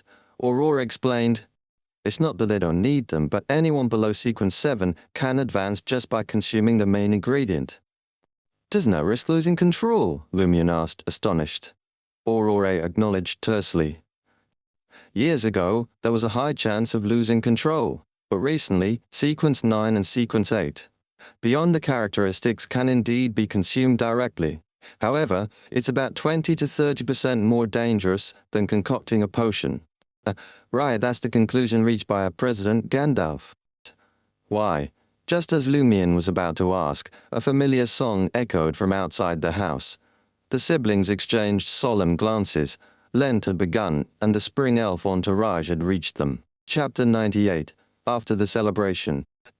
A group of young men encircled Ava, singing and dancing as they arrived outside, the Lumion residence. Guillaume Jr. of the Berry family strode to the door and slammed at it. He was a friend of Lumion, Raymond and Ava. With curly brown hair and prominent freckles, his blue eyes appeared smaller than average, as if perpetually narrowed. With a creak Aurora appeared before them. Her blonde hair tied up, she wore a formal flounce-lined, light-collared dress. Aurora exuded energy, her face radiant, impossible to tell she hadn't slept well the night before. Ava, donning a laurel crown woven from tree branches and flowers, stepped forward and sang. I'm the elf of spring. With a sweet face and a joyful ring, come and sing, come and dance. For this is the only way to obtain a harvest that will stay. Oro listened quietly, took the leaf and handed Ava a small pottery jar containing animal fat. Bumper harvest. Bumper harvest. The young men cheered. As the spring elf entourage set off for the next location, Guillaume Jr. deliberately lagged behind and asked Aurora, Where's Lumion? I haven't seen him in the past 2 days. Is he not participating in the Lent celebration? Aurora laughed and replied, He's sick. Sick? Guillaume Jr. was slightly surprised. You get sick too. In his mind, Lumion was always brimming with energy. At most, he'd suffer minor injuries from a prank gone awry. "I'll be worried if he never gets sick," Aure replied jokingly. "All humans fall sick." Guillaume Jr. hurriedly waved at Aurora as the spring elf entourage moved further away. "Tell Lumion I'll visit him after Lent." Aurora nodded slightly, watching Guillaume Jr. sprint towards the entourage that had stopped in front of the next building. "How was it?" Lumion stuck his head out beside his sister. Aurora thought for a moment and said, "They're still normal, but I wonder what will happen at the end of the celebration." Lumion recalled the bloody scene of Ava's beheading at the celebration's end, and the strange mood that agitated the young people. They had either gone mad, sending off the spring elf, or succumbed to mental and physical breakdown, collapsing to the ground. No one was spared. Silently, he glanced at Ava singing in front of the neighbor's house and Guillaume Jr. and company surrounding her. He slowly withdrew his gaze. Ryan, Leah, and Valentine also arrived on the first floor and looked out through the window. "We have to be very careful from now on," Ryan said in a deep voice after the spring elf entourage left the area. Aurora nodded and said, "Yeah." Before the celebration ended, they quickly prepared lunch and filled their stomachs. Clang, clang, clang. The classic wall clock on the first floor chimed, signifying noon. Lumion and the others, having tidied up the dining room, exchanged tense glances. If the Lent celebration had gone smoothly, it would have ended by now. And if the ritual to send the spring elf off was completed, who knew what Cordu would become? In their semi-subterranean building, Lumion needed to raise his head slightly to see the situation outside the window. The sky was a brilliant azure filled with white clouds. The sun shone brightly, and there were no dark clouds, fog, or dim light as he had imagined. Leah paced around the stove, the small silver bells on her veil and boots tinkling non-stop. It was neither intense nor soothing. Seeing Aurora looking at her, she explained, "We're already in danger, and it's been an extended period of danger, but it's manageable at the moment." Aurora acknowledged and didn't inquire further. Ryan, on the other hand, sighed and said, "By the 12th night, it would be great if it was always at this level." Aurora blinked, embarrassed to tell this Dawn Paladin of the machinery hivemind, not to jinx it. Although Lumion's heart was heavy, he still smiled and replied to Ryan, "There's a proverb in our Darius region that says, 'Good and bad are all predestined.' Regardless of how worried we are, we can't change what happens next." What he didn't say was, the only thing they could do was muster up the courage to face it. In the intermittent conversation that followed, the five of them were on guard against any abnormalities. However, be it the weather or the birds, everything was so normal that it only instilled greater fear in them. After almost 30 minutes, they found themselves staring at the door simultaneously. Footsteps drew near. Soon after, Aurora's doorbell rang, the sound reverberating through the first floor. Exchanging a glance with his sister, Lumion cautiously approached the door and peered through the peephole. The man who had rung the doorbell was their neighbor, Louis Bedeau. "What's going on?" Lumion cracked the door open, smiling. Louis Bedeau had black hair and blue eyes. He was in his 40s and had been injured while harvesting wheat in the fields when he was young. He had only 3 fingers on his left hand. Clad in a greyish-blue blazer and dark pants, he said timidly, "I need to borrow your oven. It's Lent. We must bake some fresh bread for the kids." As he spoke, he lifted the flour bag and nudged the bag of inferior coal beside him. Lumion hesitated for a moment before turning to Aurora. Aurora nodded, signaling him to let Louis Bedeau in. She had already discussed it with Ryan and the others in hushed tones, intending to observe the changes in the villagers who had participated in the Lent celebration, up close. "Just baking bread. I thought you'd make some bacon for your kids." Lumion stepped aside and teased Louis Bedeau with a grin. Louis Bedeau replied cautiously, "If we have a bumper harvest this year, there should be plenty of bacon." His eyes brimmed with anticipation, as if he was certain of a bountiful harvest. Once inside, Louis Bedeau greeted Aurora and headed to the oven, busying himself. The more Lumion and his companions observed, the stranger they found him. Louis Bedeau didn't even glance at Ryan, Leah, and Valentine as if they were invisible.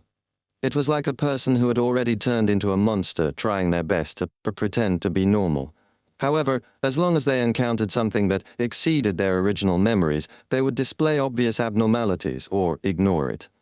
Lumion instantly thought of the deputy padre, Michel Garrigue. Initially, he appeared fine, but recently, all that remained were his daily activities of eating, sleeping, and urging others to pray. He ignored everything else. Under the watchful eyes of the three foreigners, Louis Bidot baked his bread, mechanically occasionally conversing with Lumion and Aurore. It was very normal, yet very abnormal. After Louis Bidot left with the baked bread, Aurore looked at Ryan and the others, smiling wryly. Everyone who participated in the Lent celebration must have become like this. It's like being replaced by a monster bit by bit. Leah exclaimed sincerely. She no longer forced a smile on her face. Lumion had already regained his composure and posed a question. How can we save someone like this if we want to? The only thing I can think of is purification, Valentine replied with a sigh. But as the abnormalities already closely integrated with humans, the final outcome might be purification together. At that moment, 2 more villagers passed by the window. One of them was a regular customer of Old Tavern and Pierre Guillaume, who had scrounged Ryan's absinthe in a previous cycle. He was happily chatting with his companion, seemingly discussing the excitement of the Lent celebration. As they passed Lumion's door, they simultaneously turned their heads to look inside the house, their expressions eerily grim. After an instant, they withdrew their gazes and resumed their conversation, smiles plastered on their faces. If Lumion and his companions hadn't been watching the outside whenever someone passed by, they wouldn't have noticed the fleeting change in their expressions. The louder the laughter outside, the more suffocated they felt. Silence took over the conversation. Eventually, the 2 villagers left, and Aurore sighed, saying, "This isn't just being replaced by monsters bit by bit. I suspect that the entire village is filled with monsters wearing human skin, except for us. Is this the complete Lent celebration?" Lumion couldn't help but mutter to himself. Ryan sternly warned, "It's going to get tougher every day. Everyone hang in there." From noon to night, they kept vigil against mutated villagers attacking the house, but apart from the occasional passerby who gazed inside with a sullen or cold expression, nothing happened. The situation weighed heavily on Aurore and the others. Ryan surveyed the room and said gently, "There are still a few days until the 12th night. Don't be so tense. After dinner, we'll split into 2 groups and take turns resting. We must maintain a good mental state." With such an experienced beyonder with a calm demeanor, both Aurora and Lumion felt more at ease. At midnight, Aurora and Lumion woke Leah and the others, then retreated to their bedroom. Lumion glanced at the door and lowered his voice. "That mysterious woman hasn't appeared. Should I find an opportunity to go out tomorrow and take a look at Old Tavern? Everyone in the village might be a monster now. It'll be very dangerous if you go out." Aura disagreed. She pondered for a moment and said, "Let's wait a little longer. If the mysterious woman doesn't appear tomorrow morning, I'll accompany you to Old Tavern in the afternoon." Lumion hesitated for a moment before nodding. He planned to discuss with his sister tomorrow morning if they should ask Ryan and the others for help. The 5 of them could act together. In the bedroom filled with a faint grey fog, Lumion opened his eyes. He sat up and checked his body, realizing that his severe injuries had completely healed. Just as he was about to marvel at the fact, he suddenly heard the sound of a doorbell ringing. Someone's ringing the doorbell? The thought instinctively flashed through Lumion's mind. He habitually prepared to go down to the 1st floor to see who was visiting. He had just taken a step when his entire body froze. This was the Dream Ruins. How could anyone visit? Chapter 99, Guest. Instantly, Lumion tensed up. He spun around and returned to the bed, scooping up fallen mercury with his bandaged left hand. Grabbing his shotgun, he strode to the bedroom window while the doorbell continued to ring. He scrutinized the entrance. There was no one there. In that moment, Lumion's heart felt like it was about to seize. He intended to activate his spirit vision for a better look, since he would hear the maddening and terrifying sound and show signs of losing control after entering cogitation for a few seconds in the Dream Ruins. He couldn't use this ability smoothly. It took him a while to complete the corresponding operation. However, even with his spirit vision activated, he still didn't notice anyone at the door. Yet, the doorbell rang incessantly. As his thoughts raced, Lumion seriously considered returning to bed, forcing himself to sleep and escape the dream. But he felt that even if he returned to reality, he might not be able to evade the subsequent attack, considering the unknown danger that could invade his semi-subterranean two-story building at any moment. Two scenarios: if the person ringing the doorbell can enter, going to bed is as good as surrendering. If they can't enter, I'll be safe as long as I don't open the door myself. Regardless, I must go downstairs and take a look. Lumion made up his mind quickly. He sheathed fallen mercury at his waist, clipped his axe, and hoisted his shotgun. He stepped out of the room and cautiously descended the stairs. Upon reaching the first floor, a figure came into view. At the six-person dining table sat the enigmatic woman Lumion had been searching for. She wore a white blouse with a large bow at the collar and loose pearl grey pants.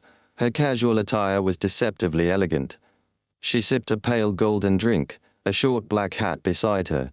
Lumion relaxed and approached the mysterious woman with brown hair and blue eyes. He set the shotgun and axe aside, pulled out a chair opposite the dining table, and sat down. He asked, "You can enter here?" The woman set her glass down and smiled. "How else do you think those materials were delivered to your room?" As she spoke, the jingling sound ceased. Lumion glanced at the door, puzzled. "Since you're already inside, why were you still ringing the doorbell?" She smiled and replied, "That's basic courtesy. Courtesy that can scare people to death." Lumion dared only to mutter inwardly. He got straight to the point. "I've obtained the pyromaniac, Beyonder ingredient." It should be pyromaniac." The woman nodded gently. "I know. That's why I came to see you. Are you willing to help me separate the provoker Beyonder characteristics and give me the corresponding potion formula?" Lumion suppressed his sudden joy and asked, "I was planning on finding you at Old Tavern." As for the price he would have to pay, he no longer cared. The lady smiled and said, "With Corju's current situation, it's very dangerous for you to go out, so I came here directly. I can indeed provide the help you want, but it won't be free this time." Lumion noticed that indecipherable emotion in the woman's eyes again, but the notion that it was no longer free reassured him. The unknown was even more terrifying. "What is the price I need to pay?" he asked without hesitation. She replied calmly, "The separated pyromaniac and hunter beyond characteristics belong to me." That simple? Lumion was surprised.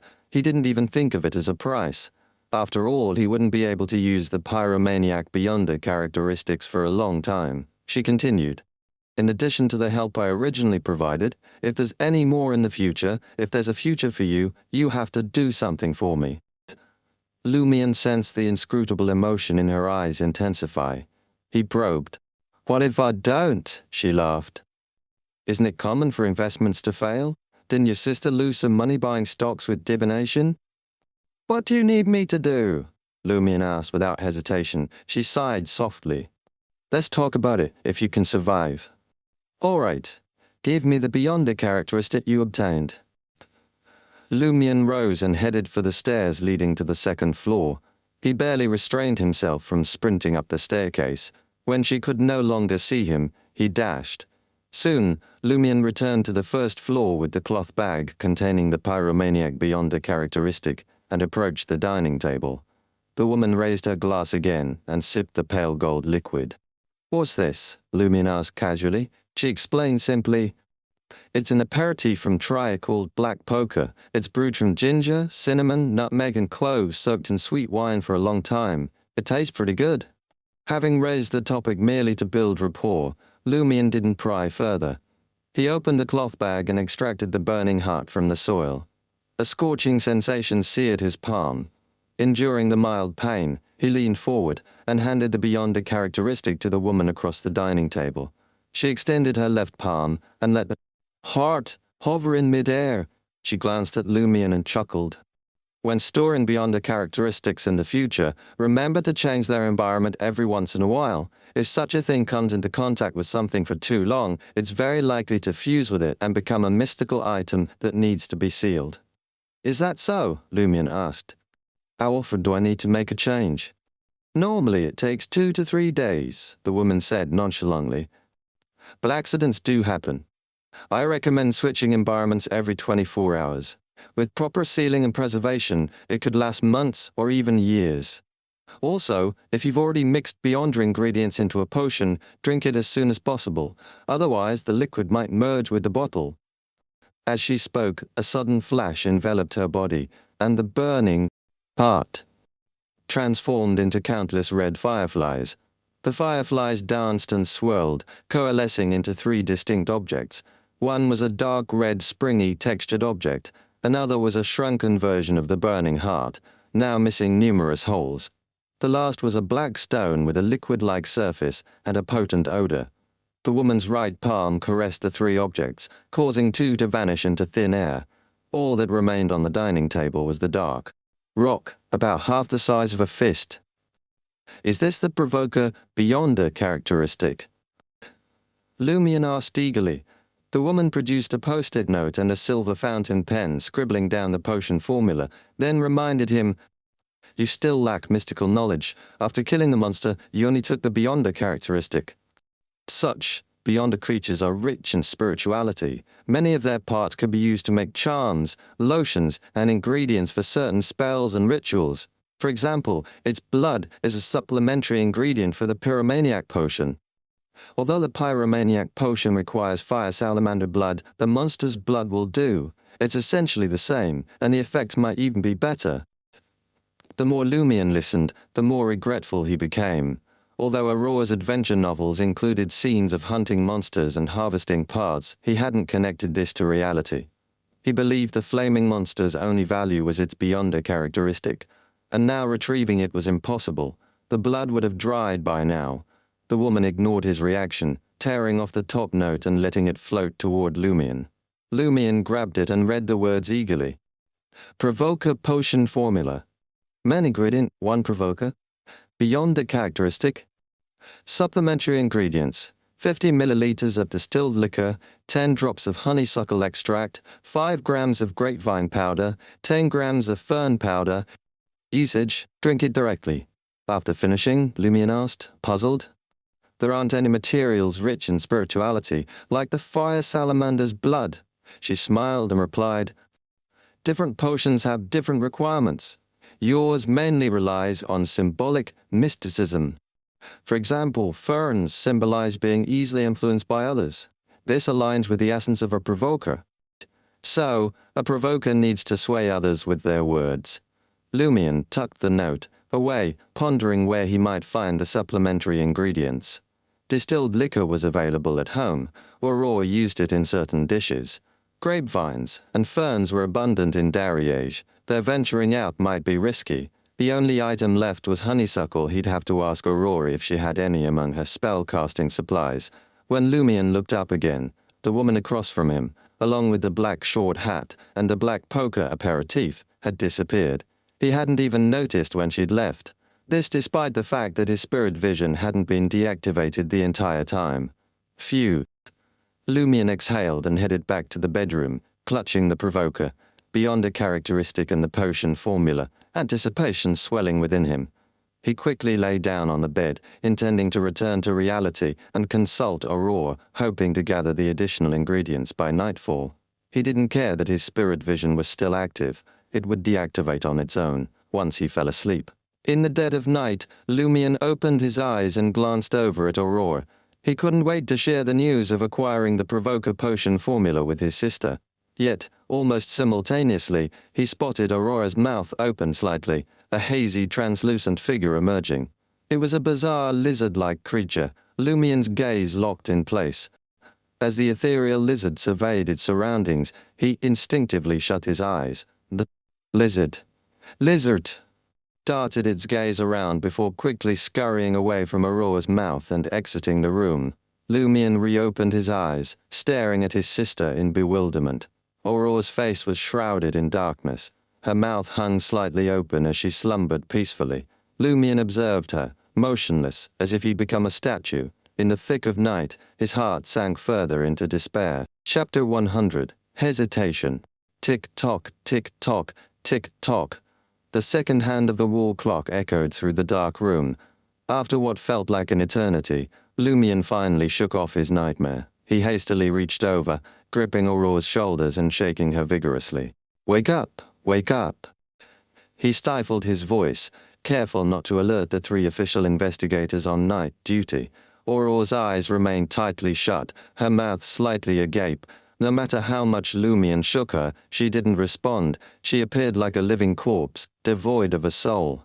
Lumion's shaking gradually slowed, then ceased altogether. He gazed at the sleeping Aurora, frozen in place for a long while. He couldn't comprehend what was happening, or when the issue had begun. The fear he felt mirrored the night he'd witnessed his grandfather's death. From that day on, he'd embarked on his nomadic existence. Lumion's fists clenched tighter, his body quivering slightly. Abruptly, he spun around to face the window. The translucent, ghostly lizard had returned to the room. Lumion leaped off the bed, lunging with his right hand to grab the stunned creature as it caught sight of him awakening. In the next instant, he jammed the lizard into his mouth, snarling with a twisted expression. "You like to worm your way into people's mouths, huh? Fine, I'll give you a chance." As he crammed the lizard into his mouth, he tore at it ferociously, his eyes bloodshot. The lizard appeared too petrified to resist. Just then, a voice sounded behind Lumion. "What are you doing?" It was Aurora's voice. Lumion froze and slowly turned to look at the bed. At some point Aurora had woken up. Her blonde hair disheveled, she sat up with her light blue eyes filled with confusion and bewilderment. Subconsciously, Lumion glanced down and realized that the lizard he had captured had long vanished. For a moment he didn't know if what he had just seen was a nightmare or reality. "What's wrong?" Aurora frowned. Lumion forced a smile. "You kicked me off the bed while having a nightmare." "Is that so?" Aurora eyed her brother suspiciously, feeling like he was playing a prank. She thought for a moment and said, "I had a nightmare. I dreamt that I was grabbed by a huge monster and stuffed into its mouth. I was so frightened that I struggled with all my might and finally woke up." As Lumion listened, a chill ran through his body, as if he had been submerged in an icy lake that hadn't completely thawed. "Maybe, probably, I really kicked you." Aurora was a little embarrassed. Lumion closed his eyes and smiled. "I'm just kidding. I woke up because of something else." He then lowered his voice and said, "That mysterious lady appeared in the dream ruins and helped me separate the provoker beyond a characteristic and gave me the correct potion formula." "So, you woke up in joy and wanted to ask me if I had the corresponding supplementary ingredients?" Aurora deduced. Lumion said with a smile, "That's right. By the way, do you have honeysuckle extract, grapevine powder, and fern powder?" His smile was much more natural than before, but there seemed to be a flickering glint in his eyes. Aurora mulled it over for a moment before responding. "I have both grapevine and fern. One is a ritual ingredient, and the other is a spell medium. Honeysuckle flowers, we always have them at home. Don't you know that I soak them in water for drinking?" As she spoke, she rummaged through the hidden pocket of her long dress. "That's honeysuckle." Lumion looked at his busy sister and deliberately smiled. "Why didn't you ask if I was given free help this time?" Aurora took out a short grapevine and said with a smile, "You grind it into powder yourself." She didn't seem to hear Lumion's question. "All right." Lumion pretended not to have asked. He then said to his sister, "The provoker potion still requires distilled liquor. I'll head to the cellar to retrieve it and strive to advance to sequence 8 tonight. It will take some time to make extracts from honeysuckle flowers," Aurora said with a frown. "However, the supplementary ingredients for low sequence Beyonders potions aren't that strict. You can use the entire honeysuckle flower as a substitute. You can consume them as long as the Beyonder characteristics can eventually dissolve." She then looked to the open door and asked in a low voice, "Aren't you afraid that Ryan and the others will be suspicious if you go to get distilled liquor in the middle of the night?" Seeing his sister's reaction, Lumion forced his smile from being too stiff. As a regular at Old Tavern, waking up in the middle of the night and suddenly wanting to drink is very normal. Although alcohol has many disadvantages, it can at least relax my mind to a certain extent. What he meant was to use the excuse that the Lent celebration had ended, and he was under too much stress. He had trouble sleeping and needed hard liquor to relax. Sure, Aurora agreed. Lumion turned around and walked to the door, the smile on his face gradually disappearing. He clenched his fists tightly from beginning to end. After exiting the door and arriving at the corridor, Lumion saw Ryan standing diagonally opposite him in a brown tweed shirt and pale yellow pants. Leah and Valentine were at opposite ends of the corridor. Not sleeping anymore? Ryan raised the kerosene lamp and looked at Lumion. Lumion grinned. I'm heading to the cellar to get some liquor. How about it? Do you want a sip to relax? I don't need it. Ryan nodded. Yay! You haven't experienced anything like this before. You're tense and under a lot of stress. It's understandable. Alcohol can indeed help. As he spoke, he walked towards the staircase with a flickering kerosene lamp. I'll go with you. You shouldn't move alone at a time like this. All right. Lumion didn't object. As the two entered the stairs, Leah took the initiative to approach Aurora's bedroom and stand guard at the door. 1 step, 2 steps. Lumion and Ryan descended to the shadowy first floor in silence. As the faint light cast a glow over half the stove, Ryan asked casually, Did something happen upstairs? I heard some commotion. Lumion opened his mouth and said with difficulty, Aurora, something's wrong with Aurora. His intention in suggesting they get alcohol from the cellar wasn't to advance tonight. The 2-story building in the Dream Ruins also had a cellar and the distilled liquor. His main goal was to avoid Aurora and communicate with Ryan and the others about what had just happened. However, when the words reached his lips, he almost couldn't bring himself to say them. He felt that the unsaid words were even more choking than the strongest liquor. Ryan's expression turned serious. What's the matter? Lumion took a few deep breaths before saying, Aurora, like the deputy padre, had a lizard that looked like a mini elf coming out of her mouth. It was as if all his strength had been drained when he said this. After 7 to 8 seconds, he recounted the entire incident. Instead of waking up willingly, he explained it as happening to wake up and seeing it. Ryan listened quietly and didn't rush him. After he finished, he said gently, You handle it well. We can't let her know that something's amiss. I'm worried that it will worsen the situation. Continue pretending that nothing happened. At dawn, I'll use the excuse that Cordu has been corrupted and that we need to undergo a purification every day to prevent ourselves from being affected. I'll get Valentine to try and exorcise the lizard. All right, Lumion replied weakly. He felt that the lizard had already fused deeply with his sister's soul. It wasn't that easy to exorcise and purify. Ryan glanced at him and patted his shoulder gently. I can understand how you feel. If something similar happened to my family, I wouldn't be able to stay calm. But you have to remember that impatience can't solve anything. I know Valentine's purification might not be effective, but we have to give it a try to confirm that it won't work. Yes, that abnormality is most likely related to Cordu's loop. As long as we can finally break the loop, your sister should be able to recover. That's right, this is equivalent to corruption.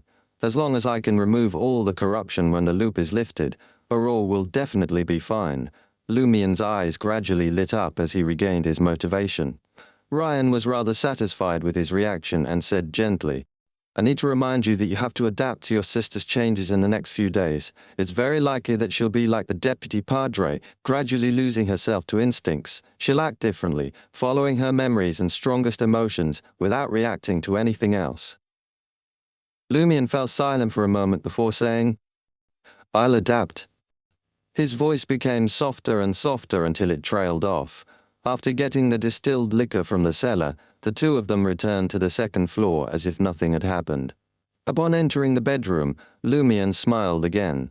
He shook the bottle in his hand at Aurora and whispered, It worked? Aurora smiled and pointed at the desk. The honeysuckle, grapevine, and fern are all there.